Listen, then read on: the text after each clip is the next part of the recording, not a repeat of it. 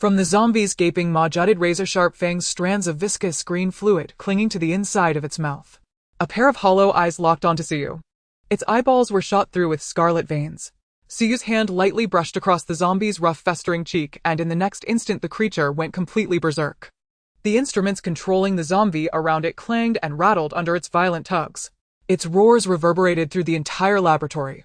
Siyu did not, as she usually did, inject it with a sedative, but allowed it to struggle free of every restraint. At last the zombie broke free. Its massive mutated body slammed Siyu to the floor. Bereft of all reason, it lunged down to tear and bite at her. "I am sorry, Mom." With that, Siyu shut her eyes in despair. The agony of flesh being torn apart swept through her consciousness. Blood splattered everywhere, spreading across the entire laboratory. An explosion followed, sheets of fire filling the air and swallowing Siyu and another figure whole. A clear news broadcast echoed throughout the room, reporting that over the next 10 days persistent heat would scorch the entire nation, with local temperatures exceeding 40 degrees Celsius. The crisp voice of the news anchor reverberated in the room. The blue glow of the display screen washed over Siyu's face. Her brows were tightly furrowed as though trapped in a terrifying nightmare. Suddenly she snapped her eyes open. A tidy bright room came into focus before her. Her eyes, which had been as lifeless as still water, abruptly lit up. What lay before her was unmistakably the home she had lived in 10 years ago. Siyu could clearly feel her heart hammering wildly. Her hands were trembling. Beside her bedside, in the warehouse of the house, besides smuggled animal products, there were also firearms and special drugs. Once the floodwaters completely evaporated, it seemed like a trip to this warehouse. In the next second, Siyu threw her arms around the man, holding him tightly. Her hands tightened just enough that he had no chance to pull away. "Dad." Siyu's soft voice carried a trace of grievance. She was terrified that everything before her eyes was nothing but an illusion, terrified that Siyu's dad would vanish in the very next moment. After so many years, her closest kin was standing tangibly before her once more. Siyu could not even begin to articulate what she felt in that moment. Siyu Muin was utterly bewildered by Siyu's sudden display. His daughter had always been aloof and distant. When had she ever been this enthusiastic? Yet no matter how he tried to pry her off, he could not dislodge the sloth clinging to him. Inwardly, Siyu's dad mused that his daughter's grip was astonishingly strong. Only after quite some time did Siyu finally loosen her hold. She glanced at the time displayed on the television, 2023. August 10th. She had been reborn, returned to the year when she was 20. This was precisely 1 month before the order of the Earth would be shattered. In a month, humanity would face the greatest natural disaster in history. Extreme heat would roast the world as though it had been set upon a steaming rack. Floodwaters would rage, sea levels would rise, and coastal cities would be swallowed whole. Then would come the ultimate cold storms, blizzards filling the sky beneath which lay the frozen and starved corpses of human beings. Under such calamities, half of humanity's homes would be destroyed and 2/3 of the population would gradually perish in the catastrophe. Worse still, not long after the natural disasters, a leaked bioweapon virus would infect humans, turning them into zombies. After the disasters struck, Siyu's mom disappeared. Siyu and Siyu's dad fled for their lives while searching for their missing loved one. When they finally saw Siyu's mom amidst a sea of zombies, their inner worlds collapsed completely. Unable to accept that Siyu's mom had become a zombie, Siyu's dad's spirit withered. Under the weight of the disasters, with resources already scarce and a constant struggle against nature, his despondency soon led to his death. Before he died, Siyu's dad entrusted Siyu with one last wish, that she might one day cure her mother. Even though Siyu spent years conducting experiments, in the end she still failed. Siyu's mom's human consciousness was slowly worn away by time. If Siyu did not detonate the laboratory, humanity would be faced with an even more formidable super zombie. By then the remaining humans would be nothing more than livestock for slaughter. Pulled from her memories, Siyu instantly sobered. With only a month left, she could no longer afford to wallow in the sorrow of the past 10 years. Now she had been given another chance, a chance to overturn everything. She could not prevent the disasters themselves, but she could prevent her mother from becoming a zombie. More than that, she could ensure her family survived the apocalypse in one piece. Siyu looked over at Siyu's dad, her delicate lips parting. "Dad, I need 10 billion. Siyu was not asking for too much. 10 billion would suffice. Her words made Siyu's dad pause for a moment, and inwardly, he could not help but mutter that this was quite something. Then Siyu's dad simply swiped across his phone, sending a massive transfer to Siyu's account without even asking what she intended to do with it. After all, Siyu Muin had only this one daughter. Looking at the balance on her account, the string of zeros brought Siyu an inexplicable sense of security. As a real estate tycoon standing at the very apex of the pyramid, Siyu's dad could easily produce 10 billion with a casual gesture. Siyu clearly remembered how during the apocalypse those who exploited the chaos first targeted the wealthy districts. Many affluent people who failed to escape in time were burned to death by these marauders. Thinking of this, Siyu turned to Su Dad again and said, "Dad, I also need the information on the developments your company has built." Su Dad fell silent, studying her for a moment. His daughter seemed to be preparing to inherit the family fortune, yet he was not exactly terminally ill. He grumbled inwardly. Perhaps sensing the hint of doubt in him, Siyu sorted through her words, intending to explain at least part of the reason. But before she could, Su Dad waved a hand and asked, "Daughter, do you want a car?" "No need, I already have one." Later, Siyu went to her own garage, and among the array of luxury vehicles chose a Loki Volvo with excellent safety performance. Su Dad had to go to the company to handle some affairs and did not press her about her unusual behavior. Siyu then drove off at speed toward Mingwei Huafu. This was the residential complex she had chosen based on data sent from the Su Group. Mingwei Huafu lay at the city's edge on elevated ground, offering a sweeping view over the entire city. When the apocalypse truly arrived, the location of Mingwei Huafu would be far superior to the villa district where Suyu's family currently lived. During this time, Siyu booked a fingerprint lock company to install locks at Mingwei Huafu. The complex had 16 buildings in total, each with 26 floors and only one unit per floor. As a new development, Mingwei Huafu's occupancy rate was low. Siyu selected Building 10, which at present housed only 3 owners in the entire tower.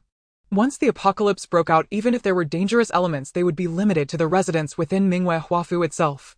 Living here would help them avoid the chaos at the city center. In the later floods, its higher elevation would also make it safer than hiding in the mountains. After settling on their place of residence, Siyu decided to reinforce the safety measures of the unit. She deliberately chose a company from another province and paid extra for the installation. That way, even if the company later suspected the Su family of stockpiling supplies, they would not be able to cross provinces under such extreme weather conditions. On the 26th floor, Siyu added a military-grade security door and a fire door. The apartments in Mingwei Huafu were not cheap, and the construction materials used were excellent. There were not many areas that required additional reinforcement. Mingwei Huafu's units were full-view apartments, and Siyu replaced all of the glass with one-way mirrors. This would make it easier to observe the outside world later on. She also installed an extra layer of soundproof glass. Then she arranged for workers to paint heat-insulating coatings on the interior walls of the 26th floor at night. The painting produced very little noise and would not draw too much attention. After confirming all installation details, Siyu left the complex. Siyu had a person of paramount importance to meet. Yunqing Institute of Biological Research. Siyu's mother Qin held dual doctorates in biology and chemistry. This was where Siyu's mother worked. The reason she had disappeared was that under extreme high temperatures, the institute had relocated to a new site. This relocation had completely severed Siyu and her father's contact with her mother. A moment later, Qin, dressed in a white lab coat, walked towards Siyu's car. At this moment, Qin had casually pinned up her hair. Even without makeup, her stunning features made it hard for anyone to look away. Time had never been unkind to a beauty, yet Qin was the very picture of gentleness and grace. "Baby, what brings you here?" Qin smoothed a few stray strands of Suyu's slightly messy hair and asked gently. In Suyu's mind, the twisted faces of zombies formed a violent contrast with the breathtakingly beautiful mother standing before her now. Siyu felt a sudden sting in her nose. Everything before her felt like some fleeting dream. Her hand rose to cup her mother's cheek. Qin's well-kept skin was smooth and soft beneath her fingers. The two beautiful women stood by the car as the breeze gently lifted their dresses. After a long moment, Siyu choked out, "Mom, I've missed you so much." Her mother drew Siyu into her arms and gently patted her back. "I'm sorry, baby. I've been so consumed with this new research that I've neglected you." At Suyu's insistence, her workaholic mother took a half-day off. That evening, the whole family gathered around the dinner table. Siyu had no intention of hiding the fact that humanity would face the apocalypse in a month. After all, both her father and mother were highly educated. Even if her words sounded utterly fantastical, they would still attempt to calculate their likelihood. Siyu spoke bluntly, telling her parents what would happen in the future. This included the fact that she had been reborn, that her mother had been infected and turned into a zombie, and that her father had died in depression. As she listened, Qin gripped Siyu's hand tightly. The officer frowned and pulled his arm back. "The supplies we distribute per person are enough for you until the next distribution, and there are still many areas that haven't received supplies. The remaining Who gave you permission to die?" After hearing Suyu's story, Qin jabbed her finger into her husband's arm. Thinking of how Siyu had spent so many years alone in the apocalypse trying to cure her, Qin could not help but feel a deep aching pain. Her father, looking aggrieved, protested from the side, "Wife, I can't bear to lose you." The two of them were quite frankly flaunting their affection. Watching this heartwarming scene, Siyu's lips curved into a faint smile. It was probably the first truly carefree smile she had worn in 10 years. Having understood what was about to happen, the three of them reached a shared resolve. They would survive the apocalypse together as a family. Qin immediately decided to resign. An even more crucial reason was that the very institute where she now worked was researching a bioweapon virus, the same virus that had led to her infection and transformation into a zombie. Nor was Huaxia the only country secretly researching this virus. Based on Ziyu's decade of investigation and study, she knew that other nations were conducting similar projects. Yet Ziyu had remained utterly consumed by her efforts to heal her mother. She had never delved deeply into the conspiracy behind humanity's transformation into zombies. Afterward, the family sat down together to draft a survival plan. The zombie virus would not erupt in full until 3 years later. For now, the most pressing concern was how to survive the coming natural disasters. Now with Ziyu reborn to a 1 month before the onset of disasters, she still had 10 billion yuan left. The first step was, of course, stockpiling supplies. The apartments in Mingwei Huafu were enormous, each floor spanning 500 square meters. Even if Ziyu filled every unoccupied floor of 10 buildings to the brim with supplies, it still would not be enough to sustain their family for a lifetime. Not to mention that food would spoil under extreme heat. After the earthquake, all material goods would turn to dust. Thus Ziyu needed to awaken something else: space. In her previous life, 5 years after the disasters began, all kinds of ability users began to appear around the world. The birth of ability users stemmed from a failed rescue serum. 5 years into the calamities, the zombie virus had surged dramatically. At the same time, the zombies themselves had undergone a fresh round of evolution. Human strength could scarcely compete. Humanity began pouring massive resources into virus research. Before long, the rescue serum was born. This serum was proclaimed to render humans immune to infection. Yet half of the first group of test subjects ended up infected. The surviving half experienced genetic mutations triggered by the serum. Thus ability users emerged. Ziyu was one of them. She possessed a spatial ability. As the name implied, this ability allowed her to summon an independent pocket of space. Yet, because she devoted herself to studying how to cure her mother, she had seldom explored her ability. By the 5th year of the calamities, Ziyu, as a researcher who had contributed greatly to humanity, never had to worry about food or shelter. So she never thought much of those few thousand cubic meters of space. Instead, she simply dumped all her zombie-related medicines and research materials into it. Now if she wished to awaken her ability again, she would need to recreate that so-called rescue serum. Mom, is there currently a special drug project at the Institute whose name starts with the letter J? A research team working on a bioweapon virus would certainly develop a matching vaccine. Otherwise, the researchers themselves would risk infection. Thus, Ziyu boldly inferred that the Institute had already begun developing an emergency rescue serum. As expected, Ziyu received a positive answer. Under normal circumstances, Qin would never disclose any information about the Institute. After all, her job required a strict confidentiality agreement. But this time was different. Since Ziyu had asked, it had to be for a reason. After thinking for a moment, Qin replied, the drug whose name starts with J seems to be your Aunt Wen's project. Aunt Wen's full name was Wen Jinghua, as she had been Qin's university roommate. The two shared a deep friendship. With few relatives in Yunqing, Aunt Wen was one of the very few people close to Suyu's family. Xiaoyu, should we warn your Aunt Wen? Thinking of Wen Jinghua, Qin could not help but feel reluctant. Though human nature in the apocalypse was unpredictable, Aunt Wen truly was a good person. Don't worry, Mom. In my previous life, Aunt Wen was still alive and well, even 10 years into the disasters. Hearing this, Qin finally relaxed a little. Ziyu then explained to her parents the function of the rescue serum. She did indeed want to obtain it. If it was truly the same as the serum that would be released 5 years later, there was a chance she could awaken her ability once more. That way, the food stored in her space could travel with her. Even after a massive earthquake, their family would still be able to survive in the wild. However, Ziyu was unwilling to let her mother take that risk. She feared that if her mother returned to the Institute, she might be infected. As Ziyu was still contemplating how to steal the serum, her father suddenly declared a trifling matter: leave it to your dad. Qin nodded and replied, you're sleeping alone tonight. I'm staying with our daughter. With that, she slipped her arm through Suyu's and led her back to the bedroom, leaving Su Muin standing there silently watching her retreating figure. The next day before dawn, on Suyu's bedside table lay a set of reagents labeled JJ001. Su Muin stood by her bed, straightening the tie at his chest.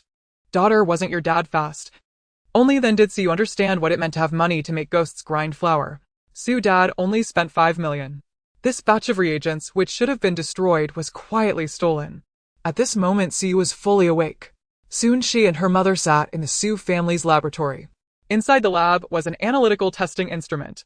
By using the instrument, they could roughly determine the composition of the reagents. The test results left both of them astonished and delighted. They were astonished to find that the serum meant to be released by the state 5 years later had already been developed. Perhaps they had known all along that this serum could not resist the virus, and that batch of test subjects was merely a tool for confirmation. The delight came from the fact that they now possessed an emergency serum, which meant that the abilities could be activated. However, Su Mama was not willing to let Siyu take risks directly. Looking at the 4 iron cages in front of her, Siyu said, "I'm sorry, little monkeys." The 4 iron cages contained 4 monkeys and apes of different species. The genetic makeup of monkeys and apes is the closest to that of humans. Using them for experiments minimizes errors. Siyu understood that using other species for experiments was highly unethical. But after the natural disaster struck, these little monkeys would also be unable to survive in extreme temperatures. All that awaited them was death or mutation. Therefore, Siyu felt no excessive pity. As the emergency serum entered the monkeys' bodies, all she could do was wait.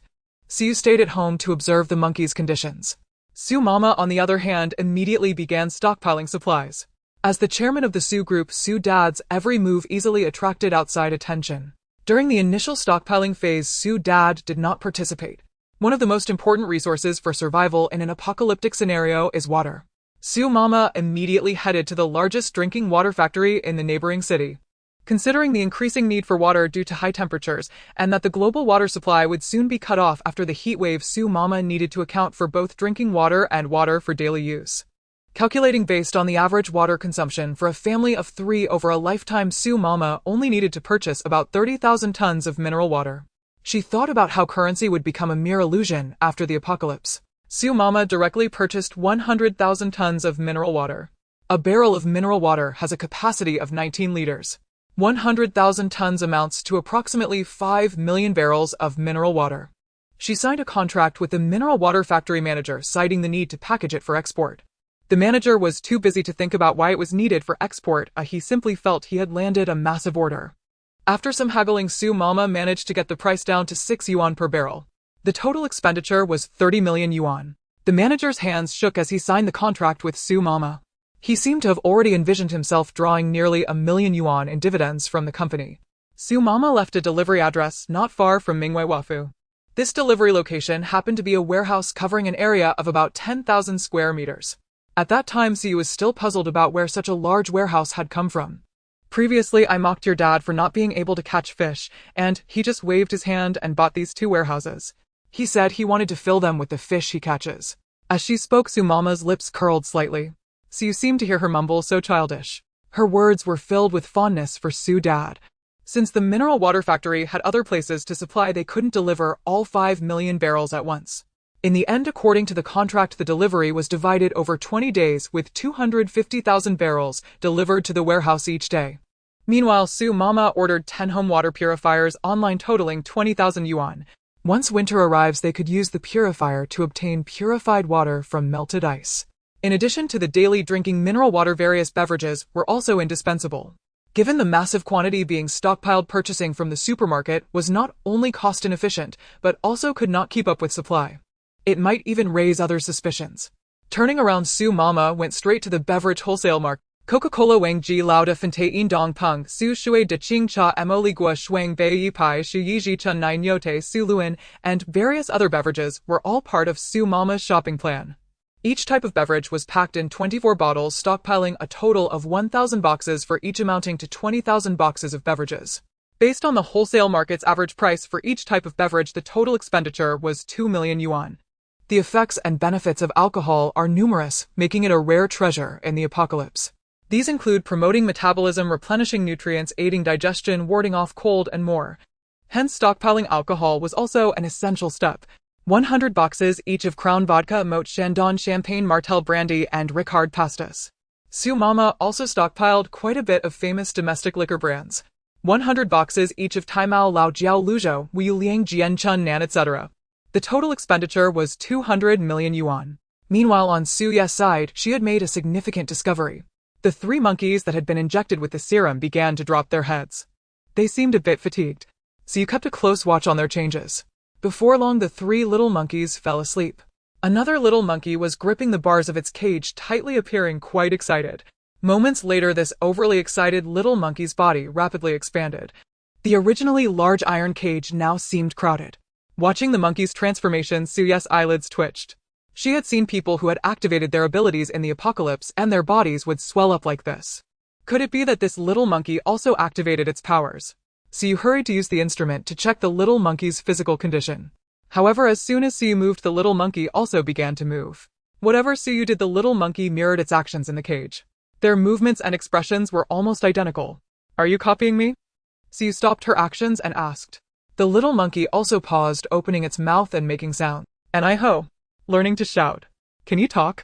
Suahwa suahwa. The little monkey began to mimic speech again. Although the little monkey's calls were fragmented, so you could tell that it was trying to learn to speak like a human. Its unclear words were evidently mixed with Chinese pronunciations. Could it be that the little monkey's intelligence has also improved due to JJ001? Suyu then checked the status of the other 3 little monkeys. The other 3 little monkeys had simply fallen asleep due to exhaustion. A check with the instrument revealed that there were no abnormalities in their bodies. This means that JJ001 at most had no effect and posed no deadly danger. After confirming everything, Suyu took out a vial of JJ001. After 5 years of disaster, humans discovered that the emergency serum could activate abilities, and they almost all chose to inject it. Although the emergency serum could not immunize against the zombie virus. At the very least, it could enhance people's ability to resist zombies. However, the emergency serum does not work for everyone. Half of the humans, like the 3 little monkeys in front of Suyu, showed no effects after injection. Of course, there are some exceptions. Their immunity would start to decline due to the serum. In an apocalypse, a decline in immunity is akin to a slow death. Thus, Suyu Mama dared not let Suyu use it directly. With the experiment on the little monkeys, it at least proved that this batch of reagents was safe. With this in mind, Suyu drew JJ001 into a syringe. The little monkey in the cage continued to mimic Suyu's actions. Suyu smiled, saying, "You have already been injected." The little monkey chuckled. "You roared." Suyu no longer teased it and swiftly pierced the needle into her skin. She distinctly felt a cool liquid coursing through her blood. In her eyes, everything around seemed to start twisting. Suyu struggled to support herself on the table. At that moment, her sensations were exactly like those when she injected the serum for rescue years ago. As a spatial ability user, Suyu could clearly sense the void space gradually forming. Moments later, she raised her hand towards a small instrument in the lab. With a gentle clasp of her hand, the instrument instantly vanished. It worked. A joy that was hard to conceal spread across Suyu's face. The tens of thousands of square meters of space gave Suyu's family the ability to lay back comfortably. The space was controlled by the will of the ability user. Suyu's mind slightly shifted, and then she found herself within the space. The vast area appeared black, with almost no visible boundaries. Unlike the tens of thousands of square meters of space from her previous life, this time the activated space was actually infinite. However, the space remained in a static state, much like a vacuum. Thus, no living beings could be allowed, otherwise they would suffocate and die. The advantage of the static state was that any materials placed inside would not spoil. Therefore, when stockpiling, Suyu and her family didn't have to worry about the shelf life. After glancing roughly at the space, Suyu withdrew. Just as Suyu left the space, she hadn't steadied herself yet. She then heard a voice reprimanding her. "Xiaoyu." Qin's beautiful face showed a hint of displeasure and her brows furrowed. She had just witnessed Suyu disappear for a few seconds and then reappear. It was obvious that this was the spatial ability Suyu spoke of. Suyu had actually injected herself with the serum. A serum whose danger was still uncertain. At that moment, Suyu Ma's expression was particularly grim. "Mom." Suyu smiled as she linked her arm with Suyu Ma's, attempting to act cute and evade the situation. "Mom." Something else was also calling her mom. But this time it wasn't Suyu. It was the little monkey in the cage who grinned joyfully. That little monkey, which had gained powers from the serum, was a golden snub-nosed monkey. The golden snub-nosed monkey's golden fur glistened, its long tail swayed, and its large round eyes were fixed on Suyu and Suyu Ma. "Xiaoyu, weren't there 4 little monkeys just now?" "This one looks a bit big," Suyu Ma whispered in Suyu's ear. Because her voice was soft, the golden snub-nosed monkey couldn't hear and didn't mimic her. Only then did Suyu explain the recent changes to Suyu Ma. After hearing this, Suyu Ma felt a lot more at ease, though she was still a bit annoyed. She felt that Suyu shouldn't have injected the serum directly. Now that the experiment was done, Suyu had also injected the serum. Next, she planned to release the 3 little monkeys back into the forest, but this mutated golden snub-nosed monkey clearly was not suited to return to its original home. Suyu decided to keep the golden snub-nosed monkey. Moreover, she gave it a resonant name, Suyu Yukang. The little monkey was already intelligent, and with its newfound abilities, Su Yukong's behavior now closely resembled that of a human, even though it dropped its chopsticks several times while eating. However, it mimicked whatever Su did. Even after finishing its meal, it followed Su's example and wiped its mouth. The little monkey was very obedient, showing little of its animalistic nature. Yet Suba found it hard to accept, because the two women in the house had spent the entire night focused on the little monkey. But after just one night, Suba had changed. Early in the morning, Suba saw the little monkey sitting in the dining room eagerly eating. Suba thought to himself, "Yay!" Suddenly, the little monkey called out to Suba. "What?" Stretching and yawning, Su walked over and explained to the little monkey, "It's calling you Grandpa." "What?" Suba was so shocked that he almost spilled the cup of water in his hand. The little monkey's learning ability was exceptionally strong. Under Su's guidance, the little monkey had spent the entire night learning knowledge on a tablet. It had now grasped human familial relationships. It considered Suyu as its mother. Accordingly, Suba was the little monkey's grandfather. That was why the little monkey had called him that just now. Suba didn't want to accept the little monkey, but who could resist being called grandpa by the little monkey? As they needed to prepare supplies for the natural disaster, the family had given the servants an extended holiday to facilitate discussions among the three of them at home. Thus, only they knew about the golden snub-nosed monkey. While stockpiling supplies outside, Siu left the little monkey at home. Based on the little monkey's behavior throughout the night, Siu was entirely confident that it could stay at home like a good monkey. Siu and Suma drove to the warehouse to collect supplies. The warehouse was packed with thousands of boxes of drinks and alcohol, as well as the 80,000 bottles of mineral water that needed to be delivered today. At this time, the warehouse was empty, making it an ideal moment for Siu to store these supplies in her space. Such a massive quantity of supplies became insignificant once inside Suya's space. Afterwards, Suma and Siu chose to stockpile separately. This not only improved efficiency, but also effectively reduced their presence outside. Before long, Suya's car stopped outside a slaughterhouse. Today, she needed to purchase meat. The slaughterhouse was a good choice with a large quantity and a variety of options. 1,000 tons each of various edible meats, such as pork, chicken, duck, beef, rabbit, mutton, and goose. Upon hearing what Siu needed, the slaughterhouse manager was taken aback. "Miss, these items are already slaughtered. If not properly refrigerated, they will spoil quickly given the current weather," he reminded her as he spoke. While saying this, the manager was pressing the buttons on his calculator. It would be foolish not to earn money. Yet as he glanced at the increasing numbers on the calculator, he was seeing such a large figure for the first time. Such a massive order negotiated by a young girl was also a first for him. However, Suya's cold and stunning demeanor made the manager hesitant to ask too many questions. He was afraid that if Siu was displeased, she would back out. "Miss, no. Boss, the total for these meats is 300 million. The slaughterhouse manager stammered, having to recount the zeros at the end of the figure several times before getting it right.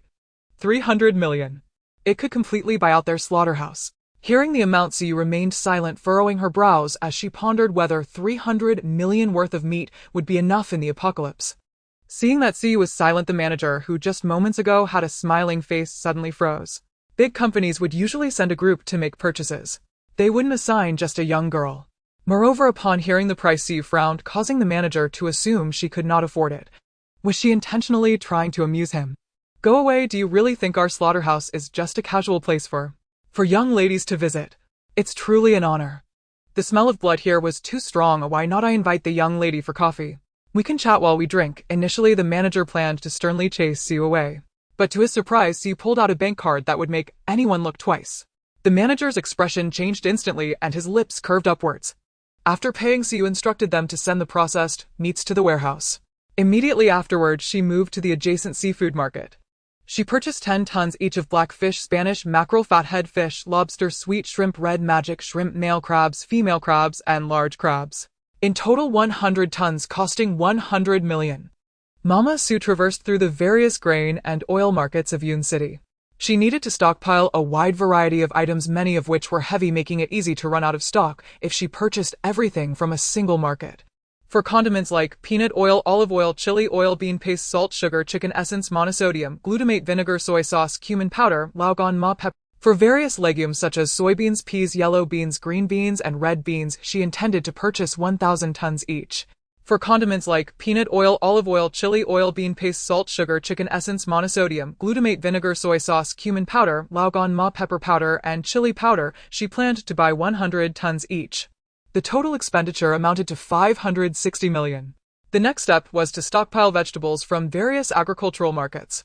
For leafy vegetables, cabbage, spinach, lettuce, cilantro, water spinach, and celery, she aimed for 1,000 tons each. For onions and garlic, green onions, garlic, ginger, and garlic sprouts, 1,000 tons each. For fruits, loofah, winter melon, pumpkin, bitter melon, cucumber, and corn, 1,000 tons each. For nightshades, tomatoes, eggplants, green peppers, and red peppers, 1,000 tons each. For root vegetables, radishes, carrots, bamboo shoots, and lettuce, 1,000 tons each. For mushrooms, shiitake, button mushrooms, king oyster mushrooms, tea tree mushrooms, and enoki mushrooms, 1,000 tons each. The total expenditure was 480 million. Such a sufficient quantity of food was enough for the Sioux family of 3 along with the little monkey and could even satisfy the food needs of several hundred people for a lifetime. In the post-apocalyptic world, food resources were exceptionally scarce. Considering that food could be exchanged for more resources in the apocalypse, Mama Sioux felt that this amount of over $1 billion was merely a drop in the bucket. At noon, Sioux and Mama Sioux gathered together for lunch. They exchanged information about the items purchased in the morning. The basic grain reserves were already sufficient, and as a precaution the two included seeds in their shopping list. Mama Sioux, responsible for purchasing seeds, did not limit herself in selection. She bought 1 ton of each type of seed. As a PhD in biology, she was quite adept at planting fruits and vegetables. Meanwhile, Mama Sioux also purchased the necessary materials for planting, including nutrient soil cultivation, pots, shovels, and watering cans. The total expenditure was 4 million. At this moment, Suye's car was parked near an orchard on the outskirts of the city. She held a fruit purchase order in her hand. The seasonal fruits included watermelons, bayberries, peaches, mangoes, bananas, and grapes, 1,000 tons each. For this orchard, which covered several thousand acres, the quantity of fruits you planned to buy was completely manageable. The orchard owner, worth over 100 million, was an elderly man. He looked at Suyu, who came to buy fruits, noting the large and beautiful quantities she intended to purchase. The plan list in her hand was detailed and precise, even including the prices from his orchard. The old man smiled happily, genuinely fond of such a buyer. "Girl, I have some home-developed pineapple strawberries, let me give you a little." He said he was giving a little, but soon his workers brought over 1,000 pounds. The old man's beaming smile made it difficult for Suyu to refuse directly. Originally wanting to bargain, Suyu chose silence, accepting the 1,000 pounds of pineapple strawberries as a gift.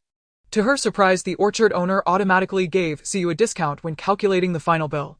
The total expenditure was 130 million. Suyu was not someone who would chatter endlessly, feeling a connection with the old man. She quietly reminded him, "It's hot recently, fruits are high-priced and sell well, so I'm stocking up more.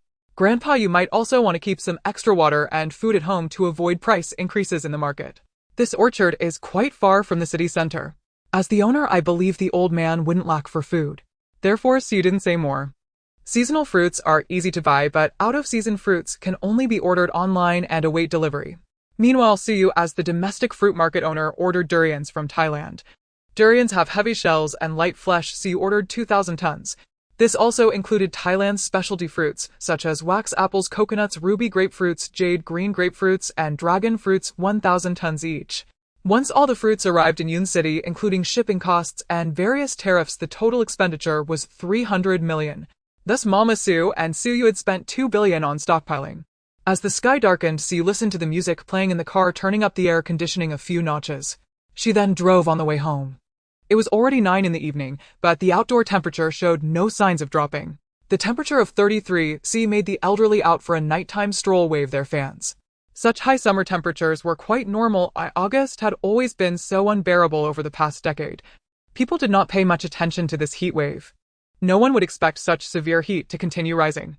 Considering the upcoming changes in the world, Suyu and the others needed to hurry and stockpile resources. The next day, Suyu's figure appeared in the snack wholesale market. Cheese, wafers, shell, potato chips, thyme, beautiful seaweed, caramel, melon, seeds, star cups, stinky dried fish, shillong fruit, jelly, dried fruits, yuyu, bubble, chicken feet, chicken wings, myceli, squid strips, fruit leather, food, chocolate, ziwang, milk candy, and pork jerky, among various snacks. Suyu purchased 1,000 boxes of each. Of course, she also included various instant food products like self-heating rice, self-heating hot pot instant noodles, and ham sausages, 100 boxes each. Since there was a vast amount of grain stored in her space, Suyu's family did not need to eat instant food. Therefore, Suyu did not purchase too much. The snack wholesale market's manager handled communication with various suppliers, so Suyu did not need to place orders with each one. The total expenditure was 12 million. The manager of the snack wholesale market chatted briefly with Suyu while settling the goods. Siyu casually deflected with a reason, and the manager did not inquire further. Yet Siyu still felt something was off. Someone was watching her. Siyu took off her sunglasses and realized through their reflection. Uncontrollably, Siyu smiled. She was driving towards the warehouse, and behind her car followed over a dozen large trucks loaded with snacks. They soon arrived at the warehouse location. A dozen young people got out of the vehicle. They needed to unload the goods and deliver them to the warehouse. Miss Siyu, please don't leave yet. You need to check the goods later, otherwise if something goes missing no one will be able to explain it later, said the leading dark-skinned young man to Siyu. Siyu smiled. Naturally, she wouldn't leave. Although normally this task of delivering to the warehouse could be left to them, the leader strongly insisted she guide them.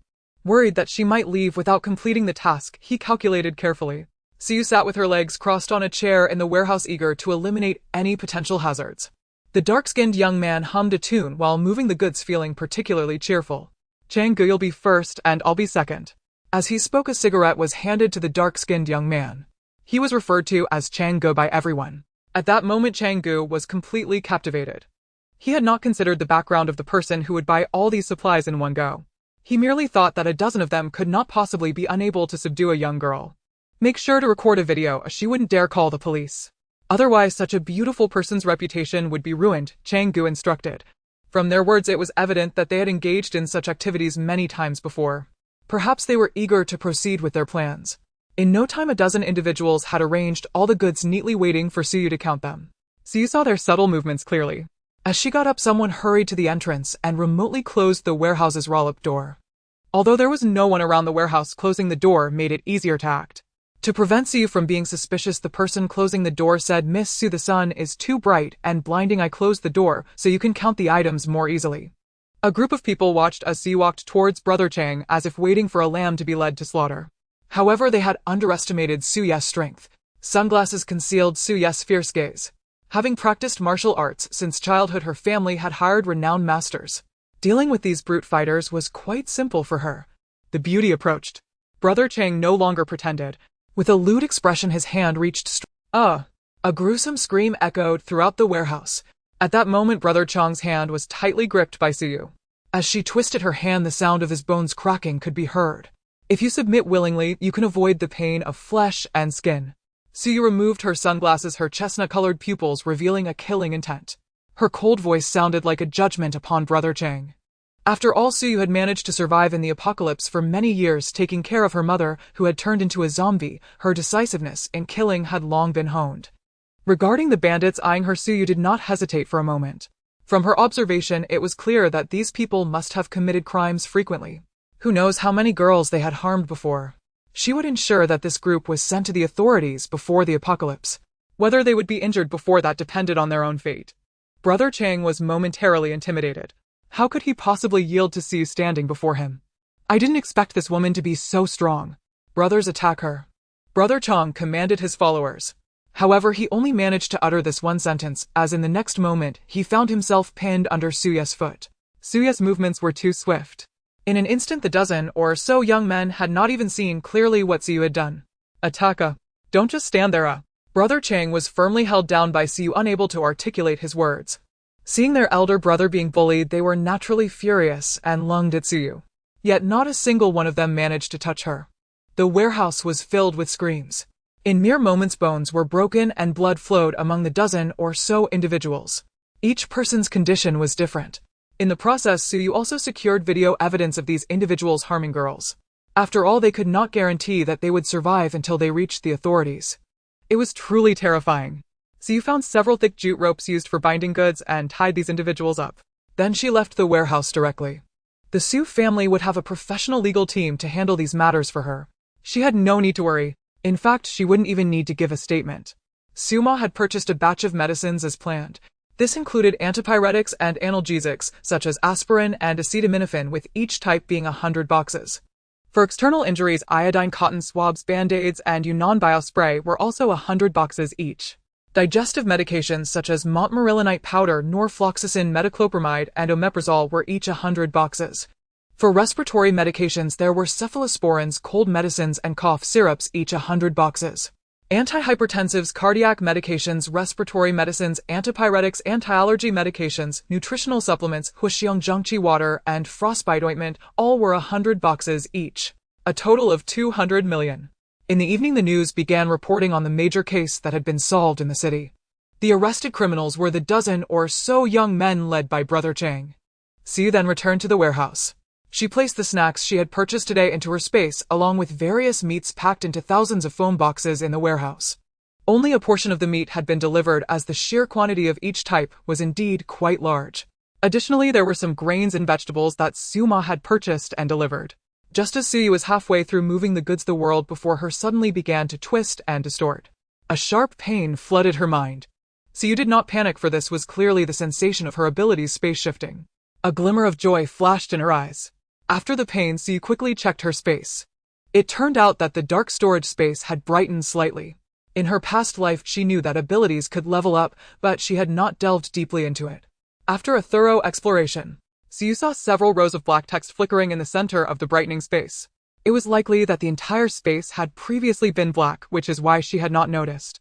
The black text boldly read, Space level 2 usable area, new function, oxygen supply space activated, 10 cubic meters, upgrade conditions 10100, new types in space. After reading, Siyu understood.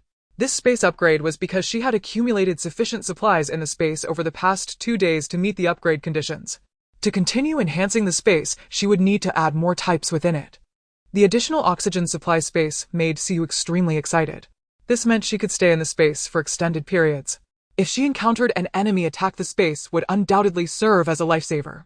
When Siyu saw Yukong again in the evening, Yukong could already say a few short phrases like welcome home and similar. However, his enunciation was still not very clear. The next day, Siyu continued to move the goods. Now she was enjoying the process of moving the goods. More importantly, she hoped to meet the conditions for upgrading the space through this. However, most of the goods in the warehouse were already of types present in Suyu's space. After quickly finishing her tasks, she initiated a new round of procurement. Siyu chose several high-end restaurants that her family often visited. Each restaurant had booked over 100 tables with menus tailored to her favorite dishes. This included dishes like lobster in golden broth, ginseng, stewed turtle, steamed emperor crab, with bird's nest sweet sago, with coconut milk cheese, ifu noodles, river prawns, braised goose feet in abalone sauce, black pepper, agreed beef cubes, braised pork with pigeon eggs, seafood hot pot, etc. Desserts included yer-will cake, Nagasaki honey cake, Basque, burnt cheesecake, tiramisu, and so on, all part of the menu. Siyu had tailored it to a scale of 100,000. The banquet cost a total of 100 million. She then requested the restaurant to deliver all the dishes to the warehouse. In addition to the gourmet food from the high-end restaurants, some affordable home-cooked dishes and street food could not be missing. Barbecue shop 100,000 portions each of grilled chicken wings, small sausages, tofu skin, grilled eggplant, potato slices, enoki mushrooms, small yellow croaker pork belly, grilled lamb chops, lamb kidneys, chives, green beans, gluten, etc. Specialty food stores 100,000 portions each of seafood wontons, sweet water noodles, crab roe noodles, hot dry noodles, pan-fried buns, bridge crossing rice noodles, snail powder, etc. Street vendors 100,000 portions each of grilled cold noodles, stinky tofu, rujiamo, meat sandwich, wolf tooth potatoes, fruit jelly, mixed grain pancakes, hand-grabbed pancakes, Odin egg burgers, grilled squid, etc. The bosses. The enormous quantity led all the bosses to believe that Siyu had gone mad. Siyu, however, paid directly. The boss is impressive.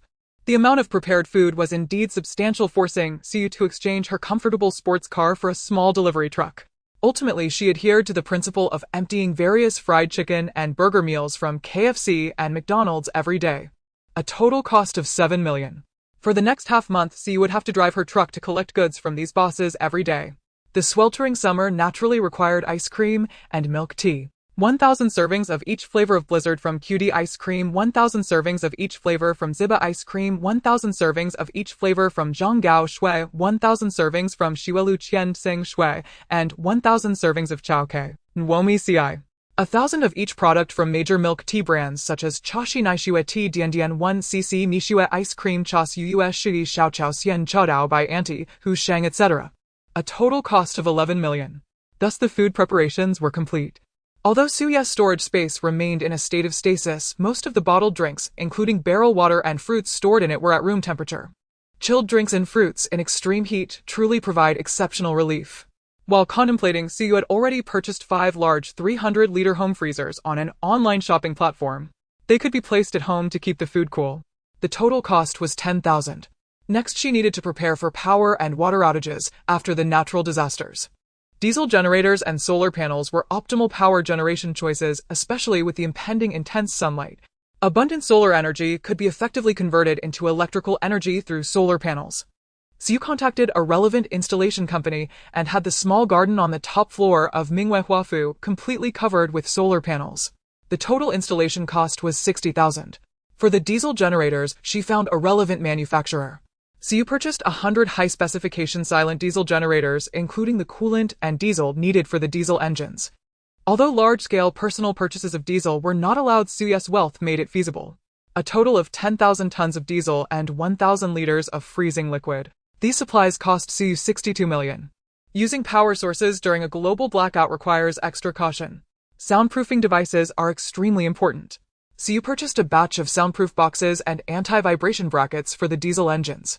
These devices could effectively reduce the noise emitted by the diesel generators.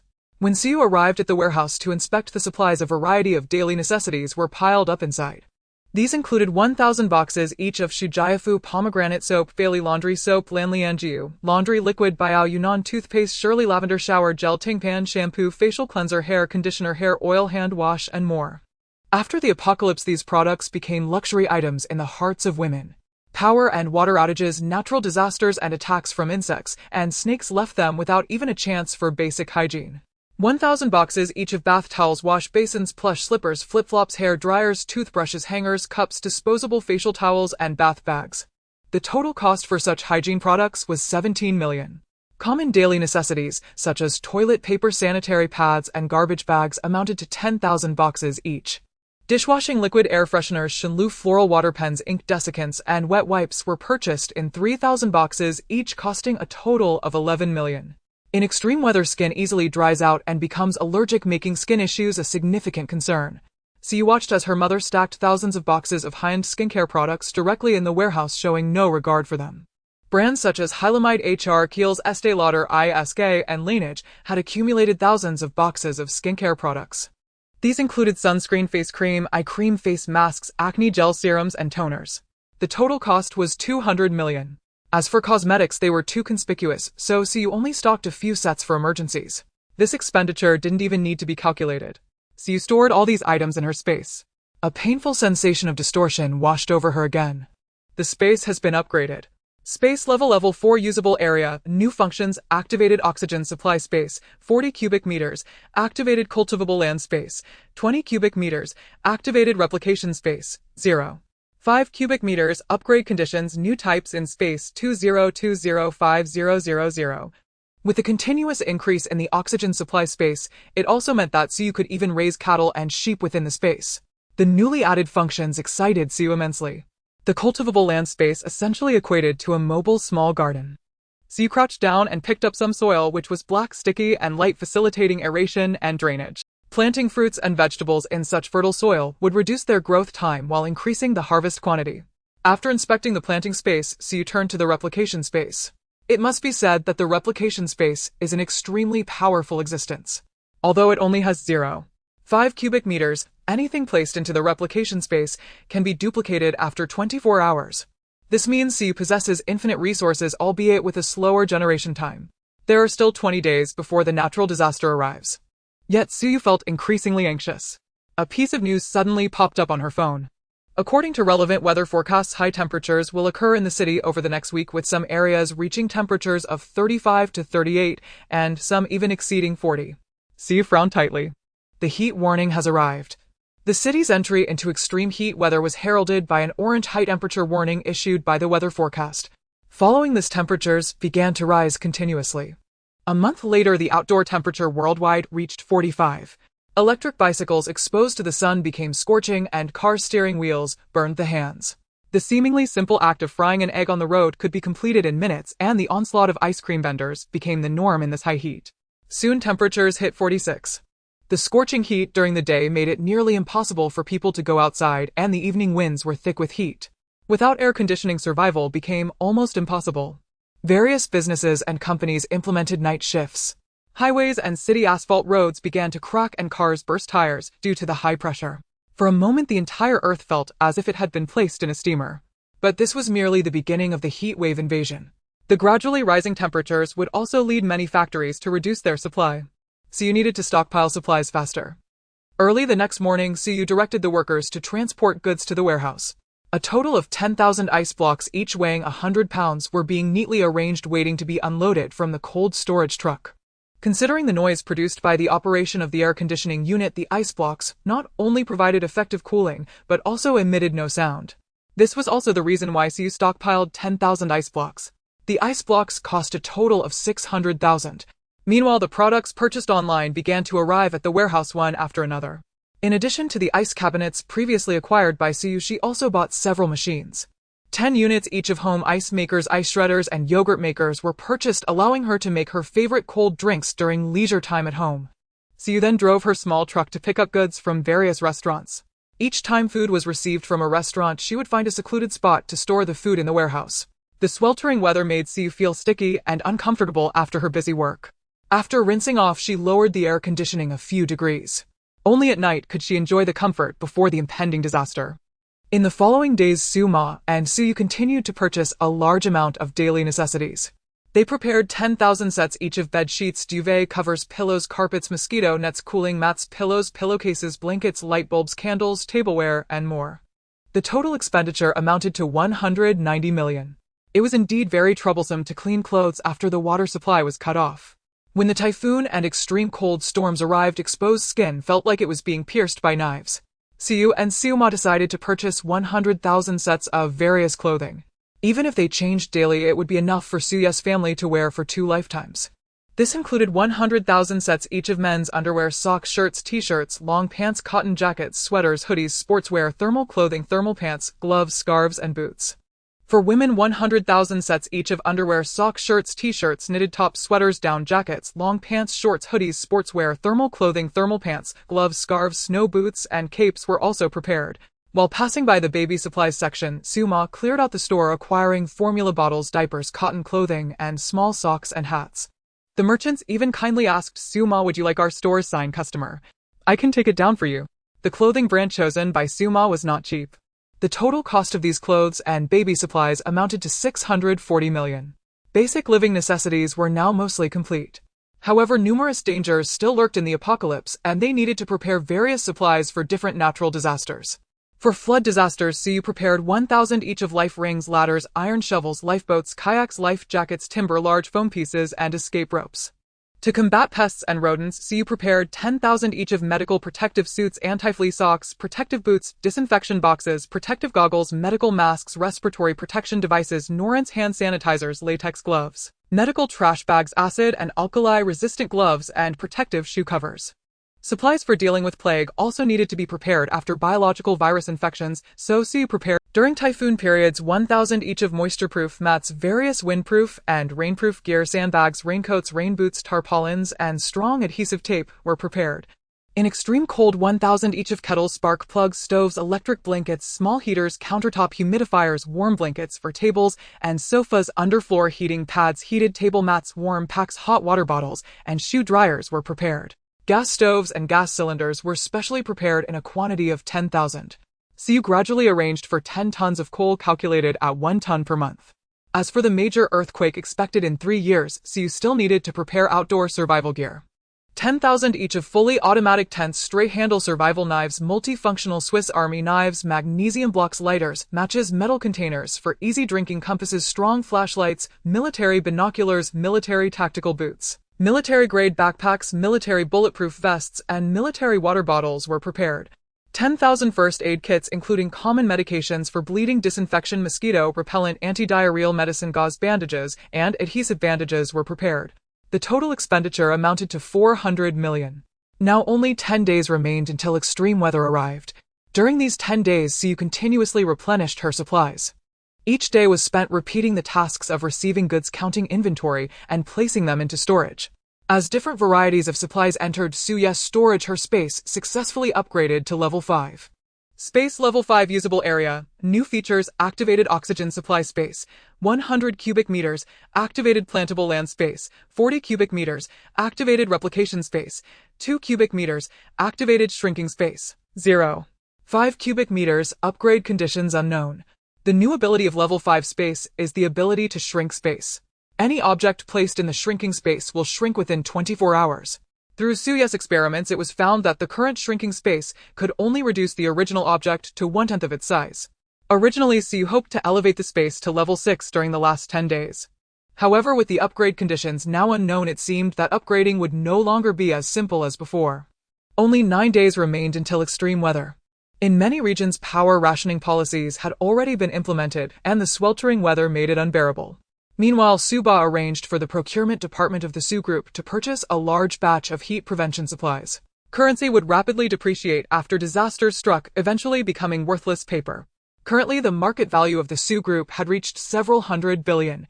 There was also over 100 billion in usable liquid funds on the account. Rather than letting these funds turn into bubbles, it was better to convert them into supplies for distribution to employees. At the same time, Suba distributed a quarterly bonus. This was the only display of benevolence he could offer as a boss. Shortly after, Suba went abroad. In the apocalypse, merely having supplies was far from enough to survive. They also needed to prepare weapons. Suba directly purchased a large batch of firearms at high prices from the underground trading market. 10,000 M9 handguns, 10,000 boxes of ammunition. 10,000 LS-7 submachine guns, 10,000 boxes of ammunition. 10,000 AK-47 assault rifles, 10,000 boxes of ammunition. These were the 3 most common types of firearms, and Suba stockpiled the most of them. As for N94 assault rifles, M17 modular pistols, MG5 general-purpose machine guns, 433 Hong Kong dollars assault rifles, and 5 Malawian Quachas submachine guns, firearms with lesser market supply. Suba also stockpiled 100 of each. Corresponding ammunition for these firearms was also prepared in 100 boxes each. Ordinary people had no access to firearms. The thugs Suyu had seen were all armed with machetes to seize resources. Those who possessed firearms generally did not target ordinary civilians. Their targets were almost exclusively various factories and warehouses. In the apocalypse, this batch of firearms was sufficient to ensure the safety of the Su family. Some handy cold weapons were also prepared. 1,000 compound crossbows and 1 million compound bow and arrows were stocked. In close-range conditions, the lethality of the compound crossbow even surpassed that of firearms. 10,000 each of chainsaws, axes, sickles, sabers, electric batons, machetes, and daggers were prepared. At this time, Suyu was busy stockpiling some supplies for entertainment. She swiped on her phone and ordered a batch of power banks. A total of 10,000 power banks. Suyu noted, "Please help me charge all of them, thank you." Various fitness equipment was gradually moved into Mingwei Mansion. 5 sets of treadmills, exercise bikes, rowing machines, dumbbells, spring resistance trainers, fitness discs, and more were purchased to provide the family with opportunities for physical exercise while relaxing at home.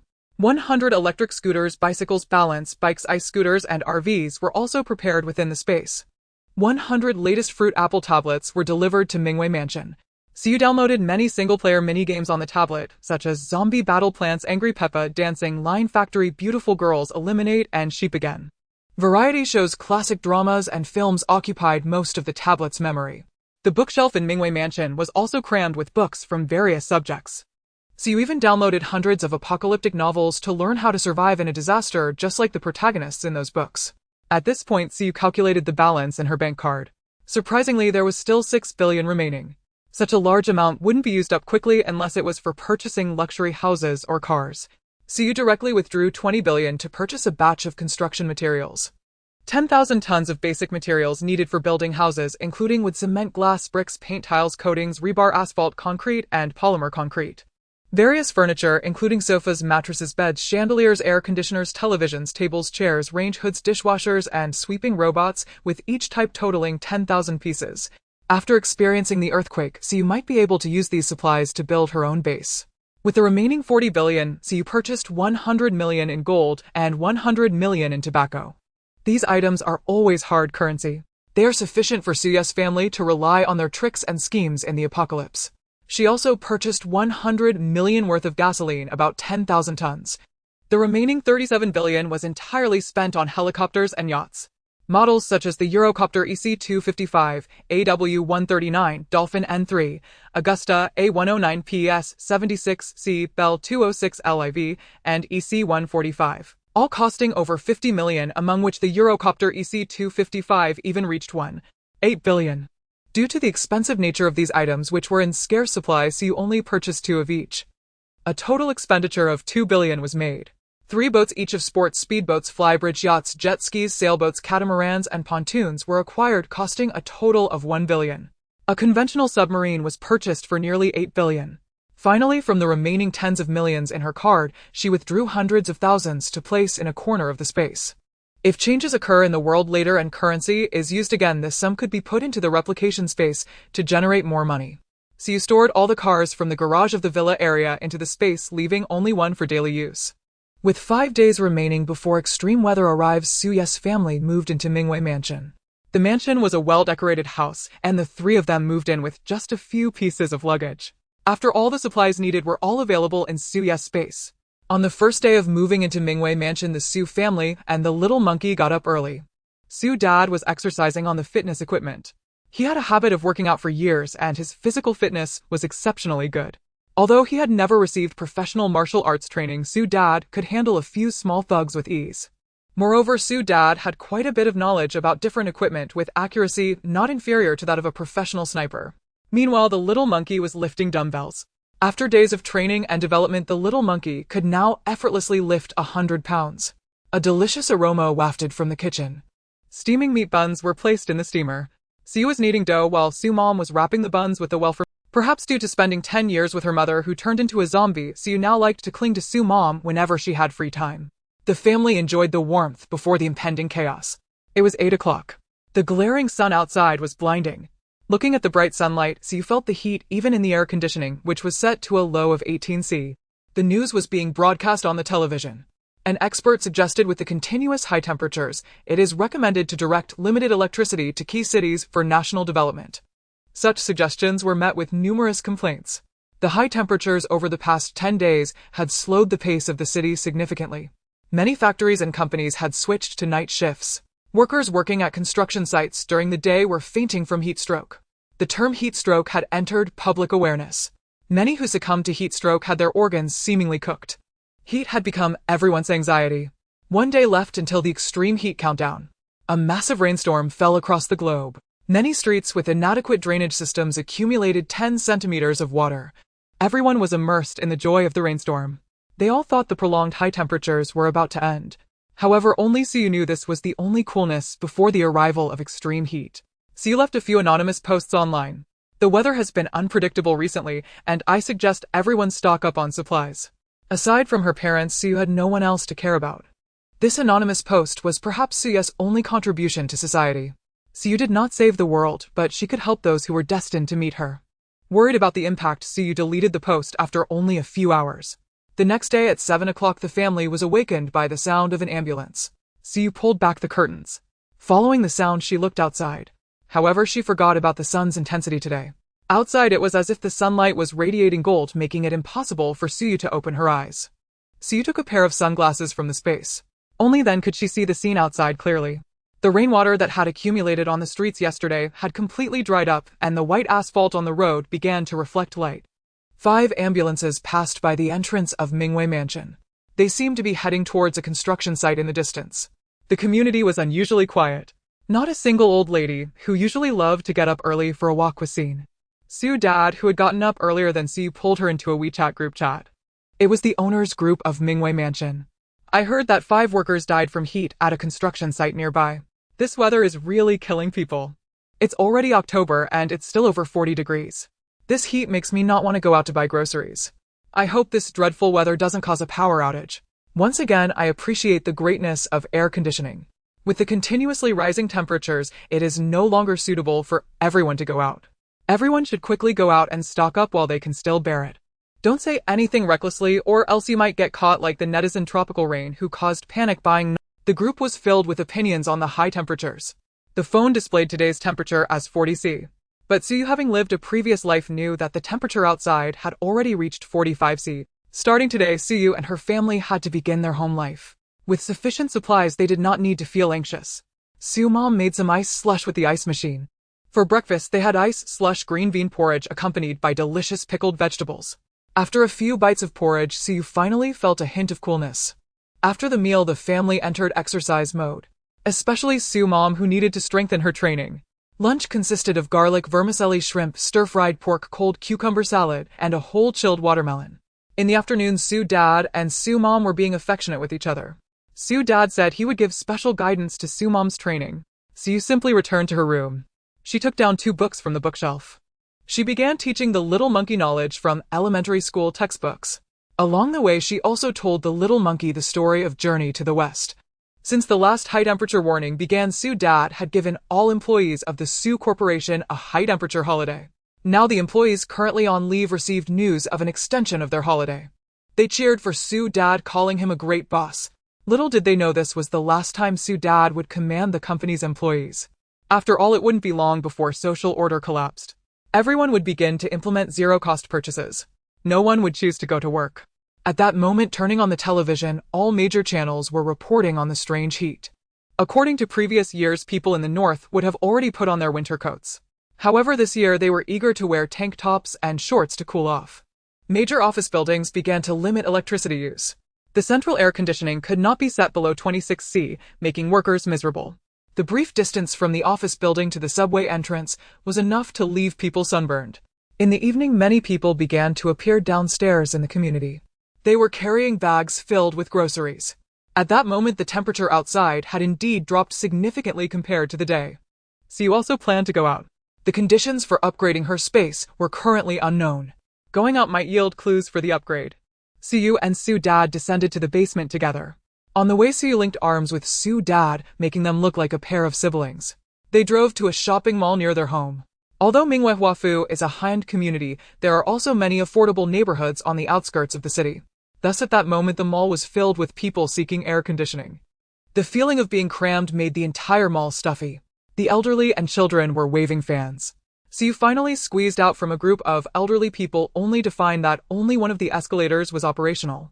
Moreover, there were dozens of people waiting for that one elevator. As for the escalators, they had all ceased operation. In recent days, everyone had been busy hoarding supplies in the market, cleaning up Minghuafu. Sue had indeed forgotten that the outside world had begun to limit electricity. Just a week after the electricity restrictions began, there would be a complete blackout. By then, people would truly be in despair. To escape this stifling place, Sue and Sue Dad quickly headed to the supermarket. Besides looking for ways to upgrade their space, more importantly, they needed to learn to buy supplies like everyone else. Otherwise, if people thought deeply about it, they could guess that their family must have a stockpile. As Sue passed each product aisle in the supermarket, she selected one item to place in the shopping cart. Meanwhile, she swiftly checked the items in her space. She operated at a blink of an eye speed, avoiding surveillance. Ordinary people could not perceive what was happening. After 2 hours of attempts, Sue and Sue Dad each pushed a fully loaded shopping cart of food. Originally, Sue speculated whether the space would produce a specific reaction to certain items. However, the space showed no reaction. After the failed experiment, the two pushed their cart to the checkout. A large crowd surrounded the checkout area, creating a noisy scene. A particularly sharp voice from a woman was especially noticeable. "If you go buy water elsewhere, you have to give me all the water here." Through the crowd, Sue saw that a stout man stood beside the sharp-tongued woman. His face was stuffed with several layers of double chin, and a round beer belly strained against his clothes. Standing over 6 feet tall and weighing around 200 pounds, he indeed intimidated many people. Even more conspicuous was the chunky gold necklace around his neck. He was undoubtedly a nouveau riche. He was blocking those with mineral water in their shopping carts, forcing them to give their mineral water to him. Perhaps due to the ongoing heat wave, people had increased their water intake, leading to a shortage of mineral water supplies in the mall. Moreover, it was already 9 in the evening. Most people had come to buy things around 6 o'clock. At that moment, the shelves for drinking water in the supermarket were already empty. Some spoke up to rebut him. "Why don't you buy any of the many drinks the supermarket has and instead come here to rob our mineral water?" "This isn't robbery. You haven't paid yet, so it doesn't belong to you." The sharp-tongued woman argued eloquently as the two of them formed a line of shopping carts to block the way. "Miss Sir, our supermarket will supply new mineral water tomorrow. You can buy it online, and we will deliver it to you." The supermarket staff also tried to communicate and negotiate with them, but they simply refused to listen. Many customers were reluctant to continue arguing with these two. They abandoned the mineral water in their shopping carts and left. Siyu and Su Dad happened to have 2 bottles of mineral water they had placed in their cart an hour ago. They did not lack water. However, Su Dad and Siyu were not people that these 2 ruffians could easily manipulate. The 2 planned to walk directly past the nouveau riche. If he didn't allow them, they would step over him. Seeing the 2 approaching the nouveau riche, thought Su Dad was going to give him the mineral water and mocked, "With you like this, how could you afford to keep a mistress? Coward." As soon as these words were spoken, Su Muin's face darkened a few shades. His inherent aura of superiority was incomparable to that of the brutish nouveau riche. Su Dad instinctively pulled Siyu behind him. Although Siyu was more capable than him as a father, he still habitually shielded Siyu. The sharp-tongued woman beside the nouveau riche still wanted to hurl a few more insults. After all, they were both kept women. Why was the man beside Siyu so handsome and charming while hers was just a fat fool? Su Dad's cold gaze made the sharp-tongued woman dare not utter another word. "What are you pretending to be, a domineering CEO?" the nouveau riche said defiantly. In the next moment, the nouveau riche, along with his shopping cart, was kicked down to the ground. Su Dad retracted his foot and looked down at the nouveau riche, saying, "Consider this a gift." Then he slammed the 2 bottles of mineral water directly down. The nouveau riche's bulging belly was squished down. The 2 pushed their shopping cart and stepped over the nouveau riche. Being arrogant is one thing, being blind is another. This young lady clearly exudes the grace of a scholarly upbringing. Yes, she is indeed different from that ugly creature who wears heavy makeup. The 2 looked alike. I suspect they must be siblings. Among the crowd, some people had long been displeased with these 2. Now that the nouveau riche's arrogance had been suppressed by Su Dad, everyone began to retort.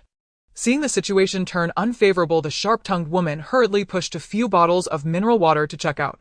The nouveau riche slumped on the ground, used his large body to block everyone. The supermarket staff had to apologize to the customers, promising that there would be mineral water available tomorrow. After all, dealing with people like them who acted shamelessly was the most challenging. No tired office worker wanted to waste time here after a long day. Little did Siyu know that as she prepared to leave the mall parking lot, she saw the nouveau riche and the sharp-tongued woman again. The nouveau riche rubbed his aching waist and shouted, "Don't let me run into them again, otherwise I will make..." The 2 of them placed several bottles of mineral water, which they had snatched from the shopping cart, into the trunk. It seemed they had not only raided the supermarket for water, but had also purchased a large quantity from other places. In their view, they believed that at this moment the underground parking lot only had the 2 of them. "This mineral water is still not enough, and my brother said we should stock up at least a few hundred more." The echoing voice of the sharp-tongued woman filled the empty underground parking lot, falling perfectly into the ears of Suyu and her companions. If it were due to the hot weather, a normal person would stock up for at most 1 or 2 weeks. They would certainly not stock up by the hundreds like they did. Who could have imagined that this heat wave would last for a year and a half? However, the sharp-tongued woman and her companion did not communicate much. After loading the car, they simply left. The supermarket was 3 kilometers away from Mingwei-Huafu.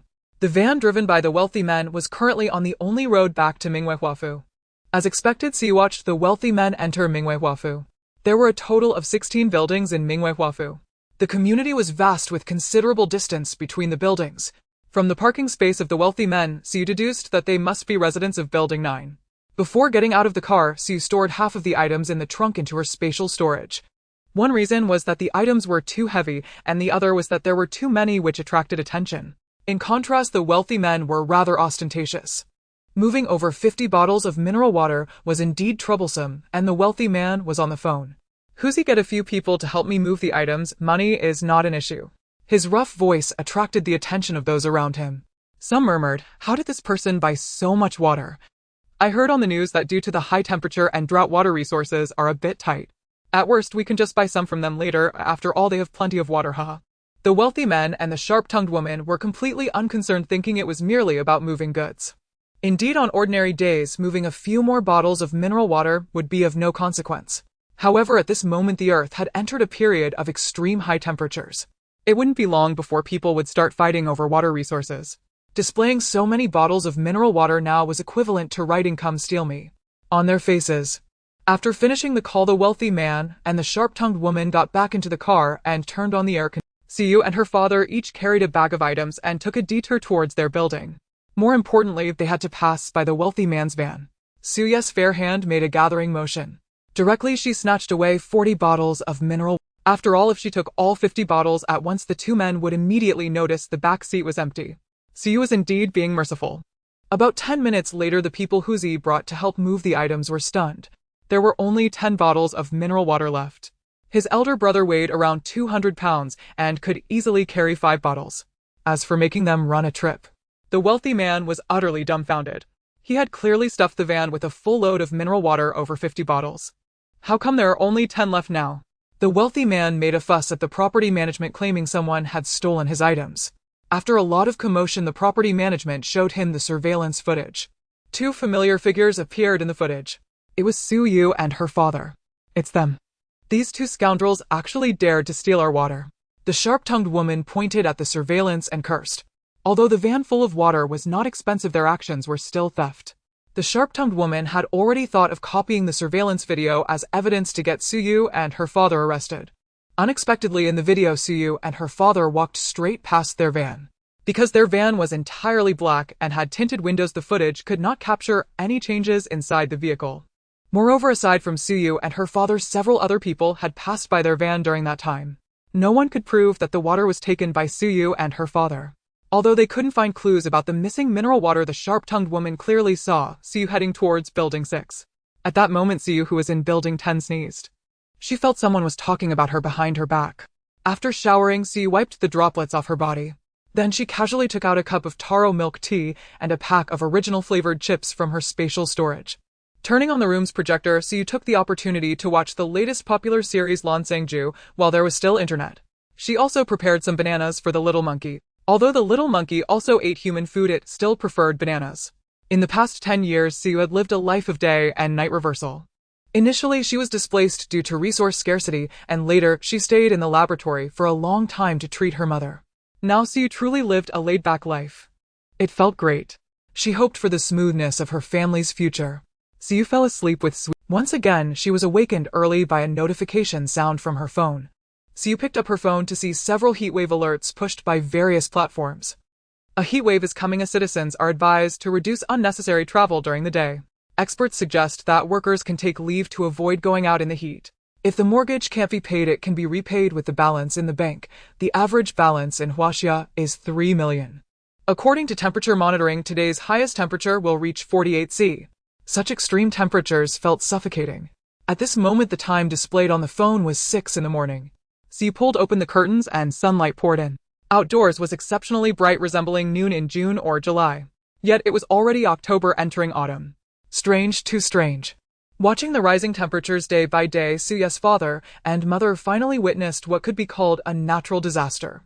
If Su Yu had not returned in her rebirth, Su Yu's parents could hardly imagine how difficult the coming days would be. After Su Yu got up, breakfast was already set on the dining table. Today's breakfast was prepared by her father. A porridge made of mung beans, lilies, and millet paired with egg-fried bread cubes. Also, a banana milkshake specially prepared for the little monkey. While they still had water and electricity at home, everyone agreed to cook for themselves.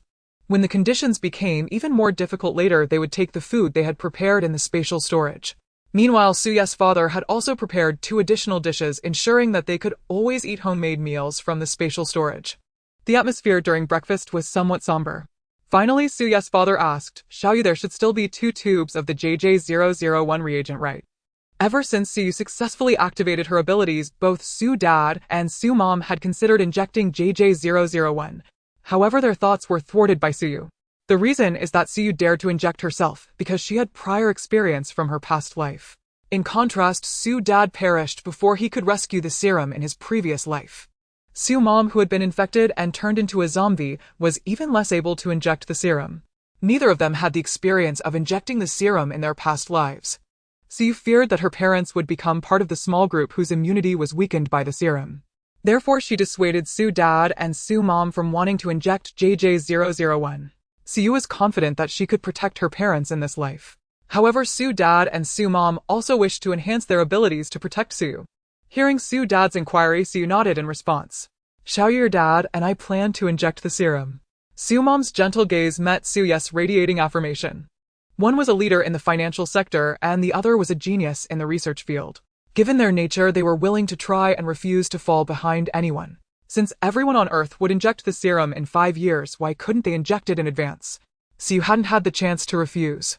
Su Dad added, "Daughter, I was too cowardly in my past life and didn't accompany you through it. In this life, let us be responsible parents, okay?" Su Dad's words were firm yet emotional. In that moment, Su Yu felt her nose tingle. It was heartwarming to feel the family's bond coming together for each other. I will also be a responsible little monkey, the little monkey shouted beside them.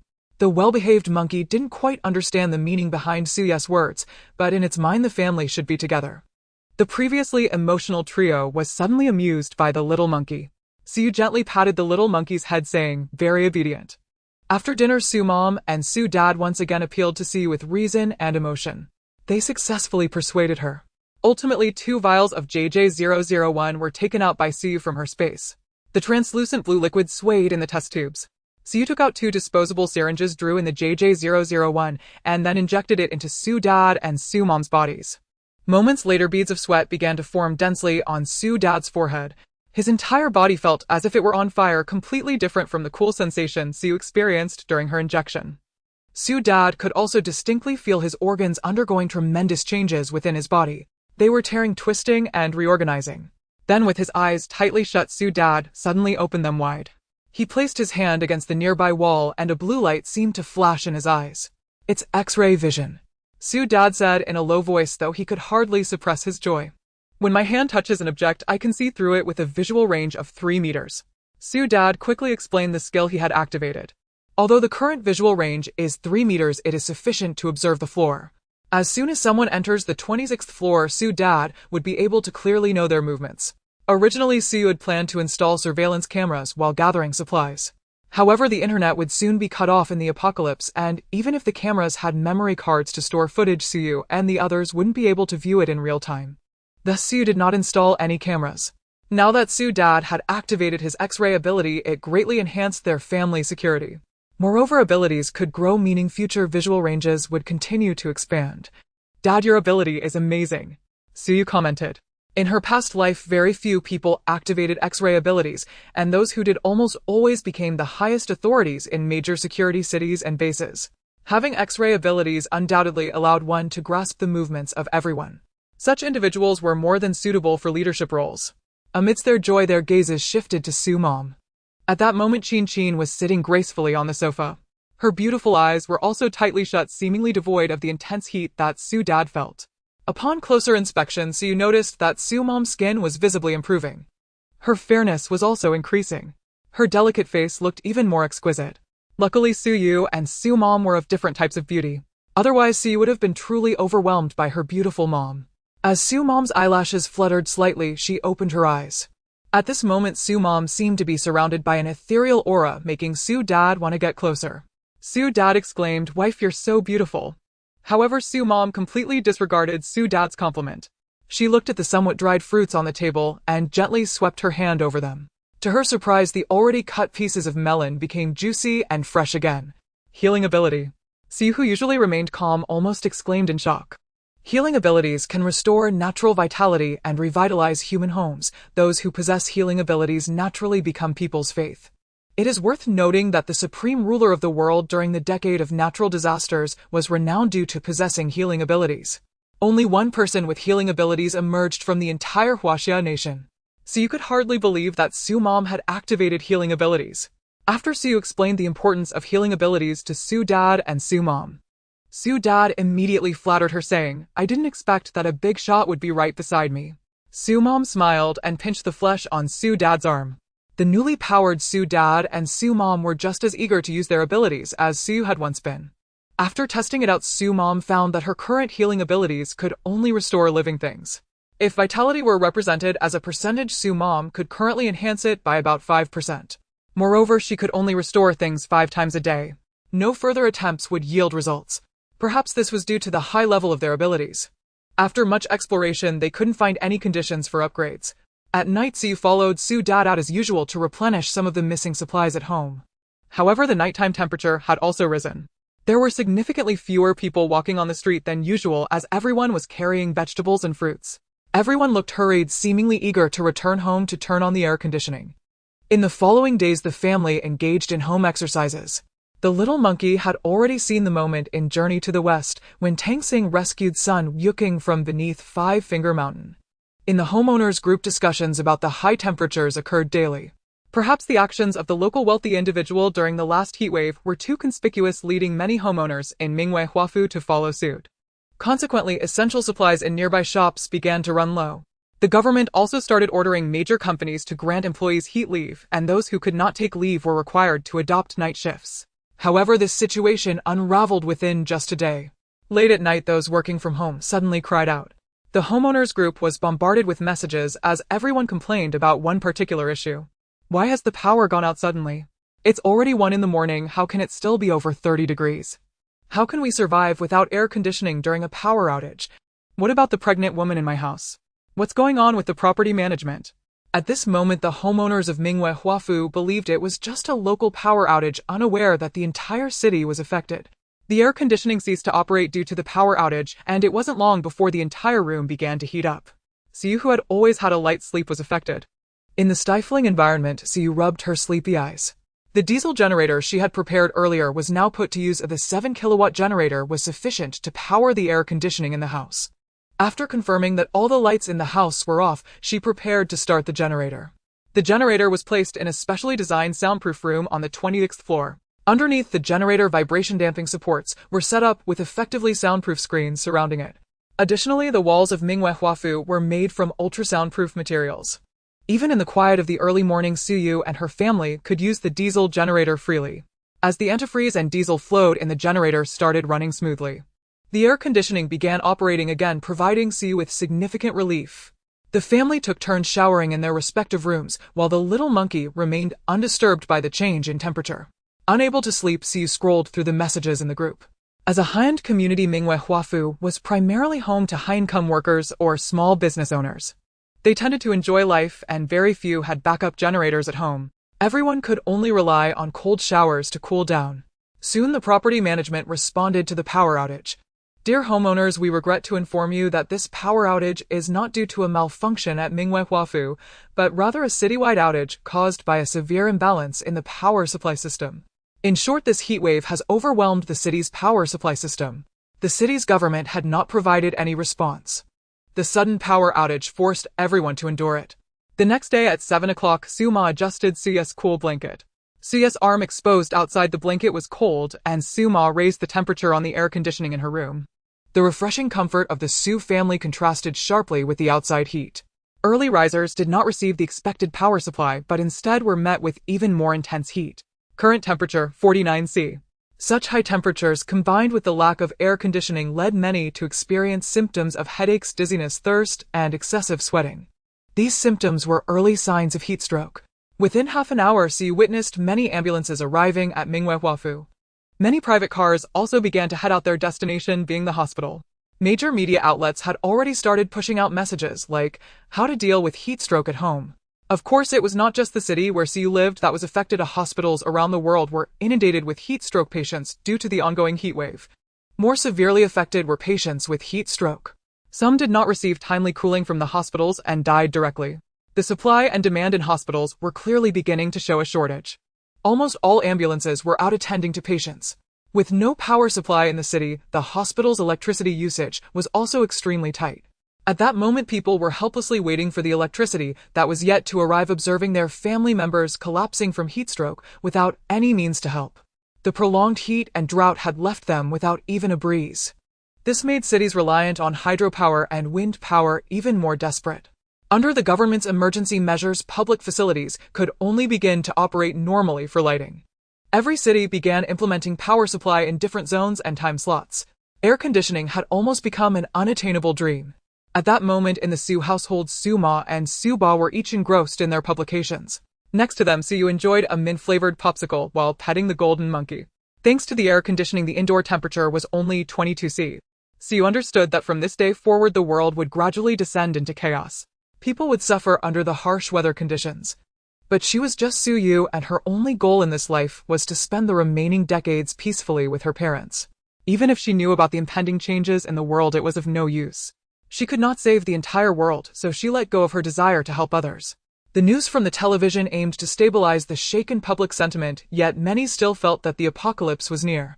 Resources were beginning to run short. This thought prompted everyone to frantically gather at supermarkets and vegetable markets to stock up.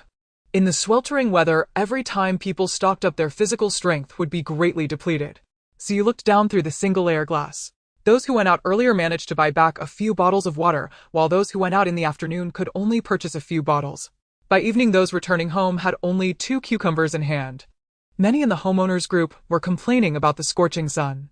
Fortunately, this afternoon the area where Mingwei Huafu was located began receiving power, allowing people to enjoy air conditioning for a while. Thankfully, the power is back, otherwise my phone would have died. All my money is on my phone and I have no cash at home. Without power, I can't even buy groceries. Is it really necessary to stock up? It's just the heat. Why is everyone hoarding water? There's no water shortage at home. Who dares to work in this heat? If we don't buy some water, what will we drink at home? Siyu then stretched and entered the kitchen. It was her turn to cook dinner. Siyu prepared a bowl of pork rib and winter melon soup, sweet and sour pork tenderloin, and scrambled eggs with bitter melon. For dessert, Siyu took out some chilled watermelon from the freezer. Along with the juicer, Siyu also made 4 cups of watermelon juice. She turned off the air conditioning units in the rooms that were not in use, leaving only the central air conditioning in the living room. The extra electricity made it convenient for Su Ba to use the dishwasher. The fully charged robot vacuum also cleaned the entire 26th floor. After finishing everything, Siyu took out the trash. To avoid being discovered living in Building 10, she usually went straight down to the underground parking lot. Then she took a longer route to exit. At that moment, the basement was crowded with people. It is now 9 o'clock in the evening. According to the pattern of the past few days, the outdoor temperature would drop to around 30 degrees Celsius at night. However, at this moment, the outdoor temperature still maintains a high of 40 degrees Celsius. Due to insufficient power supply, each district can only provide electricity for a few hours. Now Mingwei Huafu has once again fallen into darkness. The people gathered in the parking lot are seeking refuge from the heat, as the underground parking lot is relatively cooler than the outdoors. The property management has set up dozens of large fans. The large fans are operating under the power supply from the generator, providing everyone with a brief moment of coolness.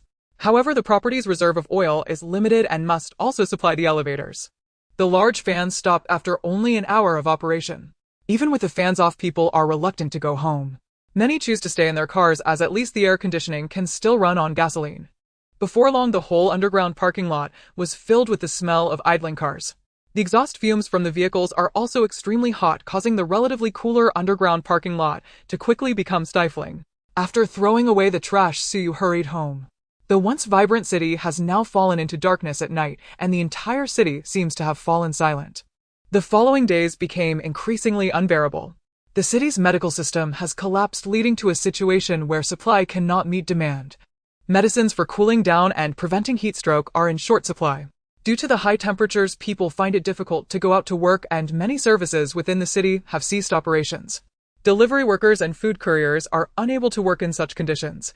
The Power Bureau is eager to act, but many employees working in high temperatures have fallen ill.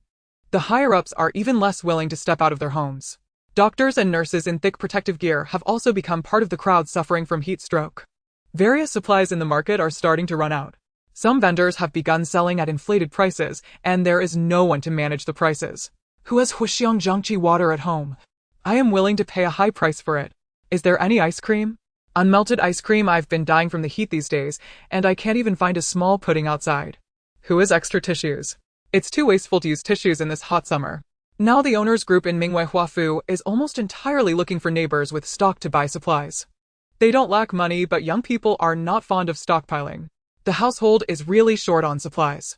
Amidst the complaints, the property management of Mingwei Huafu sent out supplies. However, in such high-temperature conditions, it is impossible for the property management to deliver supplies door to door. They set up a stall in the open area of the underground parking lot for residents in need to come and collect. Mingwei Huafu has a total of 100 households. Each person can receive 2 bags of vegetables and 2 bottles of mineral water. These supplies may seem insignificant on ordinary days, but in the current heat and shortage, with fruits and vegetables easily spoiling. These items have already risen to a value exceeding 1,000 yuan. The city has not yet begun to face a water shortage, but the supply of drinking water has clearly become insufficient. Many users have been boiling water to cool it down before drinking. This shows the preciousness of mineral water. The property distributes supplies 1 portion per household, requiring detailed registration of the residents' information. Ye Jiannu and Tu Dequang are also in line to collect supplies. Ye Jiannu's younger brother works at the Meteorological Bureau. The reason they initially stocked so much mineral water is that the Meteorological Bureau predicted that the upcoming weather would continue to rise with not a hint of rain forecasted. Staff at various meteorological bureaus have almost started to quietly stockpile supplies. The predictions of rising temperatures dare not be leaked even a hint. Otherwise, if the noise becomes too loud, it will incite panic in society, and what's more terrifying is that criminals will take advantage of the chaos and break the law. Although Tu Dequang and his companions received the news early, they have not stockpiled much. Naturally, they will come to collect the supplies distributed by the property management. Suddenly, a Jiannu questioned, why hasn't that mistress and her wealthy sponsor shown up? Almost 80% of the families in the community have come to the underground parking lot for these scarce supplies. The remaining individuals who haven't arrived fall into two categories: those with plenty of supplies at home who are unwilling to venture out in the heat, and those with only the elderly or children at home who cannot easily travel. When collecting supplies, one needs to register their housing information, so Siu naturally would not appear. She doesn't want to expose her information in front of Tu Dequang. However, that does not prevent Mama Su from being in line now. Since entering Mingwei Huafu, Mama Su has rarely gone out, so coming out to collect supplies would not leave a significant impression. Moreover, Ye Jiannu and Tu Dequang do not know Mama Su. Even if Mama Su leaves her information, they would not know that this is Su Ye's family. At Ye Jiannu's reminder, Tu Dequang scanned the line. Sure enough, he did not see Su Ye's figure. Most likely, they have enough supplies at home, which is why they are not coming to collect. Tu Dequang explained to Ye Jiannu. He leaned closer to her, whispering in a lewd tone. It was as if he thought of something. He leaned close to Ye Jiannu and whispered in her ear, isn't your brother at the Meteorological Bureau predicting that the apocalypse is coming? If the apocalypse really arrives and chaos ensues, we can go to that mistress's house to take supplies. I remember they went up from the elevator in Building 6 that day, so we can check the property's list of supplies to find out which floor their house is on. The two are plotting against Suyu's family. Little do they know, with their physical strength, even if they find Suyu's family, they would not be able to overpower them. Moreover, they initially guessed the wrong building where Siyu resides. Many people who have finished collecting their supplies opted to stay in the basement rather than return home. After all, it is only 30 degrees Celsius in the basement, much better than the 40-degree sauna at home. For several consecutive days, some families have relied on their car's air conditioning to get by. However, gasoline is also limited. In this heat, those running low on fuel can no longer afford to use air conditioning. Some who do not mind the environment brought out cool mats from home.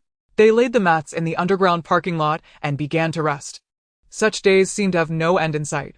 Those in a dream long for rain to come tomorrow, hoping for the return of. No one expected that worse news would arrive. The water supply has been cut off. Those attempting to cool off with a shower found that their faucets no longer delivered water. Those who just used the toilet and were preparing to flush discovered that the water wouldn't come out. The only silver lining is that there is still signal available. The internet is flooded with complaints about the severe weather. Siyu counted the days. There are not many days left until social order collapses. It won't be long before people start to resort to violence and looting over the scarce supplies. People began to fight fiercely for a cool place. Meanwhile, Mama Su also received a call from her friend. Chiner, the recent heat in the city is terrifying. The Research Institute plans to move to a location with special power supply from the government. Although you have resigned considering your contributions to the Research Institute, they said they would reserve a spot for you. This was Qin Qin's first contact with Wen Jinghua after leaving the Research Institute. Given the friendship between Wen Jinghua and the Su family and the fact that Wen Jinghua had silently assisted Siu in her past life. In this life, Siu should have warned Aunt Wen in advance about the impending natural disasters. However, she did not. Reflecting on Aunt Wen's experiences in her past life, she had always been protected by the state and the government due to her position at the Research Institute. After the safety base was established, Aunt Wen was among the first to enter. Initially, there might have been some minor hardships due to resource issues, but Aunt Wen had a smooth journey thereafter. This was also the reason why Siu was unwilling to inform Aunt Wen about the natural disasters. Otherwise, it could very well disrupt Aunt Wen's fate. A significant factor in disrupting her fate was Aunt Wen's son, Su Li.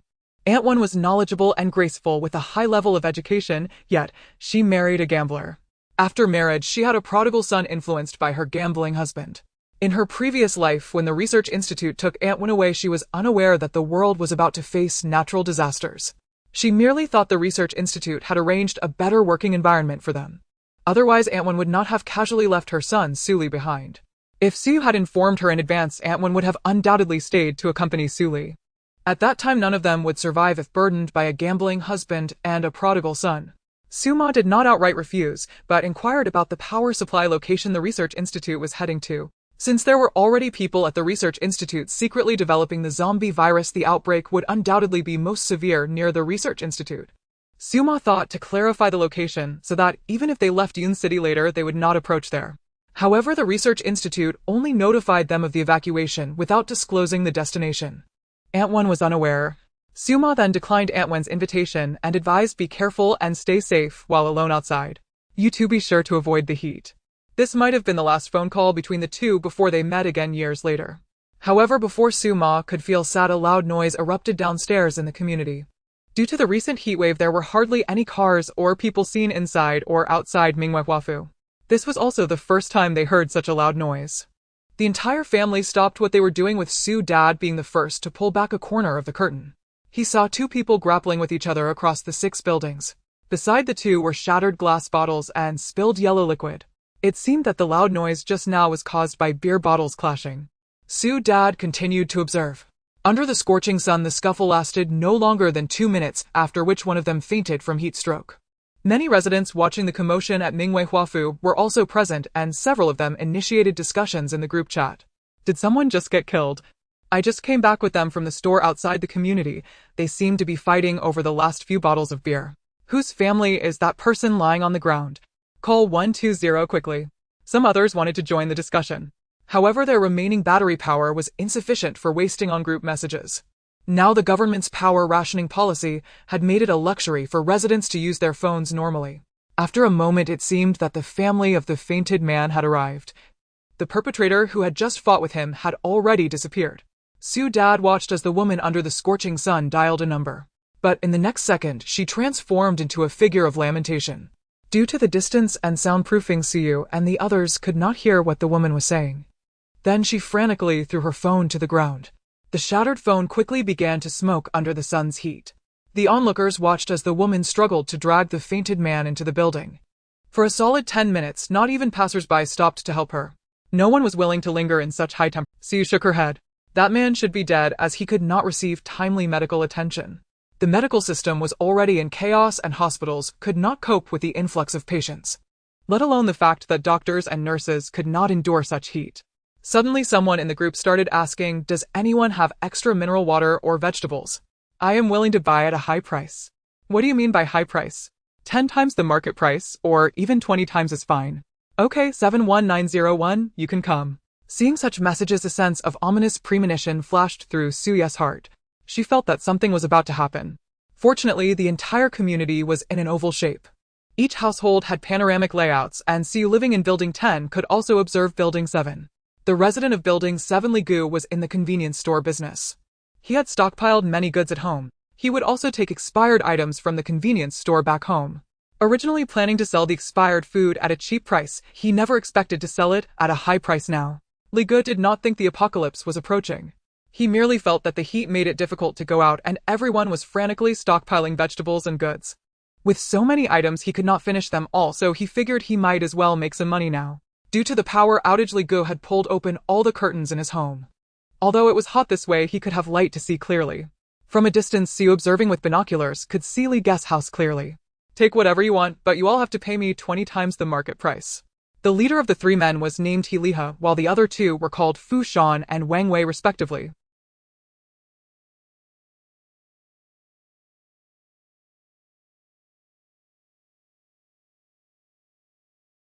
He Liha checked the goods in the boxes. After confirming there were no issues, he signaled to Fu Shan and Wang Wei behind him. Bang! It was the sound of Li Gu being thrown to the ground by the 2 men. The 40-year-old Li Gu was in so much pain that he could not stand, pointing his finger at the 3 men and preparing to curse. In the next second, Li Gu was gagged with tape by Fu Shan. Then his hands were tied with rope pulled out by Wang Wei. After subduing Li Gu, the 3 men began to wolf down the food without caring about their image. Each of them ate 3 pieces of bread and chugged down 2 bottles of mineral water. It had been nearly a week since the power and water had been cut off. During the day, people were reluctant to go out to buy the limited supplies, and at night they couldn't find anything. Watching the 3 of them devour the food, it seemed they hadn't eaten anything for several days. After filling their stomachs, perhaps feeling that the sunlight was too glaring, He Liha stood up and closed the curtains. In her past life, Su had lived in a villa area before the chaos and left Yun City with Su's dad after the disorder began. She was indeed not familiar enough with the situation at Minghuafu.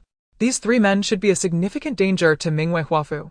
Taking advantage of the remaining signal, Su opened her computer and logged into Su Group's internal system using Su's dad's account. She needed to gather information about these residents. The main business of the Su Group is real estate. They record the information of each property owner on their internal website. There are nearly 100 property owner information. A total of several hundred pages of data were evenly distributed between Su Dad and Su Mom. There are nearly 100 property owner information. A total of several hundred pages of data were evenly distributed between Su Dad and Su Mom. Through these hundreds of pages, they could pre-screen the dangerous individuals in Mingwei Huafu. This allows them to take appropriate measures based on their situations.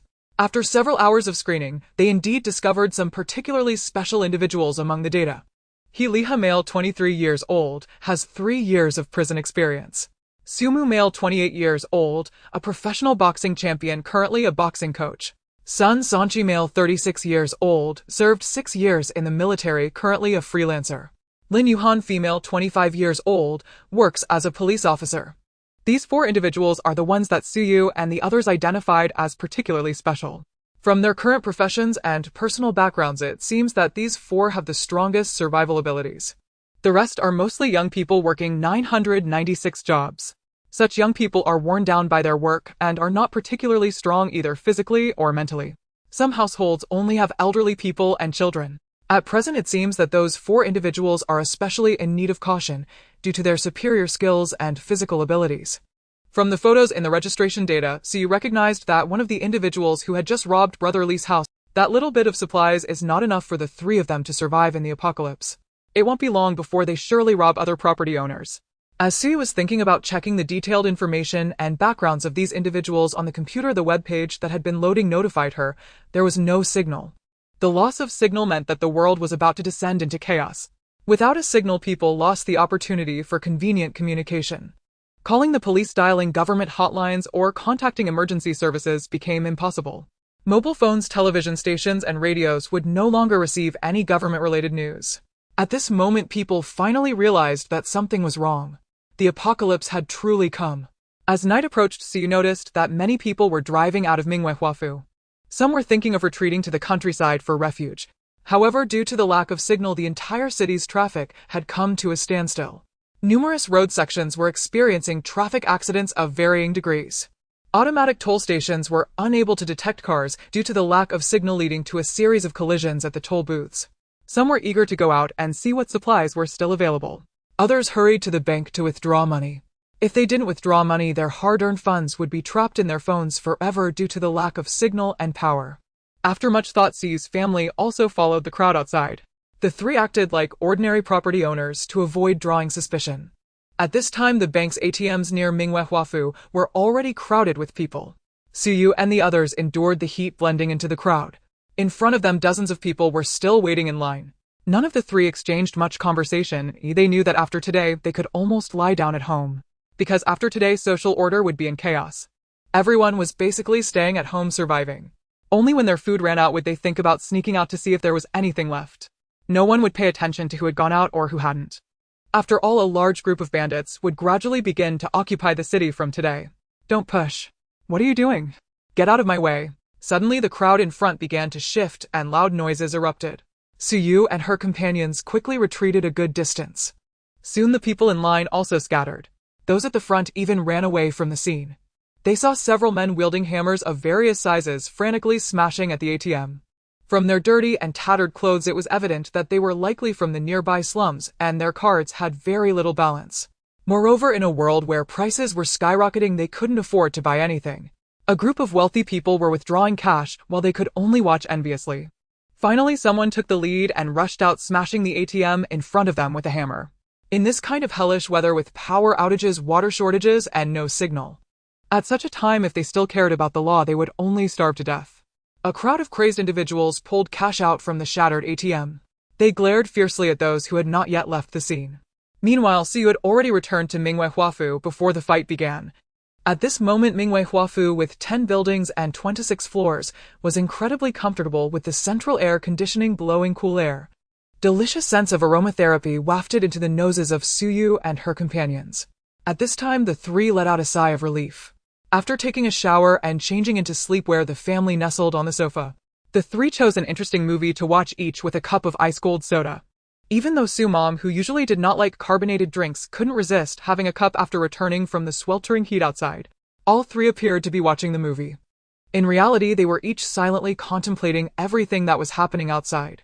Even with the additional 2 layers of soundproof glass, they could still faintly hear some exclamations from outside. However, none of Su dad or Su mom had ventured to the window to take a look at what was happening outside. They knew. In just one night, the number of people jumping from Mingwei Huafu had reached 10. The nearby impoverished neighborhoods were even worse. They could not afford the supplies in the apocalypse, and the balances in their bank cards had been used to pay off their mortgages. Elderly people and children at home collapsed due to the ongoing extreme heat. Unable to accept all this, middle-aged and young people chose to jump off buildings. Social order was in complete disarray. Criminals in prisons took this opportunity to escape. In this society where laws no longer mattered, they seemed to be the kings. The sharp-tongued girl living on the 20th floor of Building 9 tossed and turned, unable to sleep. Lying on the cooling mat, she was extremely displeased with the wealthy man beside her who took up half the space. 42C. The nights without air conditioning were nearly unbearable for sleep. The order has collapsed. Tomorrow I will call my brothers, and we will rob all the supplies from Mingwei Huafu, the wealthy man said beside her. Upon hearing this, the sharp-tongued girl suddenly brightened her eyes. Let's start by targeting that woman in Building 6, making them lose face that day outside. Although the sharp-tongued girl said this, her mind was filled with the face of Su dad. Su dad was her favorite type of uncle. In her thoughts, she licked her lips, feeling that she could take advantage of the chaotic times to possess Su Mu. Early morning. Su replaced the long-running generator and then used the power stored in the solar battery for electricity generation. At this moment, the outside temperature had already reached 52°C. Lifting a corner of the curtain, Su gazed at the scene inside Mingwei Mansion. Bloodstains oozed everywhere. Various food wrappers and garbage were scattered all around. Many families had shattered windows with shards littering the ground. In addition to the person who jumped off last night, He Liha had robbed 2 more families. The 2 robbed families were on the 10th and 8th floors of Building 7. Brother Li, who was robbed yesterday, happened to live on the 9th floor with the 3 floors connected. He Liha, Fushan, and Wang Wei each occupied a building. All 3 had criminal histories and acted ruthlessly. Especially He Liha, who was imprisoned for taking the fall for his drug-dealing older brother. Although social order had collapsed, He Liha and his companions had not directly killed anyone. If they caused too much commotion, it was highly likely that they would be subdued by the entire community's residents. Therefore, He Liha planned to gradually erode the entire Mingwei Mansion. She brought 2 kilograms of flour into the kitchen. For breakfast today, they planned to eat buns. Chopping pork and beef into pieces, she added them to the fillings along with seasonings.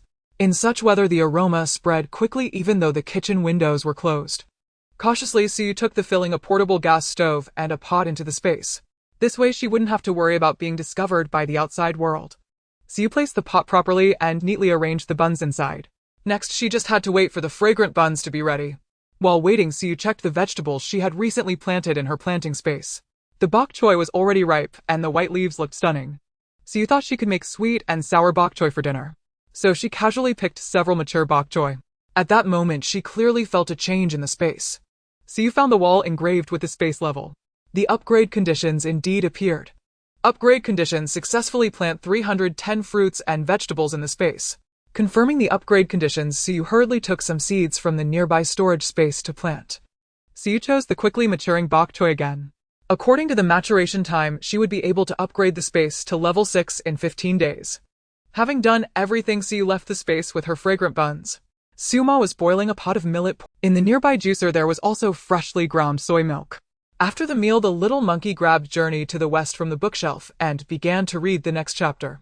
Suba had figured out the upgrade conditions for his X-ray ability. His current viewing range had increased to 5 meters. Through recent training, Suma's physical condition had improved significantly. Su held a cup of iced milk tea and went to the window. She observed the movements outside as everything needed attention in this chaotic early phase. Soon Su spotted a familiar figure. The sharp-faced girl had actually gone out in a swimsuit, exposing her back and long legs. She had a small automatic fan hanging around her neck. Before the apocalypse, they had stockpiled water, so it seemed her family had quite a few of such automatic fans. Perhaps she was also preparing a diesel generator like Su. However, the quantity was not that large, and the usable diesel was limited. The sharp-faced girl was accompanied by a round and plump rich man. The sunlight reflected off the oil on the rich man's body. Without getting too close, Su knew that the rich man who hadn't bathed for days must stink terribly. In such weather, hardly anyone would venture outside. The appearance of the two downstairs surely indicated something was about to happen. As expected, 3 shirtless men followed the rich man. This man's appearance was particularly roguelike, resembling a nearby thug. Brothers, as long as you have the guts to live in any building, this place will be your home from now on. The rich man pointed at the entire Mingwei mansion as he spoke. Meanwhile, the sharp-faced girl said to those men, "There's a particularly beautiful girl in Building 6. Let's see who has the ability to get her." As a high-end community, Mingwei mansion implemented a on-a-lift per household system. Everyone needed to swipe their home elevator card to go home, but now the whole world was experiencing widespread power outages. After more than 10 days of consumption, the property management was either running away or scattering. The generator's energy had been completely exhausted, and now all elevators in the community were out of service. The rich man and his companions could only climb the stairs layer by layer. They did not know which floor C was on and thought they could figure it out by looking up one floor at a time. If they encountered a house with resources, they would directly rob it. The 5 men carried knives of varying sizes. These were their weapons for the home invasion. Based on the materials they saw during the last resource collection, a total of 10 households in Building 6 had received supplies. They started from the floors that had not received supplies. If knocking didn't work, they would pry the door open. Once the door opened, a wave of heat rushed out, making it hard to breathe. Several houses in a row were unoccupied. The houses were extremely empty with the windows open, and the heat was enough to scorch their skin.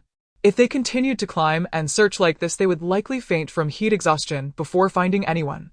The few people sitting in the corridor gasped for breath. The rich man and his 3 brothers were all overweight.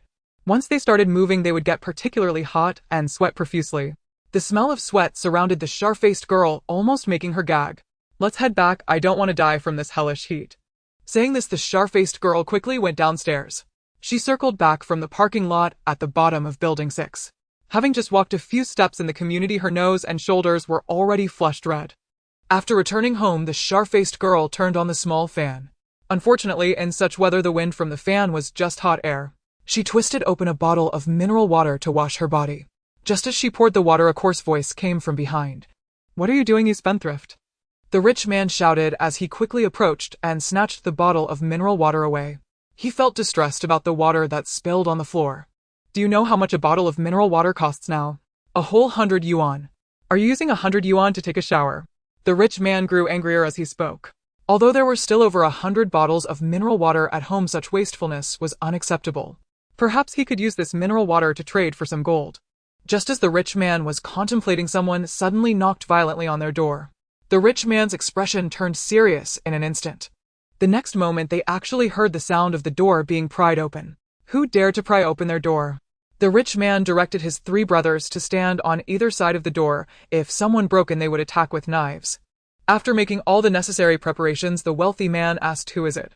Open the door. Open up if you know what's good for you." Hearing the arrogant tone from outside, the wealthy man naturally would not open the door voluntarily. Unexpectedly, the door was pried open the next second, revealing a group of shirtless men outside, each holding various tools in their hands. Without giving the wealthy man and his companions any time to react, the group rushed in. "I told you they have water. Everyone hurry up and grab it." More than 20 young men burst in. There were only 4 men, including the wealthy man. A few punches were enough to bring these 4 to the ground. The 20 or so young men fought over the supplies with no semblance of order as during the door prying. The house was completely out of water. With almost no shops open outside Mingwei Mansion, they couldn't buy any water. How could over 100 bottles of mineral water in front of them not make them obsessed? Everyone went crazy, grabbing several bottles of mineral water and running home. The wealthy man and his companions lay on the ground in pain, their hands occasionally being stepped on. The sharp-tongued woman, seeing the situation, dared not resist and crouched in a corner, fearing that these people would beat them as they did the wealthy man. Fortunately, they did not inflict fatal harm, but they swept away all the supplies from the wealthy man's home. Even the generator that was running was carried away by a few of them. As they left, someone even took the automatic fan from the sharp-tongued woman's neck. Such a commotion did not escape CS notice. From the building these people came out of, and the mineral water they were carrying, so you could easily deduce that this water belonged to the wealthy man's family. That day, after they returned from the supermarket with water, they were exposed in the underground parking lot. In a world of resource scarcity, people would first think of them. Being robbed was quite a normal occurrence. Siu observed silently. In this apocalypse, people died not only from harsh weather, resource shortages, and the zombie virus. There were also those who acted thoughtlessly, hesitated, or had a savior complex. They would all perish. After this riot, Mingwei Mansion remained calm for a while. However, Brotherly from Building 7 had died. Liha was too lazy to transport supplies in the high heat, and there was a high possibility that so many supplies would be robbed. He simply moved into Brother Li's house. While enjoying Brother Li's supplies, Liha did not give Brother Li any food. For 5 whole days, Brother Li had not eaten anything, nor had he had a drop of water. In this way, Brother Li was starved to death. Perhaps worried that Brother Li's corpse would emit a foul smell due to the heat, Liha directly threw Brother Li's corpse out the window at night, leaving blood and brain matter all over the ground. When Siyu saw that corpse, she immediately understood what had happened. For these days, Siyu had been indifferent to everything happening outside. Even though Liha and others acted terribly, Siyu chose to selectively ignore it. But if Liha were to step into the territory of Building 10 and pose a threat to Suyu's family, Siyu would not show any mercy. At 10 o'clock at night, a sudden loud noise erupted outside. Siyu could recognize that sound all too well. It was the sound of helicopter rotors. A voice was amplified through the loudspeaker. Residents, please do not give up hope. The government is constantly trying to find ways to save everything. Residents in need of supplies, please come to the courtyard to collect them. The courtyard of Mingwei Mansion was spacious enough for helicopters to land. Upon hearing such a voice, many residents opened their windows. They cheered in the direction of the helicopter. They had finally awaited government assistance. Everyone rushed towards the stairs. After being hungry for so many days, they finally saw hope. With daytime temperatures reaching 55 C, they had endured, thus the nighttime 45 C could not dampen their enthusiasm to grab supplies. After settling, the little monkey Suyu's family planned to go out as well. The reason for going out was simple. Currently, the main troublemakers in Mingwei Mansion were Liha and his group. Once their resources ran out, they would surely turn to the homeowners who had never left their floors. In such a tense situation regarding food, if people did not appear to collect supplies, it could only mean either they were dead or they had stockpiles at home. To avoid unnecessary trouble, the Su family found it necessary to go down. Afterwards, Su dad, Su mom, and Siyu disguised themselves. In the face of natural disasters, people had become emaciated due to the lack of food. Additionally, without water supply and unable to bathe, most people had an unpleasant odor of sweat. Due to the darkness of the night, it was hard to tell the state of people's spirits. The 3 deliberately dirtied their clothes, smearing the stinking trash from the garbage room on themselves. After walking back and forth in the stairwell several times in 45 C heat, their clothes quickly became soaked with sweat. The family endured the odor together. After all this was the apocalypse, it was better to be cautious. Otherwise, no matter how much supplies they had, they could not afford to lie down peacefully. Based on the number of people present, there were about 150 residents left in Mingwei Mansion. From the onset of the natural disaster until now, nearly half of the residents of Mingwei Mansion had either died or disappeared. In Building 10, only Suyu's family remained, with both the inside and outside insulated. There was no strange smell above the 20th floor. However, outside Building 10 was like a hell on earth. The corpses of those who jumped or died from the scramble for supplies had not been handled at all. The stench of rotting corpses filled the air, along with the smells of body odor and feet. People distanced themselves from each other, each one disgusted. Supplies are limited, a 1 bag per person, no substitutions, please queue up. A few men in camouflage uniforms descended from the helicopter. They were also soaked in sweat. It seemed they had already distributed supplies in many areas. In her past life, Siyu had also received government assistance once. But that was the last time. Later, the higher-ups found that their reserves were insufficient to support the people in the face of natural disasters. After this incident, the higher-ups reserved all remaining supplies for those in need. While waiting in line, Siyu saw the wealthy man. At that moment, he was missing a piece of flesh from his shoulder. The sharp-tongued woman had become so emaciated that she was nothing but bones. That group not only stole their water, but also their supplies. If it weren't for the fact that the sharp-tongued woman had secretly hidden some food at home, they would have starved to death by now. As for the piece of flesh on the wealthy man's shoulder, it was taken out by his 3 brothers. It was dug out and eaten as food. Please help me. They have taken our house and claimed our supplies as their... Suddenly, a disheveled woman ran out from the crowd, trembling all over. Her words were filled with rage, and the people she pointed to were none other than Liha and his gang. The man in military uniform distributing supplies glanced at Liha. He stood at the end of the line wearing a defiant expression that showed he thought little of the others.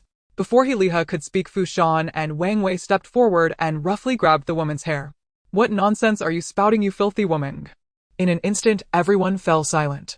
The pain caused the woman to scream and struggle as if her scalp were about to be torn off.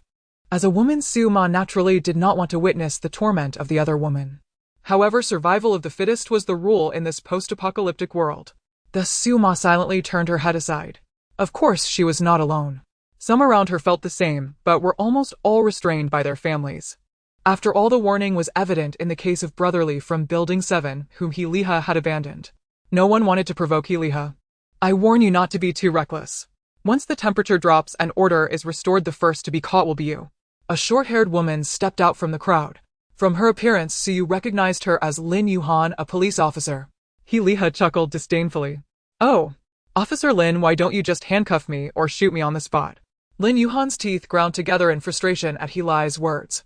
However, the police could only use firearms in extreme cases of serious crimes. At that moment, unarmed Lin Yuhan had almost no chance against Liha and his two companions. Seeing the fierce look in Li's eyes, Lin Yuhan took a few steps back. The helpless woman placed all her hopes on the government personnel distributing supplies. Yet they did nothing. Continue distributing supplies. The cold voice of the leading man was like a bucket of cold water splashed over the woman's head. They proceeded to distribute the supplies one by one. Once the distribution was complete, they directly took a helicopter and left. The woman's head was pressed into the dirt of a nearby flower bed. The crowd received 5 packs of compressed biscuits and a bottle of mineral water. Such supplies were barely enough for a grown man for a day. Someone who had not had clean water for a long time grabbed the bottle and began to drink. In just a few seconds, the 500 milliliters of mineral water was downed in one go. This is for the child, drink sparingly. Son, drink it all yourself, don't leave any for your wife. Sweetheart, let me keep the water for you and I'll distribute it later. In an instant, the entire Mingwei Huafu was a spectacle of shame. People's selfishness was laid bare. Unable to bear the unpleasant smell of her clothes, Siyu intended to leave after collecting her supplies. Everyone, don't leave yet, our boss has something to say. Fu Shan and Wang Wei blocked those wanting to leave. Meanwhile, Liha sat in the center on a long bench, raising his head as if he were the leader of the whole crowd. On this sweltering night, not even a bug chirped. Su Ye's gaze darkened. In the early days of the apocalypse, there was at least a shred of morality and reason left within people. Otherwise, I won't know what will happen to you like that corpse. Under the moonlight, Liha pointed to the rotting, stinking corpse of Brotherly from below Building 7.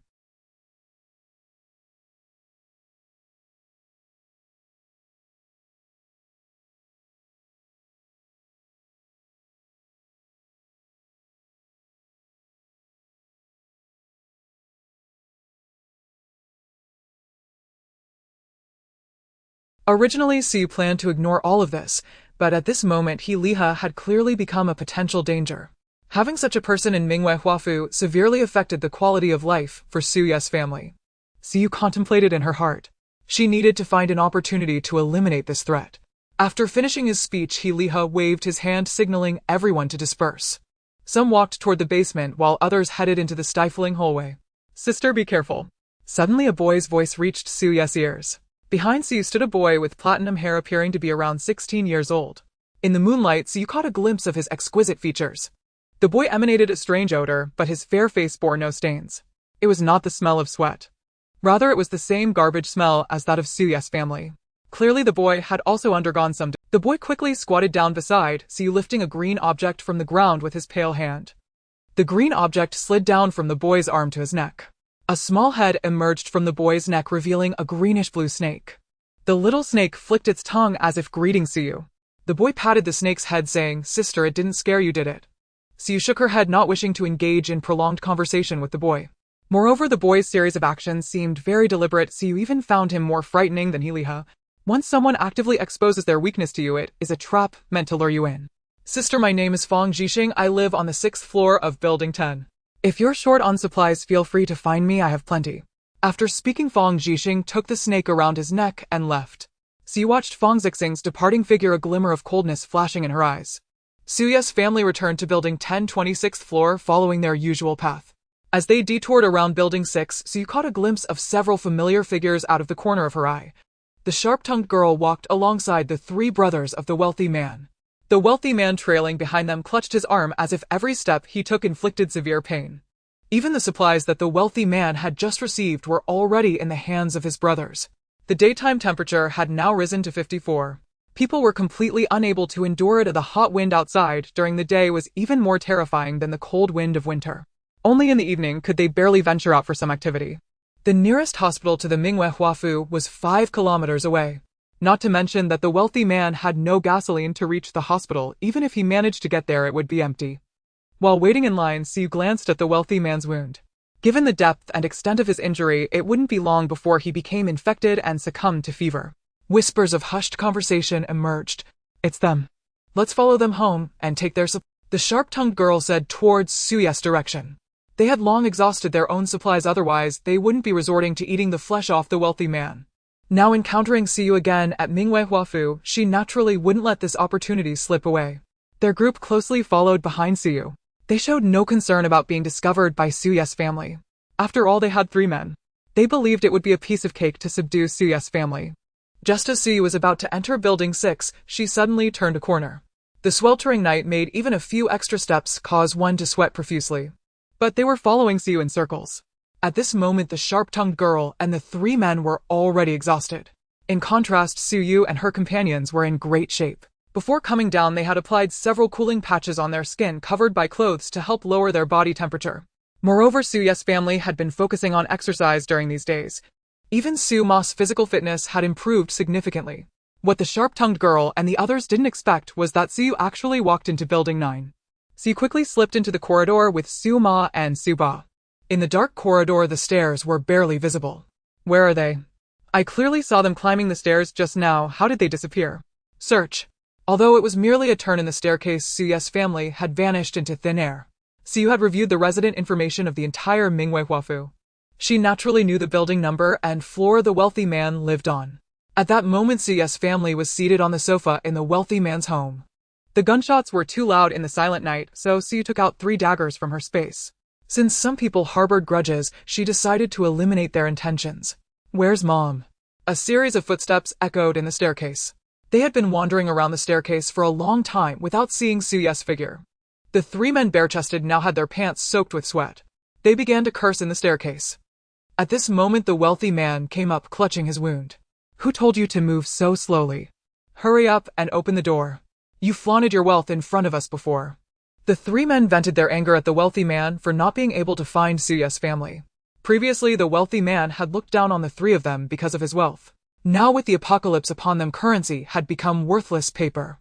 The 3 of them had occupied the wealthy man's house and women by virtue of their numbers. The wealthy man who had been kicked to the ground got back up. His gaze was extremely cold. He knew that he couldn't take on 3 men alone. So he had been enduring all this time. The wealthy man pulled out a key from his pocket. His arm trembled as he inserted it into the lock due to the pain. What a waste. One of them cursed at the wealthy man. Then he snatched the key and opened the door. The room was not as dark as the corridor. Under the gray-blue moonlight, 3 people sat on the sofa in the center of the living room. The dagger in Suyu's hand glinted. The light from the dagger illuminated her enchanting eyes. I have been waiting for you for a long time.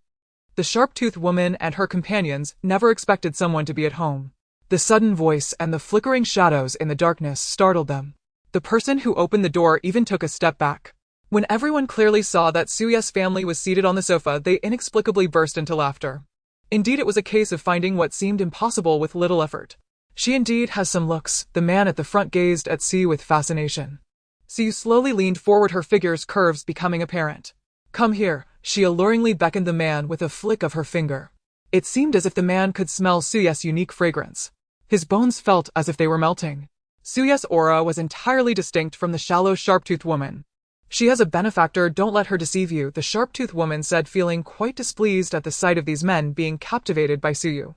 But at this moment the men were oblivious to any benefactor. They pounced forward like wolves. The leading man lunged at Siyu, attempting to embrace her. You! The man struggled to utter a sound, his face contorted in a ghastly expression. He looked at Siyu in disbelief, then glanced down at his own abdomen. A dagger was embedded in his abdomen. Blood gushed out instantly, soaking his pants in crimson. Before the man could react, Siyu yanked the dagger free. The excruciating pain made the man gasp. He pressed his hands against the gaping wound, but the flowing blood would not cease. Then he began to feel dizzy, his heart racing, fatigue overwhelming him, and finally, due to excessive blood loss, he toppled towards Siyu. The man was drenched in sweat and blood. Siyu had no desire to touch him. Her long leg shot up, delivering a horizontal kick to the man's abdomen. A resounding crash echoed through the room. The man crashed heavily onto the floor. The 2 men who had just approached Siyu staggered back a few steps, having witnessed everything. At that moment, Siyu no longer appeared as a stunning beauty in their eyes, but rather as a man-eating demon. In a panic, the 2 even considered fleeing the room. However, the wealthy man they had just tormented was seated by the door, tightly guarding it. He knew he wouldn't survive much longer. Yet, Siyu was the only tool he had left to take revenge on these people. Siyu slowly rose to her feet. Her height of 176 meters was illuminated by the moonlight, casting shadows over the two men cowering in fear. How do you want to die? Siyu asked as she approached the two men along with the sharp-toothed woman between them. The sharp-toothed woman desperately tried to pull the wealthy man away from the door, but he steadfastly protected the doorknob. His body pressed against the door, blocking the lock. No one could escape. In the struggle, blood seeped from the wound on the wealthy man's shoulder. Seeing this, the sharp-toothed woman could only swallow hard and feign calmness as she said, "What are you two panicking for?" She merely attacked from behind. Can't you two big men handle her? Perhaps due to the sharp-toothed woman's reminder, the two finally realized that although Siyu had been terrifying, she was still just a woman armed with a dagger. One of the men moved toward a nearby dining table, slowly approaching it in an attempt to grab a chair to smash it. Whoosh! A silver light flashed before everyone. The screams of the man sounded like a pig being slaughtered, making Siyu feel extremely irritated. Wasn't it just a knife piercing his arm? What was there to scream about? One of the men who had been moving slowly now had his hand pinned to the wall by Siyu. The horrifying scene made the last man wet his pants. Sweat drenched his body, and the stench filled the entire room. Siyu had to act quickly as the smell made it hard for her to breathe. Another small dagger flew out, piercing directly into the screaming man's mouth. In an instant, all sounds ceased. This also signified the man's demise. Disgusted by the dagger embedded in that man, Siyu quickly retrieved another from her space. Without hesitation, she swiftly dashed to the remaining man, slashing his throat in a single strike. Siyu looked at the sharp-toothed woman huddled next to the wealthy man. She was trembling.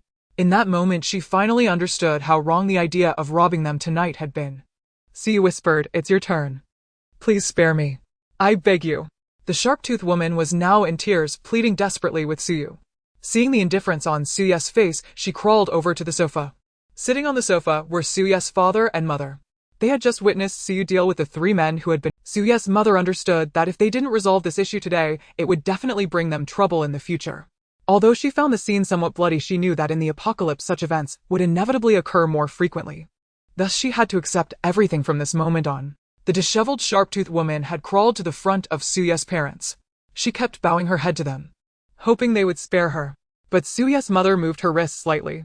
Her lips parted as she spoke, her voice colder than usual. "Let me handle this." The sharp-toothed woman never expected such a response. A foul smell began to emanate. Her white dress was stained yellow. The sharp-toothed woman had scared herself into wetting her pants. She stood frozen, even forgetting to resist. As a biologist, Suyu's mother understood human anatomy quite well.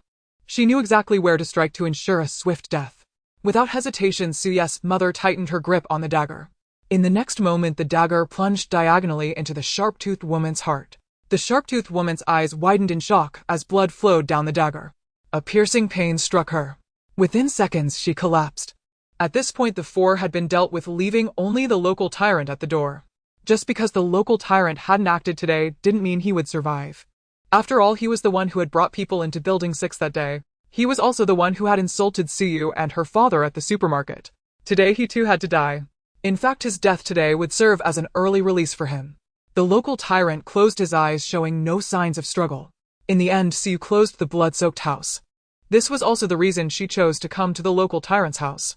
Otherwise, their home would be filled with the stench of blood. The three quickly descended the stairs. Then they turned back to Building 10. Although there was electricity at home and the air conditioning could run, the three sighed as they looked at the 26 flights of stairs they still had to climb. The intense exercise that night had left Siyu and the others drenched in sweat. Upon entering the corridor of Building 10, they confirmed that no one was around. Suyu's mother touched Siyu and her father's bodies with both hands. In the darkness, a faint green light seemed to emanate. The green light intertwined around Suyu's father and Siyu. Before long, a refreshing sensation spread from their chests to their limbs. The suffocating heat dissipated in an instant. Even the fatigue from Suyu's recent killing had completely vanished. From the expressions on Siyu and her father's faces, Suyu's mother knew her healing ability had taken effect. "I felt my ability upgrade as soon as I touched their blood earlier," Suyu's mother explained. She then informed Siyu and her father about the specific attributes of her ability. Healing level 2, usage count 10. New function, can heal living beings, attribute increase 10. Upgrade condition, collect blood from different species 110. Siyu had a deep understanding of healing abilities. After all, in her past life the world praised the healing ability of the highest commander of the apocalypse. But from various reports and data collected, she learned that the highest commander's healing ability could only heal plants and lifeless structures. For healing abilities like Suyu's mother that could provide buffs to humans, this was the first time Suyu had seen such. It seemed that in this rebirth the heavens not only gave Suyu a chance to change her fate, but also bestowed upon her family a unique golden finger. After receiving Suyu's mother's healing, the stamina of the three was fully restored. Their speed climbing the stairs increased significantly. However, as Suyu passed the 6th floor, a glimmer of light appeared in the dark corridor. On the 6th floor of Building 10 was Fong Zixing's residence. Clearly, Fong Zixing's house also had a generator. In such high temperatures during the apocalypse, electricity was often used for cooling. Few like Fong Zixing also used it for lighting. Of course, this did not include Suyu's family. After all, the diesel Suyu had stored and the energy from the solar panels were enough for their family to use for a lifetime. Not to mention, Suyu had the ability to replicate space, so she didn't need to worry about resources being depleted. Fong Zixing had directly expressed his wealth of supplies in front of Suyu. Even under the condition of a global blackout, he revealed the light. His intentions were hard to fathom. Earlier, when Fong Zixing communicated with you, I observed him.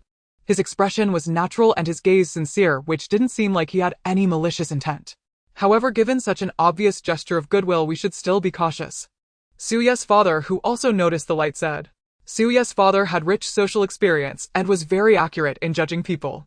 If the young man truly had no ill intent, then they could coexist peacefully. Finally, the three successfully reached the 26th floor. At this point, cool air was blowing in the living room of their home. The three hurried back to their rooms to take off their foul-smelling clothes. Suyu took several buckets of water from her space and cleaned herself in the bathroom. The faint scent of gardenia shower gel wafted out, bringing Suyu a sense of comfort. Suyu also took out several refreshing drinks from her space. The family enjoyed the drinks while reviewing the resident information. Previously, they had only screened a few combat-capable individuals from the resident information. Now they had seen their appearances in person when collecting supplies. Based on their behavior when they collected supplies earlier, they could filter out a group of individuals to be cautious about from the information, especially Fong Zixing from the 6th floor of Building 10. Suyu vaguely remembered that the information of the three households residing in Building 10 did not include the name Fong Zixing. It was possible that Fong Zixing lived in a house owned by his parents or relatives which had not been registered. Or perhaps this was not his house at all. Indeed, when Suyu checked the information, she discovered a clue. The couple who bought the house on the 6th floor of Building 10 had gone abroad 3 years ago. To prevent the unexpected situation with Fong Zixing, Suyu's father used his perspective ability to survey the house. He also needed to unlock the new functions of his perspective ability as soon as possible. In the coming days, they would not venture outside and only needed to pay attention to the movements within the floor. It had been a long time since Suyu had sown seeds in her space.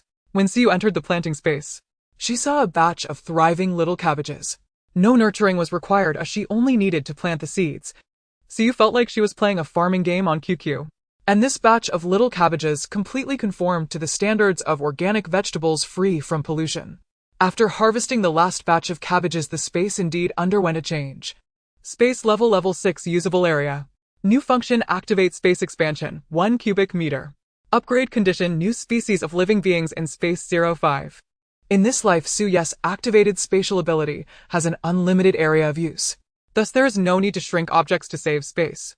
The recently unlocked enlargement space is quite interesting. The use of the enlarged space is also limited by area and time. Any object that can be placed in the enlarged space will double in size after 24 hours. Suyu casually placed a banana inside. She thought that the little monkey would surely be excited to see an enlarged banana. The extreme heat has persisted for over a month now. In the morning, the sound of the temperature detector reached Suyu's ears. The temperature detector displayed an extraordinarily high number, 58°C. The human body can only survive for half an hour at such a temperature. Fortunately, the indoor temperature is still around 45°C. Such a temperature will not cause immediate death, but life becomes extremely torturous. Almost all objects in the house are sticking to people's sweat. The sofa, bamboo mats, and tables are nearly unusable as they stick to the skin. Only the marble floor provides some cool relief. Those without stored supplies at home rely on the little food they have. At night, they venture to the nearby river or the community fountain to fetch some water. Since there is no tap water supply at home, they naturally choose to bathe in the river. People would not drink water tainted with various foul odors and bacteria if it weren't for survival. Many fountains in the community have been completely drained. Soon the world will announce the completion of safety bases one after another. At that time, people can enjoy limited electricity and water in the safety bases. However, the conditions for entering the safety bases are extremely harsh. Children under 10 and elderly over 60 are not allowed to enter. The highest mortality rate in this heat wave is among the elderly and children. Entering the safety base is naturally not in Suyu's plans. After all, in the Mingwei Manor, one can use the air conditioning indefinitely and utilize various resources without restraint. Moreover, the safety base has just been established and its rules and regulations are still immature. Many have died in fights within the safety bases. Furthermore, 3 years later the world will face a massive earthquake causing all safety bases to collapse in an instant. Going now would only add trouble for Suyu's family. Once those in the Mingwei Manor head to the safety base, Suyu's family can live more comfortably. Suyu pulled back the curtain slightly and opened the heat-insulating glass. The outermost layer of glass was ringing with the temperature detector. When she removed the temperature detector, Suyu was even burned slightly by the outer glass. She quickly scanned around the Mingwei Manor before closing the curtains. All the surviving residents of the Mingwei Manor have shut their curtains. The current temperature is such that they dare not open the curtains for light. Suyu stretched lazily. The banana in the enlarged space had been there for several days. It has now enlarged to 8 times its original size. It resembles a large jackfruit. Suyu lifted it and weighed it. It was nearly 10 pounds. Mom, come out and eat some fruit. Su Yukong knocked on Suyu's door. Although Su Yukong had expanded his size and increased his intelligence due to the serum rescue, he remained a lively little monkey. Su Yukong was quite diligent at home every day. When Suyu opened the door, she saw a fruit platter displayed on the coffee table. The fruit platter was arranged in the shape of a cute Su Yukong. At that moment, Su Yukong had a proud expression on his face, as if waiting for Suyu's praise. Suyu handed the enormous banana to Su Yukong as a reward. On the dining table nearby, breakfast was also. Today, Suma wore a silk dress and tied her hair up with a ribbon. This is our little Yukong's first time in the kitchen. Come and taste it. She urged Suyu to hurry over for a meal. As Suyu approached, she noticed the various delicacies arranged on the dining table: ham and egg pancakes, sweet potato milk oatmeal, and jade egg custard. Initially, Suyu felt a bit unfair being called mom by Su Yukong without ever having been in a relationship. However, it seems that Su Yukong is not only clever and capable, but also possesses a high level of strength. The feeling of being a mother without pain is quite nice. Suyu picked up a spoon and took a bite. Cough, cough, cough, it's really delicious. Suyu praised. However, the ham and egg pancake was burnt and bitter. The sweet potato milk oatmeal was likely made with salt instead of sugar, making it extremely salty. The jade egg custard still had eggshells in it. After Suyu tasted the unusual breakfast, she looked up at Su-ma. Sure enough, there was a triumphant smile in Su-ma's eyes. Suyu had been tricked. At that moment, the door opened. It was Su-ba, who had gotten up early to take out the trash. Although the air conditioning was on in the house, the garbage smell wouldn't ferment too quickly. However, it still needs to be dealt with. Living on the 26th floor, they often choose to throw the trash in the empty apartments below on the 20th floor. Usually, they only throw out dry garbage like packaging paper. Kitchen waste is usually crushed by the automatic grinder installed in the kitchen sink. Then it can be washed away directly. Just as Su-ba returned home, he heard his daughter and wife calling for him. Honey, come and taste the breakfast our little grandson made for you. Dad Yukong is cooking for the first time. Su-ba responded and went. Although he found Suyu and Su-ma somewhat strange, he still picked up the spoon. The next second, the smile on Su-ba's face froze. He couldn't help but exclaim, "This is too awful." Suyu shot a glance at Su-ba, and Su Yukong had already entered the dining room. Su-ba hurriedly changed his words, "Delicious, delicious."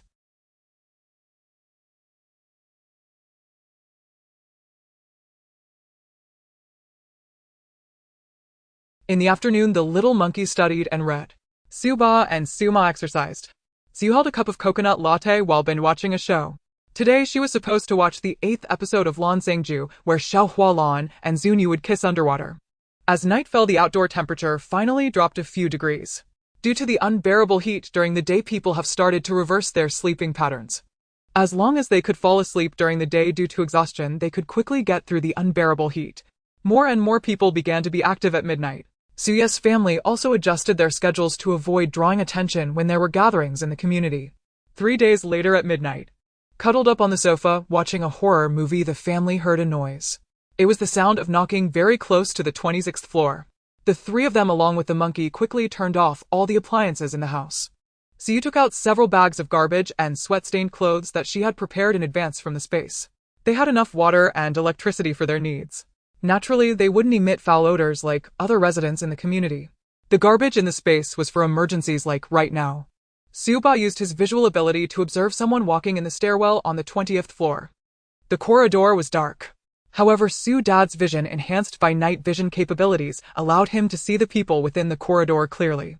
There was a man and a woman each holding a set of documents.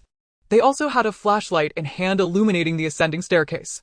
Su Dad spoke in a low voice. It's Lin Yuhan, and the other must be Sun Sanchi, who is noted in the documents as having served 6 years in the military. Su Dad had seen both of them in the documents, their faces familiar to him. He continued to observe. Su Yu and Su Ma had arranged their home to appear like an ordinary family. They had been aware since early morning when they planned to move into Minghuafu that one day someone would come knocking at their door. Therefore, they had specially built a small room at the entrance. Only by passing through the small room could one truly enter their home. Moreover, the 2 extra doors added by Su were on the inside of the small room, not the actual main entrance. This way no one would notice anything unusual. The small room, lacking air conditioning, maintained the same temperature as the corridor. Su had piled the garbage he took out around the small room. This helped to mask any odors as well. Su Dad changed into a smelly undershirt again. Once everything was prepared, a knock echoed at the door. Climbing 26 flights of stairs had truly exhausted Lin Yuhan and Sun Sanchi. Lin Yuhan wiped the sweat from her forehead with her sleeve. Excuse me, is this Su Wukong's home? I hope it's convenient to open the door, I mean no harm. The documents Lin Yuhan held were casually registered when Suye's family moved into Minghuafu. Su had casually written down Su Wukong's name. It seemed Lin Yuhan had obtained the documents from the property management. Now the property management was scattered and in disarray. It was quite easy to retrieve a few documents from there. Su Dad did not open the door immediately. Many had died in the community, especially with dangerous individuals like He Liha around. Now nearly everyone in Minghuafu was on guard. We just want to ask if you would like to join the resistance team at Minghuafu. Lin Yuhan's voice was a bit hoarse. Beside her son, Sanchi added the murderer in the community, had a criminal record, he is especially ruthless. If we do not unite, we will surely continue to be bullied by him in the days to come. After a moment, Su Dad finally opened the door. Su Dad had smeared a sticky liquid on himself to simulate sweat. He hunched over, appearing both exhausted and hungry. The dim light made it impossible to see Su Dad's true appearance. Are you the homeowner, Su Yukong? Lin Yuhan asked. Su Dad nodded. Lin Yuhan straightforwardly expressed her intentions. Her message was consistent with what Sun Sanchi had conveyed earlier. Currently, the resistance team has 28 members, and we only need one person from each household to participate. There were over 60 households still residing in Minghuafu. It seemed nearly half of them had joined the After all, He Liha had been exceedingly arrogant that day, and people feared they would become his next victims.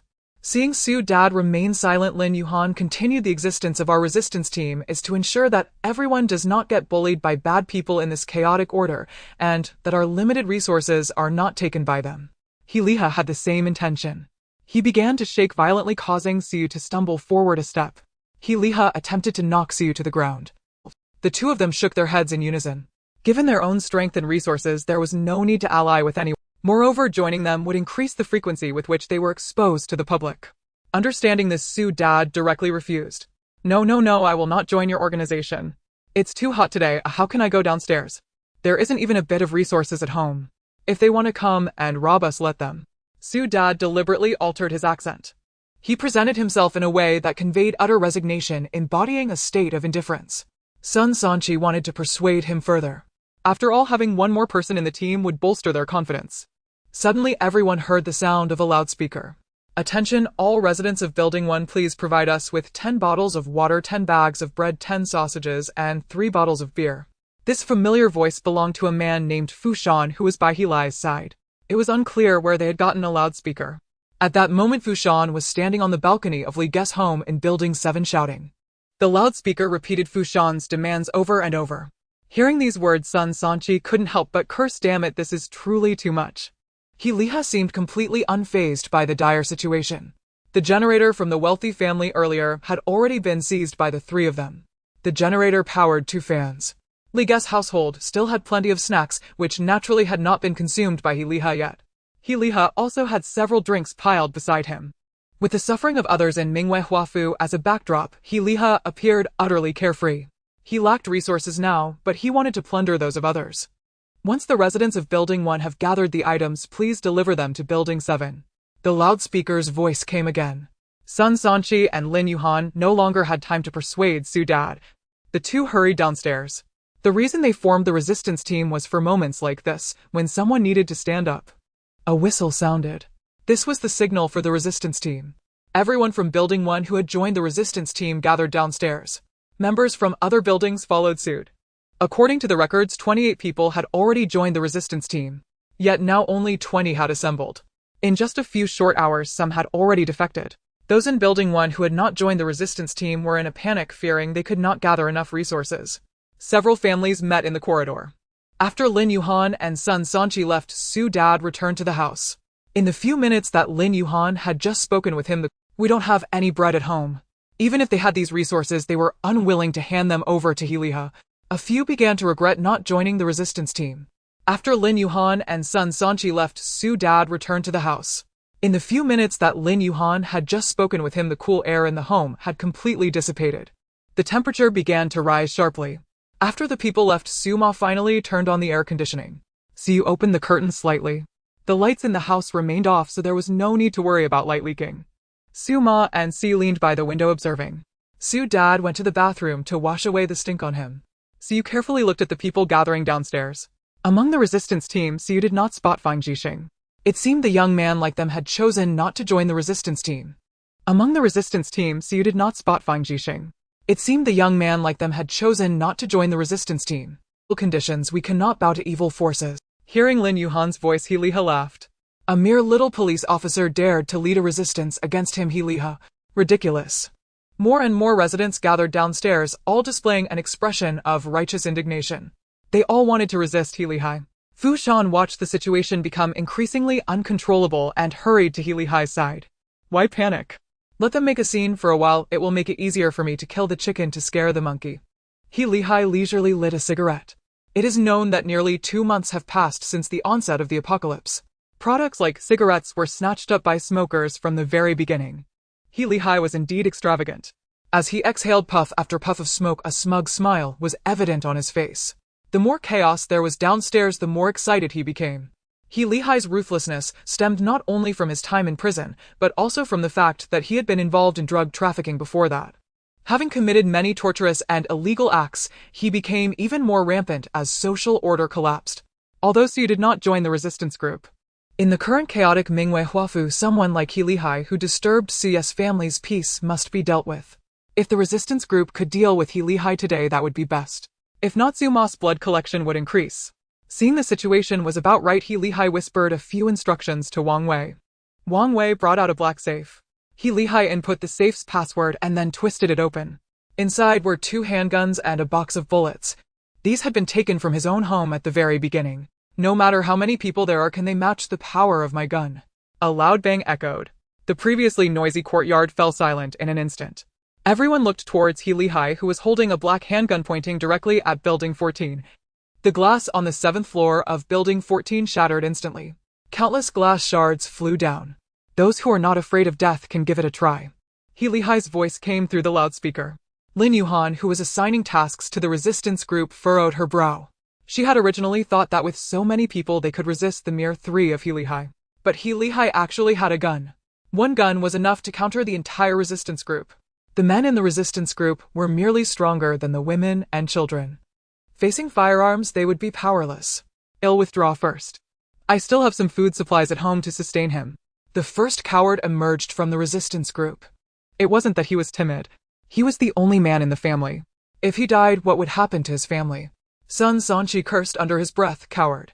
They then realized how difficult it was to form a team in a world where everyone was in danger. Lin Yuhan did not stop them and let those who wanted to leave go. After all, they could not provide any guarantees to these people. The loudspeaker from Building 7 sounded again. Grandpa, I've changed my mind now. Not just one building, all residents must provide me with supplies. As he spoke, Heelihai stroked the gun in his hand. Lin Yuhan could get residential information, and so could Heelihai. He would soon verify the registered information, checking each household. Now the entire Mingwei Huafu was in motion. Those who did not leave the resistance group moved back to the basement to discuss how to deal with Heelihai. Residents of each building rummaged through their belongings for supplies they were reluctant to part with. Those unwilling to provide supplies yet afraid to resist He Lehigh slipped out from the basement. At this moment, many households with backpacks bringing along the elderly and children were leaving from the basement. It was now 1 o'clock in the morning 38°C. After a month of suffering, people's bodies gradually adapted to the high temperatures. In previous years, 38°C would have left people gasping for breath. Now they could endure 38°C for extended periods. Those leaving had to find shelter before 3 in the morning. Otherwise, the rising temperatures with highs of 55°C during the day would be fatal. Siu pulled out the weapons she had prepared from her space. Tonight, she planned to deal with He Lehigh. A highly rapid-firing handgun landed in Suyu's hand. This handgun was small and exquisite, capable of firing instantly, and with a silencer it could kill silently. Siu then donned a bulletproof vest beneath her t-shirt. Even if Siu was skilled, unexpected situations could still arise. Wearing the bulletproof vest would provide much more safety. Residents from Building 7 had already started bringing supplies. The first to go were residents who had made some preparations earlier. He Lehigh looked at 2 packs of expired instant noodles. He grabbed one person's ear. "Are you trying to make me have diarrhea?" After yelling, He Lehigh kicked the residents of that building away. After all, those who had nothing to lose were not afraid of the consequences. Even if He Lehigh had a gun, it was uncertain whether these people would get desperate enough to bite back. Siu also began to take action. She had a plastic bag in her hand filled with some food. A few packs of wilted cabbage that had been forgotten outside the fridge, and some fruits that Su Yuking had nibbled on and thrown in the trash. What was this? It was clearly treating He Lehigh like a trash can. Of course, in addition to the food, there were also 2 smoke bombs inside. The handgun was too conspicuous, so Siu put it back into her space. She could take it out directly when she needed it. Initially, Siu planned to go alone for this operation. But Su Dad and Su Mom couldn't rest easy. In the end, all 3 of them went downstairs fully armed. With Su Mom's healing abilities, the 3 of them descended much more swiftly. Before long, they reached the 6th floor. There was still a dim light on the 6th floor. Suyu's family saw Fang Jixing rummaging through a pile of trash. He was mumbling to himself, "Which bag of trash should I give him?" Hearing the noise in the corridor, Fang Jixing hurriedly grabbed a random bag of trash and came out. Fang Jixing didn't even have a clear view of the person. He merely caught a glimpse of the plastic bag in Suyu's hand in the dim light. The boy directly commented, "Are you delivering garbage to him too?" Siu softly said to Su Dad and Su Mom, "You guys go first." Su Dad and Su Mom didn't ask further. They quickly walked down the stairs. Siu pretended to check her pockets, but actually pulled out a dagger from her space. In the next moment, a cold breeze swept through the dark night. The dagger flew past Fang Jixing's face and embedded itself into the wall behind him. The 2 were of equal height. Siu looked at Fang Jixing with a sinister gaze. "Don't provoke us, otherwise you might not survive." Suyu's words carried a warning. Considering Fang Jixing's situation, he should have stockpiled quite a bit of supplies at home. He even had ample electricity resources. With these supplies, Fang Jixing could easily survive the next year or 2 provided he did not show any aggression towards Suyu's family. Seeing the hostility reflected in Suyu's eyes, Fang Jixing took 2 steps back. He ignored the pervasive sense of danger in this apocalyptic world. As the young man retreated, Siu sheathed the dagger that had been mounted on the wall. Having survived for 10 years in the apocalypse, Siu had long lost any semblance of compassion. However, she still retained the basic moral compass and would not treat life as expendable. She would never harm an ordinary person who posed no threat. Moreover, Fang Jixing had not done anything wrong other than being friendly and greeting her. Thus this time, Siu merely issued a warning. No matter what his intentions were, it would be best not to get involved with the Su family. Suddenly, a pair of eerie green eyes appeared at Fang Jixing's collar, belonging to the little snake that had shown up that day. Fang Jixing pressed the little snake down. He instinctively believed that girls were afraid of snakes and did not want to scare Siu. In the later stages of the apocalypse, not only were there mutated zombies everywhere, but also various mutated animals. Siu had seen plenty of bizarre creatures. How could she fear this little snake? Instead, the little snake flicked its tongue, seemingly threatening Siu. The little snake seemed to understand that Siu was bullying its master. Siu ignored the pair and prepared to walk away. Seeing this, Fang Jixing quickly followed her.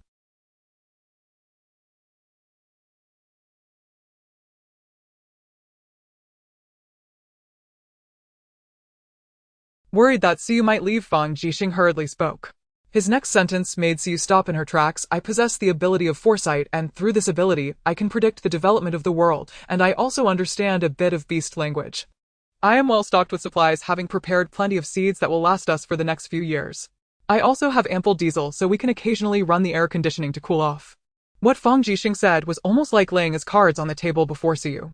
He was taking a gamble wagering that Siyu would not harm him.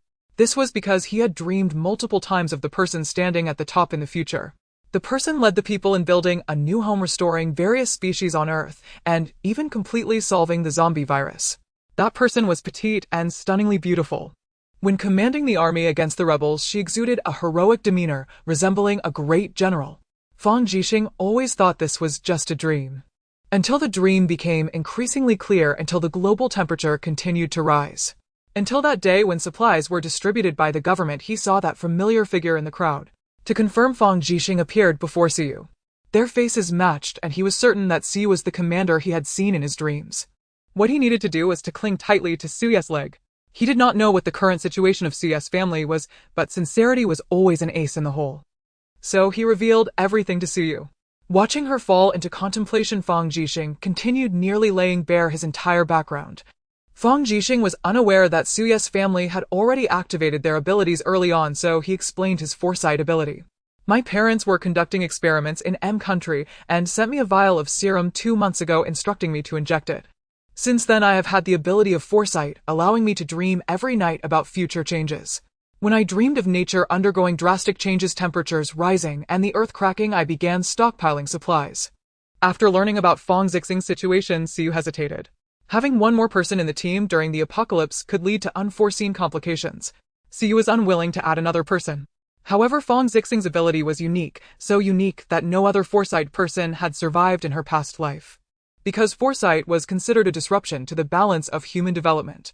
Regardless of which side the foresight person was on, they would face various assassination attempts. Thus, no one dared to claim they possessed the ability of foresight. Yet the power of foresight was indeed formidable. Together with the abilities of Suyu's family of 3 and a monkey, they could practically dominate the apocalypse. Moreover, Fang Jixing revealed an important piece of information to Siyu. In this lifetime, she was very likely to become the top-level commander. This also indicated that the development in this life would not be entirely the same as the last. If reincarnation caused a butterfly effect, Siyu would not be able to accurately predict when disasters would occur. Thus, she indeed needed someone who could possibly foresee the world's direction. For now, Siyu would not make a swift decision. She would not treat Fang Jixing as a companion simply based on his words. Siyu put the dagger back in her pocket and then tossed out a line. "Don't follow me." She needed to resolve the trouble posed by Liha quickly. Then she would discuss Fang Jixing with her parents.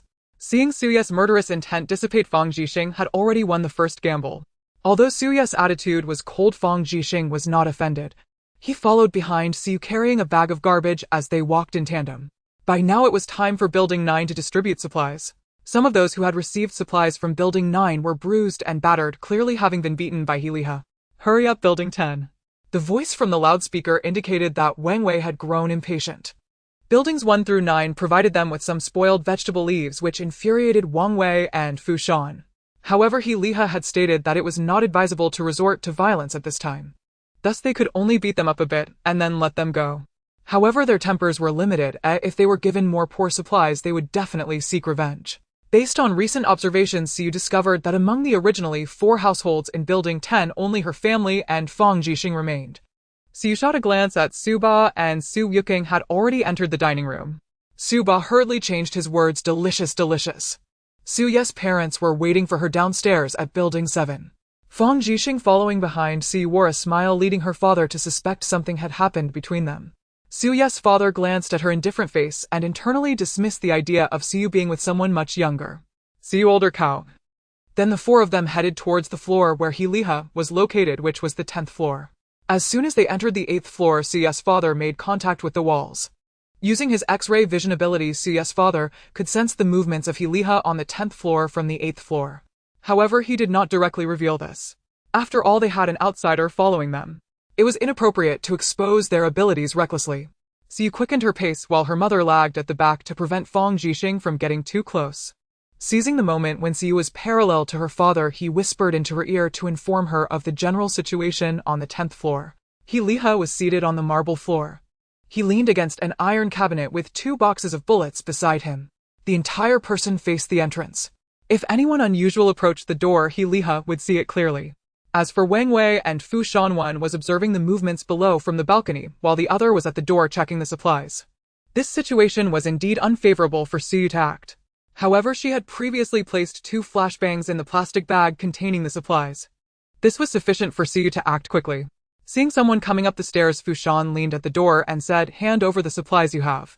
Although Siyu was holding unclean and expired food, the few expired cabbages looked quite presentable, and moreover, without any power source, the night was illuminated solely by the moonlight. Fu Shan had not noticed anything unusual before he took a closer look. At this moment, Siyu stood at the door with Su Dad and Su Mom behind her. Siyu could just meet Heli's gaze. "There are good things inside. I want to give them to your boss in private." Suyu's voice was sweet and enticing. In the backlight, Siyu revealed a beauty that was both vague and alluring. The long-term lack of water had assaulted people with various odors of sweat. Heliha had not touched a woman for a long time. He found it distasteful. Before leaving, Siyu had applied some odor on herself as usual. However, Heliha was too far from Siyu to smell it. Just from her voice and her charming figure under the moonlight, Heliha was already captivated. "What good things could you possibly have that I need to check personally for my brother?" Fu Shan expressed his dissatisfaction.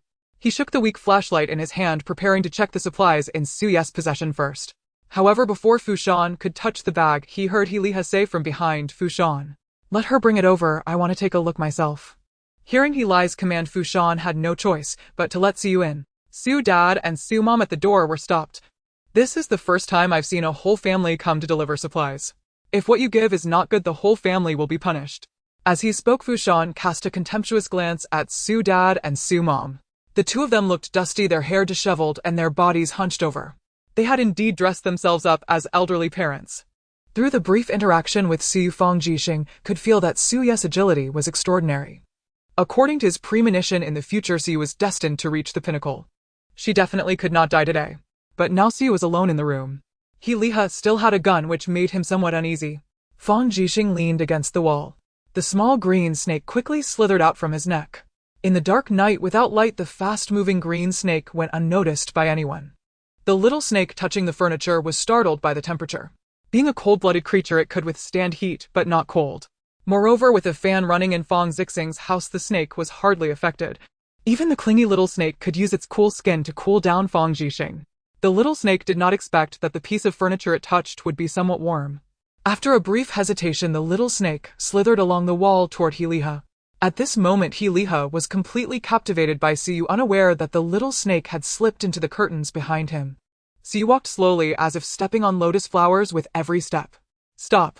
Suddenly, Heliha called for Siyu to halt just as she was about 2 or 3 meters away from him. Heliha rotated the gun in his hand and aimed it at the supplies in Suyu's hand. He said to her, "Place the items there and come over." Without a hint of hesitation, Siyu dropped the supplies. Heliha only had one gun, and the flashbang in the plastic bag was not that significant. After all, it only took one bullet to easily deal with Heliha. Aside from her own body fragrance, Siyu also carried the smell of trash from her home. Under such circumstances, Siyu surprisingly saw the desire in Heli's eyes. "This is quite perverse," Suyu's seductive voice echoed. She leaned closer to Heliha, her body slightly leaning forward.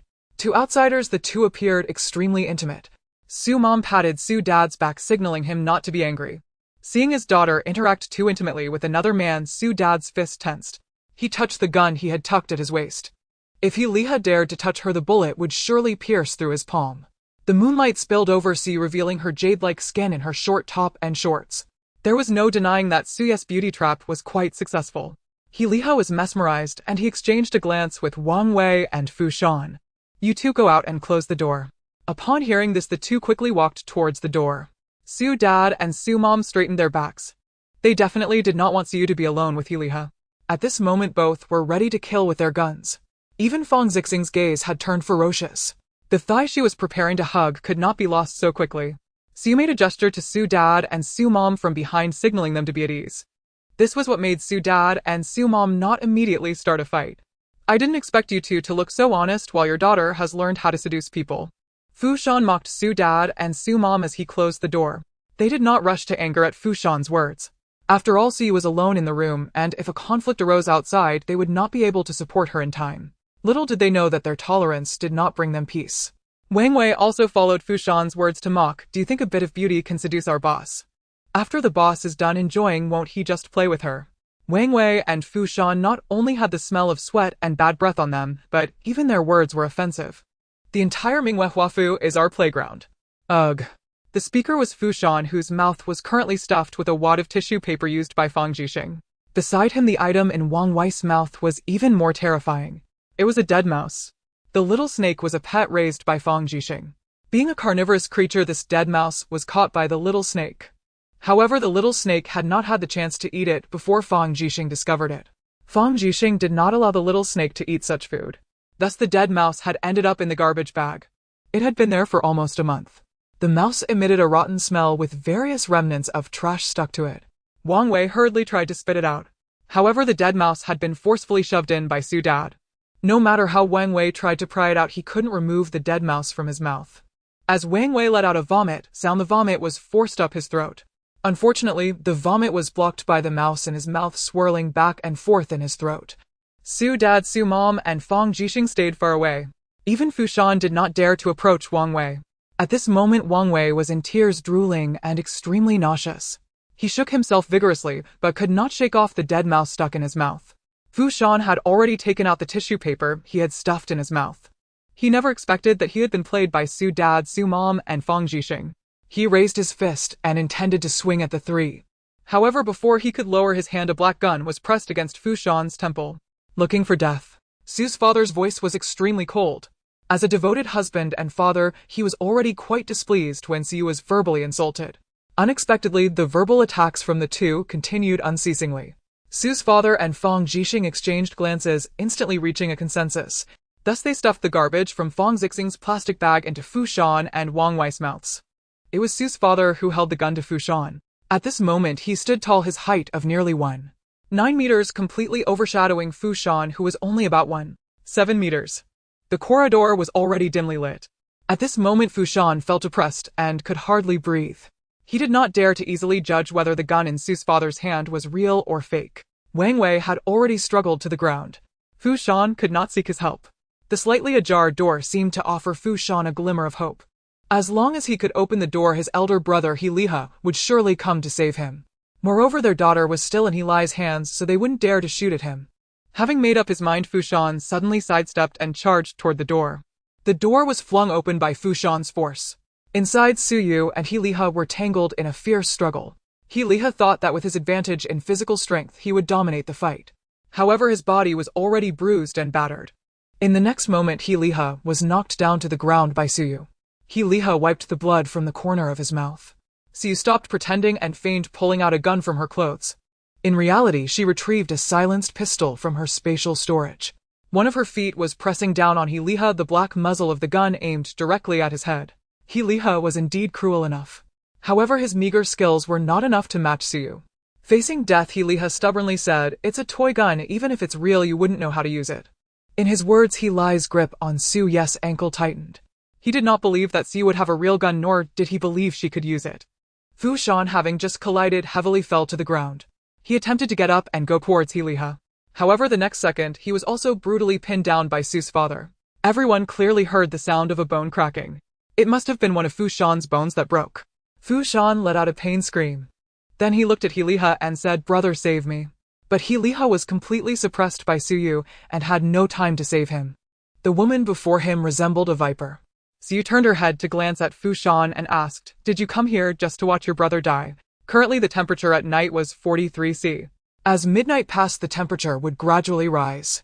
This made Su Yu feel sticky all over during her actions. She desperately wanted to go home and take a shower. As she spoke, Su Yu intended to pull the trigger of her gun. What she did not expect was that He Liha was truly a rogue, employing bizarre and disgusting tactics.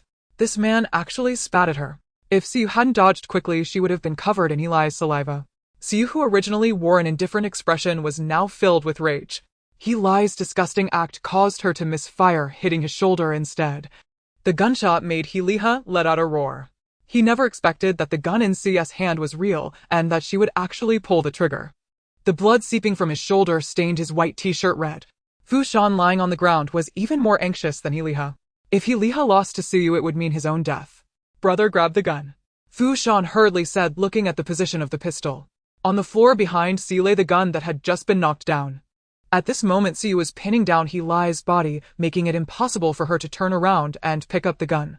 But He Liha was different. As long as he exerted force to tilt Su Yu, he could retrieve the gun behind her. He Liha had the same intention. He began to shake violently, causing Siyu to stumble forward a step. Liha attempted to knock Siyu to the ground. At that moment, Su's mother also pulled out a handgun from the darkness. The gun's muzzle was quietly aimed at Liha. If they weren't entangled together, Su's mother would have already shot Liha. Fang Jixing, standing at the doorway, saw Su's mother pull out another gun. Looking at the scattered weapons on the floor, it was evident they came from Siyu. So the whole family were arms dealers. With such complete equipment. Relying on his prophetic abilities, Fang Jixing had also considered weapons when stockpiling supplies. Unfortunately, time was too short, and he was the only one living in Huaxia. Fang Jixing's network was insufficient, and in the end, he could only buy a gun at a high price. At this point, Fang Jixing truly felt the strength of Suye's family.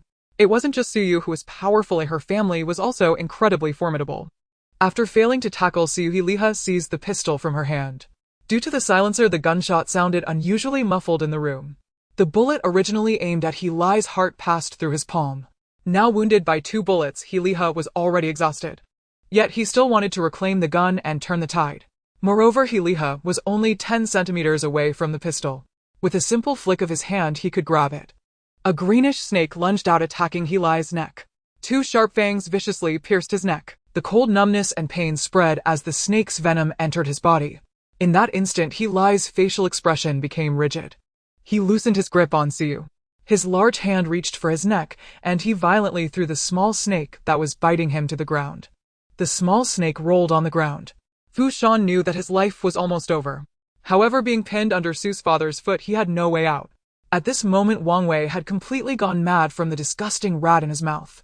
Liha looked at Siyu in despair. He realized he had been careless. He had not expected that Siyu would possess such skill and also have a pistol, nor did he foresee that a venomous snake would attack him.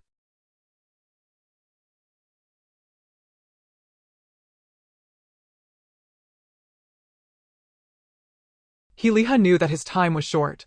Even with the current city medical system intact, he could not survive the venom of the snake. He could not die alone. Gritting his teeth, Liha raised the handgun. At the same time, Suma, standing at the door, fired her weapon. The bullet was as fast as lightning, piercing through Li's skull in an instant. In that moment, he experienced complete brain death. His eyes stared blankly, devoid of any life.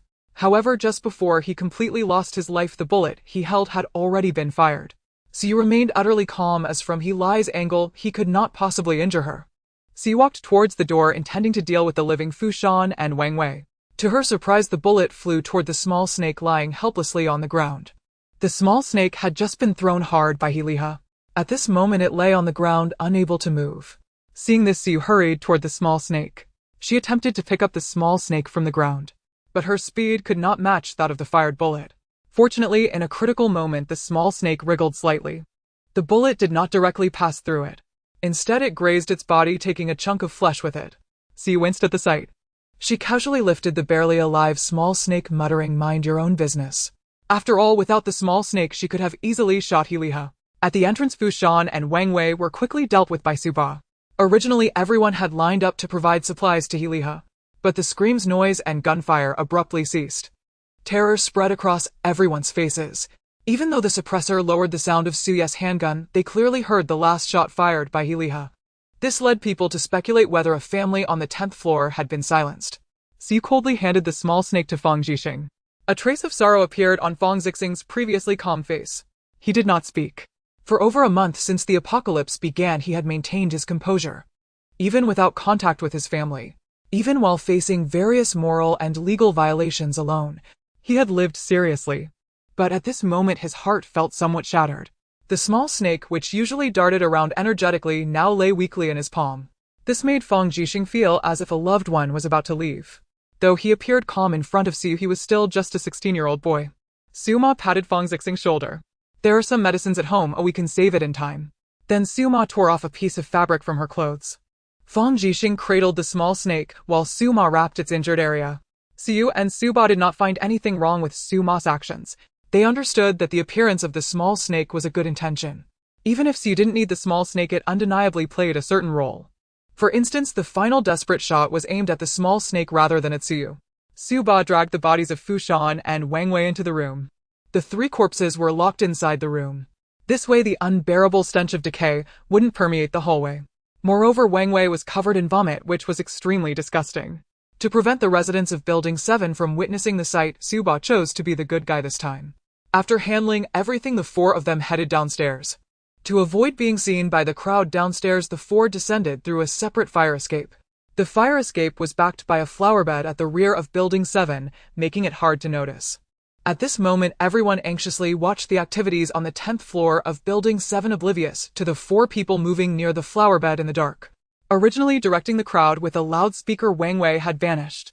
People did not know whether to leave or continue waiting. After all the gunfire had just sounded, everyone feared becoming casualties and dared not move recklessly. The originally organized resistance team, equipped with various pots, pans, and bowls, fell silent once again. The team was composed of ordinary men from society. It was impossible to unify their thoughts in such a short time. The resistance team, hearing the gunfire, sensed that it was not a warning from Heliha. Instead, it was a genuine shooting at people. This caused their plan to forcefully break through to be shelved once more. By the time CS family and Fang Jixing entered Building 10, it was already 3 in the morning. If you trust us, you can hand over the small snake to us. After it recovers, we will return it to you. Siyu naturally could not take Fang Jixing back home. Even though Fang Jixing had already revealed his feelings to Siyu, Siyu still needed to discuss with Suba and Suma before making a decision. Moreover, Suyu's family had abundant resources. She understood the principle of not flaunting wealth. Siyu knew that the small snake's actions were directed by Fang Jixing, and since the intention was to help her, their family was not that cold-blooded. Thus they thought about taking it back to the 26th floor for treatment. Fang Jixing glanced at the small snake, which was being cradled protectively in Suma's hands. After a moment of contemplation, Fang Jixing agreed to let Suyu's family take the small snake back. Although Fang Jixing had also stocked some medicines during the hoarding phase, most of them were common human medications. Additionally, since the small snake's dietary habits aligned with Fang Jixing's, he had indeed forgotten to prepare pet medications for it. Now that the signal was cut off, Fang Jixing lost the opportunity to search for information online. He had no confidence in treating the small snake. Thus he was willing to hand it over to Suyu's family. So the group separated on the 6th floor. As they parted, Fang Jixing added, "It has a name called Xiaochong." He then informed Suyu's family about Xiaochang's habits. Once they returned home, everyone finally relaxed their tense nerves. The little monkey, which had been accustomed to squatting on its legs, had undergone significant changes. When the door opened, the little monkey was already standing and walking on 2 legs. Aside from its appearance being slightly different from that of humans, its entire manner of movement was indistinguishable from that of a person. The cool atmosphere in the room made Xiaochong feel much more comfortable. Even though snakes prefer warmth and are afraid of the cold, they cannot survive for long in temperatures exceeding 50 degrees. Xiaochong lifted its head, observing the unfamiliar environment before it. What came into view was a little monkey covered in golden fur. In a threatening manner, Xiaochong hissed at Su Yukong. Meanwhile, the little monkey inspected Suyu's body. After checking Siyu, the little monkey turned its attention to Suba. It had been twitching its right eyelid. In the world of humans, it is rumored that a twitching right eyelid signifies misfortune. The little monkey, alone at home, was very afraid that something had happened to Siyu and the others, which is why it anxiously checked everyone's condition. When it reached Suma, the little monkey took a few steps back. It was afraid of snakes. Siyu could clearly see the little monkey's trembling body and raised fur. She never expected that the little monkey, also an animal, would be afraid of snakes. Moreover, Xiaochong was a very small and beautiful green snake. The next moment, the little monkey quickly retreated to its room. It peeked out from the doorframe, straining to look outside.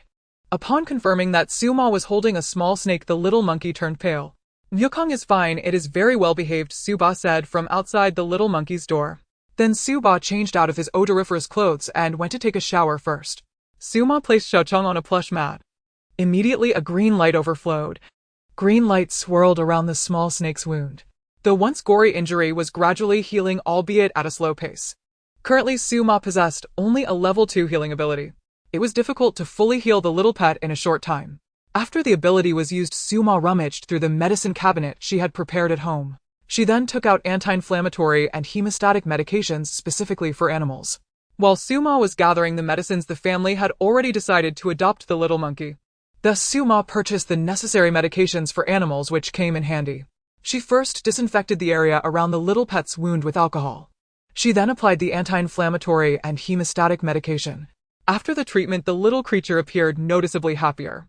Although it was a highly aggressive venomous snake, it resembled a docile kitten at that moment. The little pet bit into the plush fibers of the soft mat beneath it with its sharp fangs. Siyu and Suma went to wash up. The bathroom contained water sourced from their spatial storage. Thanks to the modifications, Siyu could heat the water using the electric water heater installed in the bathroom. After washing up, Siyu emerged wearing silky satin pajamas, her damp hair wrapped up. Due to the adjustment of their routines, the family was not feeling sleepy at this moment.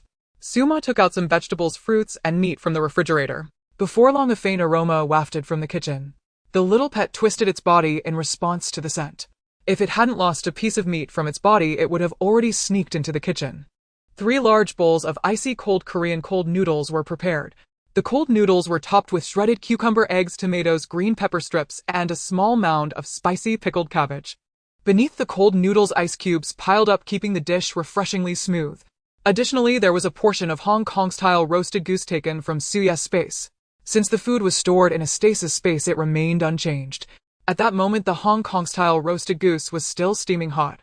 The vibrant exterior of the dish was incredibly tempting. Suma also prepared meals separately for the little monkey and the small pet. The little monkey received a bowl of sago banana porridge. Suma was very fond of the little monkey. After spending time together, she truly treated the little monkey like a grandson.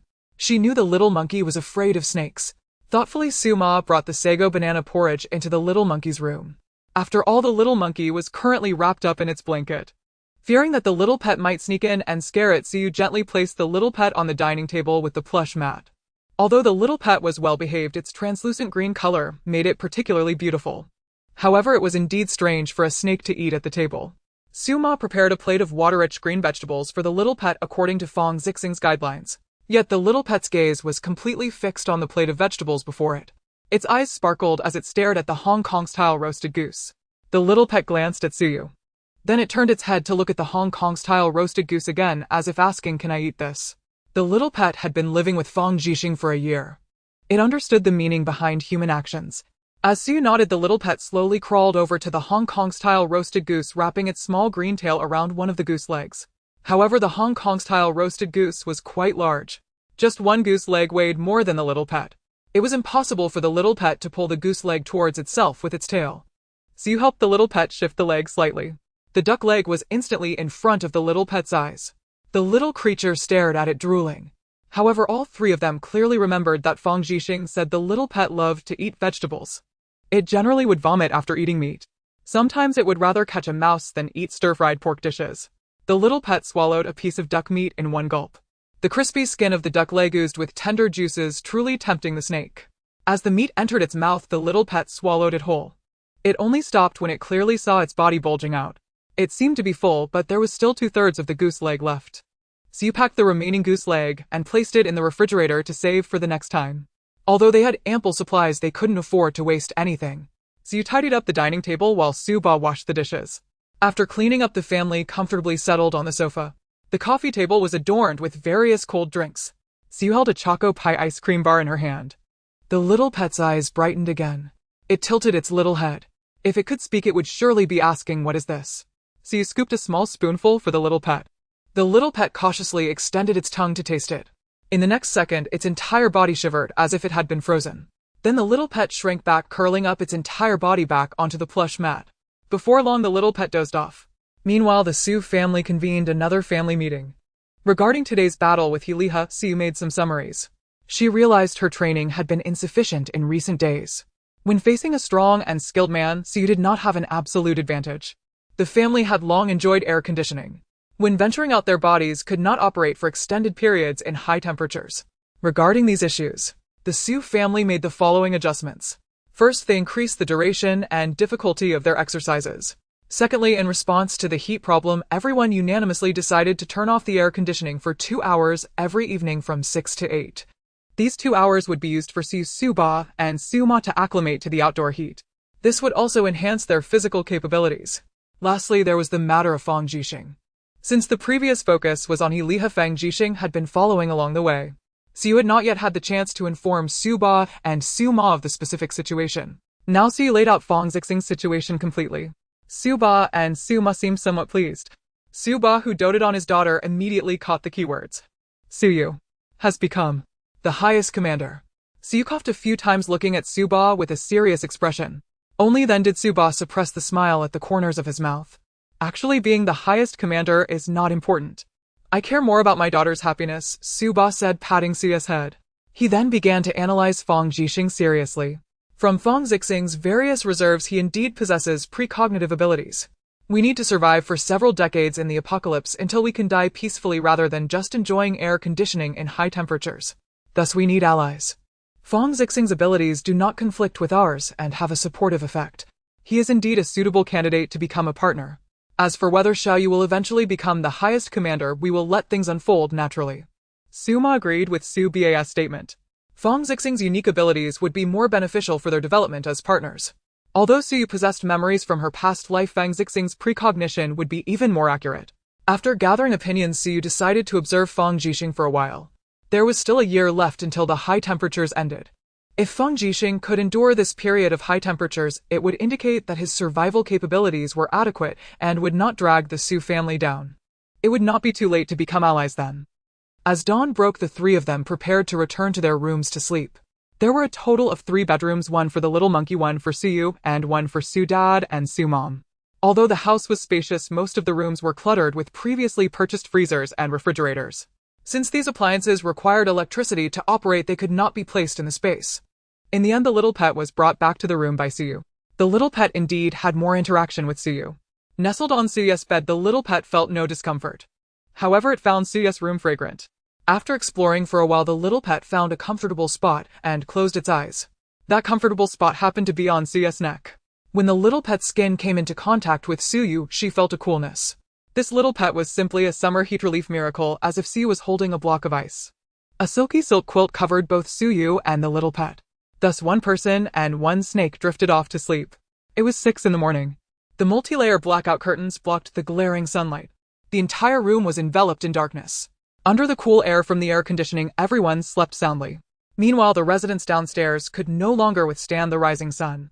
It wasn't fatigue, but heat. People hid in the cool spots of the buildings. The earlier gunshots had made them too fearful to leave. However, starting at 6, the ground would be continuously baked by the sun. The scorching temperature made it unbearable for everyone. If they didn't go home to fan themselves, they would be cooked to perfection before the gunfire could get them. Taking advantage of the fact that the sun had not yet risen to unbearable levels, some residents went to the nearby river to fetch a few buckets of water. In Building 10 on the 26th floor, the family slept until 3 in the afternoon. Siu stretched lazily. The little pet on her neck was knocked onto the bed by her movement. The little pet slept soundly, showing no signs of waking up. Siu lifted a small gap in the curtain. The sunlight pierced through instantly, but fortunately Suyu had brought her sunglasses in advance. No one could be seen outside. The greenery of the community had turned yellow and wilted due to the recent high temperatures. The Mingwei Huafu had gotten rid of the troublesome Hiliha. Next, they should be able to stay at home for half a month until the temporary safe base was established. Only then would there be activity in the community. After checking the situation, Suyu left her room. The next moment, she appeared in the space. The space had not been upgraded for nearly a month. The conditions for this upgrade were not difficult. However, all kinds of poultry available in the market had been sold out in the days leading up to the apocalypse. Previously, the oxygen supply in the space was limited, and Suyu disliked the smell of chickens and ducks. Therefore, she hadn't raised any animals in the space. Now, if she wanted to acquire living creatures, it was indeed a troublesome matter. Suyu was planning whether to drive out in the early morning. This way she could collect various living beings for the space and gather different types of blood to meet Su Mom's ability upgrade requirements. This idea became Suya's top priority recently. Suyu took out some ingredients from the space and turned to enter the kitchen. Today she was cooking breakfast. Su Dad and Su Mom woke up to the aroma. After being married for over 20 years, their relationship remained strong. While washing up, Su Dad styled Su Mom's hair. The two of them held hands and walked to the dining room. The dining table was laid out with a variety of dishes. Australian grain-fed brain, black pepper fillet steak, Korean spicy squid, honey-glazed fat beef rolls, garlic-flavored pork belly, chicken skin, black pepper chicken leg meat, and various meats were neatly arranged on the table. Of course, there were also essential ingredients like enoki mushrooms, chives, potato slices, aged tofu, mushroom rice cakes, and march melon. The delicious aroma wafted from the sizzling grill on the table. As Su Dad and Su Mom came out, Su happened to be flipping the pork belly. According to everyone's daily routine, it should be breakfast time now. However, compared to the scorching heat outside, enjoying grilled meat in the comfort of air conditioning at home was truly delightful. Su also set up a condiment station nearby. This allowed Su Dad and Su Mom to freely prepare dipping sauces. This was the advantage of having ample supplies and a replication space. There was no need to worry about food shortages. Yukong, come out for dinner. Siu knocked on the little monkey's door. The little monkey had been sleeping less recently and usually woke up earlier than them. It seemed he was still afraid of the little pet at home. While the little pet was still sleeping, Siu thought to let the little monkey come out to eat something. We shouldn't let the child feel stifled. Indeed, no creature could resist grilled meat. The little monkey, who had never eaten grilled meat before, gave this meal the highest praise. The little monkey happily thought to himself, in my next life, I want to be a chef. Since the little monkey became an energy ability user, its body had undergone a tremendous change. Its arms and legs had swelled and grown larger. Moreover, they felt like solid muscle when squeezed. Normally, ability users could freely control their powers. When not using their abilities, they would revert to their normal human appearance. However, the little monkey seemed to have yet to master the secret of using its abilities. Since the experiment began, it had maintained its enlarged form. This was quite troubling for Siu. Prolonged use of abilities consumed a lot of energy and could even be fatal. After the activation of abilities worldwide, many people suffered organ failure due to excessive use of their powers. However, no matter how she guided him, the little monkey could not revert to its normal size. Siu's mom had even drawn blood from the little monkey for tests. All bodily functions were normal. Now the family was having a meal at the dining table. They looked at the little monkey with the same pride as if they had fattened up a kitten. The little monkey was extremely tempted by every type of meat. After being grilled, the meat emitted a unique flavor distinctly different from ordinary stir-frying. The little monkey showed off several plates. However, while showing off, the little monkey suddenly changed size. Its originally large figure began to shrink. Eventually, it transformed back into a small, cute golden monkey. With a chubby little face, it looked at Siu's dad and Siu's mom and said, I got smaller. The family burst into laughter at the little monkey's appearance, which looked like a cute little raccoon. Siu's mom couldn't help but hug the little monkey in her arms. The soft golden fur felt wonderful to touch. Even after shrinking, the little monkey's voice became soft and sweet. Nestled in her embrace, the little monkey cooed, "Nai, grandma." Meanwhile, Siu's dad remained calm. He generally kept his guard up against things that could tempt his wife and daughter. The little monkey now seemed even more endearing than before. Now Yukong has returned to his normal size, yet he can still speak and understand human actions, indicating that his abilities haven't disappeared. It is possible that the way he controls his abilities is through eating grilled meat. We can try having him eat grilled meat again in a few days to see if he can expand his size once more. Siu nodded. The little monkey's abilities were indeed a strange setting. It's good that the little monkey can return to its normal size through roasted meat. Occasionally, I can take the little monkey out for some fresh air. Taking the little monkey out in its previous robust form is really not suitable. Who knows, after the government starts mandatory confiscation, they might take the little monkey back to the laboratory for research. At this moment, the little monkey looks just like an ordinary pet golden monkey. After filling its belly, Siu wondered if the little pet had woken up. Snakes generally eat and sleep and then wake up to eat. Therefore, Siu did not disturb the little pet's sleep. It would be good to roast some meat for it after it woke up. Before Siu even entered the room, everyone heard a hiss sound. It was obviously the sound of a snake flicking its tongue. Upon hearing this sound, the little monkey became immediately sensitive. After all, the only one who could make that sound at home was the little pet. The little monkey quickly hid its head in Siu's embrace, trembling and too scared to lift its head. Siu did not open the door to the room. The little pet slipped out through the crack of the door. It finally made its way to Siu's side, where Siu picked it up from the ground. Siu prepared a separate set of utensils for the little pet. After all, it is a venomous snake. Clearly, the little pet also eyed the roasted meat on the table. Siu cut the roasted meat into small pieces and placed them in front of the little pet. After the meal, Siu usually cleaned up the utensils. Siu's ma, on the other hand, checked the little pet's wounds. This time, Siu's ma did not use her special ability. If she followed the healing speed of her ability, the little pet would recover completely in just a few days. It would even be hard to find a trace of injury. They did not want Fang Jixing to know that the whole family had activated their abilities. So Siu's ma took care of the little pet with ordinary medicine. Soon after, the family entered workout mode. Each of the 4 treadmills in the house had one for each person, including one specifically for the little monkey. They used the treadmill to jog 5 kilometers to enhance muscle endurance. Then came 40 push-ups to strengthen upper body muscle strength, which is beneficial for training arms, shoulders, and chest muscles. Finally, there were 60 squats to enhance lower body muscle strength, which benefits the training of thighs, buttocks, and calf muscles. While Siu exercised, the little pet curled up on the nearby sofa to sleep. After the basic exercise, Siu explained some fundamental concepts of martial arts, including how to understand others' movements and how to quickly strike vital points. In these past few years, Su had enough time to teach Su Ba and Su Ma martial arts. Moreover, Su Ba had learned judo since childhood, so he would grasp martial arts concepts more quickly. Even with the air conditioning on in the house, everyone was sweating profusely after the workout. Of course, this was not over yet. The timing coincided perfectly with the previously agreed upon time to adapt to high temperatures. Su turned off the air conditioning. In just 10 minutes, the indoor temperature became scorching hot. The temperature sensor on the window indicated the outdoor temperature. 57 C.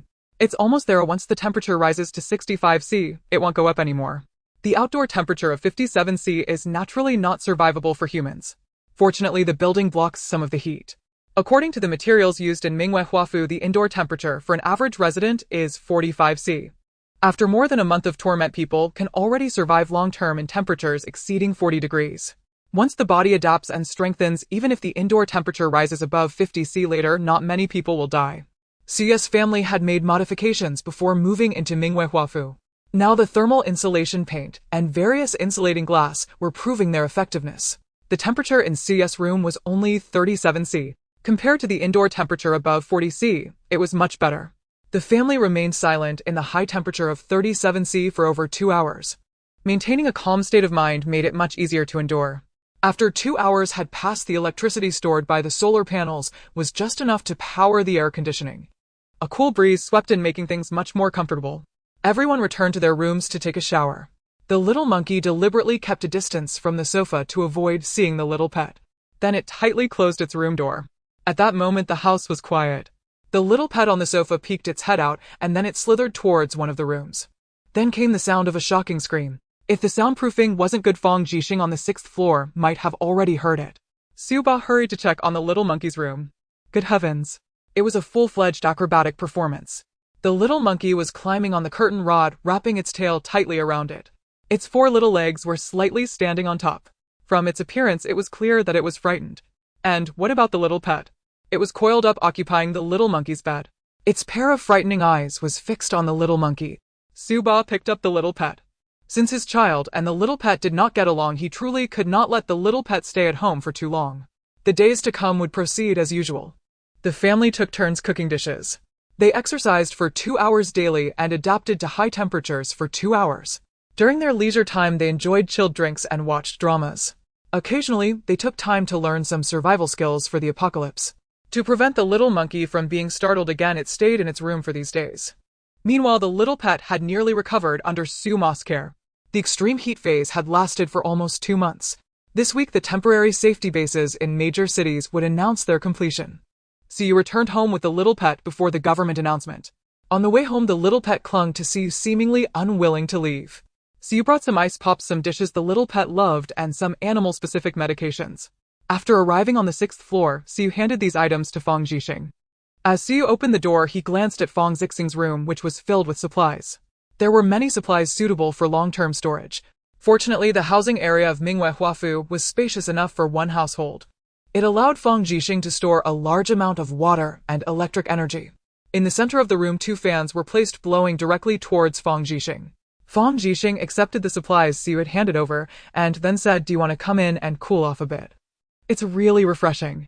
You gave me so much food, let me trade with you. See if there's anything you need here."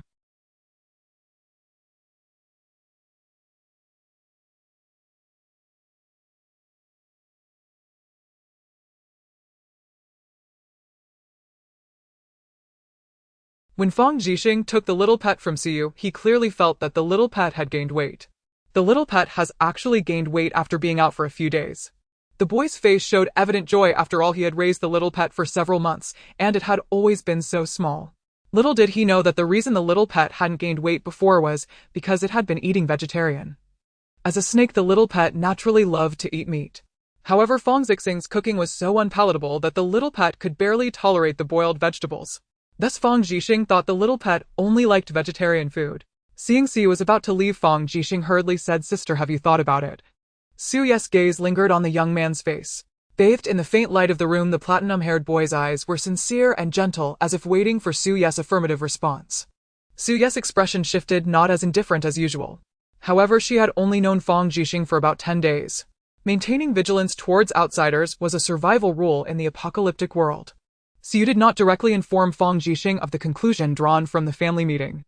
We do not favor the weak, we hope you can endure this catastrophe. After saying this, Siyu glanced at the little pet wrapped around Fang Jixing's arm. The little creature behaved well at home, and Siyu felt quite comfortable sleeping next to it every night. Siyu patted the little pet's head. After a brief farewell, she headed towards the 26th floor. With the little pet gone, the little monkey could finally move freely in the room. 3 days later. 6 o'clock in the afternoon.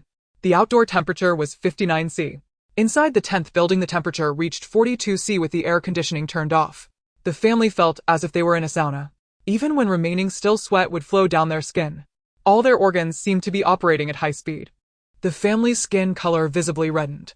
The little monkey had a lower tolerance than Suyu and the others. After all, its thick fur made it less capable of dissipating heat. The little monkey's short fur had been trimmed by Suma. In the quiet and stuffy environment, one could even hear the sound of their own heart racing. Nevertheless, no one spoke of giving up. After 2 hours had passed, Siyu stood up from the marble floor.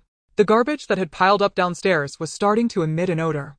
Even if it was just some packaging bags, the remnants inside would inevitably emit a foul smell due to the high temperature.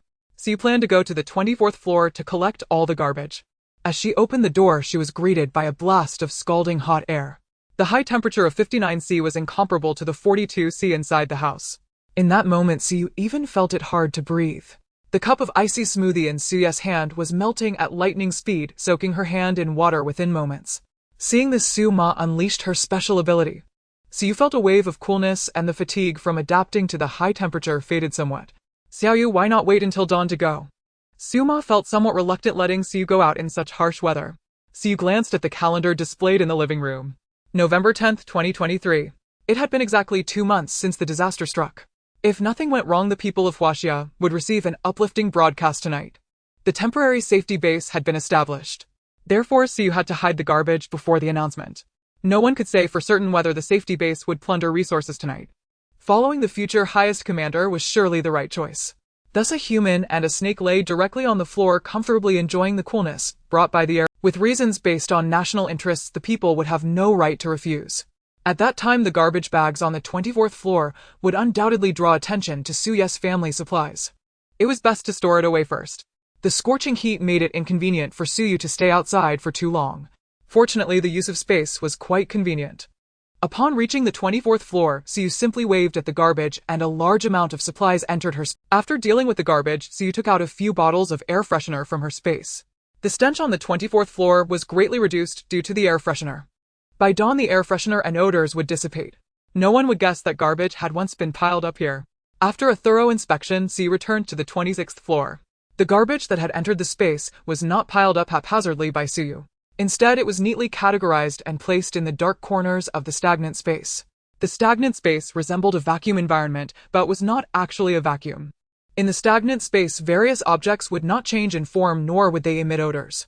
Thus, Siyu need not worry about the garbage mingling with other items in the space. For now, she would store the garbage away. When the opportunity arose to leave Mingwei Huafu, she would transfer it out of the space later. At this time, the sky began to darken gradually. At 10 o'clock at night, the sky was tinted with a haze. Siyu pulled open the curtains towards the outside of the community. The entire city was eerily quiet. Through the telescope, Siyu saw flickering lights at one end of the western side of Yun City. It was about 10 kilometers from Yun City. In her previous life in search of Suma, Suyu and Suba had left Yun City early. Siyu was even unsure of where the temporary safety base in Yun City would be established. From the current location of the safety base, it was not considered close to Suyu's family. In the short term, even if there was turmoil at the safety base, it would not affect Mingwei Huafu. At night, the three of them huddled on the sofa watching a movie. On the screen, the selfish image of people in disaster situations was magnified. The government even preemptively blocked news dissemination to avoid causing panic. Every incident mirrored the current apocalyptic world. Of course, Suba and Suma also learned from Suyu's account that the government in the apocalypse was far from being a savior for the people. In fact, the government's objectives were quite simple. For the continuous development of the country, limited resources could only be provided to capable humans. Thus, the family adhered to the principle of living well themselves. As the movie ended, midnight was approaching. At the stroke of midnight, the entire city erupted in a deafening roar. Many people poked their heads out of the windows. During the last city broadcast, the government had distributed supplies to the people. This time, as the roar echoed, the government was surely going to rescue the citizens. Everyone thought so. Indeed, not long after various broadcasting stations announced the notification. Attention citizens, please pay attention. Thanks to the government's relentless efforts and repairs, some water and electricity resources have now been restored. However, water and electricity resources are limited to temporary safety bases. The temporary safety base is now fully open to citizens. Those in need should proceed to the safety base. Siyu, who had opened the window, heard the cheers of the entire city. Originally, everyone only thought supplies were going to be distributed. They did not expect that not only were water and electricity resources restored, but a temporary safety base had also been constructed. This broadcast repeated almost 10 times. The commotion outside grew louder. The excited people seemed to be completely unaffected by the high temperature. People packed their clothes from home, gathering some essential items as well. It seemed as if they were about to arrive at the temporary safety base any second. At this time, the broadcast content changed. Attention! Resources at the temporary safety base are limited. Entry requires providing valid supplies. Food, water sources, and daily necessities are all considered valid supplies. The broadcast continued to play. The criteria for effective materials are as follows: 1 pound of food, 5 liters of water, and daily necessities will be assessed by inspectors. Residents who meet any of the conditions can go to the district government for registration, and we will send vehicles to pick them up. Once this condition was announced, the cheers of the people turned into curses. Many people were already lacking supplies and had survived until now through sheer will and spirit. Just as they finally saw hope, it was snuffed out. Many citizens with remaining stock at home began to head to the district government. It was the coldest moment of the day. People would not suffer too much from the heat while traveling. In Suya's observation, half of the residents of Mingwei Mansion gradually left.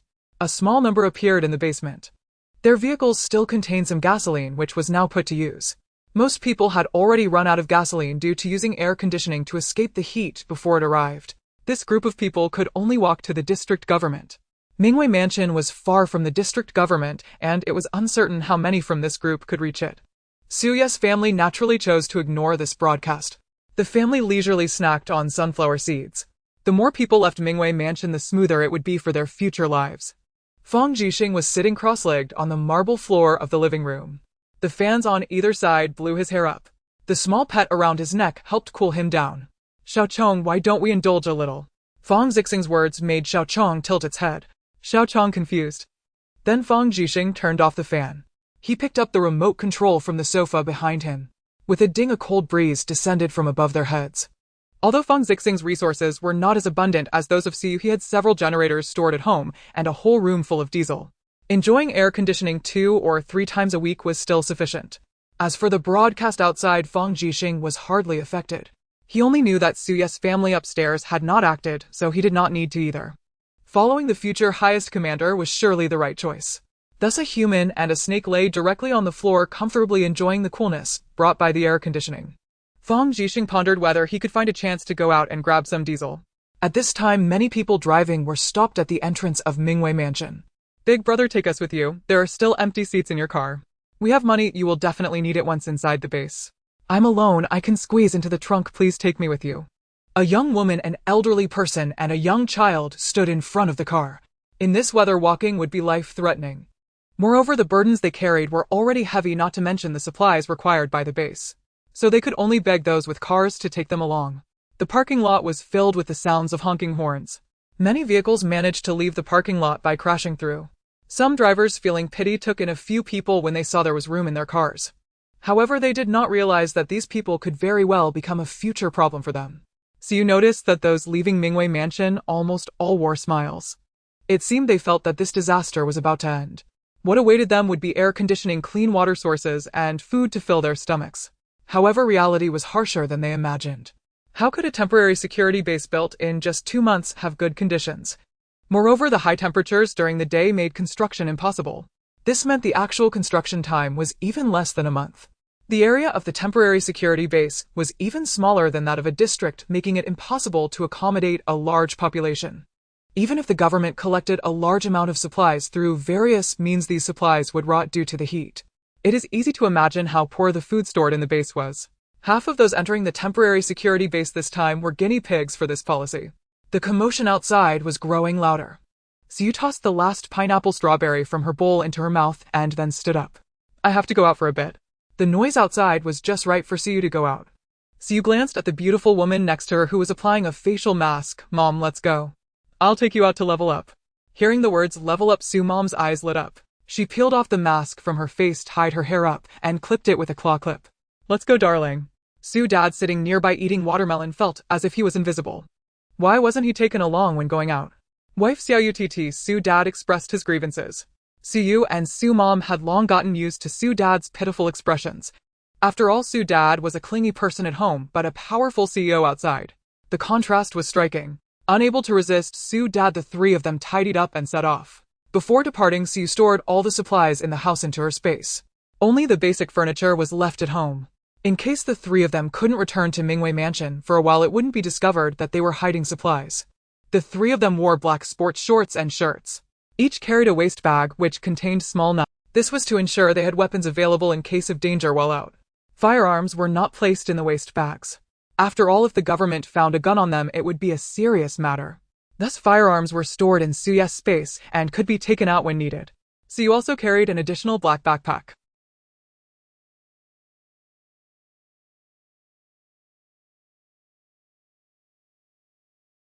Fang Jixing did not close the door tightly.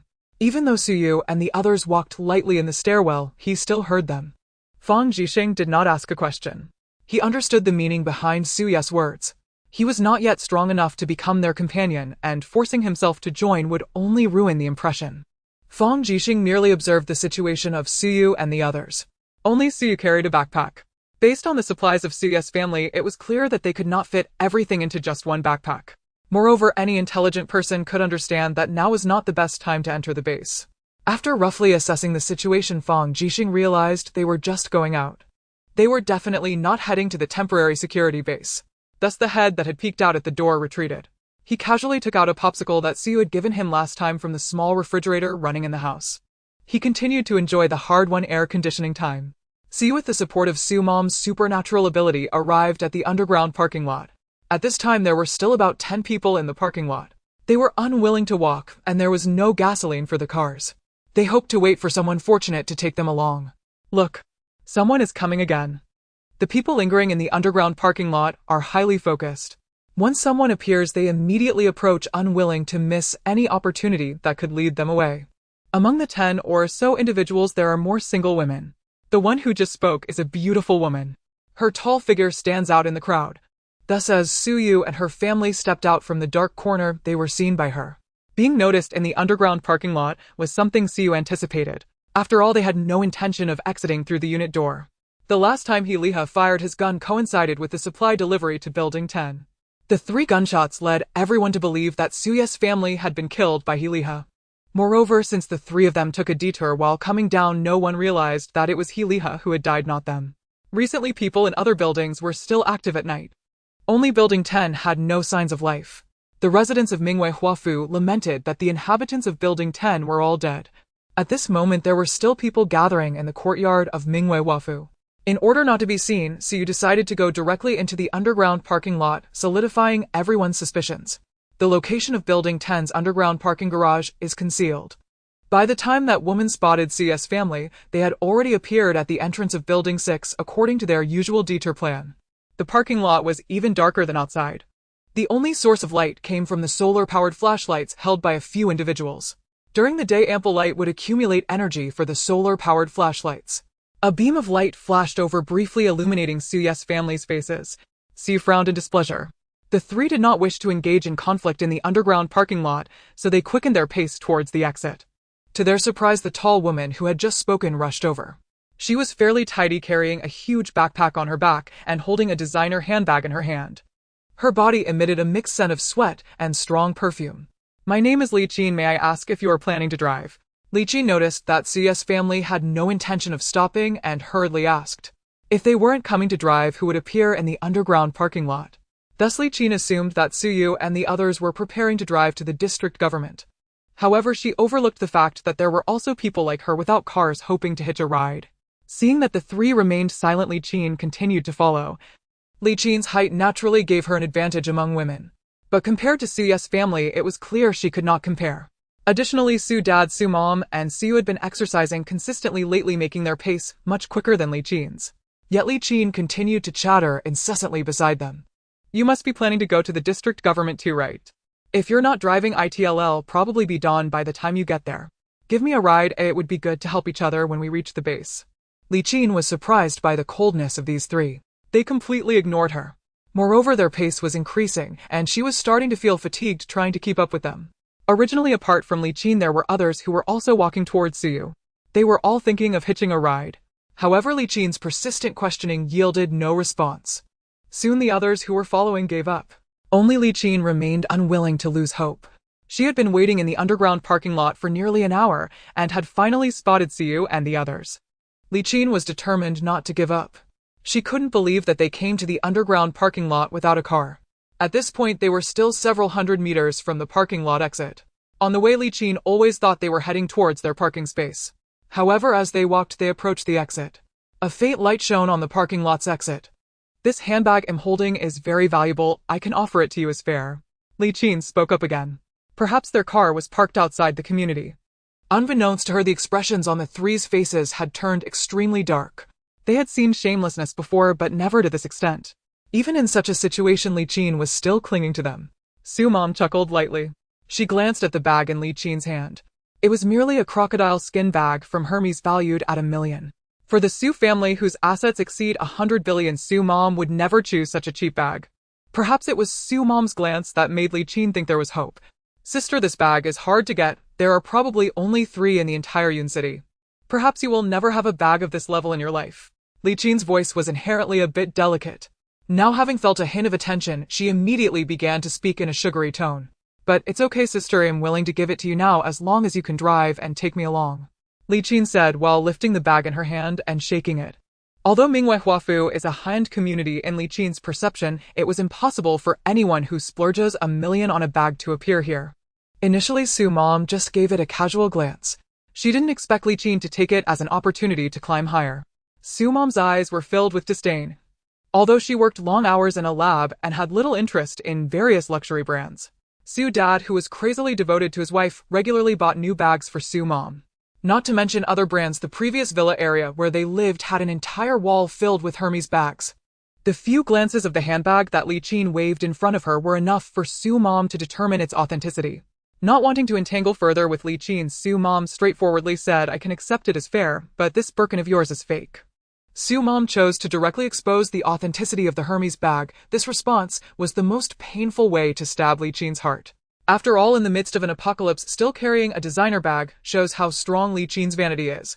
In the apocalypse, apart from essential items like food and water, everything else is worthless. Li Qin actually thought she could exchange it with a bag. It was simply ridiculous. If she were an ordinary person, Li Qin might have been able to hitch a ride with some food. Being publicly exposed by Su Mom, Li Qin felt extremely embarrassed. Li Qin herself knew that this bag was just a high imitation she bought for several thousand. At this moment, her face had turned quite pale. Yet, she stubbornly retorted, Sister, don't speak carelessly, looking uninformed. During their conversation, the 4 had already left Mingwei Huafu. The visibility on the night road was fairly good. One could still vaguely see people walking along the long road. Li Qin also managed to clearly see Suyu and the others' appearances. She originally thought these 3 were exceptionally good-looking, but under the moonlight they appeared quite ordinary. They could even be described as ugly. The 3 of them had various patches of dark mud on their faces, and some had already turned white from acne. Su Mom even had a fierce scar on her face. It was a stark contrast to the beautiful women who had just applied facial masks. No need to guess, Su Mom's current disguise was crafted by Su Dad himself. While preparing to go out, Su Dad wanted to make his wife look the ugliest to prevent any outside men from having designs on her. Clearly, Su's father got what he wanted. Upon seeing Su's mother, Li Qin even took a couple of steps back. Then she awkwardly chuckled, Sister, with your looks you must rarely maintain yourself, unlike me who spends tens of thousands every month on skincare. Li Qin spoke in a delicate tone. Su's eyes darkened. If it weren't for the presence of others on the road, it would have been easy to take action. At this moment, Li Qin had probably become the target of Su's wrath. Such a person needed to be dealt with now, or it would lead to more trouble later. However, given Li Qin's intelligence, she probably wouldn't last long enough to see that day. Li Qin was entirely unaware of how dangerous it was to continuously follow Su's family. She was still quite proud of her figure and appearance. The backpack she carried was filled not with supplies, but with various skincare products. If it weren't for the dozens of instant low-calorie meals she had stored at home, she might have already perished. Upon learning they could head to a temporary safe base, Li Qin finally sighed in relief. She quickly finished the last bag of low-calorie meals, thinking that soon she would be able to live comfortably at the base. Little did she know after numerous broadcast citizens were required to provide supplies. Li Qin turned the idea over in her mind, thinking that skincare products were essential for women, so they should be acceptable. Thus she packed all her skincare products into her backpack. The four of them maintained a formation of 3 in front and 1 behind, walking quite a distance. Finally Li Qin grew impatient. "Do you all even have a car?" Li Qin's voice was filled with agitation, clearly frustrated. After all, the sweat running down her body had already soaked her clothes. In such high temperatures, she was close to collapse. "Damn it, a bunch of mutes." Li Qin began to curse. How could someone so ugly still be wanted? Not only did Li Qin speak, but she also pulled Siyu to say, "Sister, is your brother blind? How could he find such an ugly sister-in-law for you?" "Sister." Li Qin regarded Siyu as Su's father's younger sister, trying to use her to belittle Su's mother as well. Little did she know, as soon as she finished speaking, she was met with a stinging slap. The imprint of fingers quickly appeared on Li Qin's face, her entire face swelling. She nearly fell to the ground from the force of the slap. Li Qin stared at Siyu in disbelief and anger. However, Suyu's icy gaze did not allow her to utter another word. Siyu withdrew her hand. The three of them continued walking along the main road. Fortunately, this time Li Qin did not follow them anymore. Whether it was out of fear or the realization that Suyu's family had no car, it was unclear. After shaking off this big trouble, the three of them felt much lighter. Cars occasionally whizzed past on the roadside. Most of these cars were overloaded, carrying people eager to reach the district government. Suyu's family did not intend to use a car. They were simply too conspicuous, driving a vehicle from Mingwei Huafu. If someone like Li Qin saw them driving, she would surely try to force her way in. Moreover, Suyu's family did not plan to drive to the district government. Naturally, they could not carry anyone either. After passing several intersections, Suyu's family turned into a dark road. To their surprise, there was greenery on both sides of the road with no buildings in sight. The further they went in, the darker it became. Additionally, there were no pedestrians on this road at all. After ensuring the environment was safe, Siyu took out the car from her space. It was a very ordinary and inconspicuous Volkswagen. Fortunately, Siyu had previously stored the car used by the family's nanny for grocery shopping. Otherwise, driving a car worth millions on the road would be absurd. The three of them climbed into the Volkswagen, with Su's father driving towards the nearby countryside. Siyu took out a map from her space and headed toward a village about 100 kilometers away according to the map. At this time, a large number of people and cars were heading towards the district government in Cloud City. Siyu was the only one driving out of Cloud City. More than 100 kilometers on an untraveled road would only take an hour. Traveling tonight was particularly simple. Su's mother and Suyu's ability upgrade conditions required them to go out to achieve. Choosing to travel on a night filled with loud noises was the safest option. Suyu's ability upgrade required her to fill her space with 5 living creatures. As for living creatures, Siyu had considered trying her father and mother. After all, humans were also living beings. Siyu had attempted a few times at home, but failed to put her parents into her space. However, the little monkey could be placed inside. The little monkey and the small pet contributed 2 living creatures for Siyu, leaving her with 3 more to find. Speaking of the little monkey, Siyu waved at a regular seat, and the little monkey instantly appeared before everyone. Now that the little monkey had returned to its original form, there was no reason to keep it guarding the house. Moreover, it was uncertain how long they would be out tonight before returning to Mingwei Huafu. Thus, Siyu put the little monkey into her space until the family was driving on the road. Once she ensured there was no one around, Siyu released the little monkey. The little creature was extremely curious about the outside world. Although its learning ability was strong, most of its understanding of the world came from videos. Due to its previously large size, the little monkey had never left home. Now it finally had the opportunity to see the world with its own eyes. The family observed the scenery they encountered on the road. Many fields had already withered due to the high temperature. At this moment, the muddy road Su's father was driving on had developed countless cracks due to drought and exposure. These scenes left Su's father and mother feeling a sense of pity. They had not experienced such a disaster like Siyu had before. Now witnessing the surrounding changes firsthand, both felt a lump in their throats. At 2:30 in the morning, the three of them and the monkey arrived at their destination. Long before the apocalypse arrived, Siyu had investigated various supplies in the area. The village they visited primarily relied on chicken farming for their livelihood. The chickens raised here would be sold to major slaughterhouses. According to Suyu's understanding, the chickens bred here were heat-resistant. There was no need to worry about surviving the high temperatures. The entire village was not large. At a glance, they could see that the village had built more than a dozen chicken coops. The village was extremely quiet and had not been affected by broadcasts. The gasoline in the cars in the village had long been used up. There wasn't a single drivable car left in the entire village. Let alone the fact that their village was in the east, not only far from Cloud City, but even farther from the temporary safe base.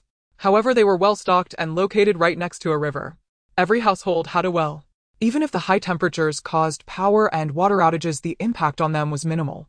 Additionally, being in the countryside, they could still light wood for cooking. Indeed, it was much more comfortable than being stuck in high-rise buildings. Under the high temperatures, this place was definitely better than the city. Thus, there was no need to head to the temporary safe base. Only later, when other disasters occurred, would these rural people understand what it meant to be isolated and helpless. However, this was not a concern for Suyu's family. In the countryside lies a magical place known as Shenjikan. The villagers born and raised here make their living by raising 3 types of chickens: mandarin ducks, mountain chickens, and black-bone chickens. These 3 types of chickens are remarkably heat-resistant, making them the target of Suyu. Holding a telescope, Suyu noticed the village was devoid of activity, and then the family disembarked from their vehicle. At this moment, they were about a kilometer away from Shenjikan. After all, the night was tranquil, and if the vehicle approached the village entrance, they would certainly be discovered. Choosing to get out early, the family decided to walk the rest of the way. The little monkey crouched down, moving on all fours, nearly concealed by the surrounding farmland. It walked ahead to scout the situation. The 3 of them, dressed in black, stealthily traversed the fields. A chicken coop was located just a few hundred meters away from them. The chicken coop was covered with a layer of aluminum foil to reflect sunlight for insulation. Soon the 3 appeared beside the coop. This chicken coop was situated at a distance from the village houses, making it convenient for Suyu to carry out her plans. Before entering, Su's dad placed his hand against the wall. The internal scene of the chicken coop transmitted into Su's dad's mind. The large coop contained only about 20 chickens left. The extreme heat had a significant impact on the villagers. Although Suyu's family was not saints and did not intend to rescue others in the apocalyptic world, they also would not indiscriminately plunder the resources of the innocent. These few chickens were merely borrowed by Suyu. As the 3 of them rounded to the back door, they discovered a large lock hanging on the door. The small tools slipped into the keyhole as Suyu closed her eyes, sensing the position of the tools within. She then manipulated each mechanism to its corresponding place. With a click, the lock was turned open by Suyu. Cautiously, she removed the lock, and the 3 entered. The coop emitted a foul stench of chicken feces resembling a cesspool. The odor seemed to envelop Suyu, and the others intensified by the heat. The entire chicken coop was divided into dozens of small compartments. Currently, only the last 2 compartments housed a dozen chickens each. What delighted Suyu the most was that this coop raised all 3 types of chickens. This meant Suyu could complete the spatial upgrade task without any hassle in this one coop. Without hesitation, she waved her jade hand and instantly made 1 chicken of each type disappear. The half-asleep chickens, seeing their companions suddenly vanish, stared at each other in confusion, unaware of what had happened. Fortunately, as long as a living creature was stored, the conditions would be met. There was no requirement for the chickens to remain in CS space for any length of time. Thus, after refreshing the conditions, Suyu promptly took the chickens out. The 3 chickens had yet to comprehend what had occurred. They only vaguely sensed that the place they had just entered felt extremely comfortable, but in the blink of an eye that feeling vanished. Upon fulfilling the conditions, the space would upgrade immediately.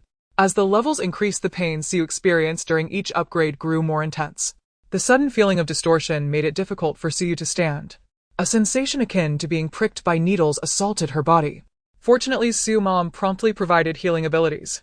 Under the powerful effects of the healing abilities, the pain in Suyu seemed to be gradually drawn away. After enduring for a quarter of an hour, Suyu, drenched in sweat, finally opened her eyes. In an instant, she vanished from her original spot. Suyu's dad and Suyu's mom understood that Suyu must be checking her space changes. Space level 7 usable area. Activated functions: activate oxygen supply space, 150 cubic meters.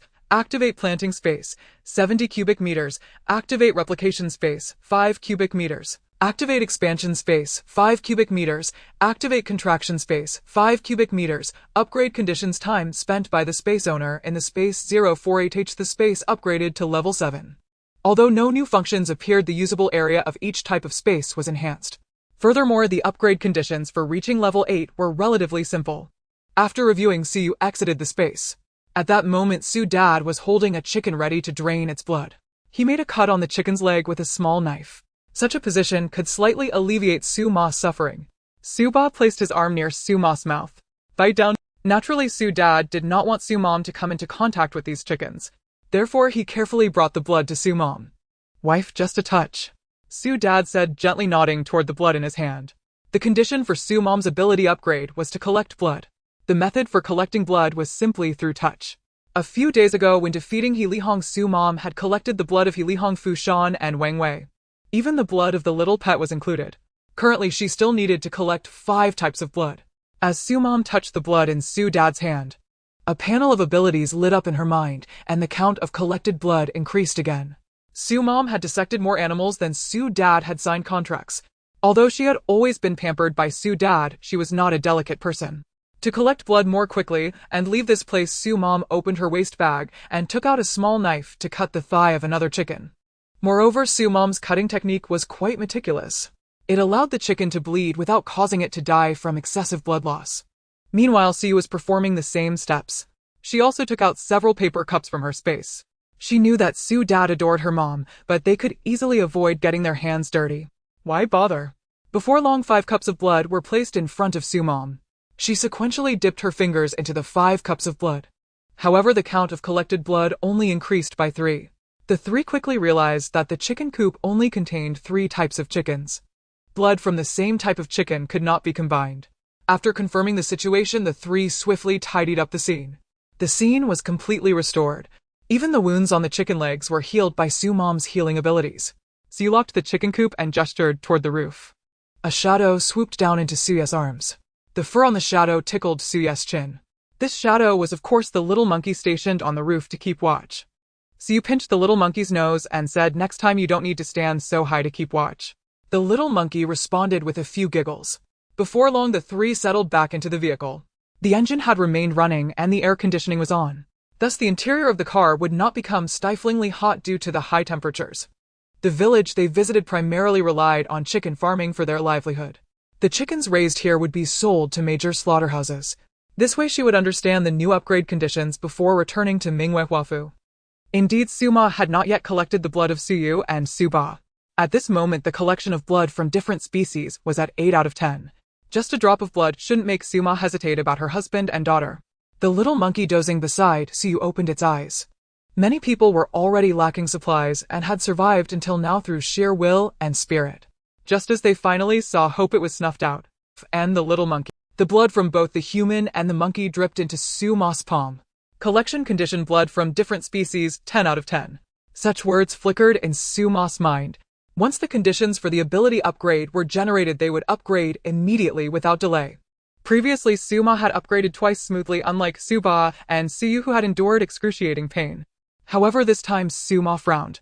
Fine beads of sweat covered her forehead as if she were a laboring woman. Su Ma clutched the handrail in the car, her teeth clenched. She trembled all over. Su Ba, alarmed, quickly pulled over the car. He then unfastened Su Ma's seatbelt and adjusted the seat to a horizontal position. Such a position could slightly alleviate Su Ma's suffering. Su Ba placed his arm near Su Ma's mouth. Bite down, Chin Chin. Su Ba's words were gentle as if soothing a child. He gently wiped the sweat from Su Ma's forehead. With Su Ba's attentive care, Su focused on the material conditions, directly providing Su Ma with a more comfortable environment. Su waved at the roadside. A Mabao X7 appeared instantly. The Mabao X7 boasted an enormous interior space, ranking first among SUVs. He then retrieved bottled water cushions and various supplies from the space, hoping Su Ma could use them. The little monkey stayed obediently by the side. It could not help Su Ma, but it could ensure that it behaved. Su drove steadily, thinking of returning to Mingwei Huafu as soon as possible. Su Ba felt Su Ma's predicament clearly through the pain in his wrist. After about 10 more minutes, Su Ma stopped biting Su Ba's wrist, and her furrowed brow relaxed considerably.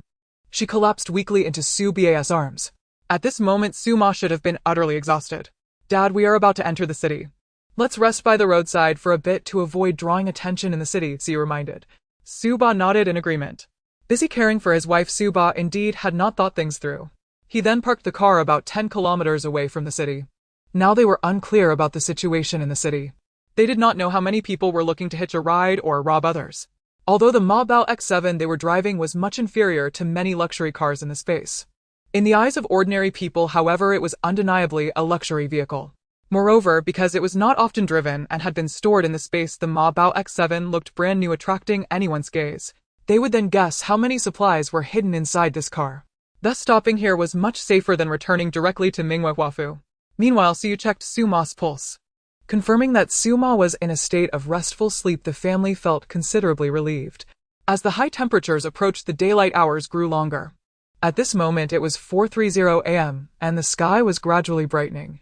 Suma, lying in Suba's embrace, moved slightly. Seeing Suma open her eyes, Siu handed her a cup of water which contained glucose. Earlier, Suma had suffered greatly due to the upgrade of her ability. Her body had been severely dehydrated from sweating, so replenishing some glucose was just what she needed to restore her bodily functions. Suma was gently propped up by Suba. She then drank the water handed to her by Siu in one go. Soon her complexion became rosy. Once Suma's body fully recovered and she regained her clarity, the family returned to their previous ordinary appearance.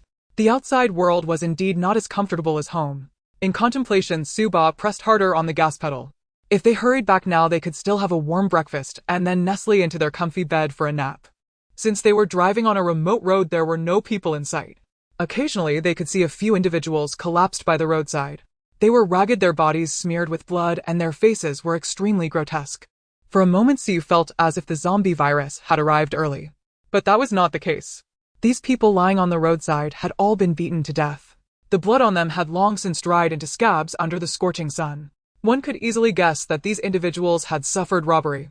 With temporary safe bases established, everyone wanted to enter to seek refuge. People had managed to endure for 2 months amid hardship, yet they were asked to bring supplies. Those without supplies could only resort to burning, killing, and plundering to obtain them. As their vehicle approached the main road, they came to a stop. The road ahead was densely populated, making it unsuitable to continue driving. The distance to Mingwe Huafu was not far, and they could walk back. Siu stored the little monkey in the space. To avoid unnecessary robbery, Siu did not even carry a disguised backpack. Instead, he held a plastic bag containing a few pieces of sweaty clothing. The family's appearance made them look as if they had been starving for 10 days or more. They all appeared haggard and emaciated, with even their exposed arms and legs not spared. All were smeared with yellow body paint. The 3 of them, with weary expressions, walked towards Mingwe Huafu.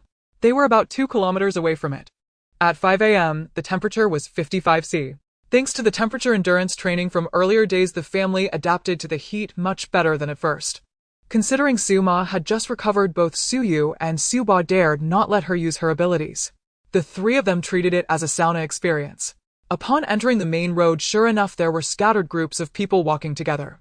The ugly faces and emaciated bodies of Suyu's family made others reluctant to approach. Fearing that they might bite a person out of hunger, Suma informed Suba and Siu about the details of her healing level 3 usable times 1524H. New function, can heal living beings, increase attributes by 15. Upgrade condition, blood from different species 020, and must collect 50 milliliters or more. Siu and Suba revealed surprised expressions upon hearing the upgrade conditions. This time the required amount and capacity of blood to be collected had increased.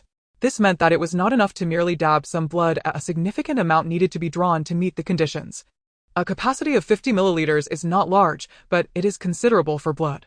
If Suma's healing ability continued to upgrade by collecting blood, it would not be surprising if in the later stages a small wound could suffice. So you could not help but imagine how many lives the healing ability user at the peak of their power had touched in the past. Their hands must have been stained with countless blood. Completing 20 types of blood is clearly not something that can be done in a short time. As daylight arrives, the outdoor temperature continues to rise. Today's maximum temperature is expected to soar above 60, making it highly probable for exposed skin to suffer burns. Moreover, Suma has just recovered and can only return to the Mingwe Huafu for now. The 3 individuals walking towards Mingwe Huafu witnessed a comical scene. Hurry up. The government vehicle won't wait for anyone. Damn it. My shoes are stuck to the ground. I told you the floor outside would be hot when we left, but you insisted on wearing those holy shoes. Don't say that. My shoes are melting. The 2 in conversation were left dumbfounded, anxiously fidgeting. Their shoes were melting. The person whose foot was burning on the ground cried out. The Su family just across the road glanced over and continued their return. Mingwe Huafu is located on the outskirts of the city. In the early morning, residents from nearby neighborhoods headed towards the district government, and after passing through the recently paved avenue, there were no more people. The greenery in the suburbs is always quite nice. The Su family still needed to pass through a section of dense forest. The trees in the dense forest were tall and thick. The trees created a natural shade here. However, it was not entirely comfortable. Mosquitoes do not adapt well to high temperatures. Generally, mosquitoes reduce their activity at temperatures above 36. However, under this bizarre heat, mutations among mosquitoes are more likely to occur. They would possess greater vitality. The edge of the dense forest was the street the Sioux family was walking on. Along the way, they heard numerous sounds of mosquitoes. It seems that those attempting to seek shade in the forest were also having a tough time. It was 6 o'clock, the sun was blazing outside. The faces of the three were slightly flushed. Sioux took out several cooling patches from her space and distributed them to Sioux Ma and Sioux Ba. The moment the cooling patches were applied to their bodies, they felt a significant relief. Sioux even considered taking out some iced milk tea and watermelon from her space to cool down. However, she ultimately suppressed this thought. What was once common before the apocalypse had now become a rare treasure in the market. This made Sioux reluctant to take them out easily. In the early days of the apocalypse, fruits, vegetables, meats, and various goods from supermarkets made a fortune. As the scorching temperatures rose, the labor force in society continued to dwindle. Many orchards had not yet managed to harvest their fruits. After prolonged exposure to the sun, these fruits shriveled up on the ground and on the trees. As the three hurried to return to Mingwei Huafu, laughter suddenly echoed from the side of the dense forest. Sioux glanced over. About 10 meters into the forest, 3 tents stood under the shade of the trees. The entrance flaps of the tents were pulled open, revealing the individuals inside. The number of people was substantial, filling the 3 small tents. Suddenly the laughter ceased, and all their gazes fell upon the Sioux family. If they made eye contact, Sioux could see the greedy desires and wolf-like hunting instincts in their eyes. However, the Sioux family showed no signs of stopping. Mingwei Huafu was now within reach, and the family was all looking forward to returning home to enjoy the air conditioning. Meanwhile, the group of young people in the forest was contemplating whether to take action against the Sioux family. They had been residing in this dense forest recently. Even the 3 tents behind them were stolen. The supplies they had gathered earlier were not abundant. However, last night many residents had gone to the district government with supplies. That night allowed them to accumulate a tent's worth of goods. There were 9 of them in total. 6 men and 3 women, all young. With just a few simple stick weapons, they could easily intimidate ordinary passers-by. Clearly, their current target was the Sioux family. However, those carrying supplies generally headed towards the city center, while the Sioux family was walking towards the outskirts. Moreover, the 3 were hunched over with tattered plastic bags in their hands. Their bodies looked particularly sallow under the sunlight. Could they have been chased back by the district government? Isn't that the case? Do they really think they can enter the safe base with those ragged clothes? They truly are the most miserable family I've seen in the past few days. There's nothing worth stealing from them, oh what a pity. After a brief exchange, they completely lost interest in the Sioux family. The Sioux family's current appearance was indeed pitiful. After all, the high temperature was real, and the 2 kilometers of road felt as difficult as 20 kilometers. Sweat soaked their clothes. The air was stifling, as if someone were covering their mouths and noses. The temperature in the dense forest was only about 7 or 8 degrees lower than that on the sunlit road, approximately 45. Seeing no one around and the sun glaring, the group of young people slipped back into their tents. Finally, with the sound of welcome home. After 2 hours of walking and climbing 26 flights of stairs, Sioux Ba and Sioux Ma finally returned to their home. Sioux Yes space presented an endless expanse of white. Inside, apart from supplies, there was also a little monkey confined to a 50 cubic meters oxygen space. Therefore, as soon as they entered, Sioux took the little monkey out from her space. This meant Sioux could complete the spatial upgrade task without any hassle in this one coop. Without hesitation, she waved her jade. The sensible little monkey could tell that Mama, Grandpa, and Grandma were extremely exhausted. With a kick of its tiny legs, it dashed into the living room ahead of them. With a ding, the air conditioner turned on. Sioux took out some commonly used household supplies from her space, placing them in the refrigerator and storage cabinet as needed. The sweat on their bodies did not allow the 3 of them to lounge on the living room sofa. They immediately returned to their rooms to wash up. The little monkey obediently rummaged through the refrigerator for ingredients, preparing to cook in the kitchen. It took out a recipe book from the study. By randomly flipping through it, locked onto several dishes. The little monkey muttered to itself. Carrots, beef, celery, beef, beans, sprouts, oilseed, lettuce, beef. Several pounds of beef were placed in the microwave by the little monkey for defrosting. Then its 2 fluffy golden paws were washing the vegetables in the sink. It took out a cutting board, a knife, and a little stool. After all, the little monkey's small body was not tall enough to reach the countertop, so a small stool was just right. The carrots were cut into pieces. It nearly cut its own hand. The celery was cut into segments. It almost cut its own hand again. The enoki mushrooms had their roots removed and were torn apart. It managed not to cut its own hand. The defrosted beef was cleaned. With a duong, 6 pounds of beef were thrown onto the cutting board by the little monkey. All the beef was cut into chunks, some shredded, some sliced.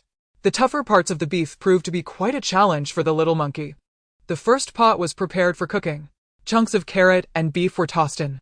Following that, various seasonings such as star anise, Sichuan pepper, ginger, salt, dark soy sauce, light soy sauce, and white sugar were added.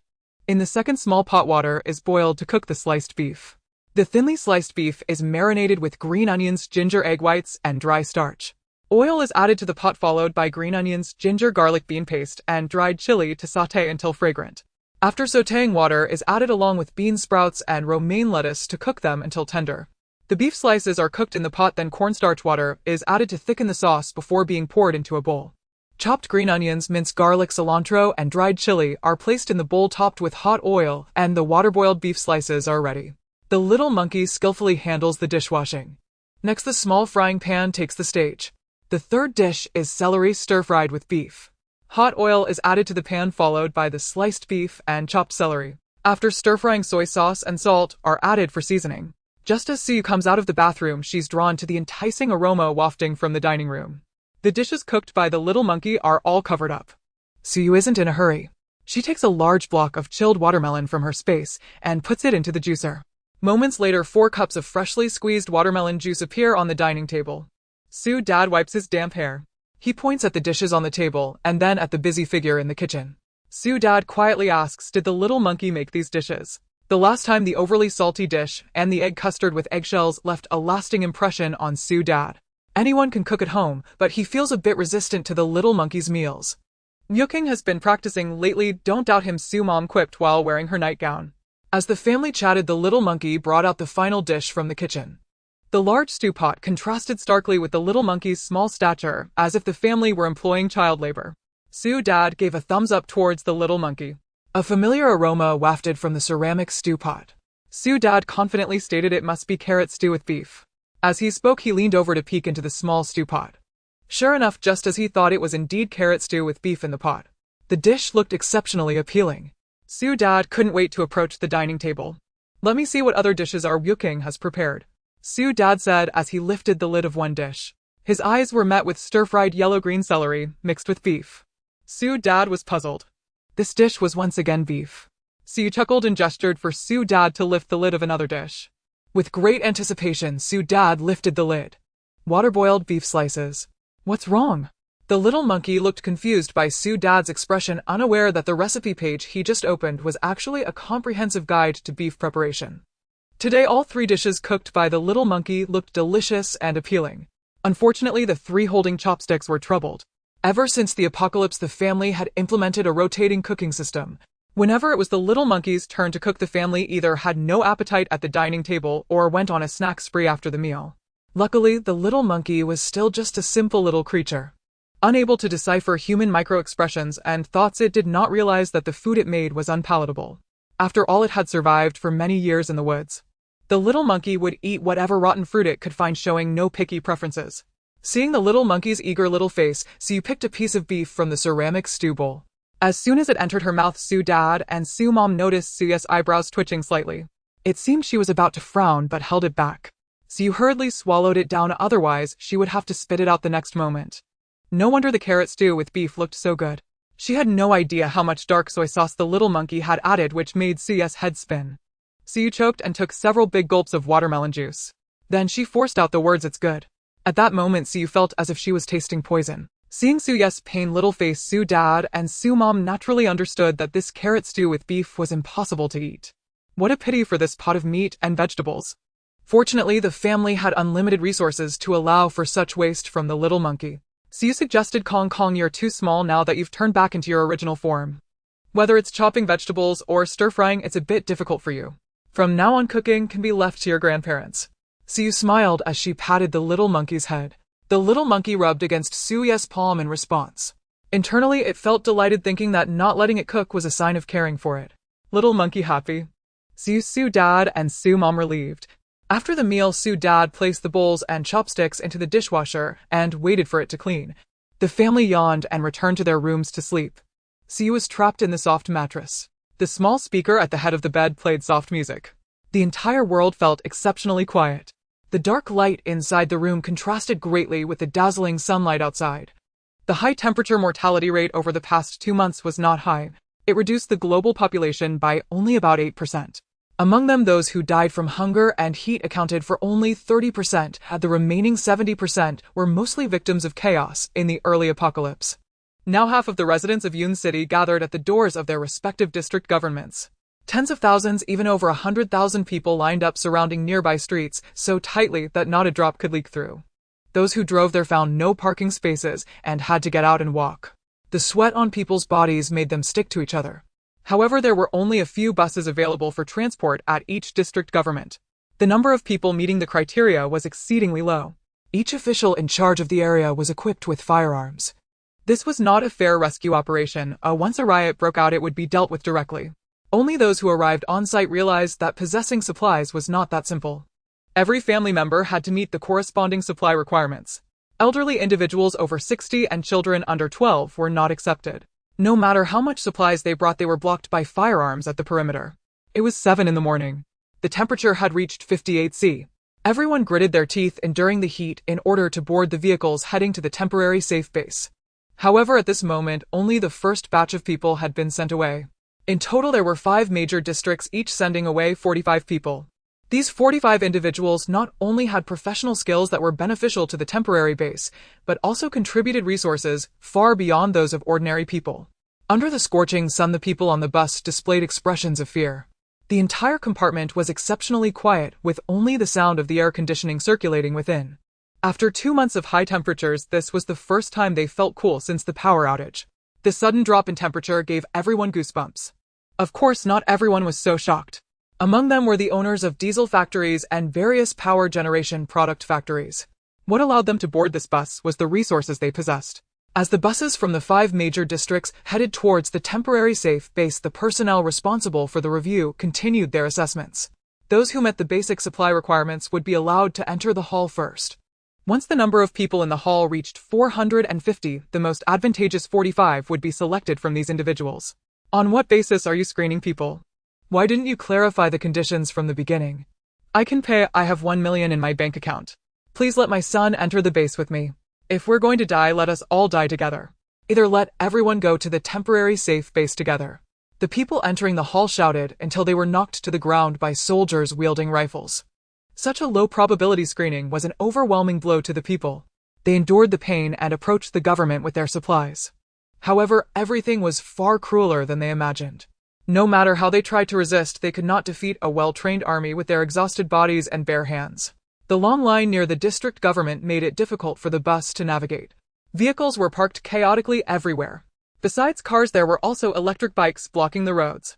The nearest district government was only 20 kilometers from the temporary safe base. This 20 kilometers took a full 2 hours to cover. During this time, the people sitting on the bus were filled with anticipation. If there were traffic jams like this on a normal day, they would surely be irritated. At this moment, however, people were nestled in their seats, quietly enjoying the experience.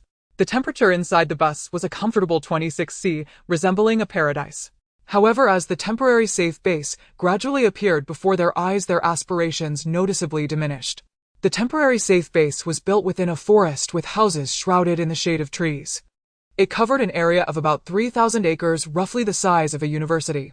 The first thing that caught the eye was the towering electric fence covered in sharp spikes. Countless fans surrounded the temporary safe base. Following that were various houses of different styles and structures. It was clear that these houses were divided into different levels. The houses at the far end were almost hidden beneath the towering trees, enjoying a natural cooling advantage. Moreover, these houses were taller than others, allowing the upper floors to overlook the entire temporary safe base. From the inside out, the height of the houses, the comfort of their locations, and the materials used in their construction decreased sequentially. Even on the outskirts of the temporary safe base, the houses became the simplest of cabins. When the buses from the 5 major districts arrived, simultaneously designated reception staff would allocate houses and introduce the conditions of the temporary safe base. At the entrance of the temporary safe base, soldiers were guarding. Every resident of the base needed to swipe their card to enter.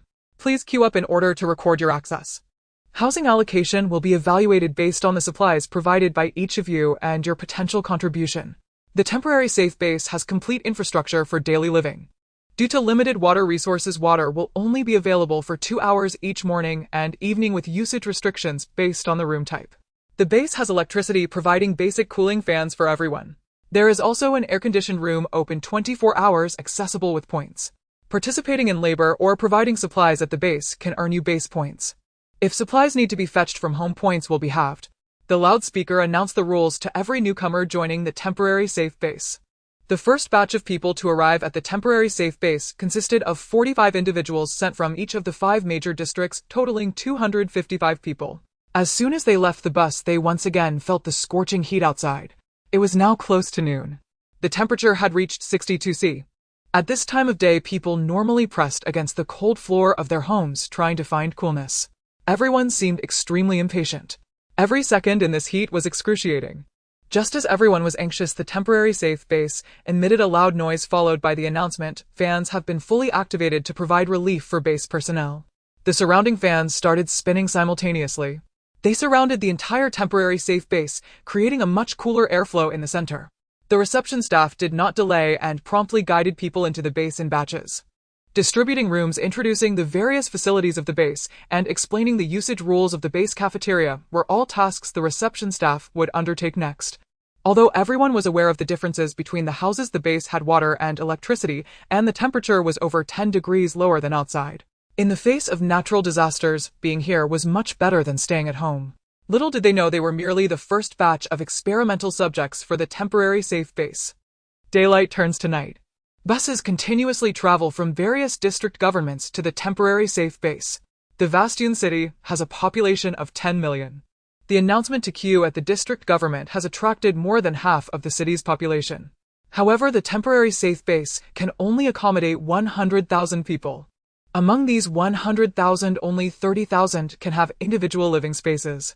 The remaining 2/3 of the population must reside under large tents with electricity and water. They submit their supplies to enter the base. There isn't even a place to sleep alone. At 2 in the afternoon, Siu rubbed her drowsy eyes. As per routine, the first thing to check upon waking is the outdoor temperature. Siu donned her sunglasses to shield her eyes from the glaring sun. The thermometer hanging between the single layer of glass and the outer layer of tempered glass emitted a red glow. Some parts of the thermometer's plastic casing were showing signs of melting. The thermometer read 63 C. Meanwhile, Siu glanced at the activity in the community. A few ragged individuals were making their way towards Mingwei Mansion along the shaded area. By their appearance, they resembled a group of homeless people. Siu sighed.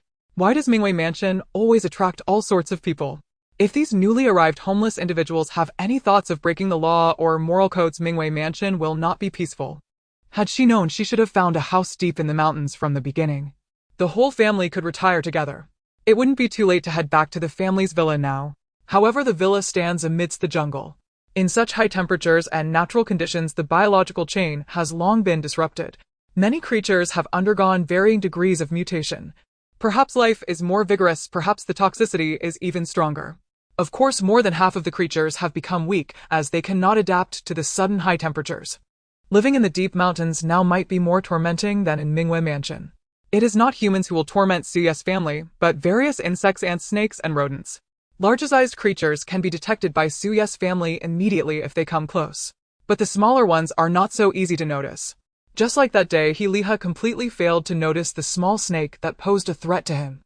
Though the windows and doors can be tightly closed, various drainage channels, toilets, range hood vents, and even air conditioning drainage outlets are easy for insects and ants to sneak in. Delicious. Siu quietly observed the actions of the homeless individuals. They headed towards the nearest building of Delicious. Siu quietly observed the actions of the homeless individuals. They headed towards the nearest building of Mingwei Mansion, creating minimal noise. They moved stealthily, keeping their bodies close to the flower bed for cover. They seemed reluctant to be discovered. Based on their behavior, it could be roughly determined that they were there to seek shelter.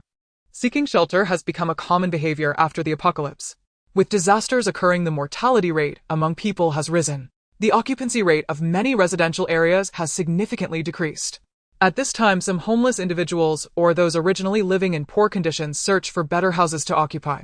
Now the office buildings in major city centers and commercial districts are packed with people looking for shelter. However, the office buildings lack essential living supplies. Moreover, with too many people living together, the toilets on each floor have become unbearably foul. Let alone in such a chaotic social order. Many women, elderly, and children have become targets of lawbreakers.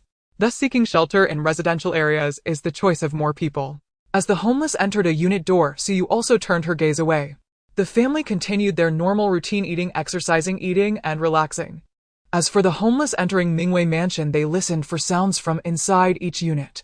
If there was any noise, they would move on to the next one. Their goal was simple. They were merely searching for an empty room that could accommodate them. Surviving in such weather under a bridge was extraordinarily harsh. If it weren't for the fact that the temperature today was so high it directly caused one of their brothers to perish, they wouldn't have come out to seek shelter. Having endured 2 months of outdoor high temperatures, they now felt quite cool in the corridor. In a 3-story building pressed against the door, they heard no sounds. Then a few of them knocked on the door. After multiple knocks and inquiries, they determined that this floor was unoccupied. The man with darker skin at the forefront pulled out a pair of pliers. The man behind him immediately took out a screwdriver. The two of them pried at the doorknob. Wait, big brother. What if the owner returns? In this kind of weather, most people would stay at home during the day. The owner of this house must have left. But, all right, if the owner comes back, we'll apologize and then find another house. The 4 men were conversing at the door. Their words carried a rustic accent quite different from those who typically forcefully occupy houses. Before long, the 4 men removed the doorknob of the security door. Then the 4 entered the house. They lay on the marble floor in the dim-lit living room. Ah, so comfortable. The 4 exclaimed in unison. After sleeping on park benches for just 2 months and more often than not on the muddy ground under bridges, this lavishly decorated house, with complete furniture and a crystal chandelier, felt extravagant. The few were workers at a construction site before the disaster. Most of the money they earned was sent back home, leaving only a small amount for their living expenses. Even before the disaster, their boss at the construction site had withheld half a year's wages. It is easy to imagine how difficult these 2 months have been since the disaster struck. With no place to live, no money, and no supplies, their boss had run off, leaving them without even the fare to return home. No one could predict how long this disaster would last, so they lingered in the dormitory of the construction site. Until the power and water were cut off, the dormitory was stifling hot, even worse than a sauna. Only then did they start to wander. Thus they thought to find a suitable house to live in while everyone else was at the safe base. In the evening of Yun City, other than the various district governments still busy everywhere else, was eerily quiet. The district governments lit up one by one. These power sources all came from the generators they brought. The auditors had already changed shifts 10 times. On average, they needed to change shifts every 2 hours. As the auditors conducted their checks, more and more people entered the temporary safe base. The dozens of large cabins in the temporary safe base were packed with people. They sat on the ground, enjoying the cool breeze from the ceiling fans. In the early hours, some residents wandered nearby the community. Half were fetching water from the river, while the other half were checking if there were any edible leaves in the greenery. The 26th floor of Mingwei Mansion emitted a horrifying scream.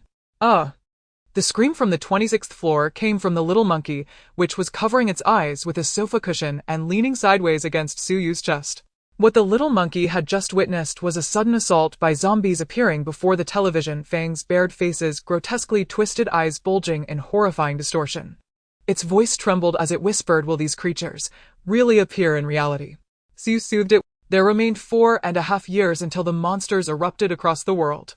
Even with limitless supplies and infinite electricity and water, their trio, plus 1 monkey, stood no chance of survival once the zombie tide broke loose.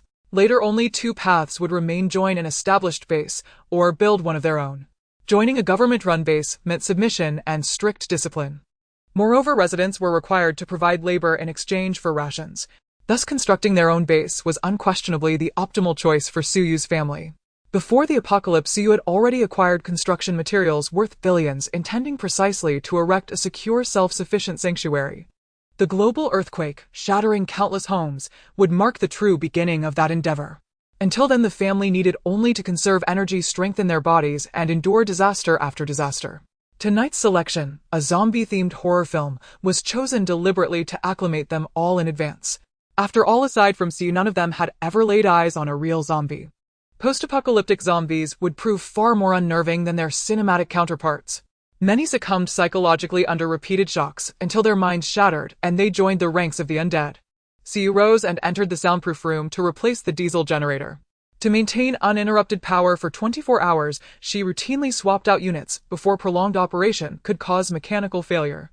Next, Siyu appeared within her spatial realm.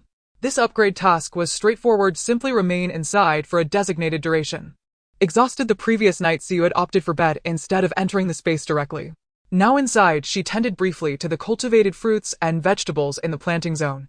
Produce grown within the spatial realm possessed exceptional quality, larger, fresher, and more vibrant than even the finest pre-catastrophe stockpiled goods. Though no fertilization or manual care was required, growth cycles remained unchanged.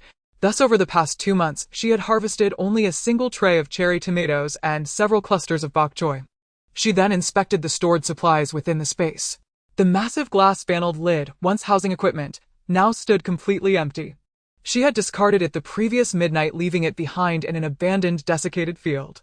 Objects within the space could be teleported at her will. Furthermore, so you could remotely retrieve any item from among the stored inventory through sheer mental focus. At the center of the space lay an expanse of open ground, roughly the size of a school athletic field. Siu had not entered the space merely to pass time. Its vastness made it ideal for martial training. Instantly, wooden training posts materialized at the center. The posts bore deep marks of long-term use. With a light leap, Siu soared into the air and struck outward in rapid succession, her feet lashing at each post in turn. Hundreds of pounds heavy, the posts swayed violently under her kicks. Her lithe figure wove gracefully between them. A mere touch of her bare foot sent her balancing effortlessly atop each summit. Clad in white robes, she would resemble a celestial being, ethereal, fleeting as startled swans. In her sleek athletic attire, however, she radiated vigor, precision, and unyielding grace. After 4 hours of rigorous practice, Siu glistened with sweat. Compared to routine home workouts using fitness equipment, this session within the space felt as though every tendon, joint, and sinew had been fully awakened and expanded. You have exceeded today's 4-hour limit. Further time will no longer be counted. A bold notification shimmered before her eyes. Siu had originally planned to remain inside for 48 consecutive hours, but now realized she'd need to spread the requirement across 12 separate sessions. Upon exiting the space, she noticed her father's gaze lingering on her bedroom door. He smiled indulgently and said, "Shall you don't hide in your room sneaking ice cream. It's bad for your health." In truth, Siu rarely craved sweets. Yet after the cataclysm's scorching heat made chilled drinks and frozen treats indispensable for relief. Whether watching dramas or keeping watch, she habitually held a cup of milk tea or savored an ice cream bar. Fortunately, her intense daily training kept her physique unchanged. Still, how had her father known she'd been eating ice cream in her room? Suddenly, Siu recalled the empty ice cream containers still piled in her bedroom wastebasket, the remnants of last night's binge while watching shows. She studied her father carefully from head to toe. As expected, the stern, razor-edged aura he usually projected crumbled instantly beneath his daughter's playful scrutiny. His composure dissolved in an instant. "Grandpa's ability has upgraded," the little monkey chirped beside Siu. Hearing the news, a warm smile bloomed across her face. Her father's ability had never revealed clear conditions for advancement, so discovering such criteria here within the Mingwei Huafu residential complex was genuinely auspicious. Her father's X-ray ability had advanced to level 3. X-ray ability level 3, effective range 10 meters. New functions: activates non-contact scanning, reduces physiological strain during activation. Upgrade condition unknown. This evolution extended both his visual range and his capacity to scan without physical contact. It also significantly lowered the physical toll incurred during use. Possessing an ability did not equate to unlimited usage. Under normal circumstances, her father's physiology permitted only 5 activations before exhaustion set in. Moreover, the ability could not penetrate living organisms. It identified life solely by thermal emission. Anything generating measurable body heat remained opaque to his gaze. Earlier, when he glanced toward Siu's bedroom door, he had effortlessly scanned the interior and discovered the stack of empty ice cream containers nestled in her wastebasket. Siu flashed a teasing, coquettish expression and murmured, "Next time, I'll eat it," even more secretly. Such light-hearted warmth allowed her family to thrive, even amid calamity. Before the disasters, all 3 members of the Su family had stood at the apex of their respective fields, consumed by ambition, rarely gathering, always striving to surpass themselves. Only when the cataclysm struck did they grasp the irreplaceable truth: nothing mattered more than living together, healthy, whole, and safe. Those who had frantically scrambled to squeeze their families into temporary shelters were far less fortunate. Ordinary people possessed scant reserves. Within those provisional bases, they were little more than expendable laborers. Since nighttime temperatures dropped sharply, most worked by night and slept by day. The bases, however, enforced rigid diurnal schedules: daytime labor, nighttime rest, because their primary power source was solar. Daylight offered the peak window for harnessing sunlight efficiently. The ordinary people in the temporary safe base began to feel regret. The living conditions here are not much better, and they are forced to work. The collective living quarters offer no privacy whatsoever. Daily, the sounds of family quarrels and children's cries can be heard. During rest, the omnipresent sound of snoring fills the air. The few toilets in the quarters are always overcrowded and one must handle the waste themselves. Here, women cannot even guarantee basic menstrual products. Initially, some women provided sanitary pads to the temporary safe base, but now it takes several days of labor to exchange for a single pack of pads. They have considered leaving the base. However, the short distance of just a few dozen kilometers to the city is not something they can walk back. Walking dozens of kilometers in such high temperatures could be fatal. Not to mention some are residents from the eastern part of the city living over 100 kilometers away. They had no bargaining power with the base managers. They could only endure each day beside the fan in the quarters. Of course, not everyone lived such a miserable life. Some grain merchants had closed their doors for a few days due to the heat. Later, upon seeing the residents frantically buying supplies, they decided to keep their doors shut and hoard the grain for themselves. Some families operated bottled water factories. The warehouses were filled with thousands of barrels of bottled water that had yet to be shipped out. Their wealth and resources earned them a significant amount of base credits. Credits can be exchanged for supplies in the base. This made their lives extremely comfortable within the base. They could even use credits to rent air-conditioned rooms. Occasionally, they could indulge in exchanging credits for a few pounds of beef and seafood. In just a few days, the temporary safe bases established in various cities across China created severe class differentiation. The highest command of the country required all temporary bases to coexist and develop together. However, due to the differences in management among each safety zone, the regulations varied from base to base. Soon, global temperatures reached their limits. The extreme temperature limit for China is 65 C. Countries in tropical regions which have long been hot surpassed 70 C. The worst hit was the southern hemisphere. At this time of year, the sun directly shines over the southern hemisphere, causing abnormal weather. In countries close to the equator in the southern hemisphere, temperatures even reached 75 C. These countries were already resource poor and severely lacking in water. The national grain reserves were not sufficient, and under such high temperatures, the population began to dwindle drastically. In such high temperatures, fewer people ventured out at night. Suya's family also chose to stay home. The zombie-themed movies weren't realistic enough, but disaster films were relatively true to life. To ensure that Su's dad and Su's mom were aware of the ongoing natural disasters, Su nearly watched all the disaster films she had stored. While watching, she described how to survive under such extreme disasters. The family's daily routine consisted of exercising, learning, and enjoying delicious food. Except for the day when the little monkey insisted on cooking. The abilities of Su's dad, Su's mom, and Su had all significantly improved. Under Su's mom's use of her abilities, the houseplants required almost no care. Once the healing ability was activated, they would revive. The strawberries planted on the balcony even bloomed. Beneath the flowers hung small white fruits. It wouldn't be long before the family could enjoy plump red strawberries. In addition, the family made a special discovery. That is the little monkey sitting at the dining table happily eating roasted meat. The pork belly on the grill before it was sizzling with grease. With its two golden furry paws, one held lettuce while the other held chopsticks. Diced beef dipped in sauce was placed on the lettuce. Finally, a clove of garlic was added. This was something it had heard from a variety show recently: if you eat meat without garlic, the flavor is halved. Immediately after, the little one wrapped the lettuce into a ball and stuffed it into its mouth. As it ate, the little monkey transformed from a pet-like golden monkey into a half-sized gorilla. The family was not surprised by the little monkey's transformation, nor was the little monkey itself. Through these months of eating roasted meat, the family discovered that each time the little monkey ate roasted meat, its body would change shape. The transformed shape was actually its activated power ability. In short, the little monkey could unleash its power ability through roasted meat. It resembled a setup from a novel. Thus, every time they roasted meat, Su would pack some cooked dishes into the space. If they were outside, it would activate the little monkey's abilities. Activating the little monkey's power ability was not to have it help Su's family in battle. Rather, it was hoped that it could possess the ability to survive on its own. After all, in the apocalypse, there were many instances of humans slaughtering animals due to a lack of food. In these months, the 6-story Fang Jixing had not disturbed Su's family. The entire Mingwei Huafu was particularly calm. The 4 homeless men who had previously taken refuge had not committed any heinous acts. Occasionally, you could even see them helping the elderly, weak, and children carry items. However, in the past few months, many familiar faces had not been seen downstairs for a long time. One can imagine that perhaps they had died at home. After all, the outdoor temperature had risen to 65 C. The indoor temperature was also around 55 C. Some summer cities in China could even reach temperatures above 50 C.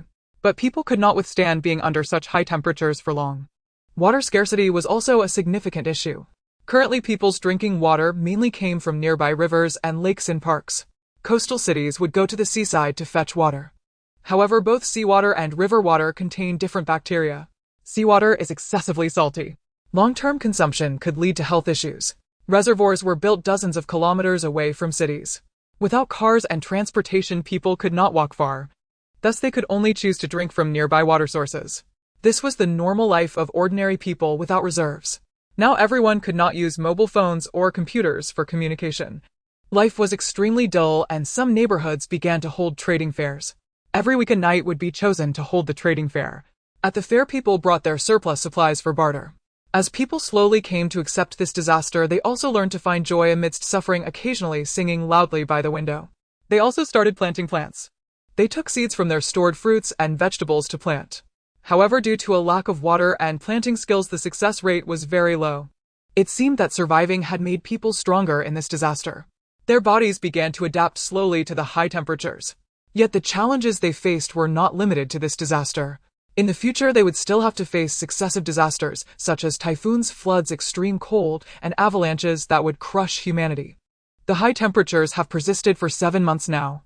Today is New Year's Eve, and people are about to welcome the year 2024, experiencing a surprisingly calm spring festival in the Huaxia Nation. The survivors do not feel joy for having survived this catastrophe. Instead, on this day of family reunion and celebration, they miss their deceased loved ones. Even the temporary safety bases lack any activities for the spring festival. Ordinary people with low points still have to work on this day. Only by doing so can they exchange for food necessary for survival. It seems that the warmth of human relationships in this world is gradually diminishing. In contrast, the Mingwei mansion on the 26th floor resembles a paradise. According to their usual routine, the family, that typically wakes up in the afternoon, has already started preparing for the new year. They are busy cutting out the character for blessing and pasting couplets. Of course, the couplets and paper cuttings cannot be put outside the main door or on the windows. However, to maintain the festive atmosphere, the couplets and the character for blessing are pasted on the doors of their respective rooms. The television is playing a spring festival gala from the 90s through the hard drive. Next, they need to prepare for the New Year's Eve feast. Even though the Su family space has dishes prepared by famous chefs, they even require no reheating. The food still maintains its optimal tasting condition. Yet the dishes made by themselves feel more in line with the essence of the new year. Suma listed out the menu: brown sugar, glutinous rice cake, double-fried tofu, fish-flavored, shredded pork, boiled 3 delicacies, crispy dumplings, braised yellow flour fish, red braised pork, salt-baked chicken, crispy meat, a treasure rice, hairy crab, sweet and sour ribs. There are a total of 12 dishes. Siyu and Suba are in charge of preparing the ingredients, while Suma takes care of cooking and the little monkey is responsible for serving the dishes on the table. There are only 3 humans and 1 monkey in the family, so their appetite isn't large. Therefore, each dish is exquisite yet small in portion. Even with plenty of supplies, they cannot afford to waste, and the wasted food would also be difficult to dispose of. Once all the dishes are on the table, the time happens to be 7 p.m. On the table alongside the dishes cooked by Suma, there is also a bubbling hot pot. One side is a spicy beef broth and the other is a sweet and sour tomato broth. The family has prepared a small condiment station for everyone to mix their favorite dipping sauce. Compared to previous spring festivals, this year's New Year's Eve seems to be more pleasant. Suba is not disturbed by work and Suma has no laboratory projects to rush. The family also does not have to worry about unfamiliar distant relatives coming to visit or business partners bringing gifts. Outside, the blazing sun still shines high as if it were noon. The blackout curtains in their home block out all the light. Combined with the festive atmosphere created by the songs and dances on the TV, Suyas family truly enjoys this New Year's Eve. Suddenly, the little monkey pointed at a program on the television and exclaimed, "Mom, Grandpa, Grandma, he can do magic." The little monkey clearly saw the magician putting a beautiful woman into a large black box, and as the magician began to turn the box, when he opened it again, the woman inside had mysteriously vanished. This scene left the little monkey in awe, blissfully unaware that the bottom of the box could open, leading to backstage. The little monkey was as joyful as an innocent child. Suba and Suma, who were cooking the beef, did not expose the truth behind the magic show. After the meal, Suba and the little monkey cleaned up.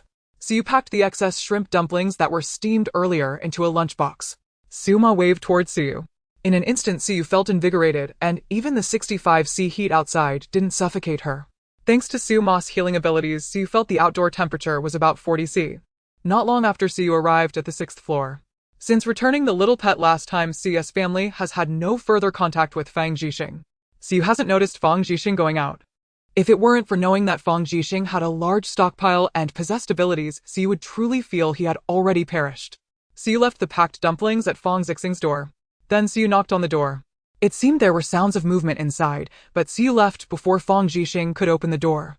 Compared to the New Year's Eve feast enjoyed by the Siyu family tonight, Siyu's dumplings are insignificant. However, since the power and water outages, the city's gas supply has only lasted for 3 months.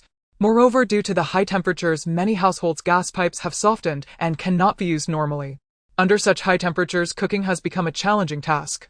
After all, the kitchen's temperature rises even higher due to flames and hot oil.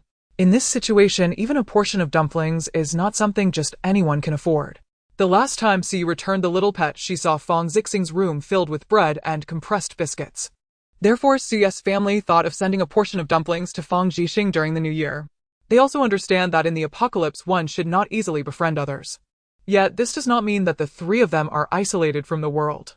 If the other party is sincere, capable of surviving, and can provide assistance to the team, in such cases, moderate contact is acceptable. The appropriate measure is that even though Siyu's family has so many dishes, they only packed 1 portion of dumplings. If every dish were prepared for Fang Jixing, it would undoubtedly expose their stockpile in front of him. Reducing Fang Jixing's understanding of the Siyu family's specific situation also helps prevent him from developing ulterior motives. Siyu did not wait for Fang Jixing to personally receive the supplies. Minimizing contact with Fang Jixing prevents him from feeling that their relationship is too close. As Siyu disappeared into the darkness of the hallway, Fang Jixing opened the door. The dumplings left at the door were still warm.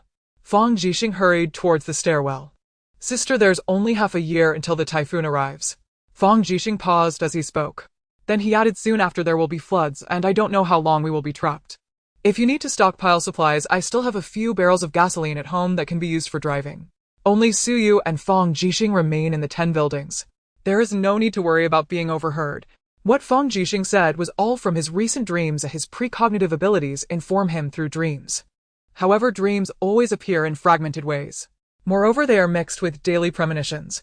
This information is composed of data he has collected over several months. Fang Jixing knows that Siyu will not die because in his dreams Siyu stands at the very pinnacle. Yet, since he decided to ally with Siyu, why not reveal the precognitive information in advance? So that everyone's lives are not so difficult. This is also why Fang Jixing is willing to share information with Siyu. Siyu has not gone far. Fang Jixing's words, of course, reached her ears. What Fang Jixing doesn't know is that Siyu has survived in the apocalypse for 10 years. Now she is already aware of the information Fang Jixing has revealed. Siyu replied in a deep voice, "I will find you if I need anything." After speaking, Siyu quickened her pace back to the 26th floor. The platinum-haired boy touched the warm lunchbox in his hand. There seemed to be a flicker of tears in his eyes. Siyu vaguely heard a "thank you." On the 3rd day of the Lunar New Year, the sound of announcement horns echoed through the silent city. The gist of the message urged the people to persevere. The country is actively expanding secure bases and is gradually improving the systems of these bases. Meanwhile, meteorological experts returned to the laboratory to work.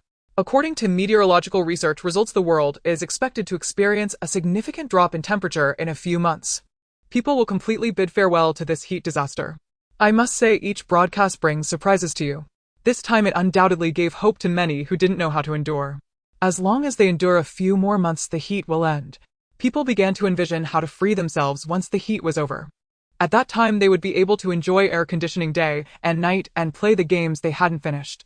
They would withdraw the money stored in their mobile bank to prevent any further accidents. After this broadcast announcement, someone stood up in Mingwei Huafu. "Brothers and sisters, our hard days are about to end as long as we hold on together for a little longer." Mingwei Huafu still has more than 50 residents. Since the last temporary security base announcement, half of the people have chosen to leave. After all, the residents of Mingwei Huafu are affluent. During the initial phase of resource hoarding, there were still quite a few supplies. However, most people knew that wealth should not be flaunted and were reluctant to give up their resources to Hiliha. Currently, Mingwei Huafu is very peaceful. The 4 homeless individuals have gained the recognition of most residents. After all, they are strong and do not steal or rob. Each time they bring back items from outside, they even share some with the less fortunate families. No one dares to rob the supplies brought back by the homeless. They are not strong enough to fight back. In such an environment, someone would step forward to speak. He hopes everyone can unite together to overcome this hardship. After the man finished speaking, someone stood up to support him. From the sound of it, the man had almost gained the support of most people. Then the man suggested, now that the residents of Mingwei Huafu are few with a total of 16 buildings, everyone can easily relocate to the lower floors of each building, making it convenient for us to take care of each other. After some hesitation, everyone chose to agree with the man's suggestion. After all, fetching water every day from upstairs is too exhausting. If they are on the lower floors, they won't have to climb stairs. This time the organizer is an ordinary man, and Suyu doesn't have a strong impression of him. It is impossible to relocate Suyu's family to the lower floors. In that case, they would not be able to freely enjoy air conditioning, hot pot, and barbecued meat. Therefore, the two families on the 10th floor did not speak up. Taking advantage of the cool night, everyone headed downstairs. Those who have survived for 7 months in the apocalypse are not naive. They did not take all their supplies to move just because of this suggestion. Instead, they chose to bring some mats and today's meals to find livable rooms on the lower floors. A few hours later, many people gathered in the courtyard of Mingwei Huafu. Everyone listen to me. If we want to get through this difficult time, not stealing others' resources is the primary prerequisite. Furthermore, we need to rationally allocate the abilities we have. The leading man laid out all his thoughts. To avoid disputes, he did not propose a fair distribution of resources. Instead, he made some plans regarding the daily water fetching. Each household needs at least 1 liter of water for drinking and 3 liters for daily use. There are still around 20 households living in Mingwei Huafu. The larger families have 4 people while the smaller ones have just 1. Based on the number of households, 4 families will be arranged to fetch water each day. This means that each household only needs to fetch water once a week. At the same time, everyone contributed their clean water buckets and small carts. Siyu was watching everyone work in an orderly manner from the window, with a plate of matcha-flavored sunflower seeds on the table beside her. Due to concerns about light exposure, the room was not lit. Siyu flipped through the documents that had not been discarded. The man who organized everyone downstairs was named Li Zhe. According to his documents, he had no remarkable past, as ordinary as one could be. Yet, it is precisely such a person, the more ordinary he is, the less likely he is to casually trample on morals and laws. Just like the homeless individuals who have borrowed shelter in Mingwei Huafu for a few months. They have always interacted amicably with the residents. Such people are often more suitable for forming teams than those who are exceptionally gifted and capable. Those with outstanding abilities tend to consider their own benefits. They are unwilling to follow orders from others. For example, getting Siyu to blend into the collective is a rare occurrence. However, after natural disasters, conflicts between humans and zombies and among people themselves will gradually evolve. Everyone is labeled with the tag of a certain base. Bases are like organizations of free individuals. Without a base, can be trampled and insulted at will. To avoid succumbing to others or the government's base, the only way is to build a base of one's own. Siyu silently memorized the faces of those 4 homeless individuals and Li Zhe. If fate allows, Siyu would be very willing to welcome them into her base. In contrast to the harmony of Mingwei Huafu, the order in the city has collapsed once again. Initially, the population in the city was higher than that in the suburbs. Moreover, there are many shops and supermarkets in the city. In the first 2 months of the disaster, when everyone could still endure the heat during the day, a large group of people took various tools to pry open the shop's locks. Shops that were not originally intended for sale were nearly looted clean. Aside from useless daily necessities, the food in the supermarket warehouses was also stripped bare. Furthermore, many who rushed to the district government but failed to join the temporary security base chose to reside nearby. After all, no one wants to trek for over 10 hours again in the heat. Many people still imagined that the base would reopen for enrollment. However, 4 months passed with no news from the base. The city was densely populated with all sorts of oddities. Moreover, there are criminals who escaped from prison and bully the common people. Slaughter, humiliation, burning, looting. These acts happen almost every few days. As a result, those who have survived various disasters are either lucky or possess powerful abilities and extremely twisted mentalities. After months of living in the base, the lower-class individuals seem to have accepted this way of survival. Although it is very hard compared to the outdoor heat, they prefer to feed pigs and chickens and grow vegetables and fruits under the fan. What is reassuring is that the base's power supply is becoming increasingly stable, and even the signal base station has been restored. Everyone's mobile phones can start functioning normally. However, this is limited to those within the base, as those in the urban area not only lack electricity, but also signal. Endless messages are circulating between different bases. Bro, are you still alive? I am at the Yuncheng base, and now I work every day to raise pigs. My parents have enough resources stored to enjoy air conditioning. Each person in our base has free air conditioning time every day. Our base operates on a collective labor system. As information was conveyed, people began to understand that the systems between different bases were indeed different. Yet when faced with firearms and an inhospitable environment, they had no means to resist. Besides complaining, there was no other way. Under such conditions, the high temperatures persisted for 6 months. During this time, the temporary safety base in Yun City continuously expanded outward. Now its area was equivalent to that of 3 university towns. This time it had accepted nearly 100,000 people into the base. Of course, it wasn't just Yun City. The entire nation of Huaxia was operating at this pace. Moreover, some cities near rivers and seas with ample water sources occasionally provided aid to ordinary citizens. In comparison, the leadership of Yun City was indeed much colder. This was also beneficial as it saved Suya's family from having to go out often. Animals grew much faster than humans.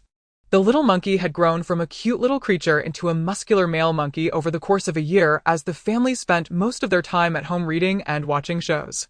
The little monkey had gained a relatively comprehensive understanding of Earth and human society. However, its culinary skills remained at zero, and the food it attempted to cook only got worse. Everything in the world seemed to be adapting to this heat wave. The so-called survival of the fittest was in full effect. The survivors had developed a tolerance to heat, allowing them to work longer in such conditions. Various plants and animals also underwent different forms of change due to the high temperatures. Siyu, who woke up in the afternoon, was eating a bowl of chilled glutinous rice balls. She lifted the curtain, and even the sun outside seemed less glaring than before, as if she had gotten used to it. Suddenly a leaf blew onto Suya's window. Immediately Suya's gaze fell upon the temperature gauge on the glass 64. It had cooled down. Despite the bright sunny weather, Siyu shivered slightly. It dawned on Siyu that time had passed too quickly. "Mom, make more hot food today. I want to store it in the space." Siyu hurriedly called out to her mother in the kitchen. She added, "The hotter the better, I'll put it in as soon as it's done." Suma responded affirmatively without asking. Suba also quickly reacted, pulling out vegetables and meat from the freezer. The couple busied themselves in the kitchen while Siyu went to organize the winter supplies in the space. There were many cooked foods in the space, but they were merely warm, not piping hot. Hence Suba and Suma prepared some steaming hot dishes, making it easier to prevent them from cooling down quickly in winter. Siyu touched the hundreds of boxes of milk tea stored nearby. During her stockpiling, she had specifically bought several hundred boxes of hot drinks, and they were still warm to the touch. During the frigid winter, having a cup of warm milk tea truly felt like a luxury. The little monkey, who was not good at cooking, was tidying up the house.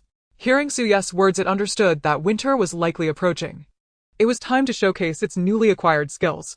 The little monkey took 2 knitting needles from the drawer beside the sofa and then pulled out a large black bag. When the bag was opened, it appeared to contain golden items. Upon closer inspection, it turned out to be the little monkey's fur. The little monkey knew that humans wore thick coats in winter to fend off the cold. Although Siyu had prepared plenty of clothes, blankets, and quilts, the little monkey thought they were all human clothing and couldn't wear them. It decided to find videos on knitting on the computer, thinking about making itself a sweater. However, no matter how it tried, the short fur could not be knitted into shape. It felt extremely sad, unaware that its transformed size allowed it to wear Suba's clothes. When the little monkey looked like its usual self, it could still fit into the children's clothes Suma had prepared. After checking the supplies, Siyu left the space and turned to help in the kitchen. She casually helped the little monkey, who was trying to knit with a stitch. The Su family's educational philosophy was centered on encouragement, never denying anyone's efforts. Even if the efforts of the little monkey ultimately resulted in nothing, the attempts were deemed necessary. Therefore, Siyu did not interrupt its actions, but instead assisted it. Who knows, perhaps one day the little monkey would truly make use of its knitting skills. Following that, Siyu took out 2 balls of yarn from the space and gently patted the little monkey on the head. Let it knit in the living room. After all, the kitchen didn't require its presence. The temperature in the kitchen was clearly a few degrees higher than outside. The 50 square meter kitchen had 2 natural gas stoves and 4 electric stoves. At that moment, every stove was in operation. To prevent flavors from mixing, all 6 pots were simmering the same dish. The sweet scent wafted in the air, and the soup turned a reddish hue. It was sweet rice wine with glutinous rice balls. Siyu took several hundred thermos containers from the space. The once spacious kitchen suddenly felt quite crowded. Suma was responsible for cooking the glutinous rice balls, while Suba packed the finished ones into the thermos. Siyu, on the other hand, was in charge of sealing the containers and placing them into the space. From 3 in the afternoon until around 7 or 8 at night, the family finally had some downtime. Half of the thermos containers had been used, and luckily, Siyu had the ability to replicate items in her space. The missing supplies could simply be replicated. Moreover, the upgraded space not only increased in area but also shortened the replication time. Previously, she had stockpiled many supplies for the high temperatures, but she had overlooked the comforts of enduring extreme cold. In the bitter cold, the family found comfort in heating and eating roasted sweet potatoes. Unfortunately, Siyu had stocked up during the summer, and almost no one was selling roasted sweet potatoes or chestnuts. However, she did buy some frozen chestnuts along the way. It's okay, there's still time. What do you want to eat, Mom will make it for you. As she spoke, Suma raised the temperature of the air conditioning in the room a few degrees.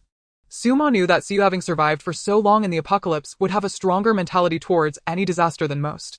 However, Siyu had always been afraid of the cold. She wondered how Siyu had managed to endure in that other life where she was absent. Suma hugged Siyu. The two were of the same height, standing together like sisters. One was gentle as water, while the other was alluring like a rose. The little monkey, who had finally knitted a small edge, raised its tiny hand. I can also cook for Mama. Over the next month, Siyu's family adjusted their daily plans, shifting from reading and watching shows to preparing supplies. Suma and Suba made nearly everything Siyu loved to eat during winter. Additionally, Suma accompanied the little monkey in knitting a scarf. In extreme cold weather, the use of various instruments and equipment became sluggish. Siyu worried that the electricity in the house might not function as normally. If the water heater couldn't be used, it would be troublesome. Thus, bucket after bucket of boiling water was also stored in Siyu's space. She watched the temperature gradually drop. At this moment, the temperature gauge outside showed a temperature of 59. Only 2 months remained until the high temperature weather came to an end. After a prolonged period of high temperatures, people could feel a significant drop in temperature outdoors, even without specialized thermometers. Soon the government conveyed this joyous news to the public. At the current rate of temperature decline, it wouldn't be long before the weather returned to a normal and habitable state for humans. Simultaneously, as the temperature dropped, the rate of water evaporation slowed down. People had more time to engage in labor. For the first time, those living in temporary safe bases felt the warmth of the government. With resources gradually becoming sufficient, the upper echelons no longer exploited the lower strata. The air conditioning in the Yun City safe base was even opened for free during certain hours. The points required to exchange for various supplies also decreased. People in the base began posting online. The high temperatures are coming to an end. We survived. I still have several tens of thousands in my bank account that I haven't spent. Once this disaster is over, I must go out and indulge. I miss my technician number 8. I wonder if she is still alive. Of course, many also took to the internet to reminisce about their deceased loved ones. The world had come to a standstill due to the extreme heat. They had even been denied the chance to bury their relatives, with most of the deceased's bodies rotting in their homes. As the temperature continued to decrease, even the signal towers in the urban areas began to gradually recover. One night, while practicing yoga, she heard a burst of cheering. She did not stop her movements. Based on the time, she knew the power had been restored. However, the restoration of power was not long-lasting, estimated at about an hour of supply each day. An hour of electricity was enough to excite the people. When people saw the long-missed lights in their homes, they displayed expressions of joy mixed with tears. Everyone eagerly took out their electronic devices. They wished to plug in every socket and charge all their devices: power banks, spare phones, computers, tablets, and flashlights. No device that required electricity was spared. Not long ago, there were whispers in the community that the signal tower had been restored. At this moment, everyone was eager to send messages to relatives and friends. Major bloggers also began updating their videos online. We are still alive under the heat. What can we do? Don't give up.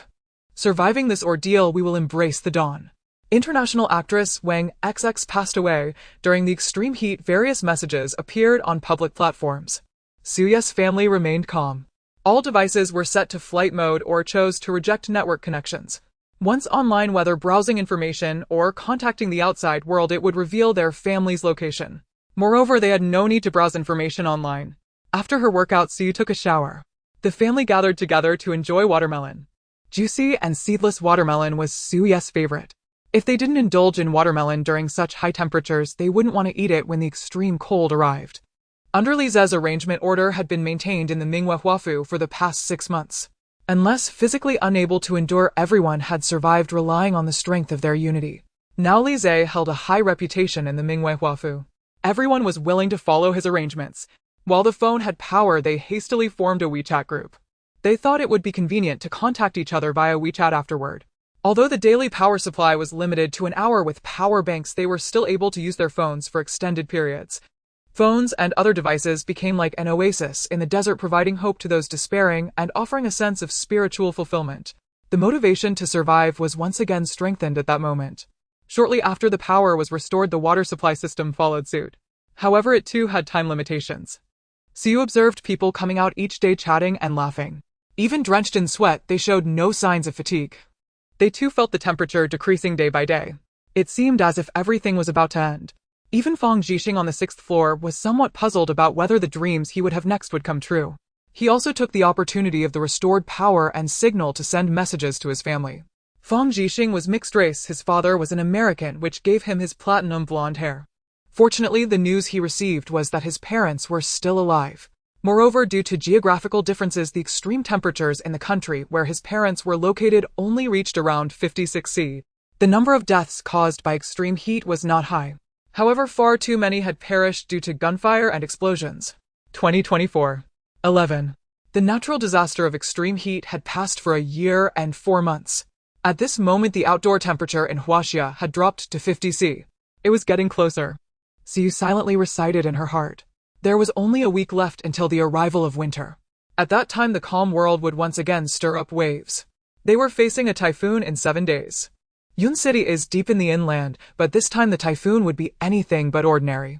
The formation of the typhoon was due to the continuous rise in water temperature.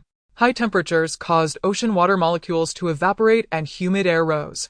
When water vapor condenses in the air, it releases latent heat, providing energy to the air molecules rubbing against each other in the typhoon, thus allowing it to operate. This time the typhoon would not only sweep through coastal cities, but also cross mountains to strike the inland. A tempest was brewing, bringing rain with it. Trees swayed as people struggled to stand firm on the streets. The typhoon carried debris and fragments rubbing against buildings, causing the windows to rattle. Even the oil-rich countries deep within the continent could not escape its wrath. The clouds of yellow sand swept up by the typhoon could almost submerge entire cities. The oil-rich countries were already water-scarce, and with the devouring yellow sand they found it nearly impossible to survive. At midnight, the temperature gauge on the window read 40 C. Xiaoyu, we are ready. Mom, I am ready too. Siu Dad and Siu Mom were dressed in breathable black sportswear, wearing hats and masks. The little monkey had already eaten grilled meat in advance. At this moment, it stood nearly 1.7 meters tall, able to walk on 2 legs. Its appearance closely resembled that of the Monkey King from Journey to the West. Sometimes the little monkey would question when it had filmed a TV drama. It wore Siu Dad's clothes, and Siu Mom had even altered the sleeve and pants lengths. This made the little monkey's outfit fit better. Additionally, the little monkey wore a hat and mask, and its arms were wrapped in ice silk sleeves. Its golden fur was hidden beneath the clothing. Unless one got close to examine, no one could tell that the little monkey was not a human. They turned off the power in the house and checked the doors and windows. Locking the door, the 3 humans and 1 monkey walked towards the staircase under Siu Mom's healing abilities.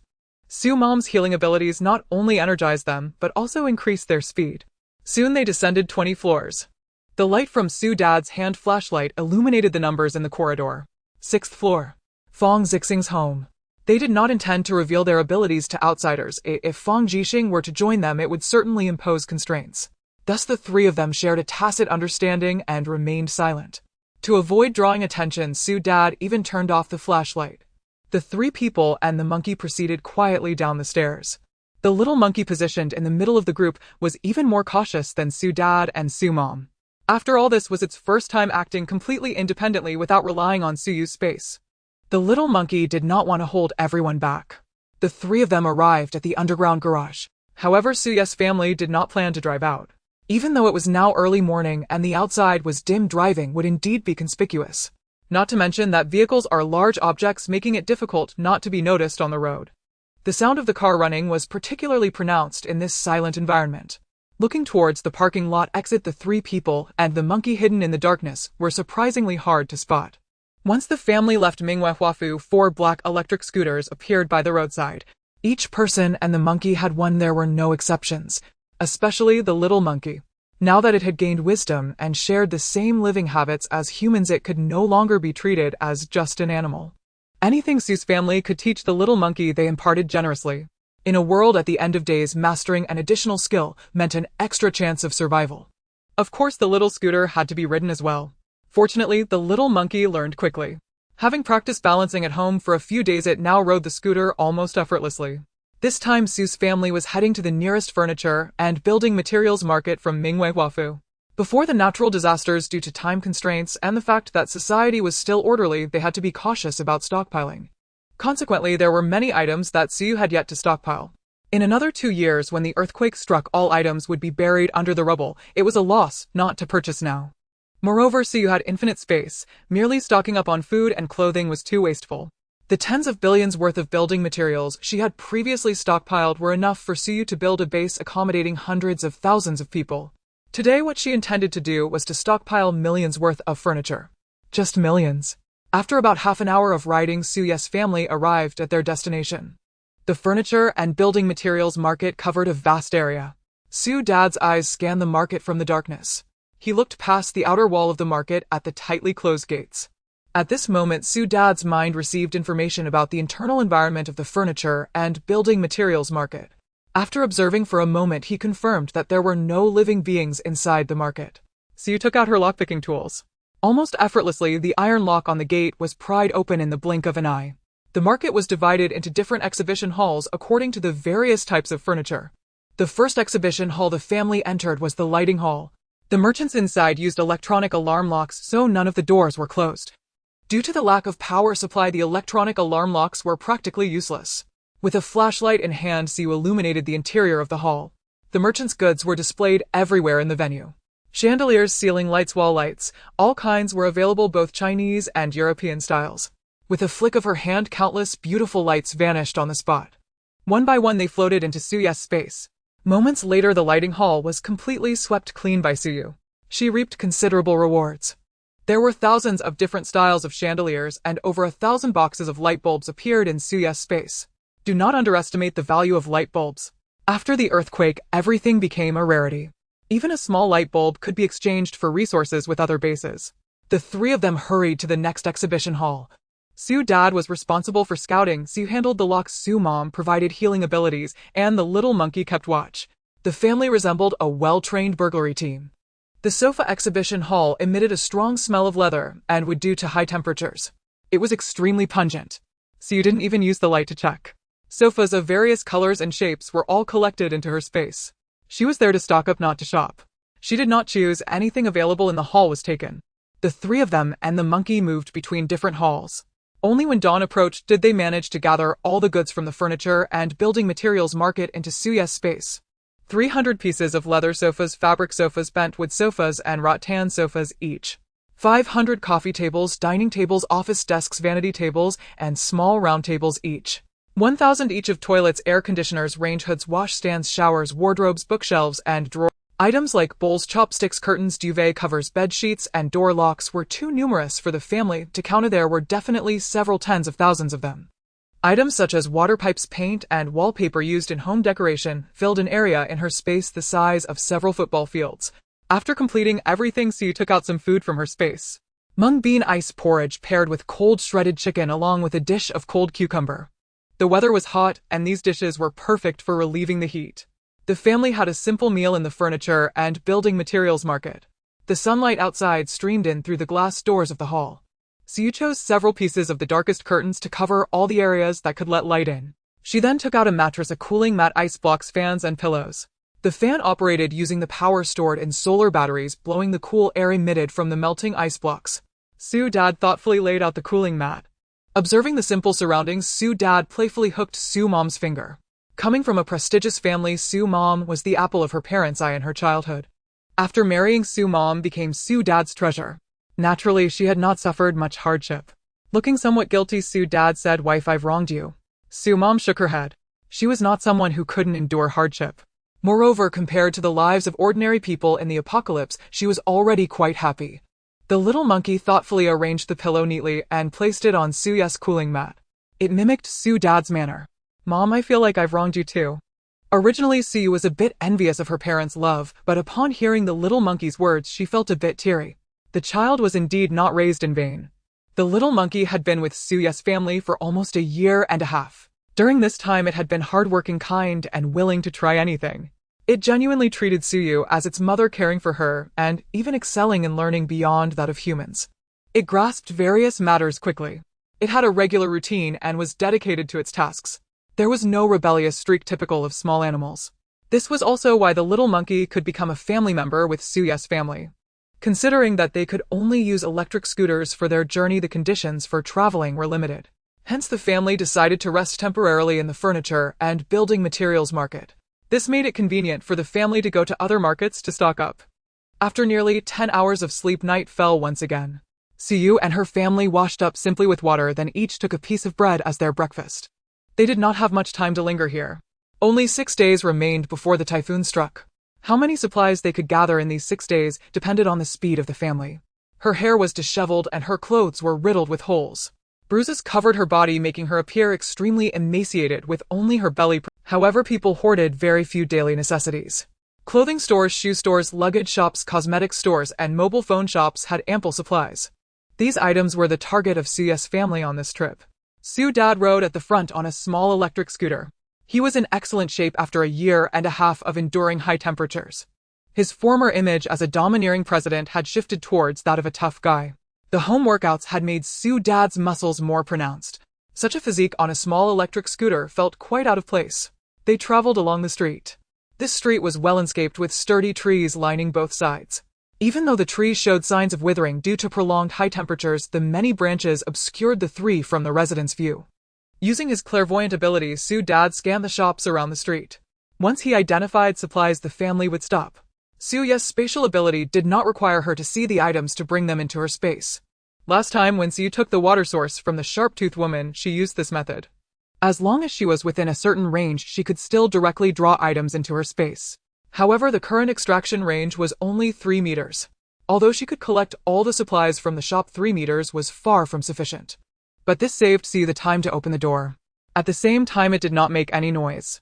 Relying on Su's dad's detection, Su managed to collect all the supplies within a 3-meter radius from the shops on the whole street in just half an hour. Various bottles and jars as well as hardware products appeared in Suye's space. Even the restaurant's menu was inadvertently included. Shelves, decorations, books, stationery, accessories, toys, sneakers, Chongsam's ice coolers, and all sorts of bizarre items were taken by Suyu. Su could collect all the supplies within a 3-meter range of a shop in just half a minute. If not for Su's dad's reminder, she nearly included the hungry people trapped inside the shop into her space. As the small electric scooter drove through street after street, the items in Suye's space were multiplying at lightning speed. Even more surprising for the family was Su's mom's healing ability could actually be used on the small electric scooter. According to the description of Su's mom's ability, she could enhance the condition of items by 15. Aging items could regain vitality at a 15 rate. Due to the high temperature, the small electric scooter consumed power rapidly. Although the outdoor temperature was 50 C, even at night it only dropped to about 45 C. However, the ground remained heated from the sun, preventing the temperature from dropping. The small electric scooter parked outside for a day clearly had less power and its tires showed signs of softening. Fortunately, Su had stocked up sufficiently and had replicated a batch. She originally intended to replace them directly. Green fluorescence passed through the 4 small electric scooters. In the next moment, the formerly soft tires stiffened up and the remaining 30 battery power surged to 70. Seeing such a change, Su couldn't help but doubt the future of Su's mom's healing ability. At that time, it might be possible to revive dying humans and rebuild homes that had been reduced to rubble. This was far more impressive than the highest commander of her past life who could only treat plants. After passing through several streets, a shopping mall emerged before them. The resources inside the mall were undoubtedly richer than those in the street shops. As usual, Su's dad checked the area first. After confirming it was safe, the family dismounted from the small electric scooters to avoid wasting Su's mom's ability. Su then stored the 4 small electric scooters in her space so they wouldn't be affected by the outside environment. They circled around the mall surveying it. They found a small door. Such doors are usually provided for staff to access the mall when it is not in operation. This door was ajar and there were obvious signs of tampering on the lock. Currently, Su's dad's clairvoyant detection range had reached 50 meters. At the very least, he could ascertain that there were no living people within a radius of 50 meters. Perhaps due to the activation of a temporary safe base, those who had been in the mall chose to leave. Even if there were people, Su still needed to enter this mall. They could not always avoid humans. If they encountered those who could coexist peacefully, they would do so. If a fight broke out, they could test the results of the family's training over the past year and a half. Su led the way with Su's dad bringing up the rear. The 3 moved with extreme stealth. Upon entering the mall's first floor, they found various cosmetics counters surrounded by brands of clothing and shoes. Moreover, almost all the glass doors were damaged, making it easier for Su to come and go. Naturally, Siyu chose to take everything. After sweeping the first floor of goods, the family chose to head upstairs. Supermarkets are often located in the basement of shopping malls. If there were indeed living people in the mall, they would most likely be in the supermarket. Additionally, the temperature underground would be lower than that of the upper floors, making it more suitable for everyone to escape the heat. Thus, Suyu's family decided to gather supplies on the upper floors, first to avoid that group of people. To Suyu's delight, there were many outdoor sports stores on the second floor. After Suyu raided the second floor, her space naturally filled with a lot more items. Fishing rods, bait hooks, lines, floats, sun umbrellas, and nets amassed into thousands of basic fishing gear. There were also hundreds of suitable outdoor clothing items, including jackets, fleece jackets, moisture-wicking underwear, and quick-drying clothes. Tents, climbing ropes, height measuring instruments, temperature measuring devices, steel spikes, ascenders, snow shovels, ladders, and carts, each in the hundreds. These outdoor supplies were even more comprehensive than what Siyu had prepared earlier. Since Siyu had previously stocked up in bulk and chose factories, each factory's products were limited. They were not as complete as those from specialty stores. With this haul, Siyu no longer had to worry about outdoor gear. Turning around, Siyu noticed a knife shop right behind her. With the outbreak of earthquake, supplies were destroyed.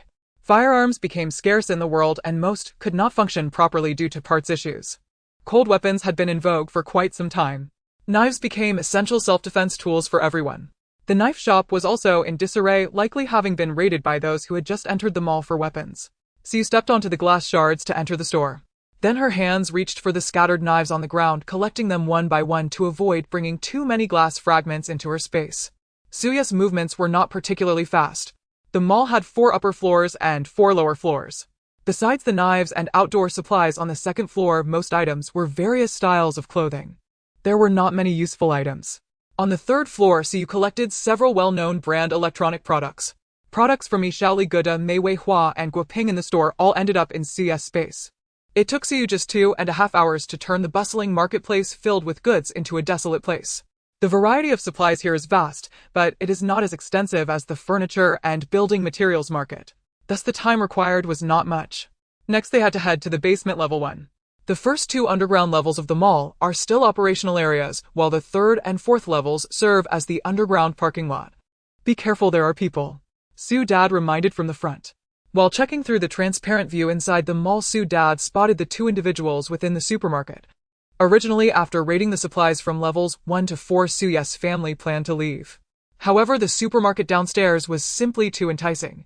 Additionally, what motivated them to approach was a box placed next to the 2 men below. The contents of the box were far more lethal than weapons. A Type 95 9mm revolver. They are escaped convicts. Based on his perspective, Su Dad clearly identified the model of the handguns held by the 2 individuals in the supermarket. The Type 95 9mm revolver is the standard issue for police officers. Moreover, the 2 individuals had tattoos on their bodies and scars on their faces. Eliminating the possibility that they were police officers, they could only be criminals with connections to law enforcement. Suyu's family arrived at basement level 1 and devised a plan based on the location and environment of the escaped convicts. Each of the 3 humans and 1 monkey held a tranquilizer gun.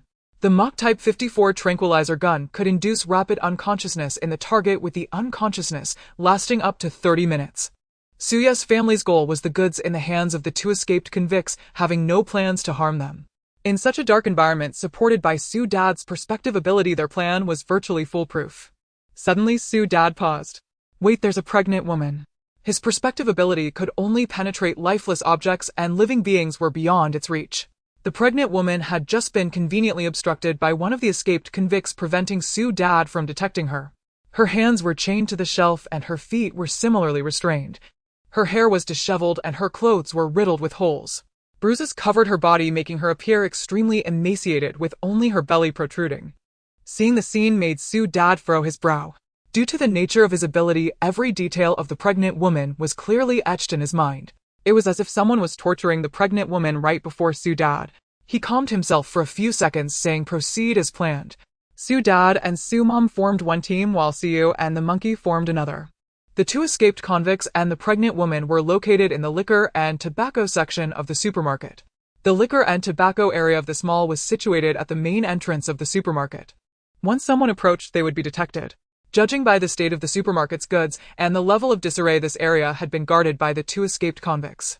In front of the supermarket's entrance were several shops. Siyu and the monkey exited from the right side of the store while Su Dad and Su Mom emerged from the left. This allowed them to utilize the walls of the shops as cover to shoot at the two individuals inside the supermarket. To avoid any mishaps, each of them would fire 2 shots from their tranquilizer guns. With the help of the night vision goggles they wore, Siyu and the others could clearly see the 2 men in the dark. The firing rate of the tranquilizer guns was as fast as firearms, yet the sound was minimal. With a whoosh, Siyu took the first shot. The tranquilizer needle pierced the skin of one of the men. Pain was inevitable, but it was quickly overshadowed by a swift sensation of unconsciousness.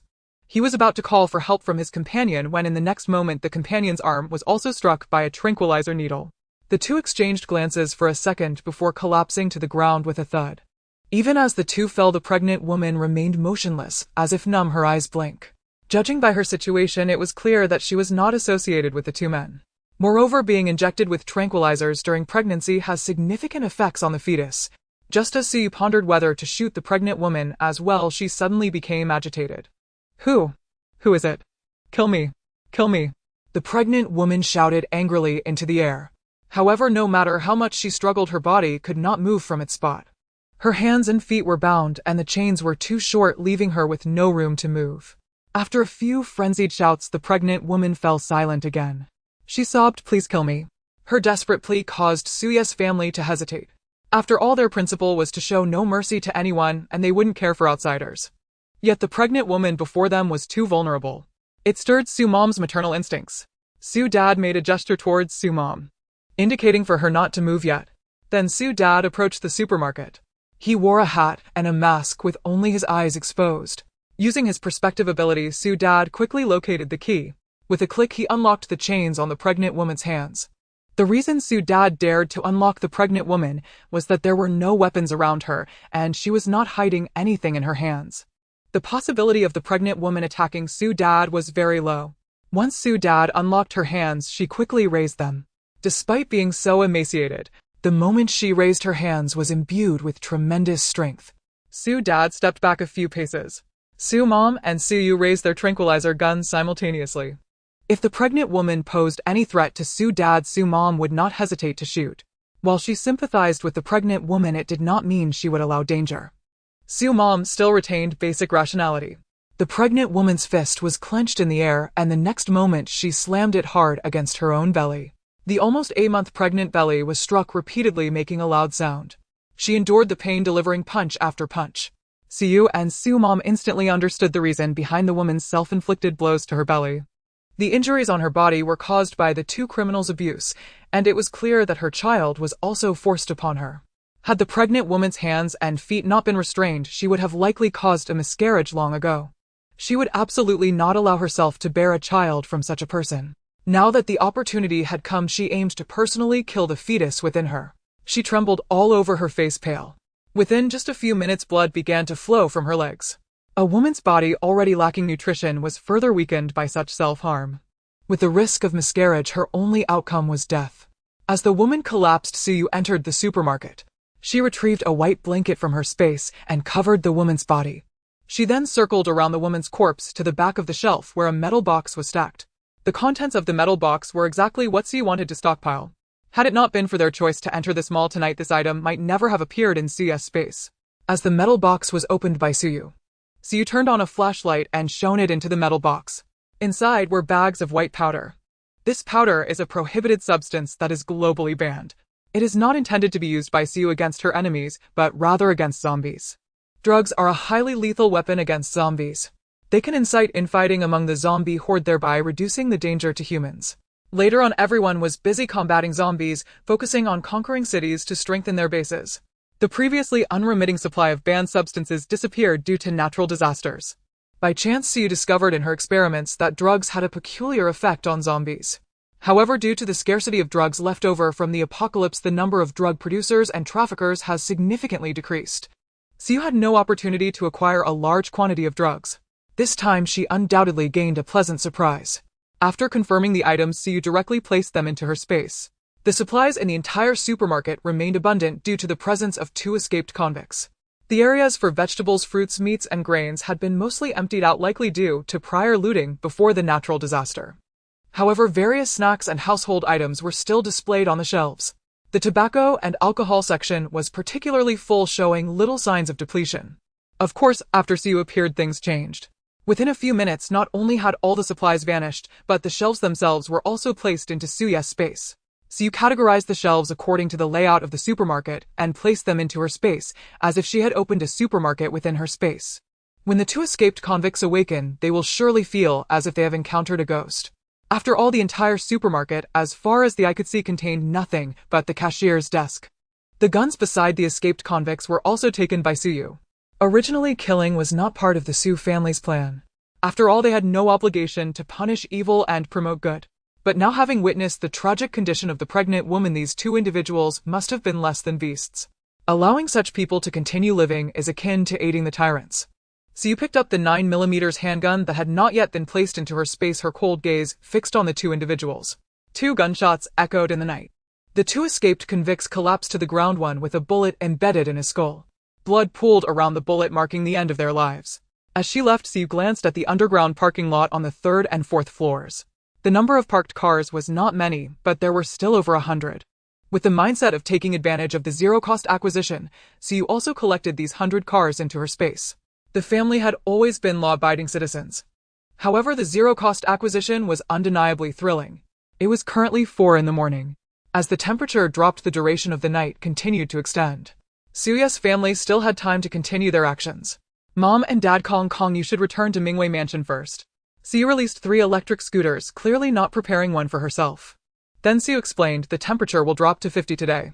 This temperature is not much different from the scorching summer before the high temperatures, and more people will be going out. Our family is too conspicuous. I have the space to avoid enemies, making it more convenient for me to act alone. With that, Siyu headed towards the city center. For she knew she need not explain further to her parents.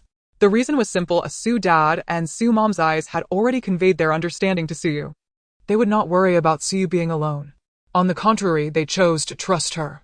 Although the little monkey was concerned about Siyu, it knew that its experience in human survival was too limited. It feared that following Siyu might drag her down.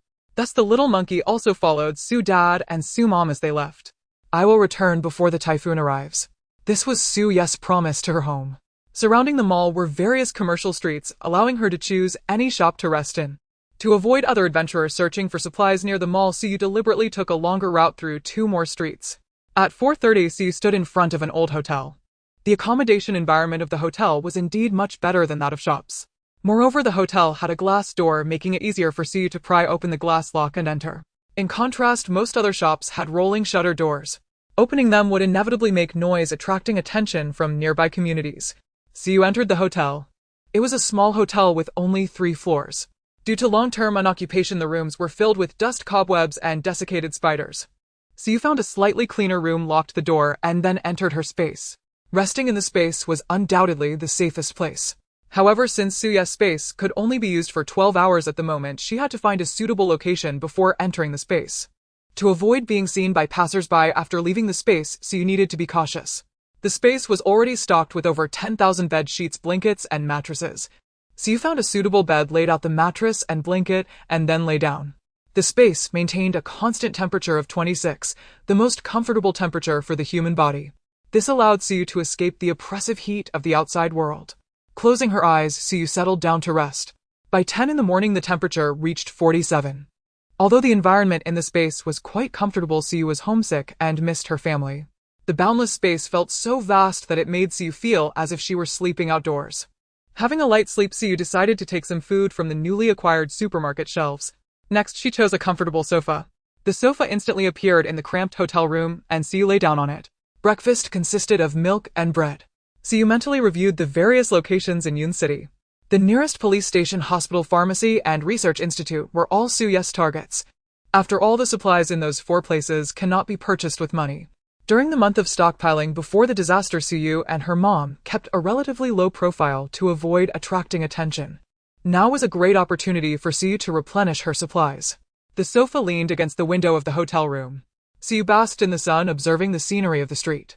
There were 2 nearby communities. Originally, no one would go out during the day, but at this moment, a few people occasionally appeared on the street. Their actions were also to fetch water from nearby sources. Although power had been restored, the water supply remained a significant issue.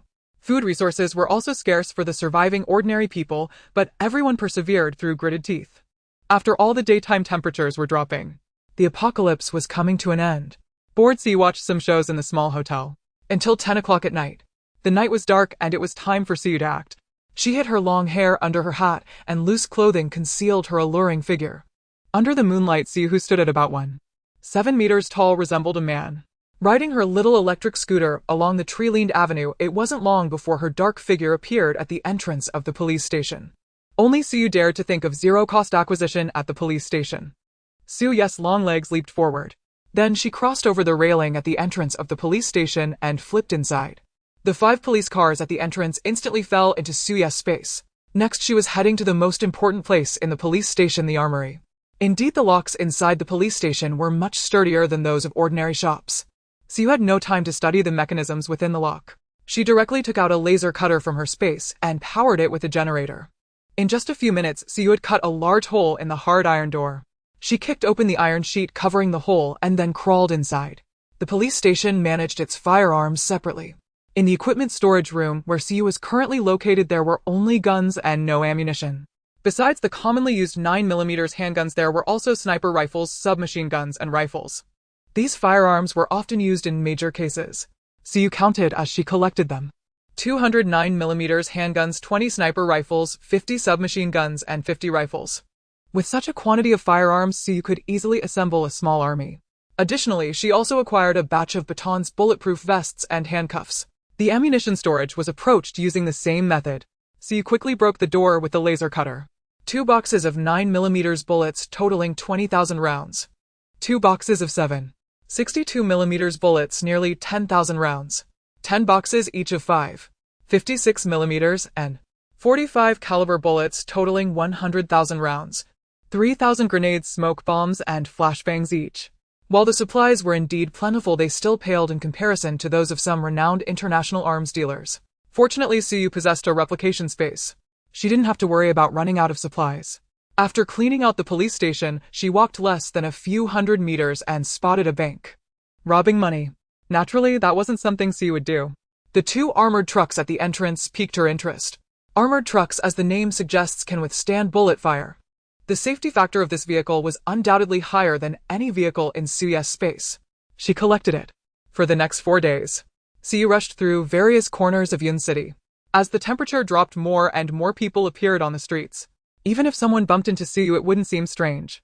The harvest of these 4 days was quite substantial. The first major gain was medicine.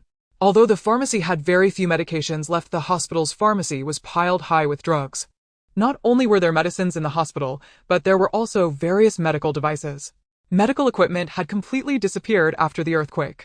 Even if people wanted to manufacture them again, it would take a long time and effort. Due to the absence of factory operations, the manual labor required for any item had increased significantly. Even medical standards had regressed to those of the 20th century. Before the apocalypse, Siyu had considered stockpiling medical equipment. However, many large devices required advance reservations. Thus, compared to preparing these supplies, Siyu and her mother initially preferred to gather the necessities for their family. Of course, Siyu understood that there would still be opportunities to stock up after the natural disaster. Therefore, those hard-to-obtain items Siyu had set aside for now. Without having to negotiate with anyone, these supplies were already in her possession with a mere wave of her hand. This was much faster than the effort it took to stockpile items before the apocalypse. After Siyu left, the entire hospital was left with nothing but an empty shell. If a building had a foundation, the rebar would connect the house to the soil. Siyu could even move the entire house directly into her space. The second major harvest was various traditional Chinese medicinal materials. During the natural disaster, people frantically grabbed for various medicines, but overlooked that the herbs in traditional medicine clinics could also treat ailments. Siyu did not target the traditional medicine clinics that catered to ordinary citizens. Instead, she chose a traditional Chinese medicine hospital. The medicines were complete and the varieties abundant. Siyu collected the medicinal cabinets from the traditional Chinese medicine hospital and also acquired many therapeutic massage devices. There were over 10,000 bottles of various oils for promoting circulation and reducing bruising. The materials needed for cupping therapy, various prepared plasters, and acupuncture needles numbered in the thousands. Finally, while wandering, Siyu appeared at the Chemistry Research Institute. The power generated by chemical substances was no less than that of firearms. Moreover, the fields in which chemical substances could be used were extensive. They could be developed into fire extinguishers, bleach, and even graphite and glass. In addition to various chemical substances, CU also took away the experimental equipment from the research institute. The zero-cost shopping over the past few days had qualitatively changed the materials in Suyu's space. By the time CU arrived at Mingwei Huafu, it was already 10 o'clock at night on November 6th. Only 26 hours remained until the typhoon arrived. The night air was no longer suffocating. When CU was some distance from Mingwei Huafu, she put her little electric scooter back and started walking. Li Zhe at the entrance was still directing the residents of the community in transporting water. CU simply detoured to the back of Mingwei Huafu. The 4-meter high fence was not enough to stop her. Using leverage, CU easily flipped over into Mingwei Huafu. As she prepared to circle back to Building 10, a gust of wind swept past her. As she passed the 6th floor, it seemed CU stepped on something. She shone her flashlight down. She had stepped on the corner of a blanket. Above the blanket were some basic tools, a hammer, nails, tape, and a note. Sister, a typhoon will arrive on 11/8. After reading it, CU smiled. This young man had a good understanding of the situation, occasionally thinking of passing on some information and supplies to CU. However, CU was not in short supply. If it weren't for the fact that Fang Jixing was only 16 years old, CU wouldn't have bothered to interact with him much. There were too many cunning people in the apocalypse. The best way to discern was to avoid contact. Given that Fang Jixing was a minor and a neighbor, CU was not too resistant. CU confiscated the supplies. Instead, she left a note saying good luck. After CU opened her front door, she found that her home had already been prepared. The doors and windows were taped in a crisscross pattern. This would prevent the glass from shattering during the typhoon. Suma came out of the kitchen holding a pot of soup. Xiaoyu is back, come quickly and drink some soup to nourish your body. According to their agreement, Siu should have returned home today. Suma had prepared a table full of nourishing dishes. Angelica and red date, old duck soup, astragalus and goji pigeon soup, winter worm, summer grass, old duck soup, deer tendon and sistanch soup, ginseng chicken soup, and so on. Siu was dumbfounded. Siu glanced at Suba and then at Suma. Dad, why don't you drink this soup instead? Upon hearing this, Suma's face turned red. You child, what nonsense are you talking about? After dinner, Siu lay on her soft, fluffy bed after taking a shower. The incense burning at the head of the bed emitted a faint fragrance. Suyu's eyes were almost closing. However, as midnight approached, the loudspeaker outside sounded. It seemed the government increasingly liked announcing matters at this time. Even though Suyu's home was equipped with the most soundproof glass, the booming sound of the city's announcement still penetrated inside. This noise was even more piercing than usual. Not only in Yun City, but the entire Huaxia nation was likely broadcasting the same message at this moment. We have survived. The opening was straightforward and impassioned. Global temperatures are continuously dropping. According to meteorological studies, starting tomorrow with the beginning of the winter solstice, we will finally put an end to this prolonged heat ordeal. Starting from 6 o'clock this morning, nationwide cleaning activities will take place with all government units back to work and social order gradually restored. Businesses and individual merchants can resume operations in an orderly manner. Electricity, water, gas, and signals will also be gradually restored, and we hope everyone can work together to rebuild our homes. Let beauty return to human life. The words from the broadcast echoed repeatedly. At this moment, the entire Huaxia nation was filled with excitement, people cheering and shouting, making Suyu's ears ache. Siu had already taken out her earplugs. She needed to rest. Tomorrow she would have to prepare for the incoming typhoon. Su Dad and Su Mom checked all the windows and glass in the house to ensure everything was fine before heading back to their rooms to rest. However, the whole Yun city was brightly lit. People had endured too long in darkness and had faced too many days of suffering. Some were gulping down water from the tap. Some had spent hours bathing in the bathroom. Others were shouting outside as if they had been liberated. Some were cooking, savoring the first hot and fresh food in a year and a half. The entire Huaxia nation was suddenly bustling with traffic. All these vehicles came from temporary safety bases in various cities. Since the cities had been restored, they would be sending vehicles to bring people back from the bases.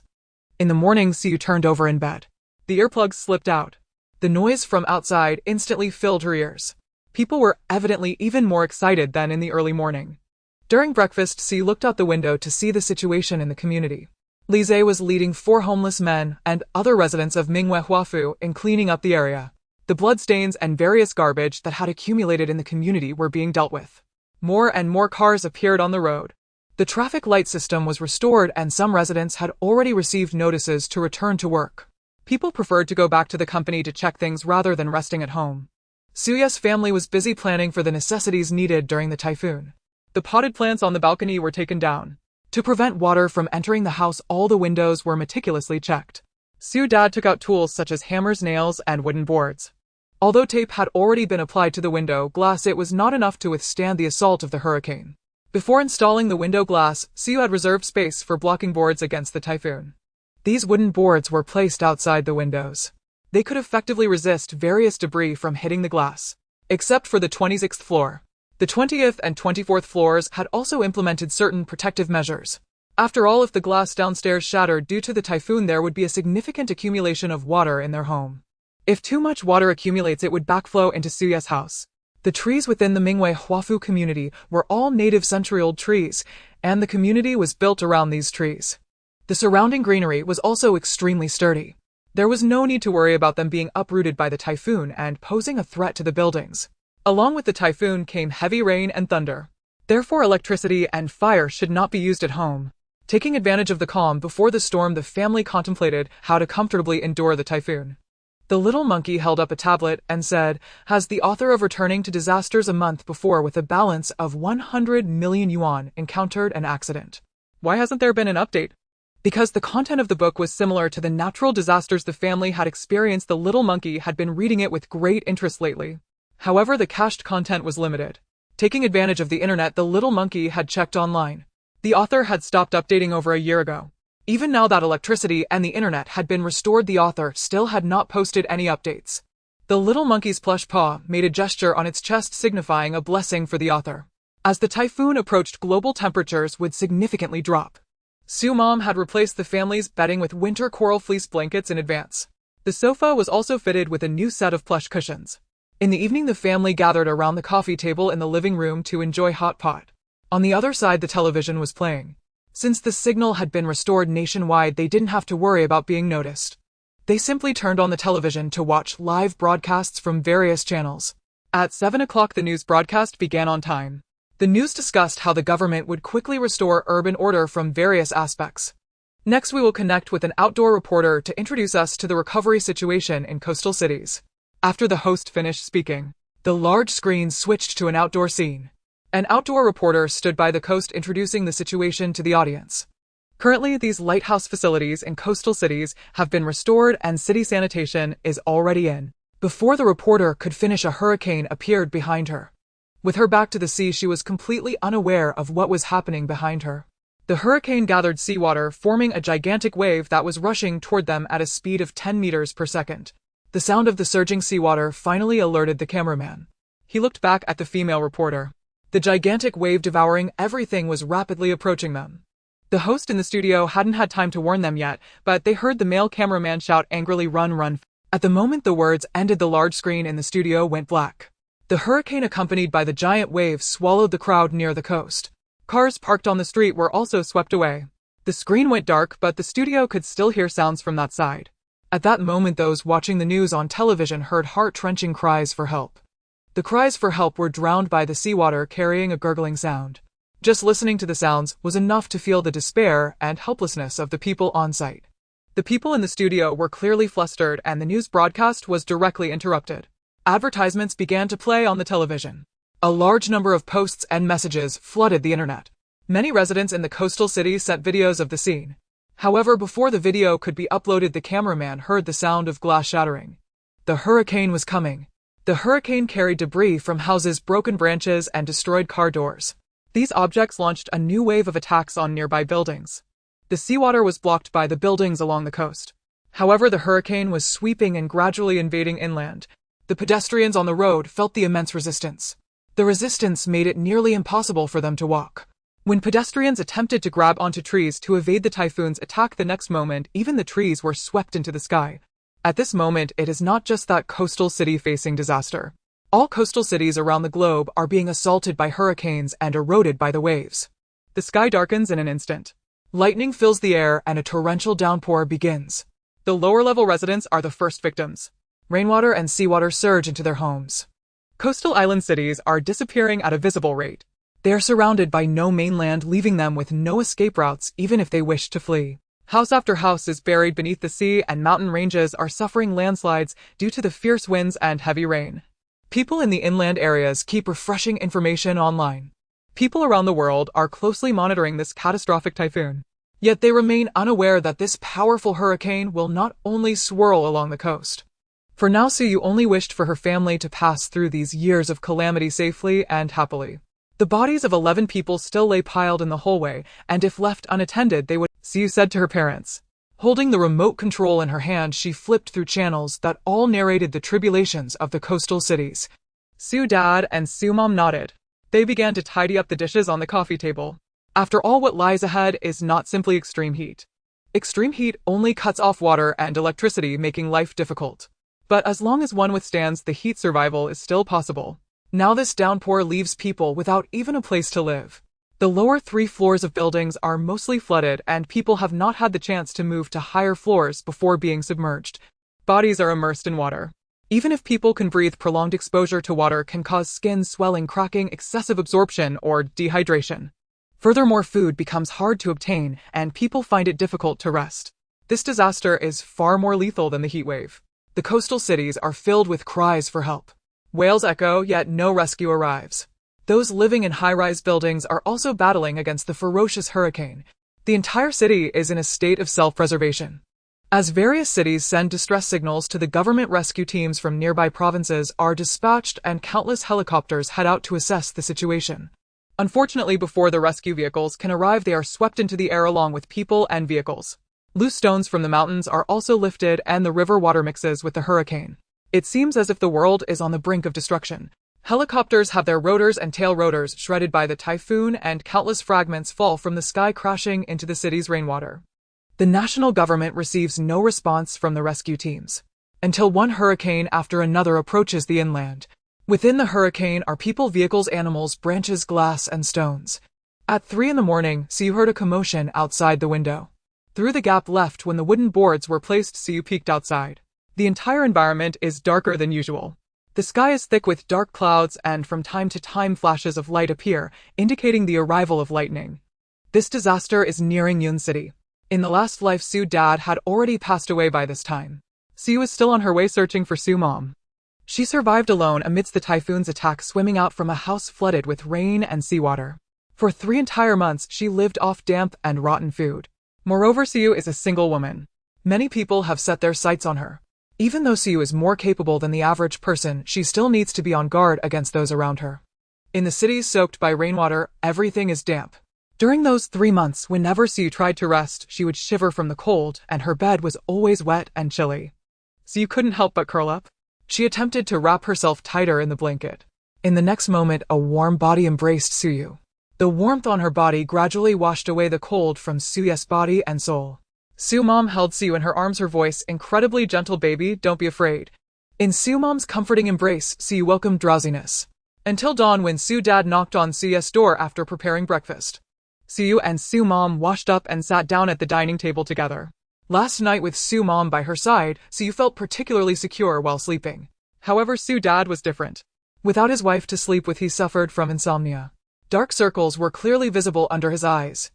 Today's temperature has plummeted. The thermometer on the window shows 15 C. Overnight, the temperature in the entire city dropped by 20 C. The sky over Yun City is still thick with dark clouds, and a light drizzle falls. People merely wear thick clothes. Just yesterday, many were discussing the typhoon affecting the coastal cities online. However, now there are no updates on posts online. This is because the signal and power lines there have been ruined by the rain. Having endured extreme heat, people have not even enjoyed a single day of peace before facing another natural assault. Suddenly, a resident rushed back to Mingwei Huafu.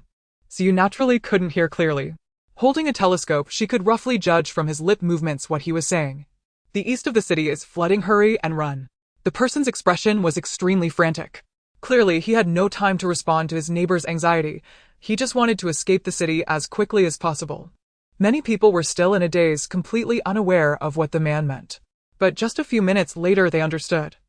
They saw the flood rushing from the east of the city towards the west, and the sky, which had been silent for a night, suddenly erupted with thunder. It was about to rain.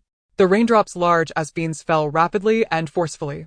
Residents in the courtyard hurried back to their homes, realizing the meaning of what the man had just said. The flood penetrated, submerging Yun City by about 10 centimeters. Of course, this 10 centimeters was only because more powerful typhoons and floods had yet to arrive. Fortunately, Minghui is situated on higher ground surrounded by trees. This not only effectively defends against floods, but the thousands of square meters of greenery can also block the attack of mudslides. So you notice that many in Minghui had packed their belongings and were heading to the underground parking lot. At this moment, the underground parking lot was even more exaggerated. The flood had already submerged half of the vehicle tires. Cars couldn't even start. In an instant, everyone felt the sense of urgency as the flood rushed toward them. If they remained in the underground parking lot any longer, they might be swept away by the flood. Lise opened the window and shouted through the speaker in the community disaster, "This is a new round of disaster. There's no point in going anywhere, everyone hurry back home." The lower-level residents quickly moved to higher ground. Hurry. Everyone tightly closed their doors and windows, sealing them with tape where available. Lise repeated this several times. Then he quickly closed the doors and windows because rainwater had already begun to seep in through the opened window. Indeed, it is already too late to run. The flood has submerged Yun City by 20 centimeters. Given the current speed of flood accumulation and the movement speed of the typhoon, if those who cannot enter high-rise buildings for refuge within half an hour will be swept away by the flood. At this moment, the outside was filled with howling winds and torrential rain accompanied by thunder. Siu savored the last bite of her pumpkin dumplings, the soft and glutinous texture, along with the warm, sweet soup, filling her heart with warmth. Using electricity during a typhoon requires caution. To prevent water from entering the house and causing electrical leaks, the family decided to cut off the power and observe for a while. It is not too late to ensure safety in every aspect of the home before using electricity. The entire room became dim, presenting a scene reminiscent of the apocalypse. But the apocalypse indeed arrived. Suddenly, Su's dad heard a commotion from downstairs. He used his clairvoyance to check it out. He saw Fang Jixing dragging large bags and boxes into the 20th floor. He had already placed various heavy items in front of the glass windows on the 6th floor and had checked the gaps of the windows and doors. Black tape sealed all the openings in the house. According to his precognitive ability, this typhoon and flood disaster would last for 3 months. The second major harvest was various traditional Chinese medicinal materials. During the natural disaster, people frantically grabbed for various medicines, but overlooked that the herbs in traditional medicine. To be safe, he moved supplies back and forth repeatedly. Being on a higher floor should allow him to evade this flood.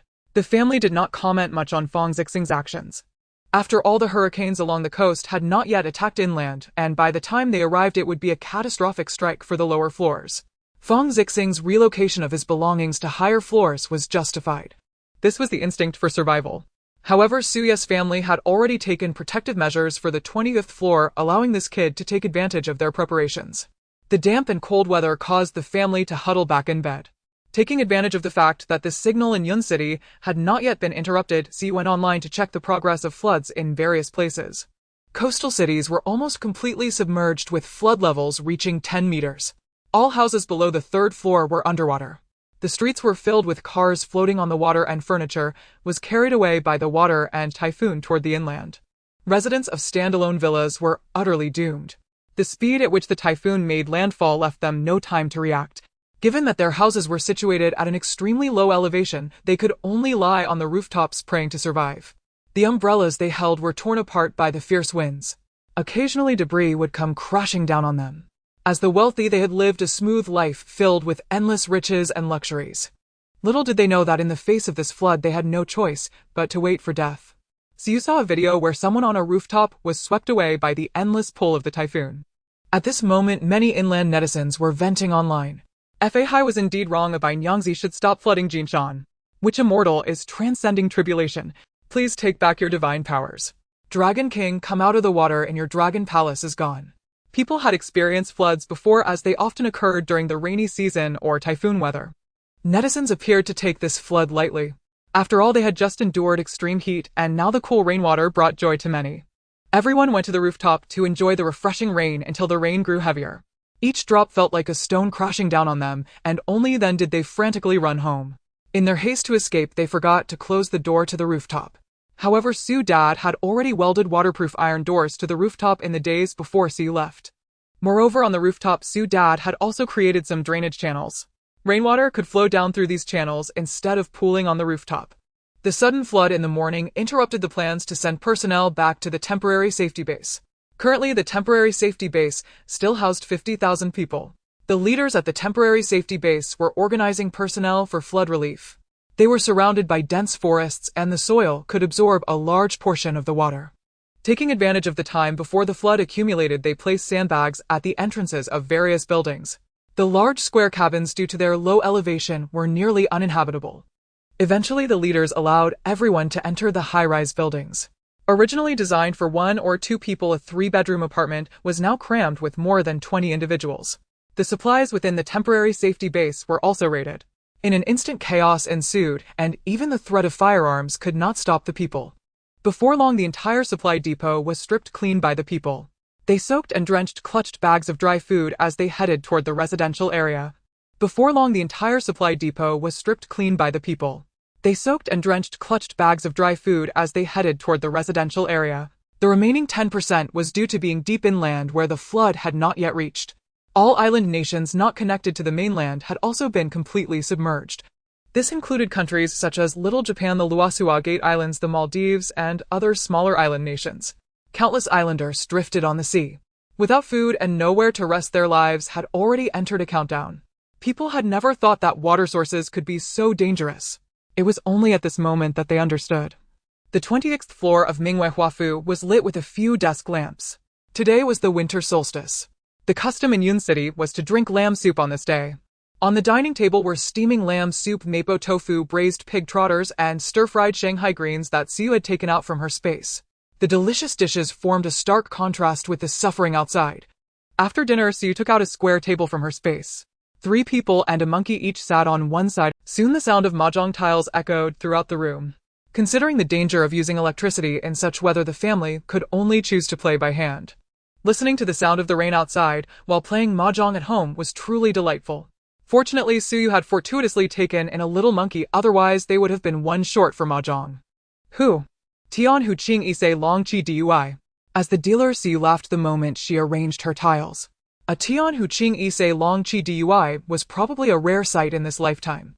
Su Dad, Su Mom, and the little monkey all wore worried expressions. Suyu's luck was too good.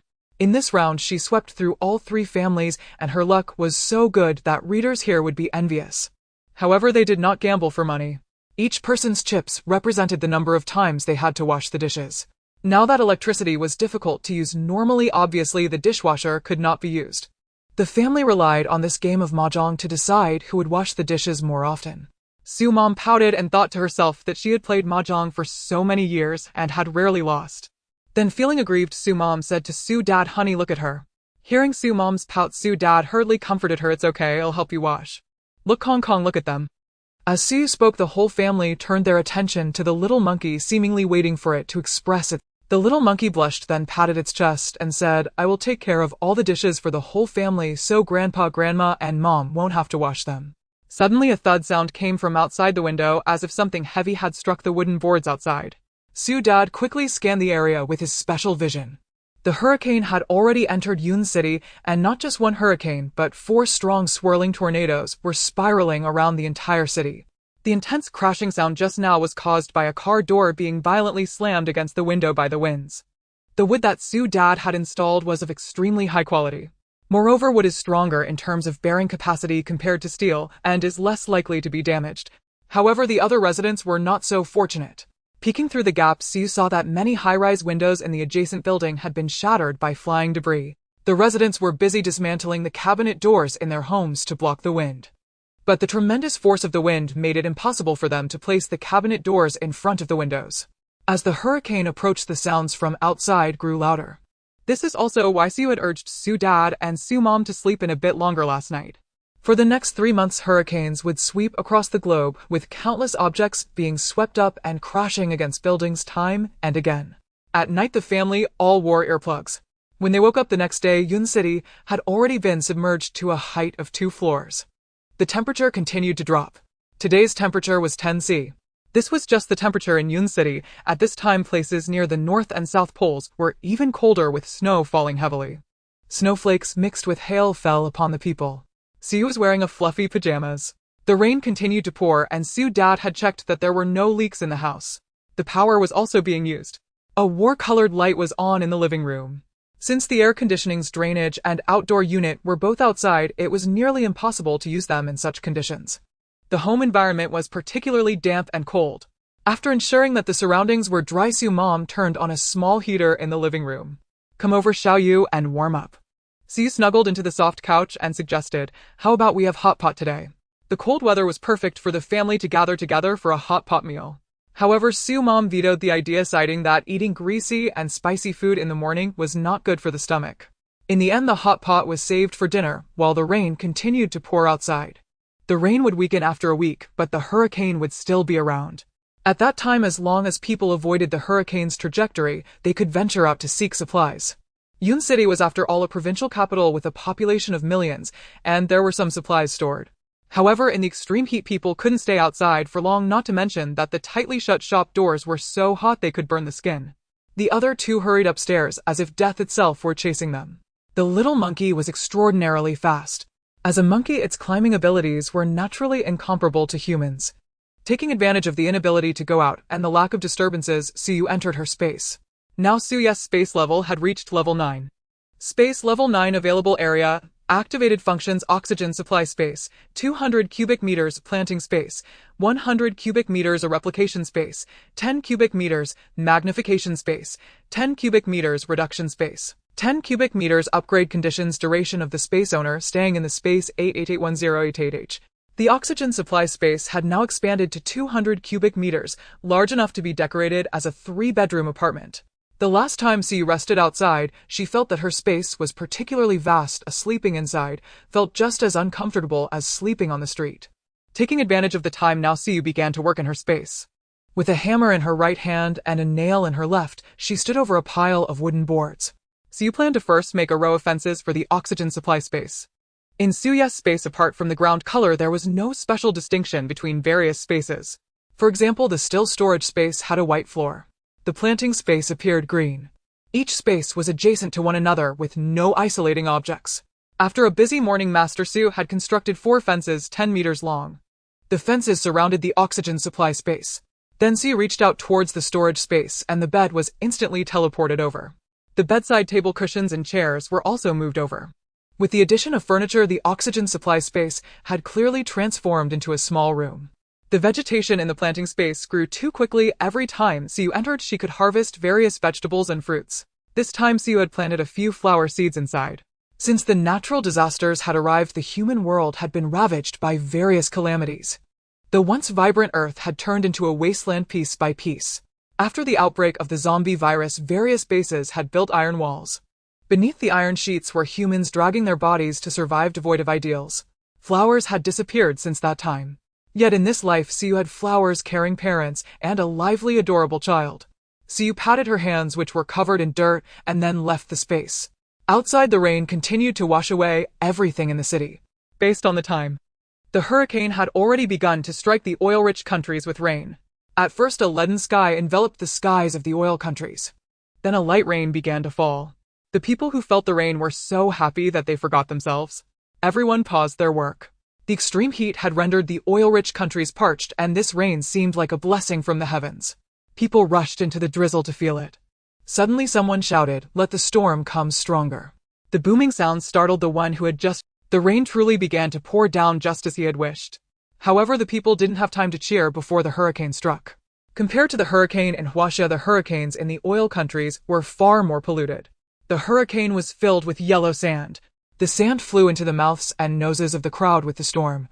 In an instant, everyone choked and struggled. When companions still wanted to help each other, people were buried under layer upon layer of yellow sand. A few hours later, the global water coverage reached 100%. All countries were suffering from this disaster together. The 26th floor of Mingwei Huafu made a gurgling sound. The pot was boiling. It was time to add the ingredients. 4 pairs of chopsticks each picked up different qualities of beef, and in the next moment the beef fell into the bubbling hot pot. The aroma wafted, filling not just the entire room. Even the neighbor downstairs, Fang Jixing, could smell it. The little pet nestled in Fang Zixing's arms, ready to hibernate in such warmth. Yet it seemed like something delicious was cooking. Unable to resist the temptation, Fang Jixing took out a box of self-heating hot pot from the snack cabinet. After all, self-heating hot pot is still hot pot, right? Fang Jixing reassured himself. The Mingwei mansion had been silent for a week. Due to the flooding, everyone's movements were restricted. So you would often peek through the gaps in the window to check on the situation outside, feeling it deteriorate day by day. The once clear rainwater had completely transformed into a flood today. Half of the debris in the flood consisted of mud and sand. Initially, 1 or 2 corpses would occasionally float into the Mingwei mansion. The corpses swollen from the flood, their skin taking on a pallid gray hue. However, seeing corpses floating in the water today was no longer a novelty. People had grown numb to life. It seemed that many deaths occurring daily was a perfectly normal occurrence. Today, Siyu watched for 10 minutes. In just 10 minutes, 10 corpses, 20 cars, and 30 cabinets had floated past the entrance of Mingwei Mansion. If she continued watching, perhaps today she would lose her appetite. Siyu Dad and Siyu Mom were almost unwilling to look outside. No matter how much psychological preparation they had done, they could not accept the sight of countless corpses. On the 10th day, the windows that had been rattling loudly were now much quieter. The hurricane in Yunqing still existed, but its speed and force had clearly diminished. The torrential rain had turned into a light drizzle. The city's floodwaters had risen to 12 meters. To put it in perspective, the depth of a normal swimming pool is only about 1.8 to 2 meters, while diving pools are 3 to 5 meters deep. With such flood depth, falling into the water would make recovery nearly impossible. Even professional athletes needed to approach with caution. Therefore, Mingwei Mansion remained silent, as everyone had no intention of going outside. But in such extreme weather, there were not only floods and hurricanes to guard against, but also people. Siyu was decorating her 3-bedroom apartment. Voices from Siyu Dad and Siyu Mom could be heard from outside. 11 people, they won't be easy to deal with. Upon hearing this, Siyu hurriedly left her space. The 3 of them, along with a monkey, leaned by the window to observe the situation outside. The reason the residents of Mingwei Mansion had not noticed anything unusual about Suyu's family in recent days was that Siyu Dad had specially modified the glass of the windows closest to the interior of Mingwei Mansion. Originally, the glass was single-layered, making it impossible for outsiders to see inside. Such glass was not uncommon in Mingwei Mansion. On the wooden boards, Siyu Dad had placed it on the inside, preventing the residents from discovering how well prepared this family was for the typhoon. Through the single-layer glass, Siyu saw the 11 people that Siyu Dad and Siyu Mom had just mentioned. 4 kayaks were bringing 8 men and 3 women towards Mingwei Mansion. Moreover, these 11 were particularly arrogant, dressed in raincoats, chatting and laughing while sitting in the kayaks. They seemed completely oblivious to the severity of the disaster. The 11 looked around Mingwei Mansion, seemingly contemplating which building to invade. After all, their backpacks were filled with various weapons, and the leading man even had a gun in his bag. To Siyu, whose space was akin to an arsenal, a gun was hardly anything remarkable. However, for an ordinary person, having a gun in the apocalypse would greatly enhance their combat power. This gun seemed to be their tool for intimidation. One of the kayaks was turning towards the direction where Suyu's family was located. The burly man on the kayak lifted his head. The next moment, his gaze fell on the highest floor of Building 10, the 26th floor. Were it not for the single-layer glass installed in Suyu's home. At this moment, Siyu had already locked eyes with the man. Lin Chao. The man's name slipped from Suyu's lips, her tone icy. Upon seeing the man, Suyu's expression darkened. Siyu Dad immediately asked, "Did he bother you in your previous life?"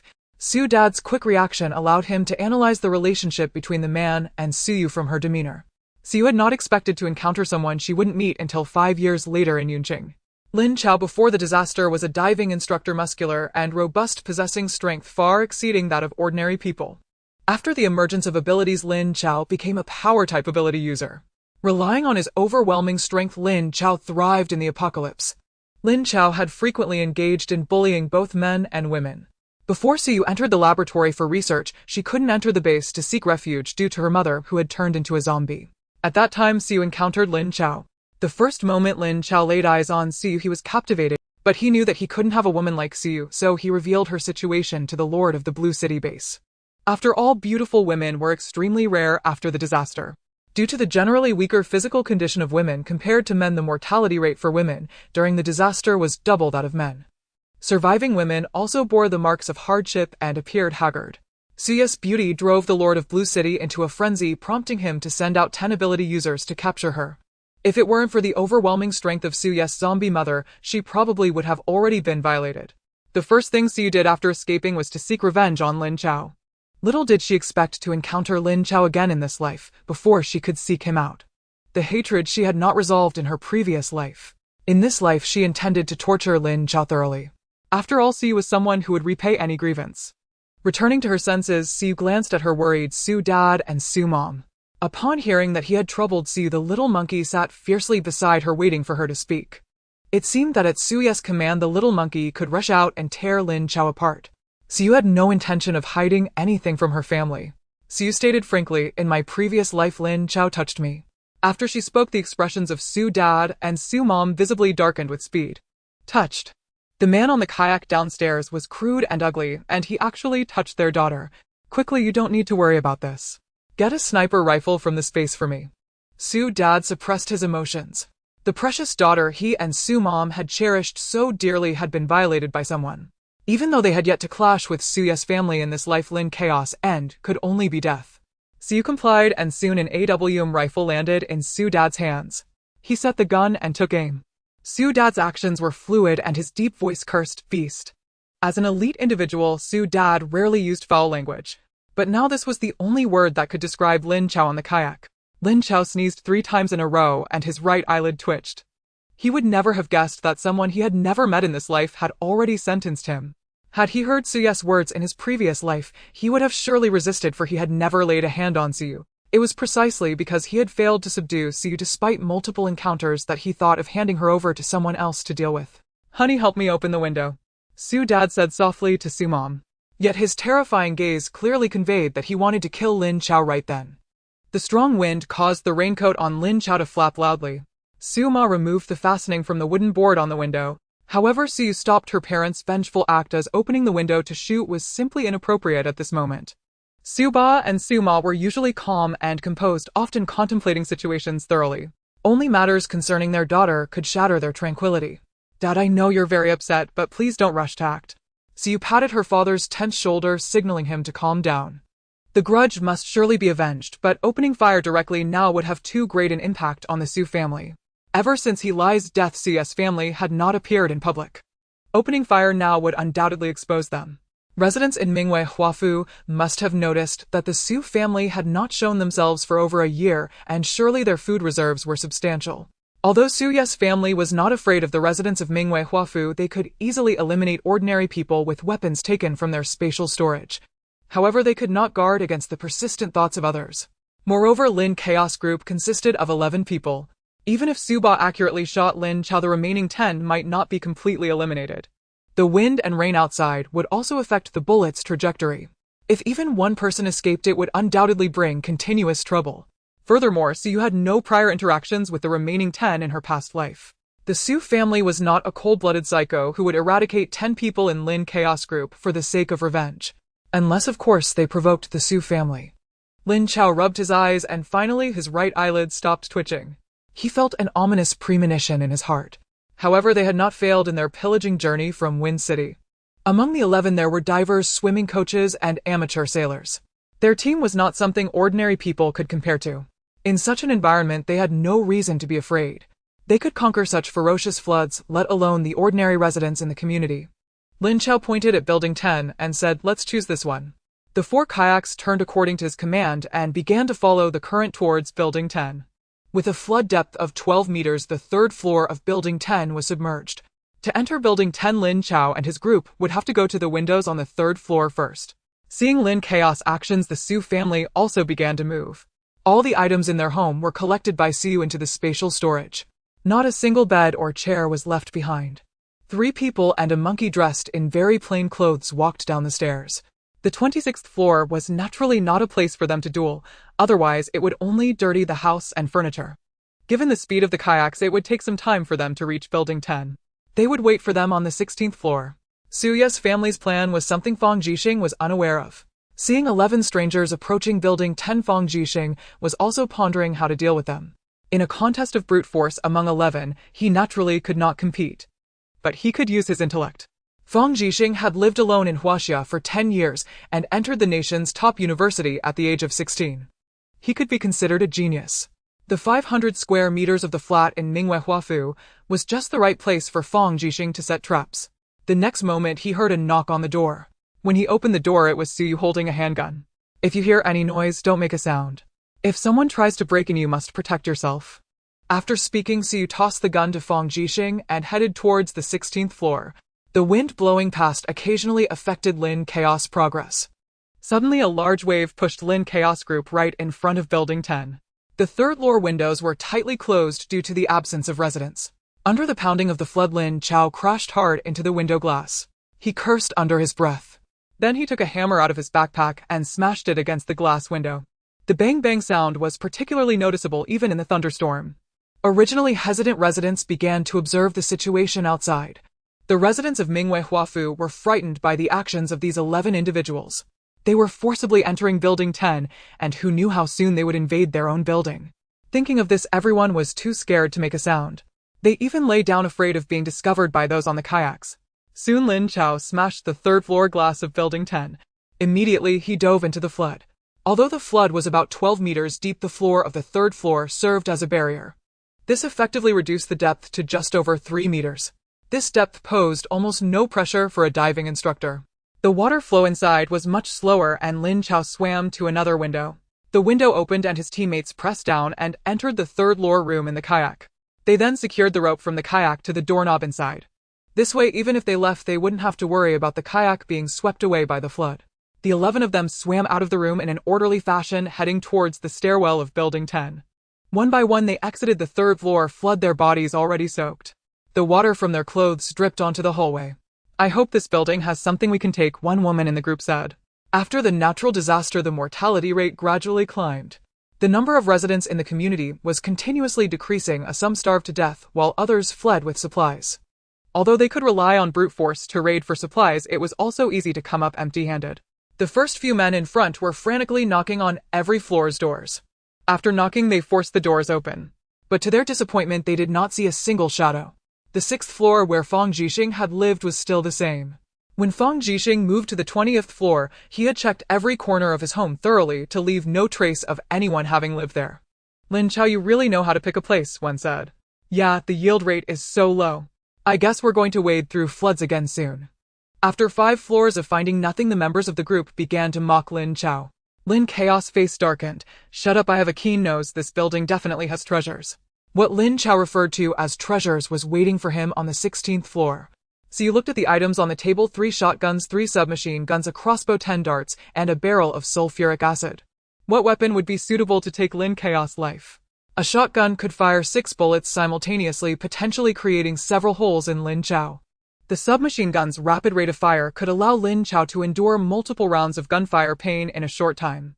A barrel of sulfuric acid was more than enough to corrode Lin Chao. It wasn't that Siyu was cruel, it was simply that there was no longer a need for Lin Chao to continue living in either of his lives. "Open the door." "It's just a robbery, no need to kill anyone."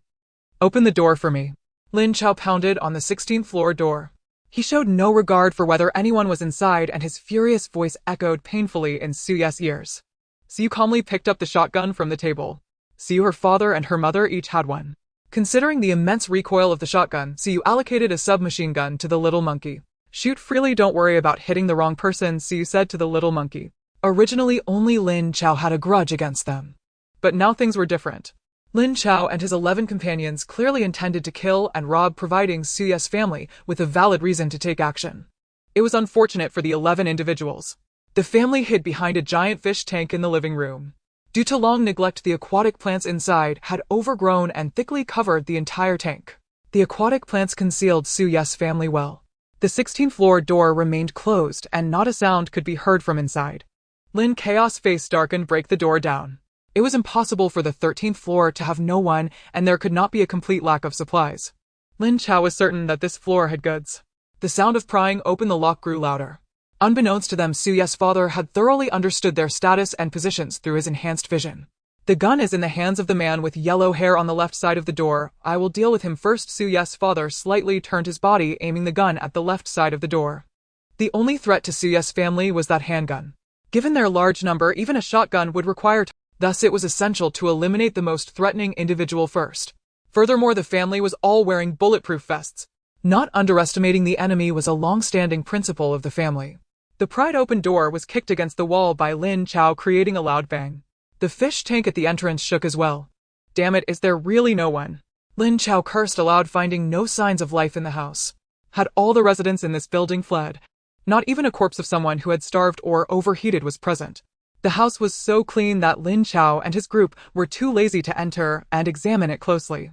Just as they were about to leave, he noticed a shadow near the fish tank. The rippling water reflected Suyu's figure onto the ground.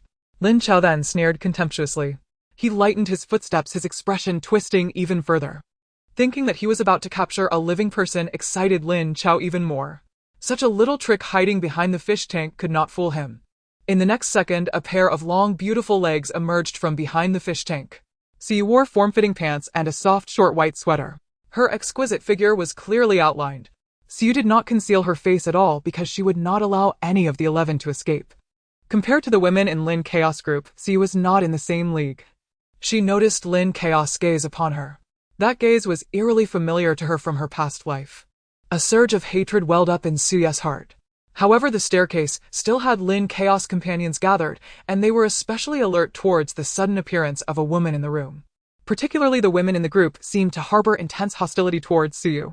After all, they were soaking wet, emanating the stench of sewage. Their hair clung to their scalps, matted against their faces. There was nothing aesthetically pleasing about them. In contrast, they were filled with strong jealousy towards Siyu. Siyu gently pressed her red lips together, her voice soft, as she asked, "Do you really only rob goods and not kill?" The question made Lin Chaos' legs go weak. A woman like her definitely didn't survive on her own. Disgusting, a woman in the group insulted. Siyu, who had initially wanted to chat a bit more, changed her mind. Their words displeased Siyu greatly. "Beautiful lady, don't listen to them." Seeing Suyu's expression change, Lin Chao hurriedly tried to appease her. But before he could finish his sentence, he fell to the ground with a bang. His once intact head exploded. Blood splattered across every corner of the room. Lin Chaos' body was riddled with holes. Even though the 11 of them had ruthlessly slaughtered many during the disaster, they were still sickened by the current scene. Before the remaining individuals could react, Suyu's lips moved. "Get ready.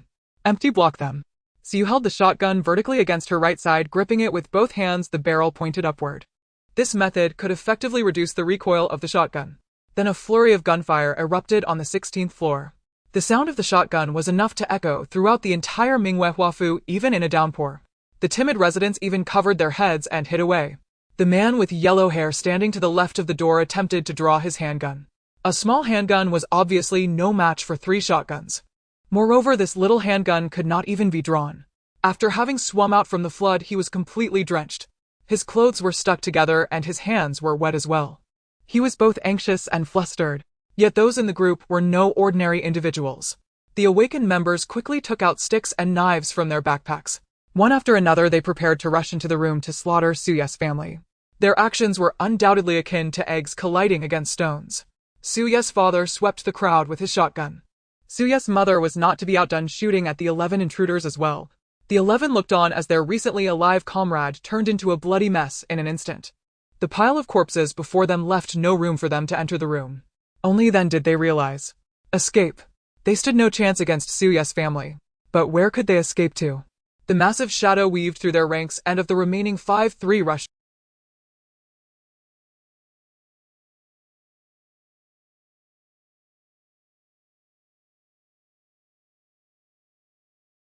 The little monkey swiftly appeared in front of the 3, running down the stairs, using the walls of the corridor to its advantage. Seeing the man in black holding a submachine gun, the woman swung her axe at him. Clearly, the little monkey's intelligence far exceeded that of the woman in front of it. It fired its submachine gun, deflecting the axe that was coming towards it. Siyu and her father went upstairs to chase the other 2 individuals. Gunfire rang out. The 2 running up were shot in the back. The shotgun's bullets pierced through the 2's bodies and embedded into the wall. Suyu's mother headed downstairs to assist the little monkey. Below, 2 of the 3 had already been taken care of by the little monkey. Suyu's mother swiftly eliminated the last person. The gunfire that had persisted for several minutes came to an end at this moment. The residents of the other buildings were anxious and alarmed. They were unsure whether it was neighbors in Building 10 being killed or if the 11 had turned against each other. Siyu frowned at the bloodied corridor and the 16th floor. Her family did not like bloodshed. However, those who needed to be dealt with would not easily be let go. Seeing the bloodstains on the walls and the splatters on her clothes, Siyu sighed deeply. Although it was thrilling and satisfying to take revenge on Lin Chao, the scene was undeniably gruesome.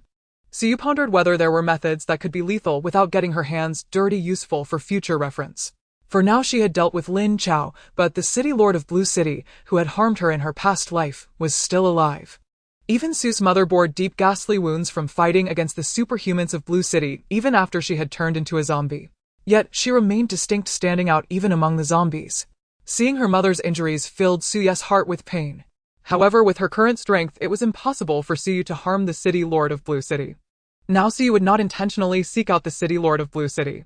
But 5 years later her power would far surpass that of Blue City, and that would be the time for the City Lord's downfall. For now Suyu only wished for her family to pass through these years of calamity safely and happily. The bodies of 11 people still lay piled in the hallway, and if left unattended they would inevitably start to smell. Moreover, the situation affected her family's outings in the future. With no other choice, the family began to clean up. Suyu Dad and the little monkey threw the 11 bodies out of the window on the 16th floor leaning against the exterior of Mingwei Wafu. The bodies appeared in the flood without any sign of abnormality. After all, in a flood various objects were present and corpses were merely commonplace occurrences during these days. Initially, Suyu Dad and Suyu Mom found it hard to accept such a scene. After this incident they seemed to have developed some kind of immunity. Since they lacked the ability to save the world, they had to learn to accept the suffering of all living beings. Suyu and her mother were cleaning the hallway. Fresh blood could only be removed by soaking it in cold water and diluted salt water. Additionally, the hallway featured marble flooring, making it difficult for blood to remain. Suyu took water from her space and rinsed the hallway several times. The blood flowed away layer by layer, eventually merging into the flood that engulfed the city. The residents closely observing the situation shivered at the sight of blood flowing out. Most of the corpses in the flood had likely drowned or been swept away by the hurricane. Such fresh blood was truly frightening. They had no idea how many had died in the 10 buildings. In the hallway, Suyu held a bottle of perfume. The foul stench of blood was barely masked by several layers of perfume sprayed by Suyu. Finished. After eliminating Lin Chao, Suyu felt a sense of relief and satisfaction. Suyu patted the little monkey on the shoulder and cheerfully said, "Kong Kong, let's have barbecue tonight." As time passed, the little monkey gradually grew. Now the little monkey was in a state of activated powers towering over Suyu. Finding it difficult to reach his head, Suyu settled for patting his shoulder. Perhaps after a while the little monkey would surpass Suyu Dad's height and reach 2 meters tall, transforming from a little monkey to a giant monkey. With a height of 2 meters and empowered by his abilities, the little monkey might become a standout in this apocalypse. Before heading home, Suyu glanced at the 20th floor. As long as the children did not come out to cause trouble, Suyu reflected that her parents and the little monkey had all upgraded their powers. In contrast, Fang Zixing's abilities seemed particularly ordinary. Foreknowledge could indeed help ordinary people anticipate strategies. However, the information Fang Jixing could predict was too limited, and Suyu had mostly experienced it all. If he could truly survive all the calamities, Suyu believed she should further assess whether he possessed sufficient strength before considering him a companion. Previously, out of concern for the unexpected appearance of Lin Chao and others, Suyu had packed away all the furniture in the house. Now that she had returned safely after resolving the issue, the furniture was brought out again. The unlit room felt particularly cold. Suyu directed hot water from her space into the pipes and then activated the floor heating in the house. Before long, the entire room warmed up. The curtains blocked out any light from the 26th floor, leaving no trace of illumination. On the dining table, the meat in the roasting pan sizzled with grease. Kong Kong, hurry and eat. With that, Suyu placed a piece of meat on the little monkey's plate. Once the little monkey finished this barbecue meal, he would revert to his petite form. This weather was perfect for cuddling a fluffy creature like the little monkey. Suyu chuckled, anticipating that after the little monkey finished his barbecue, he would transform. Tonight, she would have a warm hand warmer while watching a movie. In the following days, the heavy rain continued and the hurricane occasionally slammed against Suyu's windows with loud crashes. The family had been practicing holding their breath. In such flood disasters, those who could hold their breath longer underwater would have a greater chance of survival. Although the family would not venture out in such weather, it was still necessary to improve their breath-holding abilities. This sudden flood disaster was also extremely challenging for the government. Lin Chao had frequently engaged in bullying both men and women. Before Suyu entered the laboratory for research, she couldn't enter the base to seek refuge due to her mother, who had turned into a zombie. Those with higher combat power became the leaders. Government staff were scattered and unable to regroup, resulting in complete chaos in the temporary safety bases. A month of heavy rain had flooded Cloud City to a depth of 18 meters. This rise in water level made those in high-rise buildings increasingly worried that the flood would eventually reach them. The height of the flood would vary depending on the geographical environment of the city. For example, in the eastern Middle Oil Nation, although they had also suffered a month of heavy rain, the terrain was mainly sandy. The city had limited construction space and few asphalt roads. The flood seeped into the sand, and some cities had a flood depth of only around 5 meters. In coastal cities of Huaxia, the flood height had reached over 20 meters, equivalent to the height of a typical small Western-style house. Most buildings in the town were submerged. Those seeking refuge in libraries or football stadiums were among the first to be swept away by the flood. Only those in high-rise buildings temporarily escaped this disaster. Some spontaneous organizations began to emerge among the people. They recruited individuals with outstanding physical abilities to collectively search for supplies. After staying home for a long time, Siyu finally reached level 10 in her spatial ability. Achieving level 10 took her nearly 2 years. If the speed of such upgrades were known to the ability users of her past life, they would surely regard Siyu as a genius. After all, it took her 5 years to reach level 3 in her previous existence. Moreover, the range of her level 3 spatial abilities was only a few thousand cubic meters. A powerful surge of upgrading energy pulled at every pore of Siyu. This time the pain felt like a piercing agony in her bones. Siyu pressed her hands on the table, her gums already bleeding from biting her teeth. Seeing this, Siyu mom released her healing ability. But in the next second, Siyu disappeared from her spot. Congratulations, you have successfully unlocked the... A powerful suction pulled Siyu into the space. Before her eyes appeared a line of text: congratulations on successfully unlocking the growth tree. Growth tree. In her previous life, Siyu had interacted with countless supernatural beings, but had never heard of a growth tree. She was puzzled as to what it was. The entire space was changing at a visible speed. Originally, it appeared as a hazy translucent white akin to the virtual spaces seen in science fiction films. Now the top was rendered in a deep blue. Moments later, white clouds floated above the blue. The ceiling had taken on the appearance of a sky with birds occasionally flying by. Siyu had never stored any birds in her space. She also wondered if the birds in the sky were real. The ground beneath her feet was also rendered in green. After the green rapidly painted the ground, grass quickly sprouted from the earth. All the items Siyu had stored previously rose into the air, neatly placed on shelves. Thousands of shelves were arranged in an orderly manner, and behind them formed a mountain. Larger aerial items were piled on the newly formed hillside. All marine items were placed in the vast ocean. Indeed, it was a vast ocean. The infinite area of space had no boundaries, creating a marine domain. In addition, a small villa was formed directly in the aerobic space Siyu initially decorated. The simple fence had also been upgraded. The flowers in the planting space had bloomed, filling the air with fragrance. The previously translucent space had instantly transformed into a vibrant paradise. In the distance from the villa stood towering peaks. Between the peaks flowed gentle streams. The harmonious sounds of birds and flowers were quite delightful. As Siyu left the oxygen space and stepped into the storage space, she could feel that the entire storage space also had oxygen. A detailed introduction to the space appeared before Siyu's eyes. Space level 10 usable area, function, introduction, oxygen space usable area, copy space usable area, expand space usable area, shrink space usable area, planting space usable area, growth tree level 1. Congratulations on unlocking all functions of the space. Siyu originally thought that the levels of supernatural abilities were limitless. The usable areas of different spaces needed to be expanded step by step. Now all space functions were merged, and Siyu could control them simply with her thoughts. However, since the usable areas of all spaces had become infinite, the effective duration for copy space, expand space, and shrink space was extended to 1 week. Even so, the products obtained over a week were far more than what could be acquired in 1 day before. She hadn't expected the gap between level 10 and level 9 to be so significant. This space was like another world, possessing a complete ecosystem. Watching the birds flying in the sky, Siyu pondered about stocking some living creatures in the space. For example, putting in a few cows would allow her family to enjoy the freshest milk. She hoped that after the flood disaster, the poultry would still be alive. After all, most animals have strong survival abilities in water. As for the growth tree that initially prompted Siyu to activate it, it was a small seedling. The seedling was mixed in the grass. Siyu nearly stepped on it. The little sapling shimmered, its branches swaying gently in the breeze. Though Siyu did not know what the growth tree was, it was certainly a treasure. Siyu touched the leaves of the small sapling. I will come to see you next time. With that, Siyu left the space. Seeing Siyu appear in the living room with a rosy complexion, her parents breathed a sigh of relief. Unbeknownst to Siyu, her parents were extremely worried during the hour she had just entered the space.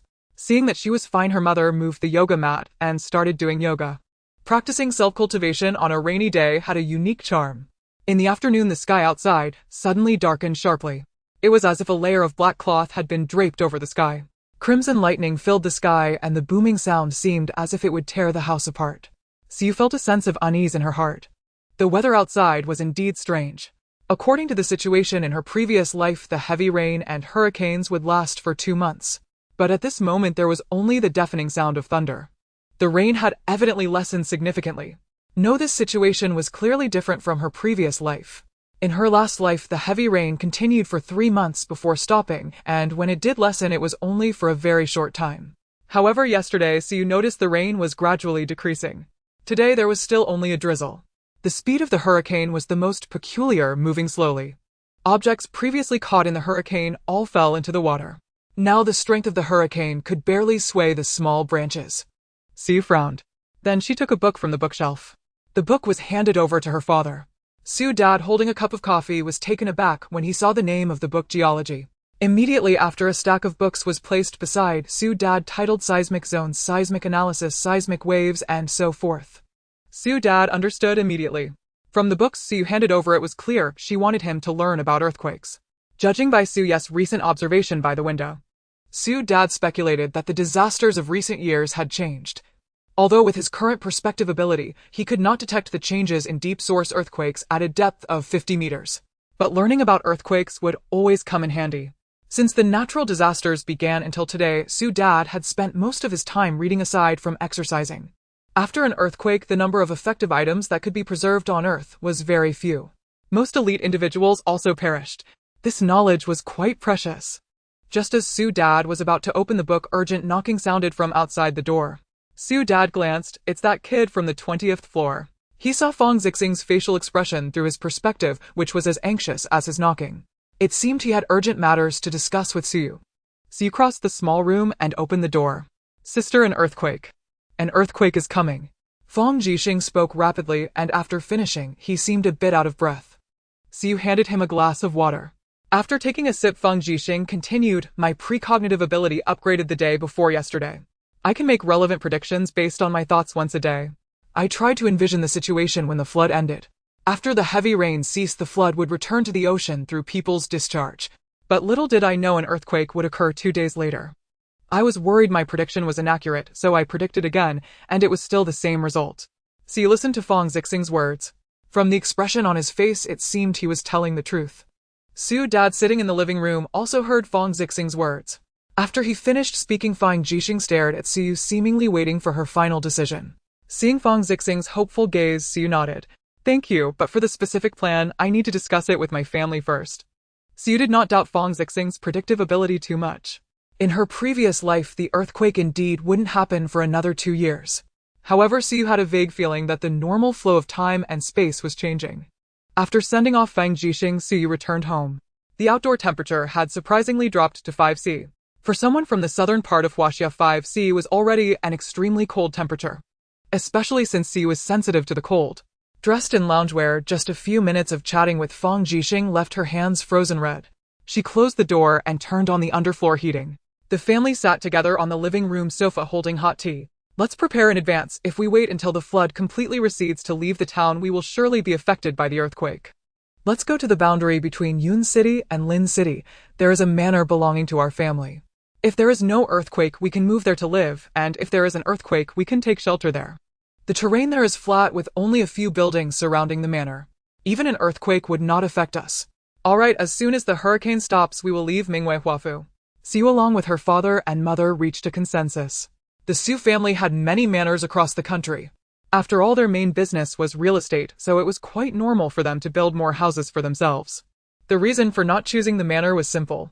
Under high temperatures, manors are prone to mosquito infestations. Under floods, the terrain is not high, and during heavy snow, they would be directly buried under thick snow. Originally, Siu planned to move there before the earthquake. But now it seems if the earthquake truly occurs earlier, then only a flat area with fewer buildings would be suitable for the family to take refuge. With 2 more months of continuous heavy rain, the adults in the family needed to conserve their energy. The intensity of their training increased once again. After all, once the earthquake really happens, the family would only be able to live in tents. At that time, countless refugees would gather in the wilderness. In crowded places, conflicts would inevitably arise, and the Siu family must have enough skills to defend themselves. As a result of their discussions, Siu informed Fong Zixing. Before leaving, Siu would take Fong Zixing along with her. After all, this information was brought by Fong Zixing. Although Siu felt uneasy about the disaster, she could not be as precise as Fong Zixing. Siu could indeed rely on her space for refuge. Living beings could enter the space. However, humans could not. Siyu had previously tried placing her father and mother into the space, but there was no response at all. So she had to take her father, mother, and the little monkey out of Mingwei Huafu before the earthquake. After finishing dinner, the rain outside had lightened a bit. Aside from the flood spreading across the streets, the hurricane no longer posed any threat to people's travel. Siyu proposed her idea of going out to stock up on supplies. Assuming there were only 2 months left until the earthquake, everything constructed by humanity on Earth would become shattered ruins under the debris. Suyu's space stored building materials worth $1 billion. The average cost of a 20-story building is around $20 million. The $1 billion worth of building materials in Suyu's space could at most construct 50 buildings. With each building having 4 units per floor, that totals to 4,000 households. Roughly calculated, if this were used as a base, it could accommodate at most 15,000 people. 15,000 people aiming to become a powerful base was simply impossible. Moreover, to prevent zombies, all safety standards for the base must be high. The construction of walls, command towers, turrets, etc. would require various materials. Even if Siyu had an infinitely large replication space based on the replication speed of her space, she would still need to prepare around 10 billion building materials. And this 10 billion worth of building materials must be collected within 2 months. Otherwise, after the earthquake, everything would be useless. Having prepared too few building materials was indeed Suyu's oversight. During that month of rebirth, Siyu truly felt the warmth of family. At that time, the duration was short, and she had not considered too much. Her primary plan was to take good care of her father and mother. Thus, she had not prepared so many building materials. Moreover, the Siyu group almost monopolized 1/3 of the nation's construction materials. Once Siyu collected all the materials from the Siyu group into her space, it would mean the Siyu group would have to halt operations. Doing so before the apocalypse would indeed have a significant impact. With only 2 months remaining, Siyu had to race against time to gather all possible energy and supplies into her space. Siyu, her father, and mother studied the city map of Yun City overnight. They marked the locations of various steel factories and the unfinished properties of the Siyu group. Each point was marked clearly. To be safe, her father suggested observing the changes in the hurricane for a while. Her parents had not considered how powerful Siyu aimed to become in the apocalypse. They also hoped Siyu could be happy. After all, they had not accompanied her in her previous life, and Siyu had been lonely for too long. What the family did not expect was that on the 3rd day the hurricane completely stopped. The flow of the flood was as calm as the rippling lake water without any significant waves. However, the depth of the flood still deterred many residents in high-rise buildings. At such depth, falling in would mean death for those who could not swim. Suyu's space contained oxygen tanks. Even in an emergency, she could enter the space and bring out professional diving gear. Moreover, the water was now calm. For Siyu, who could swim, she could even swim in the flood for over 10 hours. There were 45 days remaining. Siyu had to go out once more for zero-cost purchasing. Before leaving home, her parents were filled with reluctance. However, they understood Suyu's decision and trusted her judgment. They knew Siyu could survive using her space, but going out would undoubtedly expose her to various hardships. Her father murmured, "Xiaoyu, if anything happens, just come back home." "Sweetheart, it's fine if we don't have too many supplies." "Mom, don't say anything. I've already held my breath for a minute. Take me with you." The little monkey dressed up looking quite presentable. It was now as tall as her father, even more robust than an adult male. Ultimately, Siyu took the little monkey with her. Although the little monkey had never truly fought with humans, its strength and agility were surely not lacking. Moreover, the little monkey could enter Suyu's space. Even if they encountered problems while out, the two could return to the space together. Siyu tied her hair up and symbolically carried an empty backpack. The little monkey did the same. The two walked side by side, resembling a couple. Before they set out, they heard voices from inside Mingwei Wafu in the corridor. Siyu crouched by the window in the corridor, watching the people talking. Are there any neighbors going out to look for supplies? How can one go out in such deep water? Isn't going out in this situation just asking for death? I have to go even if it means death. Our home has run out of supplies. Zega, take me with you. A few of us brothers also want to go. After managing things for a few days, do you really think you're invincible? Li Zhe was dressed in a black winter jacket holding a large megaphone. He had charged the megaphone during the few days when the power was restored. The remaining residents of Mingwei Huafu clearly disagreed with his proposal. They could endure the extreme heat to go out, but the current flood conditions were absolutely unacceptable for ordinary people. At home, they could barely survive on rainwater. However, going outside posed a fatal risk if they fell into the water. Thus, some residents voiced their objections to Li Zhe. Li Zhe, I'm advising you out of good intentions. Don't be caught off guard when it's too late. We barely survived the heat and don't want to die now. Don't say we want to accompany you, just go by yourself. In this weather it's better to stay home and grow some bean sprouts for food. Lise listened to the residents' unwillingness to take risks. Naturally, he wouldn't force anyone. Before putting down the megaphone, Lise said one last thing. Either erupt in silence or perish in silence. Who knows when this weather will stop? The temperature has already dropped to 5°C. If the temperature continues to drop, there may not even be a chance to go outside. If the flood does not recede by then, all that awaits everyone is death. Lise rummaged through his home for a few floating boards. These were bought for his son when he practiced swimming. Unfortunately, his son was no longer around. Lise did not bring any items. His goal was to use the floating debris in the flood to move to another location and see if he could gather supplies. He had looked through the window. Because Mingwei Huafu was situated on higher ground, he could see the streets of Yun City completely flooded. Knowing everything from the window, Siyu felt this was a good opportunity. A chance to get close to Lise.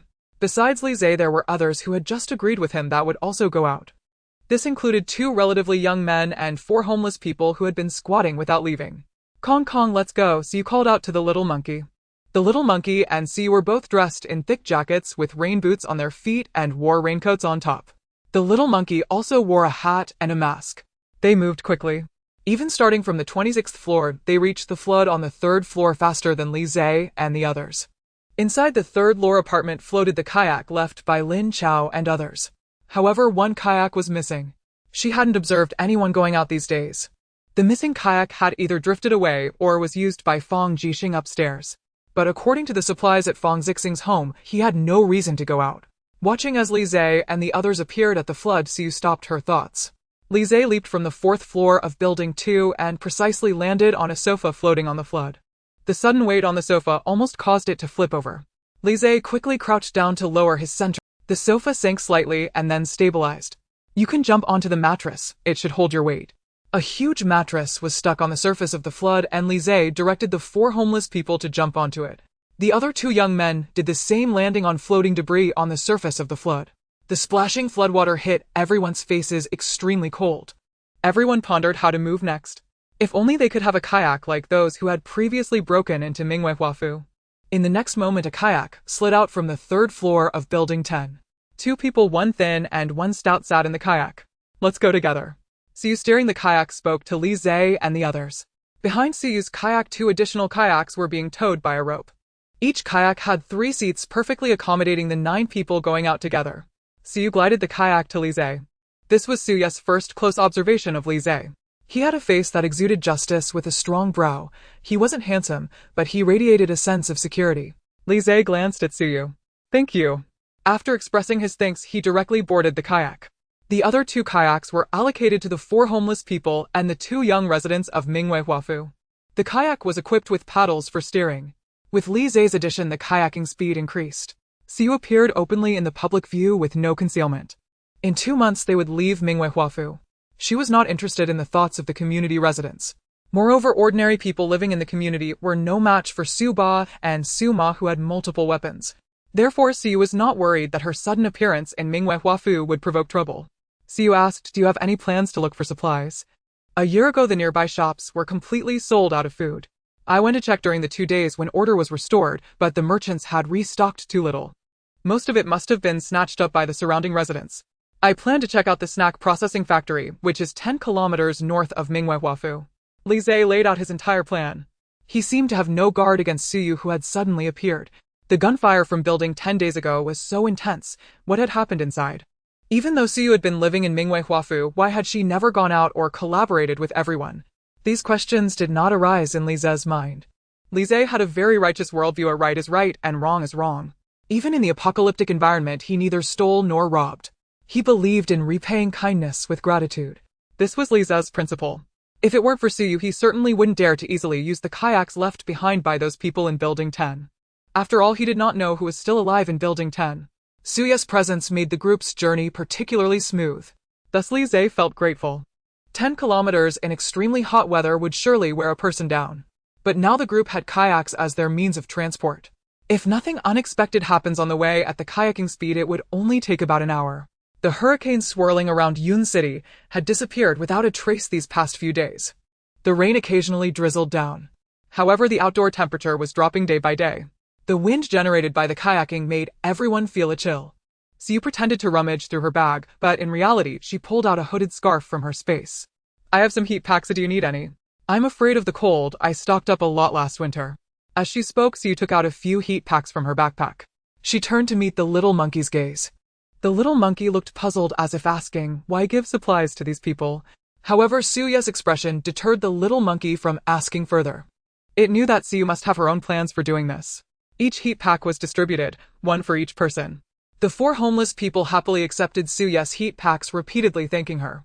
The 4 homeless men all had simple, honest faces beaming with naive smiles. Though it was merely a heat pad in such weather where everything is scarce, items that provide warmth are indeed precious. Moreover, to these brothers, Siu was just a young girl who was willing to share her heat pad with them, which was quite rare. The 4 then introduced themselves in turn. Sister, I am Su and I used to work on a construction site nearby Tying Rebar. The distance from the snack processing factory to Mingwei Mansion would take about 3 hours. Sister, I am Su Dao. I used to work on a construction site nearby making concrete. Sister, I am Su Da, an electrician primarily responsible for the installation and maintenance of Through their introductions, Siu gained a general understanding of them. Their diverse professions were quite suitable for base construction work. Then Li Zhe also introduced himself. Perhaps influenced by the Su brothers' introductions, Li Zhe followed suit and shared his profession. I am Li Zhe. I previously worked at the Urban Planning Bureau, and I am quite familiar with the streets of Yun City, including the locations of the sewers. That's good. Li Zhe's profession was also very suitable. Siu pondered silently in her heart. Then she nodded and smiled in response. I am Su Yanwu, a student. She handed the remaining 2 heat pads to the other 2 young men. The 2 also introduced themselves. One was named Lu Qingjie and the other Guo Lin. Lu Qingjie was a real estate agent responsible for housing rentals. Guo Lin was a bartender. Sister, you've given us these heat pads. What if the weather turns colder in the next few days? Sister, you are truly kind. Lu Qingjie and Guo Lin echoed in unison. Siu politely responded, it's nothing, since we are traveling together we should share what we have. Earlier, the hooded scarf that Siu took out from her backpack was incredibly cute. It was brown with a pair of little bear ears and several fluffy little balls dangling beneath the scarf. The bear hat softened Siu's cold beauty a bit, making her appear somewhat adorable. She looked just like an innocent college student. A silent little monkey dressed in all black appeared particularly tall and strong. The others did not dare to greet him. The little monkey could speak human language, so it was not immediately recognized as a disguised monkey. However, its expression under the mask was extremely displeased. It felt that the 7 men around seemed to have ulterior motives towards its mother. It could have a mom, but it couldn't have a dad. Moreover, it couldn't allow these very ordinary people to develop feelings for Siu.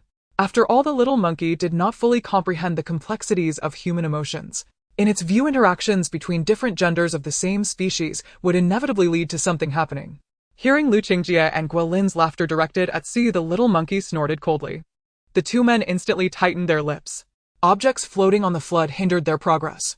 By the time the 3 kayaks reached the snack processing factory, 2 hours had already passed. It was now 5 in the afternoon. The sky was extremely dark. Even the fingers stretched out in the air appeared gray and foggy. The 12-meter-high flood had not completely submerged the snack processing factory. The factory was nestled against a mountain that stood several hundred meters tall. The factory had partially built some structures on the hillside. Thanks to the natural terrain advantage, several factory buildings were completely above the flood. Upon seeing this situation, Li Zhe let out a sigh of relief. We didn't come to the wrong place. He certainly didn't want everyone to expend such effort only to leave empty-handed. Fortunately, 3 factory buildings were now before them. There must be stored supplies inside. Even if someone came here to retrieve supplies under high temperatures, they could never take everything from the factory. When the door was pushed open, the eyes of the group widened. Countless shelves were neatly arranged within the factory, and on the shelves were various snacks. There were breads, beef jerky, dried fruits, spicy strips, and so on. As a snack processing factory, the variety of food here was indeed abundant. Lu Qingjie and Guo Lin dashed straight inside. The 2 tore open one bag of snacks after another, never having desired food so eagerly. They kept grabbing various plastic-wrapped foods, the sounds of plastic crinkling loudly. In just over 10 minutes, the 2 had each eaten 5 breads, drunk 3 bottles of beverages, swallowed 2 bags of dried fruits, and finally finished with a bag of jelly. These foods had long shelf lives, some lasting a year and others 2 to 3 months. Lu Qingjie and Guo Lin completely disregarded whether these foods were expired. Indeed, they were starving. After the apocalypse, they had never seen such an abundance of food. They were as excited as primitive people encountering fire for the first time. The Su brothers also entered, but they did not gorge themselves. Instead, they carefully selected suitable food to satisfy their hunger. Lise glanced at the food on the shelves nearby and said to Siyu, "This has been expired for 2 months. It should still be edible. You should eat some too." Siyu nodded. She took the food Lise handed over and placed it into her backpack. After pretending to fill her backpack, she used it to retrieve a bag of branded food that was available here from her storage. The food in the storage remained in a state of stasis and would not expire. The food inside the snack processing factory was expired, and consuming it could cause gastrointestinal discomfort. In such cold weather, Siyu naturally would not eat. The little monkey followed beside, Siyu mimicking her by packing snacks. Lise found a snakeskin bag in the factory. In just a few minutes, Lise had filled the snakeskin bag with food. The Siyu brothers did the same, packing food. Due to the limited size of the kayak, they feared they would not be able to carry more if they packed any additional items. The group was not greedy. A single bag of food consumed slowly would be enough for them to live for several months. Although there was plenty of food in the factory and no worries about the flood they had to leave today. The weather grew colder. Inside the factory, apart from food, there were various tools. If they stayed here for several days, they wouldn't starve, but they would freeze to death. The group prepared to leave the factory, but the light outside was growing dimmer. Even though they were at a high point, visibility was only a few dozen meters. It was now 6 in the evening. The sky was about to turn completely dark. "We can't go back, it's too dark. There are various obstacles in the flood and proceeding recklessly could lead to trouble," Lise said, standing at the door. Indeed, this visibility was not suitable for setting out. Lise's suggestion excited Lu Chengjie and Guolin. After all, leaving such a resource-rich place made the two quite reluctant. There are 3 factory rooms in the snack processing plant that haven't been flooded. As night falls, everyone has no choice but to stay overnight. Guolin suggests that Siyu share a room with them for the night. Their words are filled with concern for Siyu. In the darkness, a smile hangs on Guolin's face, though it carries an eerie quality. Guolin's previous occupation was a bartender. The workplace is chaotic, having witnessed many sordid scenes. He has also seen quite a few exceptionally beautiful women in the bar. However, since the apocalypse, he has rarely seen any women, let alone exceptional beauties. At home, he has a wife who is uninterested in tidying up. Seeing Suyu's fair and smooth skin during the day, Guolin even thought of pinching it. In the faint light, Siyu catches a glimpse of Guolin's expression. For Siyu, someone showing her such a look is not far from death. Guolin stares at Siyu intently.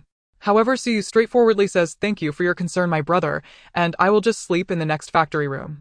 Siyu refers to the little monkey as her brother. Looking at the tall and strong little monkey, it is indeed more capable of protecting Siyu than Guolin. Guolin feels somewhat disappointed, but can only respond then. "You two be careful." Lise also offers a few words of caution. He reminds Siyu to call for help immediately if anything unexpected happens. After Siyu enters the other factory room, she closes the door behind her. In the next moment, Siyu takes the little monkey into her space. Outside, it is excessively damp and cold while the space is comfortable. The little monkey, naturally shocked by the changes in Suyu's space, playfully asks, "Mom, did you hire a renovation team for your space?" What surprises the little monkey the most is that there is even a villa inside the space. The villa is fully furnished, even more comfortable than Mingwei Manor. However, the space at this moment has blue skies and white clouds, exceptionally bright, leaving no desire to rest. Siyu takes some food from the prepared food shelf. As a fleeting thought crossed Suyu's mind, the food, which was originally at rest, instantly became steaming hot. The aroma of the food wafted between Siyu and the little monkey. In the outside world, it is dark, cold, and damp, with not a single comfortable place to lie down. In the space, Siyu listens to the melodious music. Siyu and the little monkey stay on the lush green lawn where a table has been moved by Siyu. The meal is laid out on the table. In such a fresh environment, the pair enjoys their dinner. After dinner, Siyu takes the little monkey to tend to the plants she has grown in the space. Tending is more of a way to admire. These seeds cultivated in the space require no care and yield exceptionally good produce. Siyu points to one of the mountains in the space and says, "Kong Kong, how about I bring in a female monkey for you in the future? Let's name her by Gu Jing." After Siyu finishes speaking, she notices Wukong's little face turning red. It is quite amusing. At 9 o'clock in the evening, Siyu and the little monkey return to the villa in the space. Siyu chooses a room she likes. Then she draws the curtains, blocking out the light from outside. She enjoys a good night's sleep. That night, Siyu and the little monkey sleep extremely comfortably. After all, every item in the space is available and the temperature is maintained at the most suitable level for the human body. However, the several big men in another factory room are not so comfortable. Until 12 o'clock at night, the few of them still haven't fallen asleep. Cold is their most direct feeling. In the large factory room, aside from finding a few snakeskin bags, they cannot find anything else to keep warm. Not to mention, when lying down to sleep, they have to come into contact with the cold floor. The heating pads that Siyu had given them earlier have long passed their heating time. The few of them huddle together feeling extremely cold. Do you think that girl has any heating pads left? Yeah, I saw her backpack was quite big, she should have packed some things. Lu Qingjie and Guolin are discussing. In the silent night, their voices echo throughout the factory room. Zus 4 and Li Zhe naturally hear it as well. Li Zhe furrows his brows. During the extremely hot weather, Lu Qingjie and Guolin were quite united in Mingwei manner. He didn't expect them to talk like this now. Su Ren interrupts their conversation, saying even if there are heating pads, those belong to someone else's girl. As he speaks, Su Ren wraps his arms around himself tighter. He puts his hands into his sleeves, turns his face away, and disdains to speak with Lu Qingjie and Guolin. Li Zhe also mediates, saying girls are delicate, it's already good enough if she can share one with us. However, Lu Qingjie directly retorts, she said herself that she stockpiled a lot last winter. Worst case, she can use them up today and go back tomorrow to get more. This damn weather is making me break out in goosebumps all over, well, freeze stiff if we keep this up tonight. The two continue to complain, greatly irritating Li Zhe.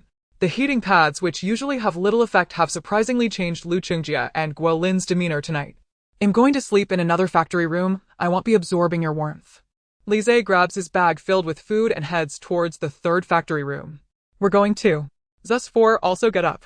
Staying here any longer, who knows if Lu Qingjie and Guolin will strip them of their clothes in the middle of the night. The factory door is opened. A gust of cold air rushes in, immediately penetrating through the gaps in their clothes. Li Zhe shivers and urges his 4 brothers to hurry and leave. Hurry up, it's too cold outside. They are unaware that the temperature outside has already dropped to -3°C. In just a few hours, the temperature has fallen several degrees. By the time they enter the third factory room, their hands and feet are all frozen. The 5 of them shiver, huddling together against the cold of the night. -3°C is not considered low for the people of Huaxia. However, the sudden drastic change in temperature has left their bodies unresponsive for a moment. Moreover, the clothes they are wearing are still wet from contact with the flood before getting into the kayak. Their boots, pants, and jackets are all damp. In such weather, even after a few more hours, they want dry. We must survive and hold on. Li Zhe encourages everyone. It is now midnight, the sky is dark with no stars in sight. The trees on the hillside behind them rustle in the wind. The 5 huddle in a corner waiting to get through the night. In the first factory room, Lu Qingjie and Guolin are also trembling from the cold. The two tightly embrace each other, but feel no warmth. Don't touch me with your icy hands. Damn, your clothes made mine wet. I wonder if that girl is cold. The two seem to still be thinking about Suye's heating pads. Even a single heating pad could alleviate a lot of their cold. Just one. Meanwhile, Siyu in the space is covered with a thin, cool blanket, sinking into the comfortable, soft bed. At 1 o'clock in the morning, the sky is sprinkled with a few white stars. An hour later, heavy snow began to fall, just as ferocious as the previous torrential rain. The temperature had already dropped to -7°C. Lu Qingjie was awakened by the cold, noticing that the damp parts of his clothes had begun to freeze. His lips trembled and his teeth chattered. Lu Qingjie had barely survived the previous extreme heat of 60 degrees. Just a few days ago, there had been storms and a sudden drop in temperature. The extreme cold was approaching. He could not afford to die. Lu Qingjie nudged Guolin, who was curled up, saying, "Get up, I don't want to freeze to death tonight." After all, given the trend of the night, the temperature was likely to continue dropping. Guolin was jolted awake by Lu Qingjie's icy hands, cursing under his breath. What can we do? This factory has nothing but snack plastic bags. Guolin shot Lu Qingjie a disdainful glance, though it was hard to see his expression in the dark. The girl in the adjacent factory has hand warmers, let's ask her for one, just one. Ultimately, Lu Qingjie decided to act on his interest in Siyu. Guolin was silent for a moment before responding, okay. In truth, he thought to himself that Siyu must be suffering just as much in this cold. When they went to find Siyu later, he could hold her to help keep warm. Guolin chuckled to himself, surprised that he could have such an encounter even in the end times. As soon as they opened the factory door, the outdoor wind made the two of them take a few steps back. The cold sliced through their cheeks like a knife. They quickly closed the factory door to avoid having the shelves inside covered in snow by morning. The factory where Siyu was located was about 10 meters away from Lu Qingjie and Guolin. A few minutes later, the two appeared outside Siu's resting factory covered in snow. They left a trail of footprints in their wake. The snow covered the ground about 3 to 4 centimeters deep. "Siyu, are you resting?" Guolin whispered tentatively. Siyu was not alone in the factory. She also had her so-called younger brother with her. They were somewhat wary of the small monkey's size. Speaking softly was just a test if they were asleep. Not hearing any response, the two began to push the factory door. What about the guy? We'll borrow first, then steal. If we're discovered, we'll just snatch it. After all, they were two big men. Dealing with a defenseless man and a silent one had its odds. The factory door was not locked. Lu Qingjie pulled hard and opened it. Perhaps due to the age of the door, it creaked loudly, making both Lu Qingjie and Guolin feel uneasy. The two had previously gone out to steal things during extreme heat. After the temperature rose to 55°C, they had gone out very rarely. Under Li Ze's arrangement, Lu Qingjie and Guolin had managed to survive relatively smoothly. However, tonight their intentions were particularly heavy. Inside the space, Su turned over the sounds from outside reaching her ears. Someone was coming. A smile crept onto Suye's lips. Who could it be? Knowing the outside was cold, she had specifically put on a down vest under her clothes. Not only would it not be noticed, but it would also protect her from the several degrees of cold outside. Su knocked on the little monkey's door, saying, "Kong Kong, get up and fight." Upon hearing that they were going to fight, the little monkey excitedly leapt out of bed. Once dressed, the two quickly appeared at the corner of the factory. At that moment, Lu Qingjie and Guolin were still groping around inside the factory. They had already closed the factory door. In the pitch-black environment, they reached out to feel their way around. They could not see anyone at all. They wouldn't have left, would they? Guolin felt around the wall for a long time, but did not touch anything. Lu Qingjie denied. They shouldn't have. The three kayaks that just came out are still here. On such a dark and cold night, where could they go? Suddenly Guolin felt something beneath his feet. It was too dark for him to see clearly, but he sensed that it seemed to be a pair of legs. Guolin recalled that Su was taller than him. During the day, he had noticed her long legs beneath her rain. Those long legs must be very smooth. Guolin supported himself against the wall and slowly crouched down. Since no one responded to his calls or the sound of the door opening, he figured Su must be sleeping soundly. He wanted to touch and see what those long legs felt like. Guolin was even trying to use Suye's long legs to warm his icy hands. He reached the hem of her pants, which seemed much looser than during the day. But he didn't care about that anymore. At that moment, he just wanted to experience the sensation of Suye's beautiful legs. Guolin thrust his icy hand into the pant leg. However, the sensation was completely different from what he had imagined. It was fluffy. Could it be that Su was wearing thermal leggings today? This texture of thermal pants was something Guolin had never experienced before. It was indeed warm. But the more he touched, the more he felt something was off. He couldn't find the edge of the thermal pants, so he moved his hand to Suye's ankle. It was still fur. All fur. It was not ordinary short fleece, but long like human hair. A chill rose from Guolin's heart. "What are you doing?" Lu Qingjie asked, feeling around the wall opposite Guolin. He had found nothing either. Guolin hesitantly replied, "I'm touching her leg." "Wait, there's such a good thing." "Where?" Lu Qingjie had only intended to sneak a few hand warmers, but he never expected Guolin to boldly touch a woman's leg. Lu Qingjie's mind replayed Suye's image. Tall and fair, her features were stunning. Her body proportions were quite desirable. Guolin, who was touching Suye's leg, paused. He swallowed several times before barely calming down. "Lu Qingjie, this girl seems to be wearing thermal leggings. You should feel it too." "Okay, I'm coming." Lu Qingjie rubbed his hands together to warm them up. He hoped not to wake Su. Guided by Guolin, Lu Qingjie approached Su. He squatted down and his hand reached into Suye's other pant leg. The moment he touched it, Lu Qingjie felt an extreme warmth. But the next second, he quickly pulled his hand back. Trembling, he said, She seems not to be human." Lu Qingjie had distinctly touched the fur on skin as if it were growing directly from her leg. The density far exceeded that of a man's leg hair. "Why don't we just leave? Since we're already here, let's take the hand warmers before we go." Although Lu Qingjie felt something was very wrong, they couldn't leave empty-handed.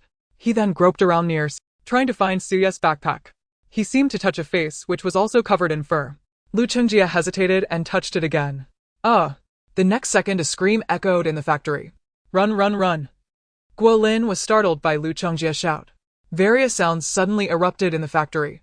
The sound of snacks falling, people crashing into shelves, and the frantic noise of someone running around unable to find the door filled the air. "Are you crazy?" Guolin heard Lu Qingjie making such a loud noise. Undoubtedly, it would wake Su, who was in the factory. At this moment, Lu Qingjie was already in a state of shock, convinced that the leg he had just touched was not human. He couldn't bother to explain anything further to Guolin. All he thought about was how to escape this bizarre factory. Suddenly, Suye's voice echoed in the factory. "What's wrong?" Her voice was cold, entirely different from the gentle familiarity of the daytime. "Sister, we just wanted to check if you were warm enough while sleeping, nothing else." Upon hearing Su wake up, Guolin hurriedly explained. Then he called out to Lu Qingjie, who had run off somewhere, saying let's go. The next moment Guolin heard Lu Qingjie crash into a shelf again. This person was truly insane. Guolin groped along the wall heading towards the factory's main door. As he walked, Guolin said, I didn't expect you to still be wearing thick thermal pants when you came out. The fluff is quite long and thick. Just as he finished speaking, he saw a beam of light illuminate the factory. The light source came from Su Ye's position behind him. The thermal pants are indeed quite thick. Do you want to take a look? Hearing the voice, Guolin felt a chill run down his spine. He wondered if she had noticed when he had just touched her leg. No. Guolin waved his hand and hurried towards the factory's main door, using the light as a guide. You have to look. The voice speaking was clearly not feminine, but rather a low, deep tone of a boy going through voice change.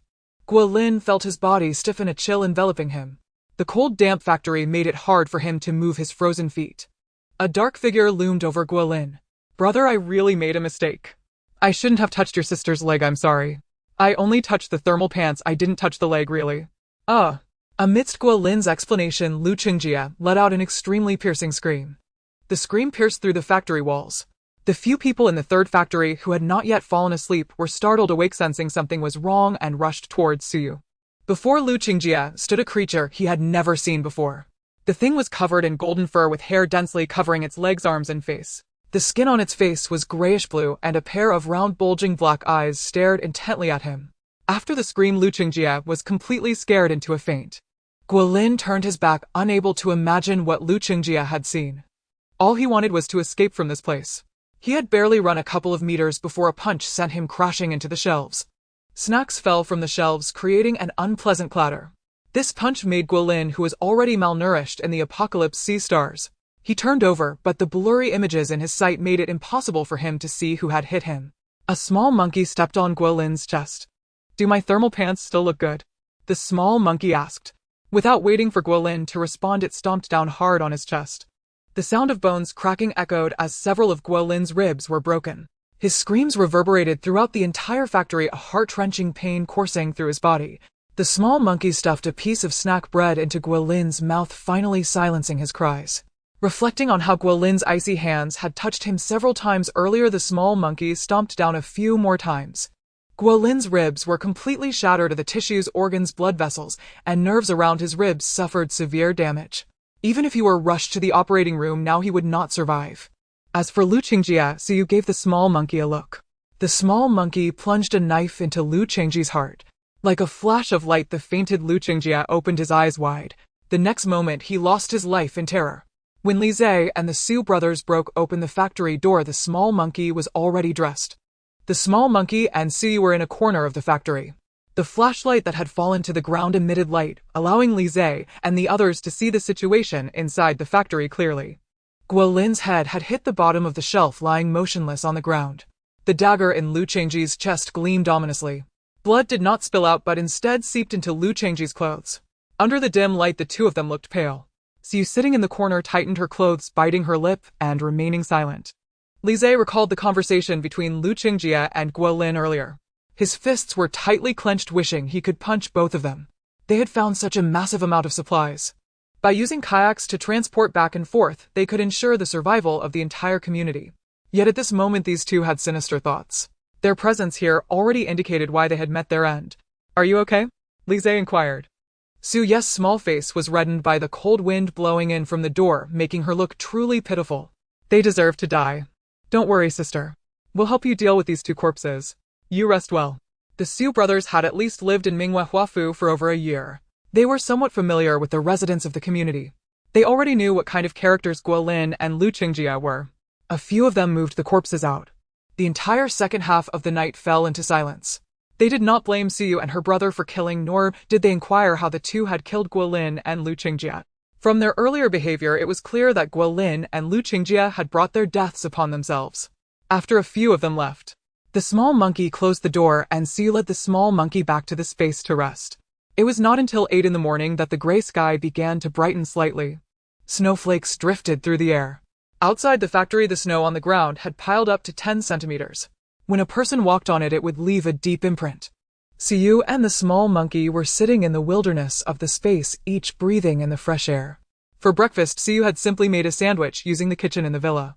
Before leaving the space, Siyu added a down vest for warmth and stuffed a hand warmer into each of her side pockets. The small monkey with its thick fur felt no cold under the wrapping of its outer garment.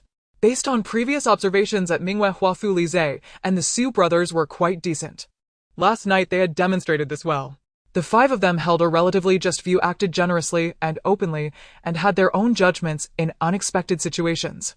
Though they lacked abilities compared to many top talents, they were still capable of handling infrastructure responsibilities for the base.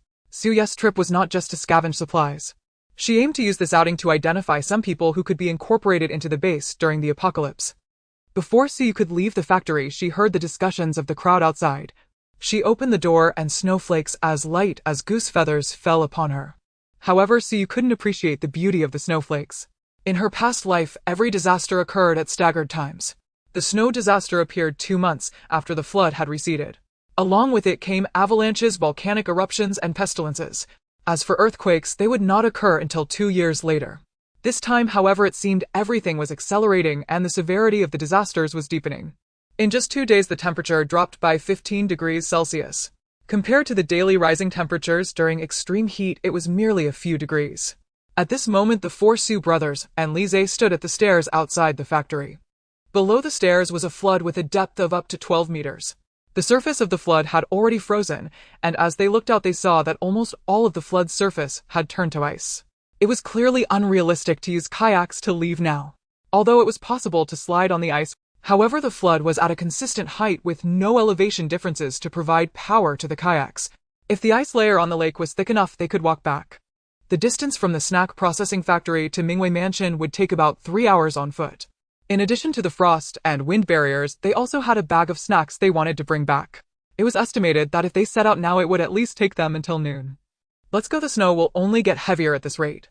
If we don't leave now, we will be completely trapped here, Lizhe said, and his opinion was naturally to leave. Siyu and the little monkey packed their snacks. 3 kayaks could hold 18 filled snake skin bags. Let's drag it back like this. Siyu handed the rope tied to the kayak to Lizhe. With the kayaks carrying snacks, their walking would be much more convenient. Although the temperature had dropped rapidly since midnight last night, one night was not enough to form a thick ice layer on the flood. Siyu took a few unused snake skin bags and tore them apart. She reused the torn bags by tying them to her feet with thread, which would increase friction while walking on the ice. Seeing this, the 4 Su brothers and Lizhe also tied them on. Su Dao laughed heartily. The little girl is very clever.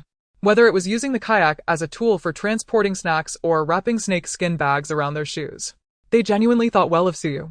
Seeing that Siyu had no intention of returning to Mingwei Mansion, Lizhe asked, "What about you?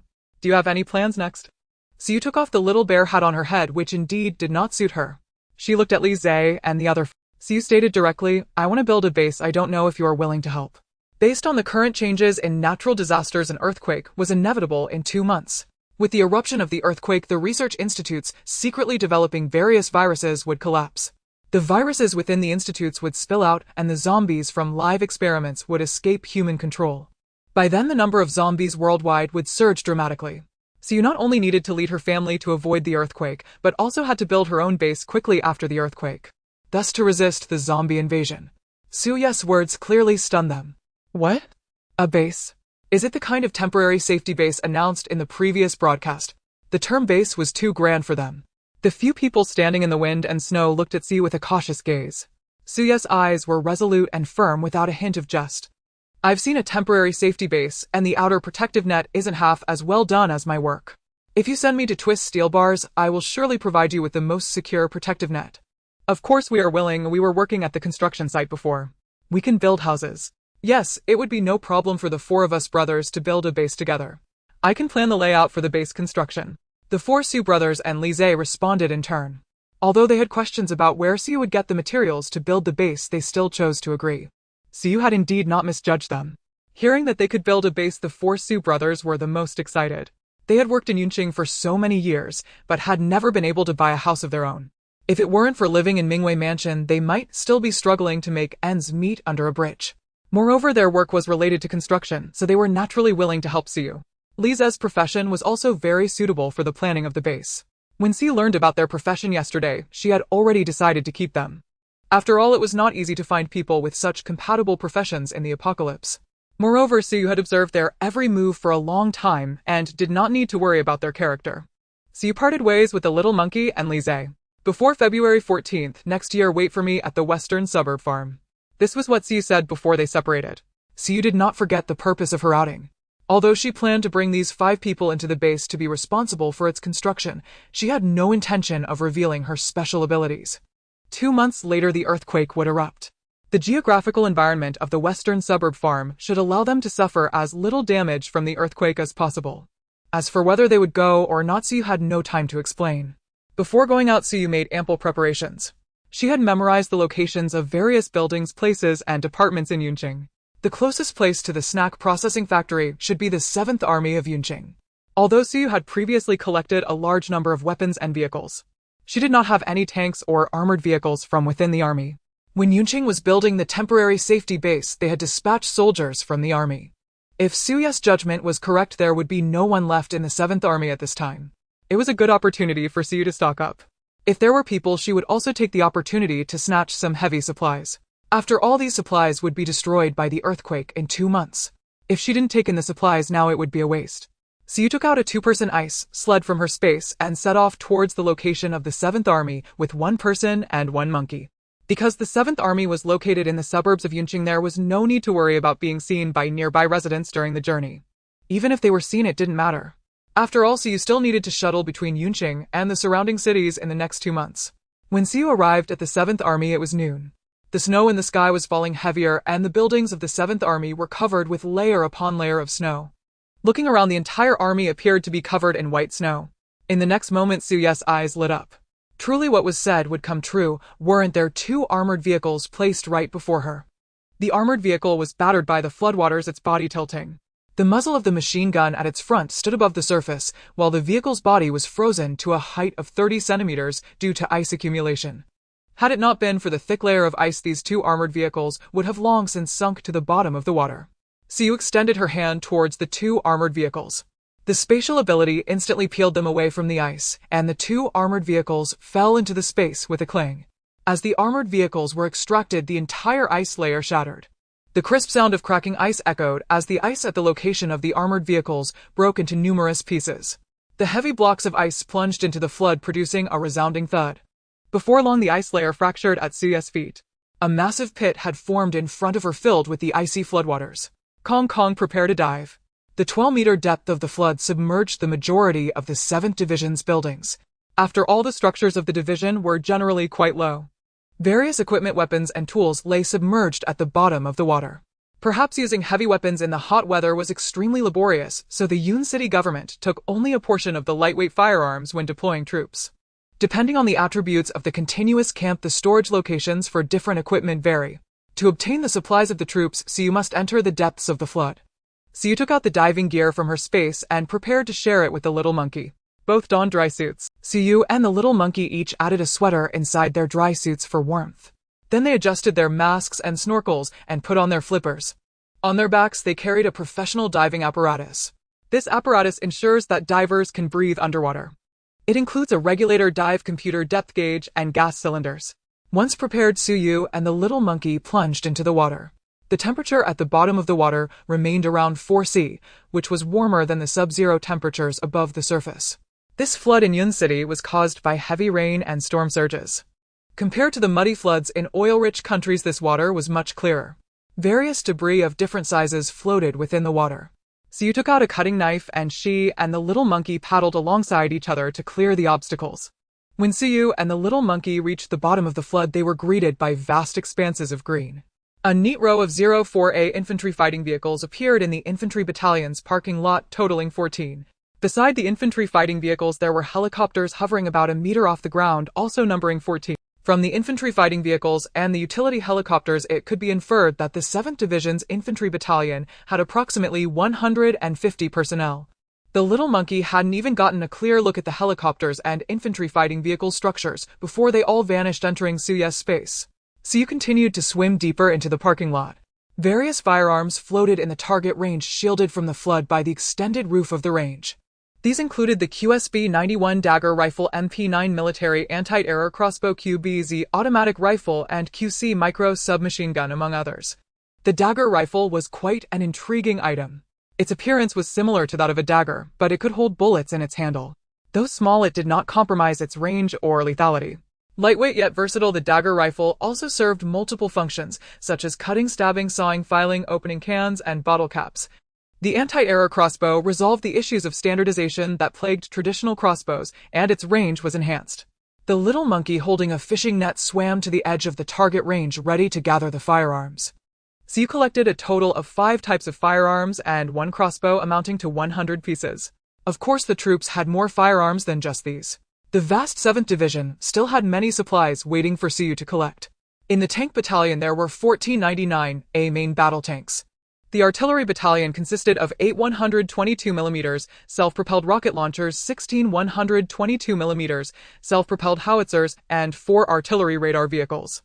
The air defense battalion's equipment included 609 Type dual 35mm self-propelled anti-aircraft guns, 6 Hongqi 17 anti-aircraft missile vehicles, and 6 air defense radar vehicles. There were 6 units each of electronic warfare vehicles, armored reconnaissance vehicles, armored ambulances, armored repair vehicles, armored bridge-laying vehicles, armored engineering vehicles, armored mine-clearing vehicles, comprehensive supply vehicles, fuel supply trucks, ammunition supply trucks, and cooking vehicles. Such an array of equipment could supply a battalion of around 400 personnel. Once the base was established, neither zombies nor mutated animals would be able to invade it. If other bases sought trouble, it would be akin to seeking death. As Suyu and the little monkey continued to navigate through the water, the supplies of the 7th Division gradually disappeared. Even the height of the flood decreased by several centimeters. About 2 hours later, 2 heads emerged from the broken ice hole. Just as Suyu removed her dry suit's hood, mask, and snorkel, she heard a young voice calling out, "Quick! Lend a hand, someone has fallen into the water." Seeing someone in need, Suyu had no choice but to return the little monkey to her space to avoid being seen. After all, it was too late to change the little monkey's appearance now. A man in military uniform approached Suyu. "I'll pull you up." "Thank you, but no need." Suyu then pushed against the ice surface and leaped out of the water. When Suyu reached the shore, several people were already standing in front of her. The man who had offered to pull her up stood at the forefront. He looked at the professional gear on Suyu, but his hands were empty. The man spoke. "This is the military. There is no food here." Compared to the few large men behind him, he was clearly younger. "Here, take some supplies. You should hurry home." The man opened a bag of food behind him. Suyu glanced at the food inside. This was clearly food from the snack processing plant she had visited yesterday. "Louis, step aside." A pair of hands pushed the young man in front of Suyu away, and a pair of leopard-like eyes focused on Suyu. He scrutinized Suyu from head to toe and questioned, "What are you doing here alone in the military?" Among the men aside from Louis, the others regarded the unfamiliar newcomer with suspicion. After all, ordinary people were not permitted to enter and exit the military at will. Inside there were not only various military equipment, but also numerous military planning documents. An intruder could easily be seen as someone attempting to steal sensitive information, even with half of the troops submerged underwater. As soldiers of the military, they scrutinized Suyu. Aren't the soldiers of the 7th Division all at the temporary safe base in Yun City? Originally, the man was questioning Suyu. Now it was Suyu who was questioning them. "We as soldiers serve the people, not as slaves to those in leadership positions. You'd better not go to the base where people are exploited." Before Louis could finish his sentence, a man taller than him covered his mouth. The soldiers behind the man pulled Louis back, signaling him not to speak recklessly. Seeing that Suyu was only wearing a wetsuit and appeared fragile aside from the oxygen tank on her back, she carried nothing related to the military. Therefore, the man no longer pressed the issue and threw a large bag of food in front of Suyu. Little did he know that the so-called Suyu who stole things from the military had already stripped the entire 7th Division bare. From tanks to targets used for shooting practice, there was everything. "Don't run around when there's nothing going on." Saying this, the man led Louis and the 7 or 8 soldiers behind him toward the 7th Division. Louis waved goodbye to Suyu. It seemed as if he was a younger brother among a group of older brothers. Suyu watched as they left. From Louis's words earlier, it seemed that they couldn't stand the style of the temporary safety base in Yun City and were unwilling to go there. Although she had not entered the temporary safety base in Yun City in either her past life or this one, she had gathered some information through Weibo during the period when electricity was restored. The layers of the temporary safety base in Yun City were particularly severe. The people inside suffered from serious exploitation. The soldiers she encountered now seemed extremely different from those who had previously distributed supplies. Her base required the entry of soldiers and even more a well-trained team. Suyu did not leave, but pondered how to incorporate these people into her future base. Cough, cough. Cough, cough. A series of violent coughs sounded. Siyu looked toward the source of the coughing. At this moment, Louis was kneeling on the ground, a pool of blood on the ice in front of him. It was evidently caused by Louis's coughing. 7 or 8 large men surrounded him. Shout, "Are you okay? This damn weather is the worst.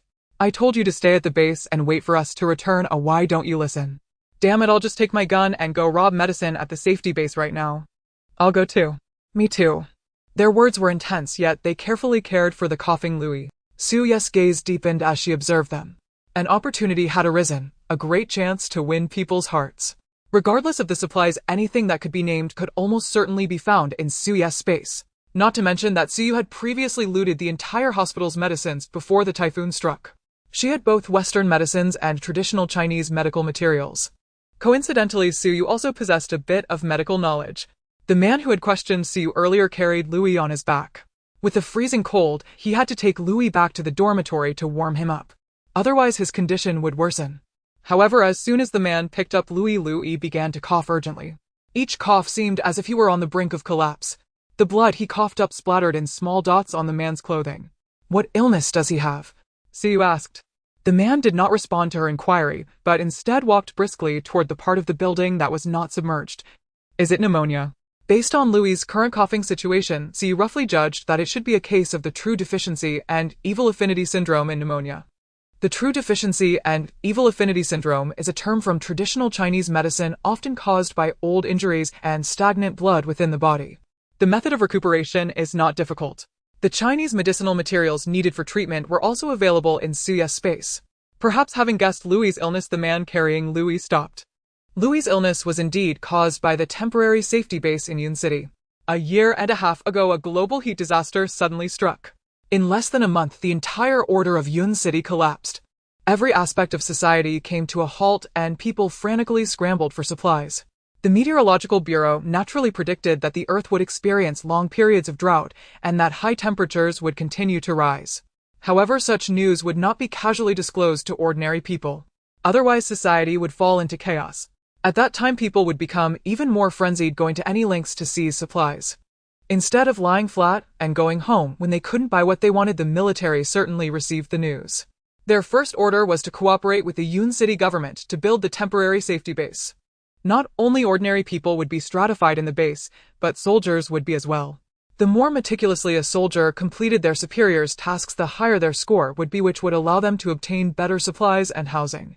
In contrast, soldiers who sympathized with the people could not endure the government's exploitation at all. Thus, within 2 months of the base's construction, Louis and others wanted to break free. Breaking free from the government's arrangements was tantamount to going against the Yun City government. The 9 of them were ultimately beaten to the brink of death before being thrown out of the temporary safety base. Even more infuriating was that the soldiers who beat them did so to earn rewards. Louis was the one who suffered the most brutal beating. Fortunately, their physical fitness was strong enough to survive the heat. However, Louis was left with a lingering ailment. Now they were holding their ground in the 7th Division, waiting for a truly fair and just government to appear. However, Louis was left with a lingering ailment. Now they were holding their ground in the 7th Division, waiting. The man turned his back to Siyu, making it hard to discern his expression. However, his tone was much calmer than before. Aside from him, the others looked toward Siyu, their eyes filled with hope. Siyu could naturally save him, but she would not do so without reason. Nor would she be deeply moved by the small favors they had previously granted her.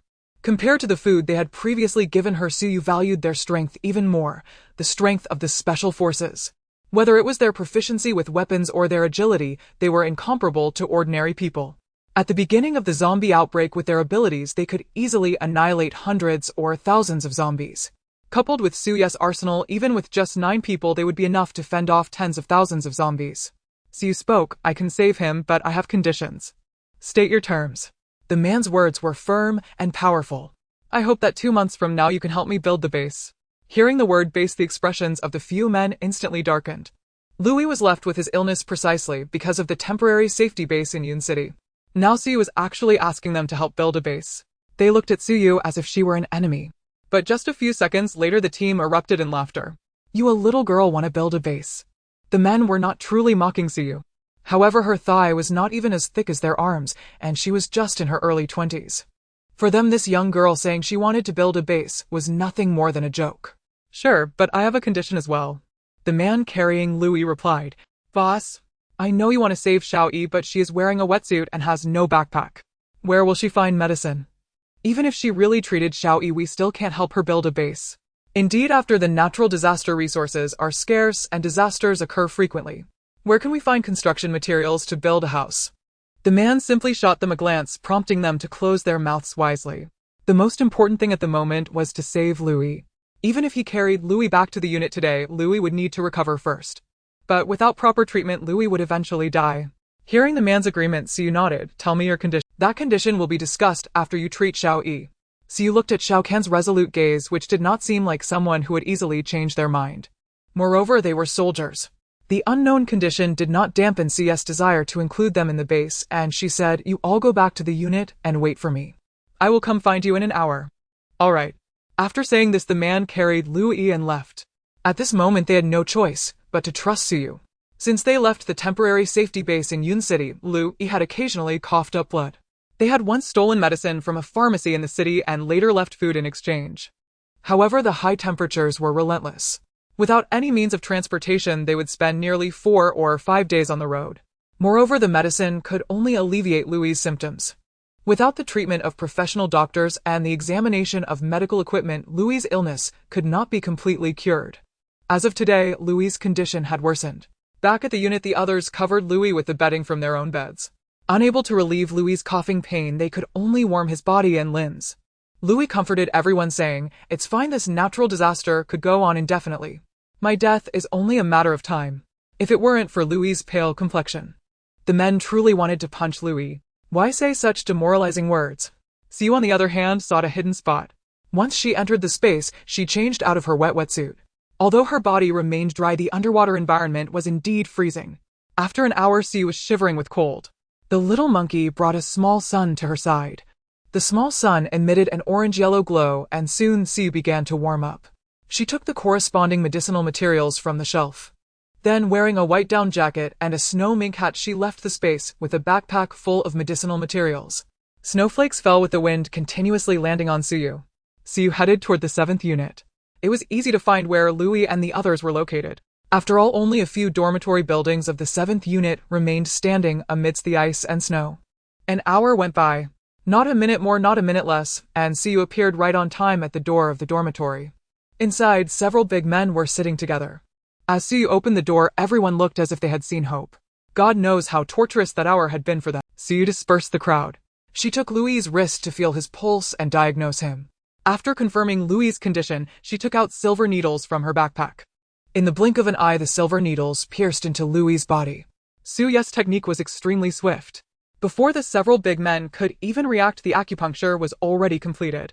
The places where the needles were inserted were precisely the acupoints for treating the deficiency-evil entanglement syndrome.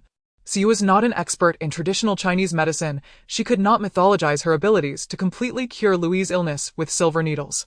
The silver needles were only used to unblock the meridians, which would help Louis expel the stagnant blood. Louis' illness was indeed caused by the accumulation of stagnant blood.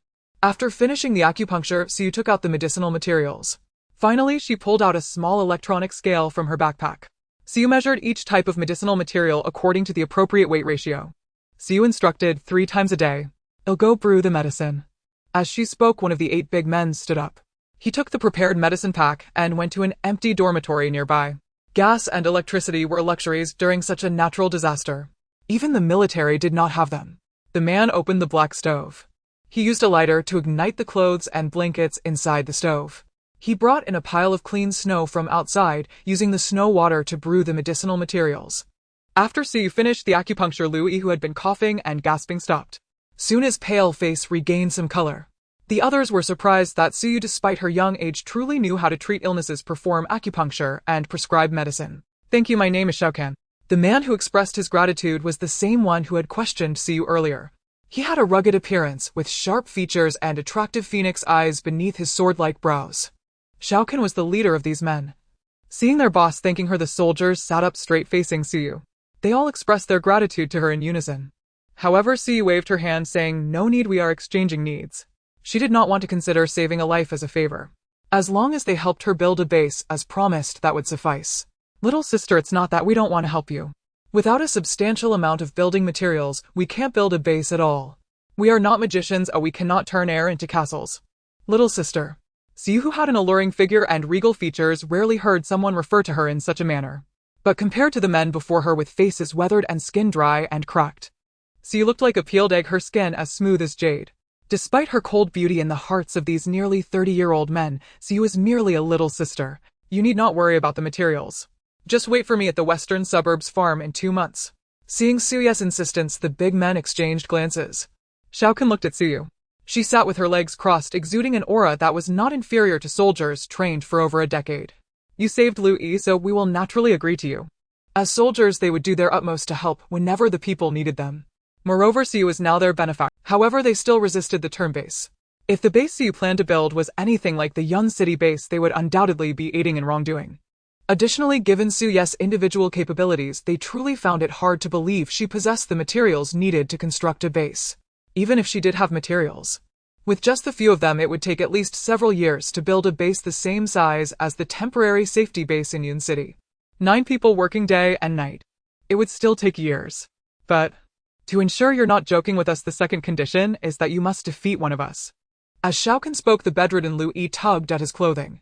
He was the one among them with the least amount of The others had all served for over 10 years. Furthermore, they were not ordinary soldiers, but the most elite all-purpose soldiers of the 7th unit. The term all-purpose soldier does not refer to a type of troop, but rather to a designation for the 9 of them.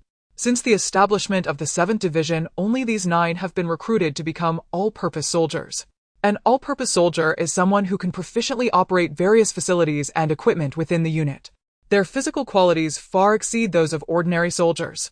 Whether it's driving a tank or using artillery, these few can do it all.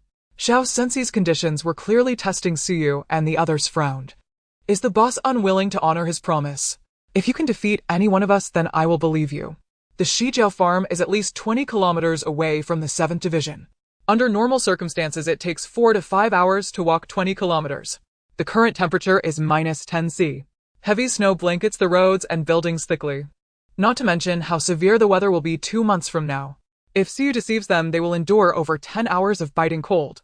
Choose me, I'll fight you. After taking the medicine, Louis, his complexion rosy, raised his hand from under the blanket. He knew that Siyu was his benefactor. Although he didn't understand why the boss was making things difficult for Siyu, if Siyu hit him, he would certainly not retaliate. Xiao Zhenji slapped Louis' hand away. Before Xiao Zhenji could state that Siyu could choose the method of challenge, Siyu pointed her slender finger at him. Then it's you. After Siyu made her selection, the 7 big men sitting opposite her wore expressions of disbelief. This little girl actually wanted to challenge their boss to a duel. Xiao Sensei's overall strength is the strongest among the 9, which is why he is called the boss.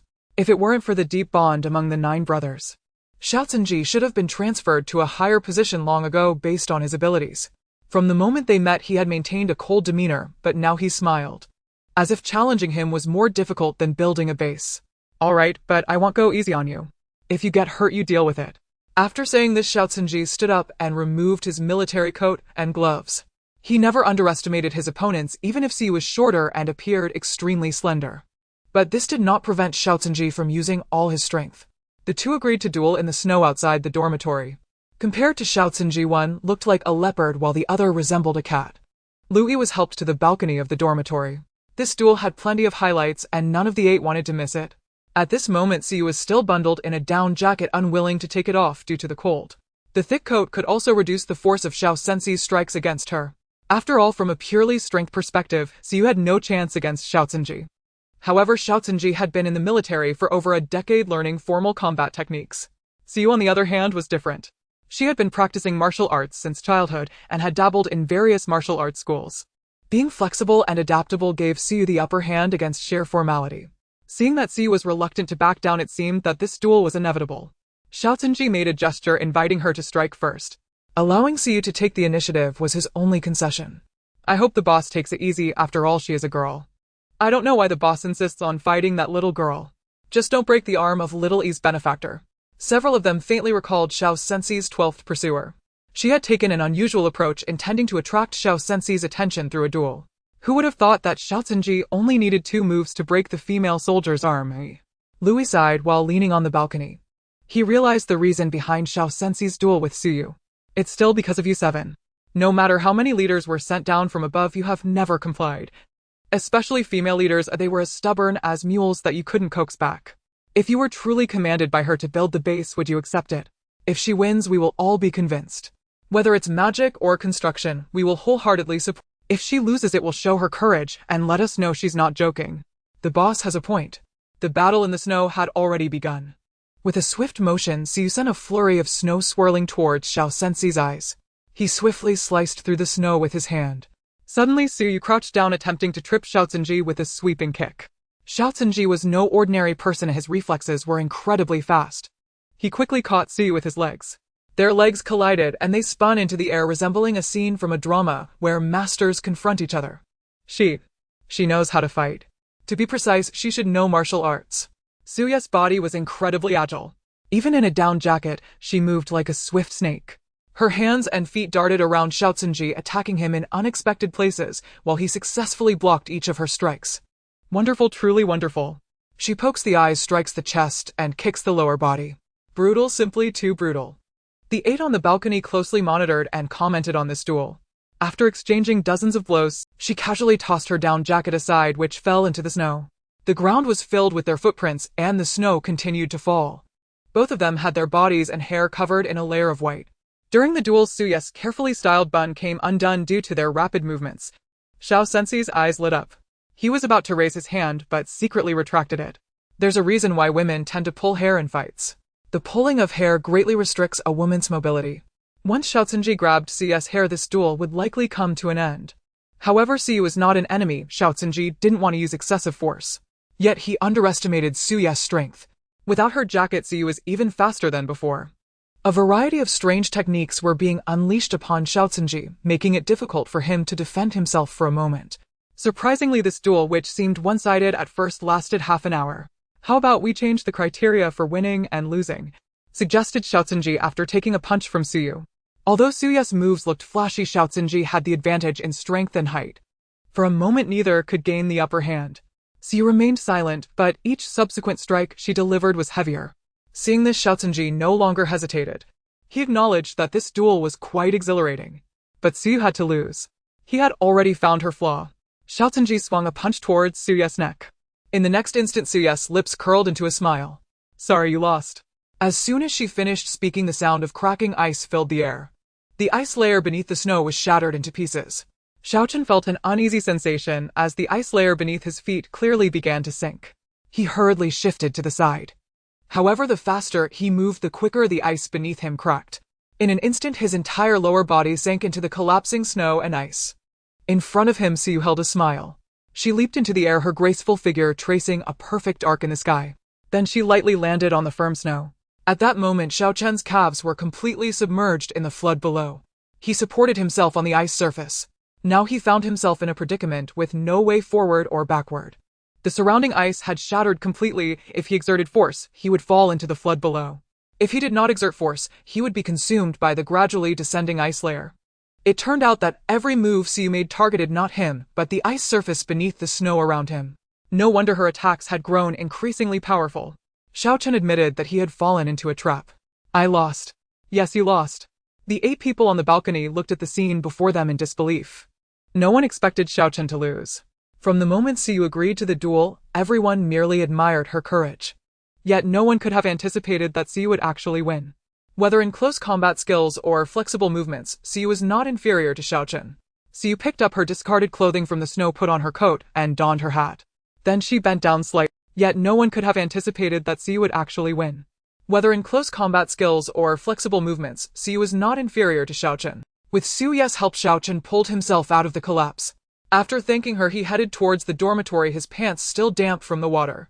With each step he took, water droplets fell. Seeing their leader return, a group of big men hurriedly dove back into the dormitory. Xiao Chen and Siyu walked into the dorm together. At this moment, Xiao Chen's voice was cold as ice, yet lacked the firmness from before. He pointed at Siyu and said, I lost, call someone. In the next moment, the 8 of them formed a line.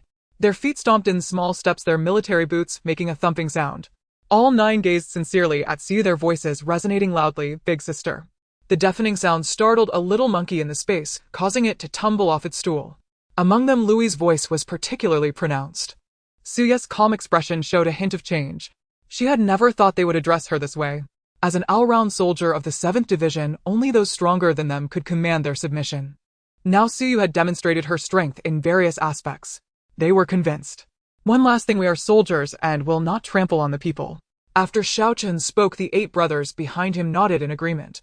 After all, they had the precedent of the temporary safe base in Yun City. Not trampling on the people was the only bottom line they upheld in this apocalypse. Suyu nodded. Naturally, she would not trample on the people. But she was not a philanthropist and would not take in the weak indiscriminately. This principle needed no teaching from Suyu. Once the base was established with disasters ravaging and zombies attacking, they would understand everything. They would realize that in the apocalypse one could retain humanity, but one must not be a saint. Then the few introduced themselves to Suyu. Xiaochen and Lui were particularly distinctive, while Suyu was easier to recognize. The other 7 were of similar height, and even their righteous faces bore striking similarities. Han Ming, Lin Qigua, Zhao Mingli, Zhang Wei, Lu Yuheng, Zhou Yukon, Wang Jiliang. Suyu matched their names with their appearances and ultimately managed to remember them. After changing into dry clothes, Xiaochen returned to Lui's dormitory to warm himself. Meanwhile, Suyu was checking Lui's recovery status. According to the prescription given by Suyu, Lui should recover quite well after 2 months. Besides going to the West Suburb farm in 2 months, is there anything else we need to do? Lui, lying flat on the bed, asked. If it was just to have their group help build houses at the West Suburb farm, it would be a gross underutilization of their abilities. Suyu remained silent for a while, pondering her plans. With the calamity arriving and the world changing drastically, building their own base in the future was a necessity. In the apocalypse, if one wanted to avoid being controlled by others, one needed to have their own power. Suyu had long abandoned the idea of living a quiet life in the mountains with a single family. Moreover, there was no absolute peace in the apocalypse. Suyu no longer hid from people or guarded against them as she once did. Now what she needed to do was to recognize people and gather them. In the early stages of base construction, 10 or so people were simply not enough. She needed at least 100, even thousands. In 2 months, if it relied solely on Suyu to recruit talent, she would likely end up with a maximum of 100. Clearly, the 9 sturdy individuals in front of her were the best choice. I need more soldiers like you, exceptional in both character and ability, whether they are your former comrades or friends from other units. I welcome them all. Suyu's words were extremely calm. It was as if no matter how many people there were, she had the capacity to accommodate them all. Not to mention, they had yet to see any construction materials. When hundreds of people gathered, how would she provide food for everyone? Perhaps sensing everyone's concerns, Suyu did not elaborate. Instead, she said, I will come back early tomorrow morning. Outside the dormitory, the sky was gradually darkening. Rain and snow mixed together. Before long, Suyu, walking in the snow, had become a small snowman. The surroundings of the troops were already clothed in silver and no buildings could be seen. Xiaochen was also curious about where Suyu had come from. Peering over the balcony, he watched Suyu. However, after a few turns, Suyu's figure vanished beneath the trees, making it impossible for Xiaochen to see her clearly. In the next moment, she appeared in the space. Suyu shook off the snowflakes clinging to her clothes and the water droplets on her snow-white hat. The comfortable temperature in the space allowed Suyu to remove her heavy coat. After being frozen by the cold wind and snow for an entire day, Suyu particularly needed a warm meal. Then Suyu selected a suitable meal from the shelves. A steaming bowl of lamb soup was placed on the dining table of the villa along with 2 bowls of fragrant rice. Beside the rice was a special dipping sauce. Suyu enjoyed the cozy life in the space. Kong Kong, it's time to eat. Holding chopsticks, Suyu called for the little monkey, wondering where the little guy had disappeared. When the little monkey returned to the table, he was holding a watering can and a grass-cutting knife, his golden fur splattered with dirt. Mom, the small saplings you planted on the lawn outside have borne fruit. Hearing the words of the little monkey, Suyu first took 2 sips of hot lamb soup and then hurriedly walked towards the lawn outside the villa. The small sapling that was originally just a tender bud had now grown branches, and on the branches hung a red fruit. When Suyu touched the red fruit, she saw words flashing on it. Please feel free to eat. Suyu plucked the red fruit and said, Kong Kong, you try it. Suyu was not asking the little monkey to test for poison. As the master of the space, she did not need to worry about being deceived by objects within it. Currently, all changes in the space were significant. Suyu thought that this red fruit should not be an ordinary item, so she decided to let her son try it. However, just as the red fruit was about to fall into the little monkey's mouth, another line of text flashed out. Please feel free to eat except for monkeys. Suyu. The red fruit resembled a snake fruit, its color dazzling and dripping, as if there was a kind of magic enticing her. Seeing the words prompt her, Suyu swallowed the red fruit in one bite. She crossed her arms and, gritting her teeth, murmured in a low voice, Here it comes. The scene before her began to twist, detach, and dismember. Suye's vision blurred and her body seemed to be reforged once again. Every cell within her body screamed as if each part was being pricked by needles. In an instant, Suyu collapsed onto the lawn. Beads of sweat formed on her forehead. This time the pain was particularly overwhelming as she felt a suffocating sensation that was hard to endure. Clearly in the space, Suyu felt as if she were drowning. The little monkey was somewhat anxious, but it did not know how to alleviate Suye's suffering. The little monkey hurriedly searched for pain relief medicine, but given Suye's current state, she could not take it. It could only squat beside her. It waved a fan attempting to cool Suyu down. After struggling, Suyu slowly calmed down. They remained in silence for about 10 minutes. Just when the little monkey was about to hug Suyu and cry, she opened her eyes. She turned her head to look at the little monkey with reddened eyes and reached out to stroke its head. Now her body felt as if it had been drained, leaving her extremely weak. But her heart was particularly excited. Kong Kong, your mother is still alive. She struggled to stretch her hand towards the sky. A ray of sunlight poured down on her arm. In an instant, a flash of light erupted from her fingertips. Beginning from Suye's fingers, silver mechanical parts gradually began to manifest. Countless components assembled together, connecting from her fingertips all the way to her arm. The mech shell gleamed under the sunlight. Her smooth hand had suddenly transformed into a mechanical arm. Suyu wiggled her fingers, producing a mechanical sound. This was the gift brought to Suyu by the red fruit. The second ability, mechanical ability. Mechanical level 1 activation function can use mechanical arm strength 200 gene upgrade conditions unknown. The mechanical ability is not much different from the strength ability. It belongs to a mutated branch of the strength ability. Acquiring this ability can similarly enhance one's strength. However, unlike others, as the level grows, the mechanical ability can activate different mechanical parts. The defensive capability of the mechanical parts far surpasses that of the flesh. They can prevent corrosion from liquids and also resist zombie bites. The mechanical parts do not feel pain and are not afraid of fire or weapon attacks. After resting on the lawn, Suyu stood up. She then found 5 steel bars among the construction materials. The 5 steel bars were gripped in her mechanical hand. Suyu began to exert force on the steel bars. In just a few seconds, the steel bars were bent by Suye's grip. A trace of joy appeared on her face. She was not delighted merely because she possessed such formidable strength. After all, mechanical abilities are not particularly special among various abilities. She was elated about the red fruit she had just consumed. If the growth tree continues to bear fruit, it means Suyu will constantly unlock new abilities. Sitting at the dining table, Suyu released her mechanical ability. After the torment from just now, her appetite had significantly improved. She looked at her little treasure, who was still shaken from the recent scare. Suyu scooped a lot of meat into the little monkey's bowl. At that moment, Suyu's parents, Su Ba and Su Ma, were busy planning the layout of the base in Mingwei Villa. As a big shot in the construction industry, Su Ba naturally knew what materials each building should use and how they should be constructed. Su Ma was responsible for designing the resource section of the base. The livestock breeding area and the vegetable and fruit planting area were all under Su Ma's design scope. In addition, the two of them proceeded with their daily exercise in an orderly manner. After the earthquake before the base was completed, they would face even stronger enemies. These included swarms of pests and the constantly emerging mutated zombies. As the snowstorm intensified, the entire world seemed to be frozen. The flood that had solidified into ice provided people with a chance to catch their breath. People could go out to search for food, unlike during the flood and hurricane, which left no way to step out. The next day at 6 in the morning, the outdoor temperature was 12 C. Suyu was also dressed in a thick coat. Except for her cheeks, all her exposed skin was covered. Suyu emerged from the space. As she breathed heavily, a large amount of white mist was exhaled from her mouth. At this moment, the sky had not yet brightened. Suyu was busy with her actions. At 6:30, Zhang Wei, wrapped in a military coat, prepared to go wash up. Being in a high position, he quickly spotted the scene outside the troops. Coincidentally, he ran into Xiaochen, who was training early. "Boss, you must see this." Zhang Wei's hand shook as he pointed towards the outside of the troops. Their commotion woke up others in the dormitory. Before long, 9 big men appeared on the balcony outside the dormitory.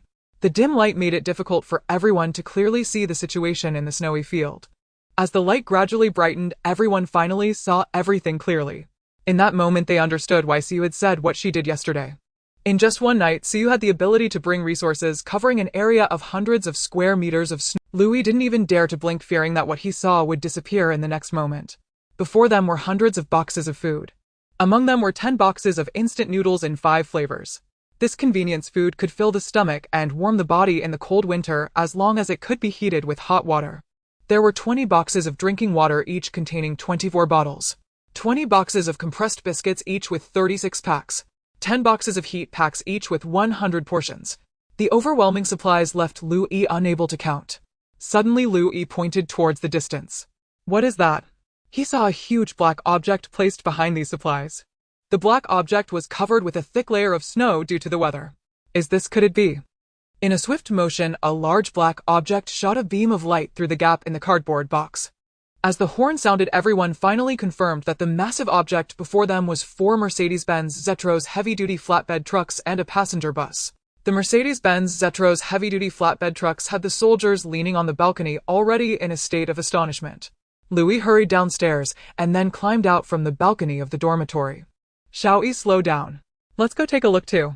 That shout from the big sister yesterday was really worth it. 7 or 8 big men excitedly rushed towards the snow. Xiao Qinji was considerably calmer compared to them.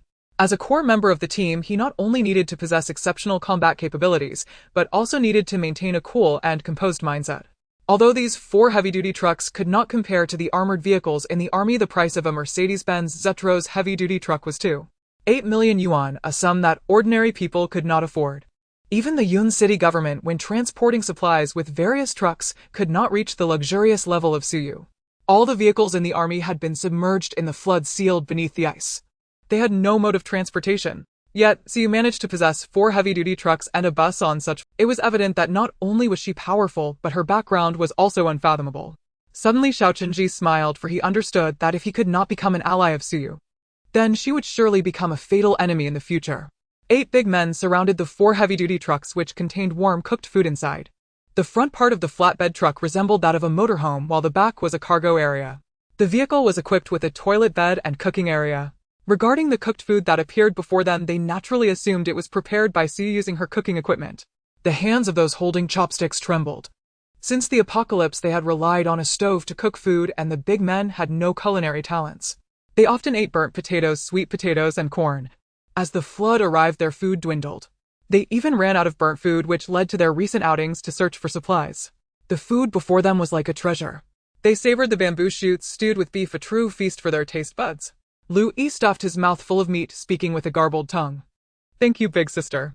Louis vows to follow you to the death. His words made the other soldiers laugh. Indeed, one is soft when one accepts favors. She watched as the others feasted, not in a hurry to speak.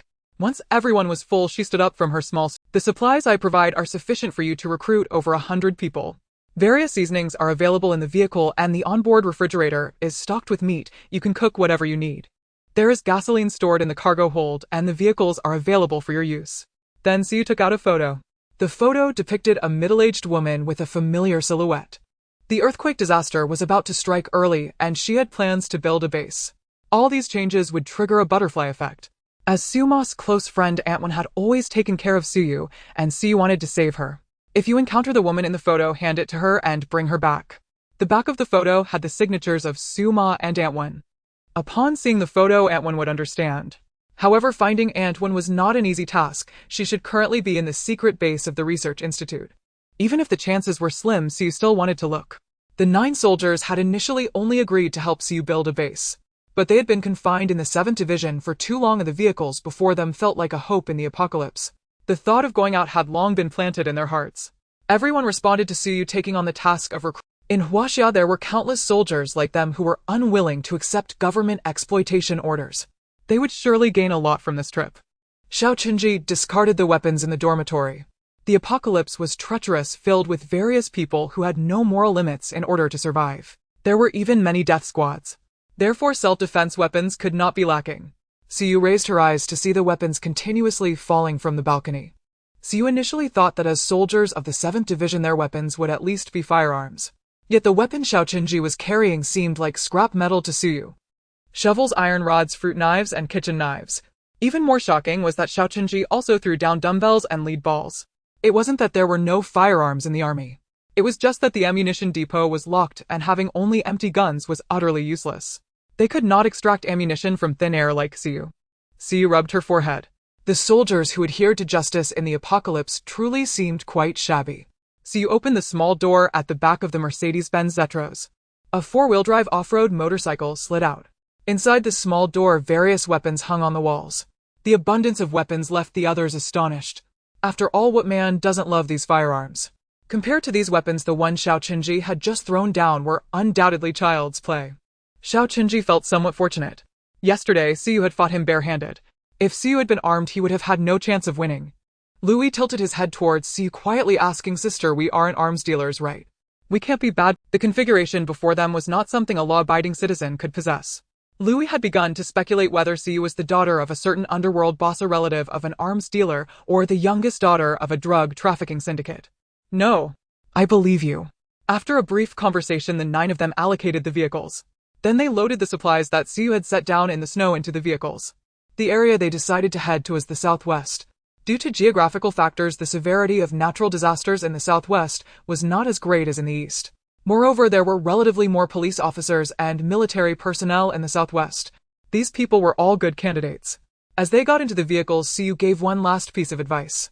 Before February 14th of next year arrives, no matter where you are, you must return to the Shijiao farm. Everyone took Siyu's words seriously. Siyu had given them too many surprises. From her healing of Lu Yi defeating Xiao Qinji to her appearance, with ample supplies, they had completely been won over by Siyu. Now what Siyu said seemed like a fantasy in front of outsiders. But for them it was a fact.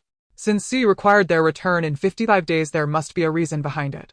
After everything was arranged, Siyu walked towards the outskirts of the city. There were 58 days until the earthquake. She had many supplies to prepare and needed to hurry. Among them, the most needed construction materials. Siyu planned to make a trip to the northern steel city. According to Suyu's plan to ensure the sustained development of the base, it is essential to recruit talents from various fields. She believes that the return of Shao Kan and others will bring her considerable military strength. In addition, she also needs personnel skilled in agriculture, medical staff, factory operators, master craftsmen, for parts, machinery workers, and researchers.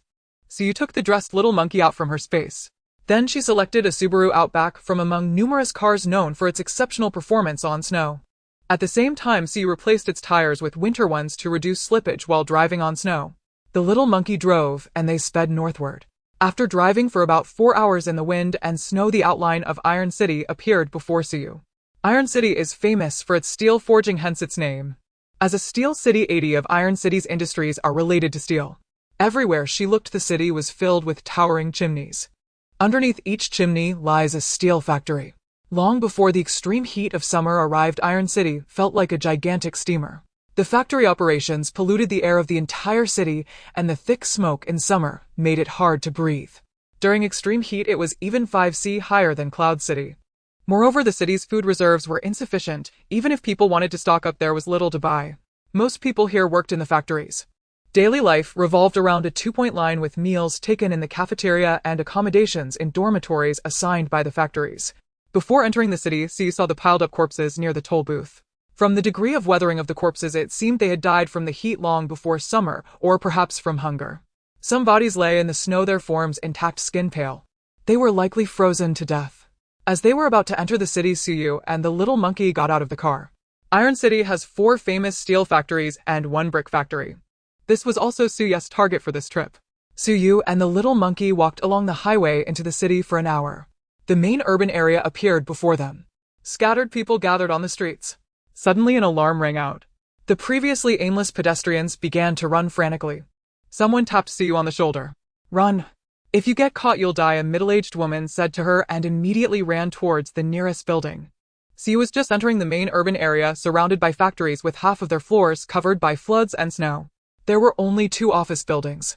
Siyu followed the direction the city residents were running. In her past life, she had never understood the situation in Iron City after the apocalypse. However, policies between major cities varied. Since she had entered the city, she needed to learn how to adapt to Iron City's way of life to avoid problems. The continuously ringing alarm was painful to everyone's ears. Moreover, the alarm grew louder, as if danger was drawing closer. Suyu's own speed was quite fast, but she still maintained a relatively moderate pace among the pedestrians. After all, affected by the weather and hunger, it was hard for people to run quickly. More and more individuals were gathering towards the buildings. Amidst the crowd, Siyu squeezed through a broken 4th-floor window. Siyu entered an office building. The once empty office space was suddenly filled with voices. "They've gotten in. The alarm's frequency is getting higher. I'm really scared I might die outside. I wonder if we can get a piece of meat for lunch today. You eat that kind of meat?" Ugh. Everyone discussed in a chaotic manner. From their conversations, you sensed that this city had a particular rule. An alarm. A rule. A fragment flashed through Suyu's mind. The term devouring steel base was something Suyu had seen in the base's introduction manual. It was rumored that the survivors of this base were particularly deranged, surviving by killing their fellow countrymen and eating their flesh. The victims were selected through a game. Suyu sat down on the ground like they did. She said nothing, just continued to listen to the gossip of Iron City's residents. The alarm outside clearly posed no threat to them now. Suyu wore a thick black outfit, hiding her hair under a needle cap. Her face was stained with dirt, her fair skin appeared as if smeared with a layer of ash. The surrounding citizens were also dressed in thick clothing. Suyu did not stand out in the crowd. Suddenly a girl leaned against Suyu. "Sister, did all your family members die?" Upon hearing this, Suyu's expression immediately darkened. Clearly the girl's words struck a taboo for her. Having lived again, her only goal was to protect her family, yet this girl said her family had all died. After all, in Iron City, families fled together. Seeing that no one was beside Suyu, the girl naturally assumed her family had perished. Did they die from heat or freeze to death? The girl said while looking out the window. She did not notice Suyu's change in expression. When the girl heard no reply from Suyu, she added, "Or did they starve to death? Or were they caught and turned into human meat buns?" Before the girl could finish her sentence, Suyu had her by the throat. She desperately clawed at Suyu's hand, but had no strength to break free. The girl had originally been sitting cross-legged on the ground. Now she was being lifted by Suyu by the neck, activating her mechanical powers. Suyu clearly felt her strength increase. Even if she did not activate her mechanical powers now, she still possessed the strength to lift someone with one hand. Seeing the girl about to suffocate, the little monkey tugged at Suyu's other hand. Only then did Suyu release. The released girl coughed several times. Then Suyu warned, "Don't talk recklessly." The surrounding crowd was in an uproar, and Suyu was at the back among them. Few people noticed the actions of the two. Even if someone did notice, they were frightened into turning away by Suyu's fierce gaze. The girl was thoroughly scared by Suyu. The revived her quickly moved away from Suyu. The voices of discussion among the crowd gradually quieted, and everyone stared motionless out at the street. At this time, only 10 minutes had passed since the alarm sounded. People were still running in the streets. The thickness of the snow on the street had reached 30 to 40 centimeters. The wind howled around, brushing against the faces of those running. It felt like a blade, piercing, cold enough to numb the flesh. Snow continued to fall from the sky, and in such weather, while running for their lives, people occasionally stumbled. The alarm suddenly stopped. "They're going to die, people will die. Ha ha ha, that's my boss. I felt much better once I saw he didn't make it in here. Woo-woo. So cruel." Aside from the one mocking the boss, most people looked dazed. The majority were sobbing. Because the next scenes they were about to witness were nothing to laugh about. A cold light swept across Suyu's eyes. She raised her gaze and saw a thin black tube protruding from the rooftop of the factory across from her. Above the tube was a lens reflecting light, the scope of a sniper rifle. Suyu only caught a glimpse of this sniper rifle, but there were many more snipers lying in wait in places she could not see. From the expressions of the people in the office building, it was clear that everyone was aware of the sniper's presence. Half the people were watching the position of the sniper. The other half were watching the crowd running in the street. With the piercing screams ringing out, more and more fleeing citizens fell to the ground. The gunfire was drowned out by the screams. Each bullet fired by the sniper struck the citizens in the thigh. Pain and wailing coexisted. One by one, blood seeped from the thighs of the citizens who fell to the ground. The snow-covered world suddenly burst forth with vibrant red. The chilling cries caused the timid in the office building to huddle together. Some began to revel within the building. Could one not feel exhilarated seeing their oppressive boss lying in a pool of blood? A thigh wound was clearly not fatal. The scene on the street grew increasingly distorted. The wounded crawled on as if they were half-severed earthworms. They continued to crawl forward, leaving a trail of blood on the white snow. Someone in the office building said, "We can go out now. First come, first served." A small group of people rushed out of the building, heading towards the bodies lying in the snow. The vast majority remained inside the building. After all, the temperature indoors was much higher than the blustery cold outside. They cherished the hard-won warmth. Those who returned to the street began to cheer. "There's meat to eat, there's meat to eat." Several mobile food trucks drove out, and a few people in standardized work uniforms stepped out. They each held a large bone-cutting knife in their hands. The 3 roll-up doors of the food truck were opened, revealing a roaring furnace within. The temperature near the truck increased due to the furnace, and the surviving citizens on the street leaned against it. The workers dragged the bodies of those shot in the thighs from the street. Then they began to cut up the bodies with their bone-cutting knives, some into chunks, others into slices. The dismembered human flesh was placed on the grill. Flipping, seasoning, roasting. The girl who had just asked if CS family was dead also ran out. Don't shove, don't shove. Everyone line up. The bodies today are large, so everyone should be able to eat meat. The worker said casually. It was as if their conversation was merely that of a barbecue restaurant. The brutal scene made even the little monkey shrink its head. But Sue was staring directly at all of this. Since she had arrived in Iron City, she naturally could not leave empty-handed. Gathering supplies in Iron City would take at least a few days. She needed to understand the rules of Iron City clearly. The scene before her was indeed very brutal. People were devouring the bodies of their fellow countrymen. Amidst cheers, their hearts had likely accepted this grim reality. Of course, those around Sue were more often than not paralyzed by despair. Whenever someone witnessed the scene, they would often vomit. They feared death, yet what they endured every day was worse than death. Suddenly, someone patted Sue on the shoulder. Are you from out of town? The speaker was the middle-aged woman who had just reminded Sue to run. Sue was somewhat surprised by the woman's physique. After all, apart from her, everyone else in the office building looked gaunt and emaciated.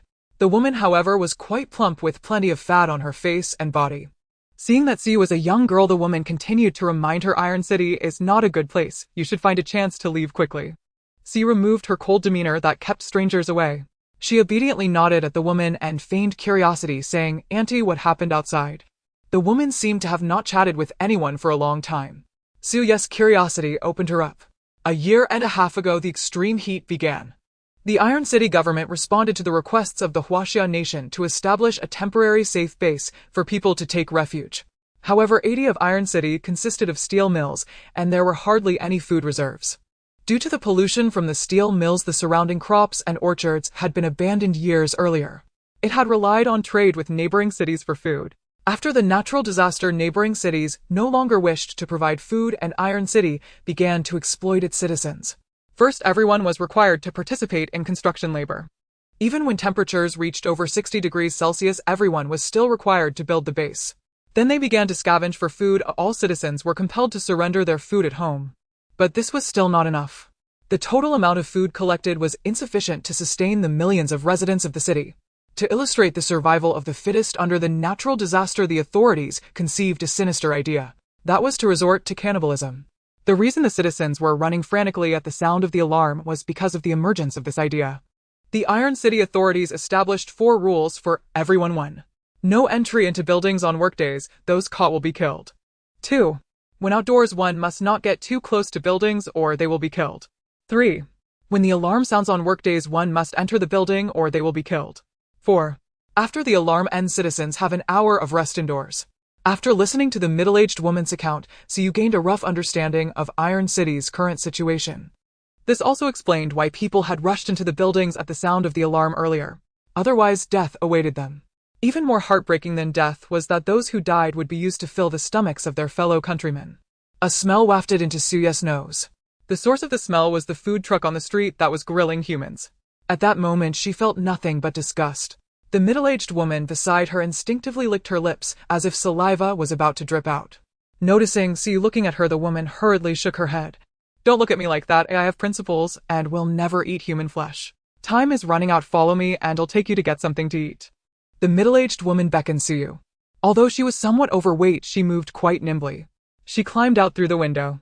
Sue followed the woman with the little monkey. Of course, she wasn't following the woman just for food. Sue also needed to learn more about Iron City through the middle-aged woman. Based on the current known conditions, the best time to stock up was on weekends. The food trucks on the street had already begun to pack up their stalls. The traces of blood had already been covered by the falling snowflakes, making it impossible to tell that this was a city that devoured people. The citizens of Iron City wandered aimlessly on the streets. On the way Sue and the middle-aged woman walked, she learned that the woman's name was Lu Ling.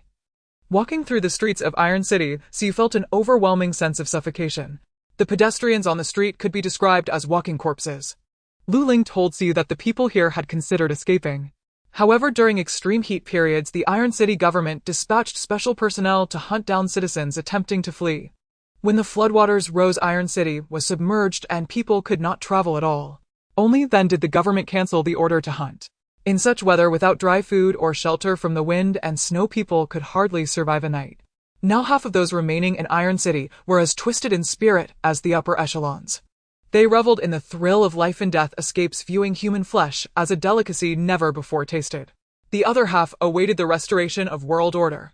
They still held hope for the arrival of tomorrow, yet they did not know how long it would take. The alarm only sounded twice a week, with the intervals being random. As long as they survived those 2 attacks, they could at least live on.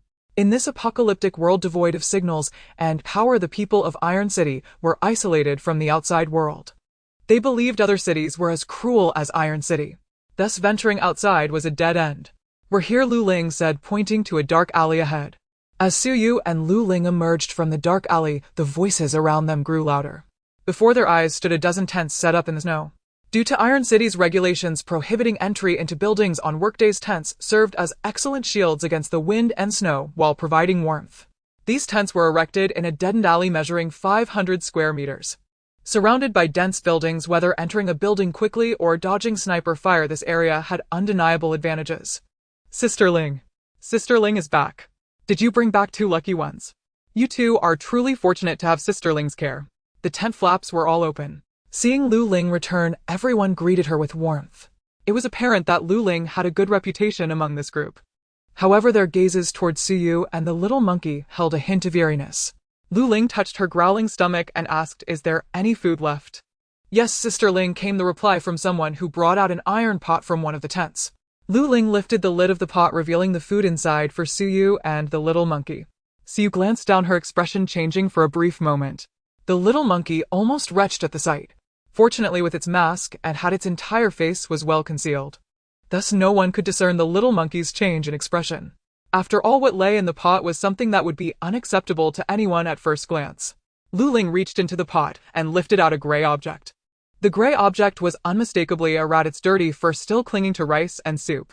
Its eyes remained open as if glaring at the person about to consume it. "This rat is a good thing. There's only one, so I'll eat it first and you can drink some porridge." Saying this, Lu Ling swallowed the rat whole. The sound of crunching echoed as Lu Ling chewed her food, even crushing and swallowing the rat's bones. Having finished tasting the rat, Lu Ling displayed an expression of lingering desire. She cast a greedy glance at Su Yu and then scrutinized the little monkey, frowning as she couldn't clearly see its appearance. Then Lu Ling smiled cheerfully and said, "I don't eat people." Yet her smile was particularly chilling. The little monkey truly felt the meaning behind a saying it had learned before: "There's no silver here." Su Yu maintained a facade of a smile, but her mind was already selecting weapons in this space. After all, Lu Ling's intentions were all too clear. In a place where food was scarce in Iron City, how could the plump Lu Ling share food with a stranger? Lu Ling brought Su Yu back merely to make her a source of food. And Su Yu followed back mostly to learn more about Iron City through Lu Ling. Greed was written all over Lu Ling's. Those who had been calling Lu Ling from outside the tent also looked at Su Yu with expressions akin to that of a hungry animal eyeing food. Su Yu's demeanor was cold. Since coexistence was impossible, it was Lu Ling and her group who would perish. In this city rife with slaughter, killing these people would not bring Su Yu any trouble. Lu Ling, sensing a chill, hurriedly handed the iron pot to Su Yu. "Little girl, drink some porridge." Lu Ling quickly put on a facade of kindness. "After drinking, your porridge will be warm in your stomach." Yes, yes. Drink more, look at how thin you are." Everyone chimed in. Su Yu reached out to take the iron pot, but in the next moment it fell to the ground. The gray thick rat porridge spilled out. "You. If you don't want to eat, then don't waste it." "Sister Ling, what kind of person did you bring back?" Seeing this, people inside the tent walked out. About 20 people took a few steps closer to Su Yu. The person closest to Su Yu quickly squatted down. He lay on the ground, extending his tongue to lick the porridge off the ground. Even when his tongue got stuck in the ice and snow, he continued eating. As if possessed. It seemed there was not a single normal person in this city. Lu Ling, who stood at a height of only 1.60 meters, was completely looked down upon by Su Yu. Su Yu was unwilling to engage with these people any longer and asked directly, "How do you plan to eat me? Roast, steam, or cook me with the rat?" After all, it was better to proactively break the ice than to wait for Lu Ling and the others to act unexpectedly. Su Yu's words stunned Lu Ling. She never expected the food she brought back would speak like this. Since that was the case, Lu Ling had nothing to conceal. Seeing Su Yu being so perceptive, Lu Ling's smile almost split her face. "You're all wrong. We prefer to eat people raw. Those who died in the streets are to be uniformly roasted. We don't like eating them. It's been several days since we've had fresh human flesh. We've been holding it in, and I couldn't control my expression. Please forgive me." With that, Lu Ling beckoned to the people behind her. "Go for it." The instant Lu Ling's command rang out, gunfire erupted. Su Yu and the little monkey each held a submachine gun. Those 20-some people actually intended to resolve the situation with bare hands. The gunfire echoed through the alley. Before these people could get close to Suyu, they were already riddled with bullets. The spacious area was indeed better for maneuvering than in Mingwei Huafu. It took Suyu and the little monkey only 5 minutes to eliminate these unarmed individuals. The entire process was fluid, with neither hesitation from the girl nor the monkey. The once white alley was instantly drenched in crimson.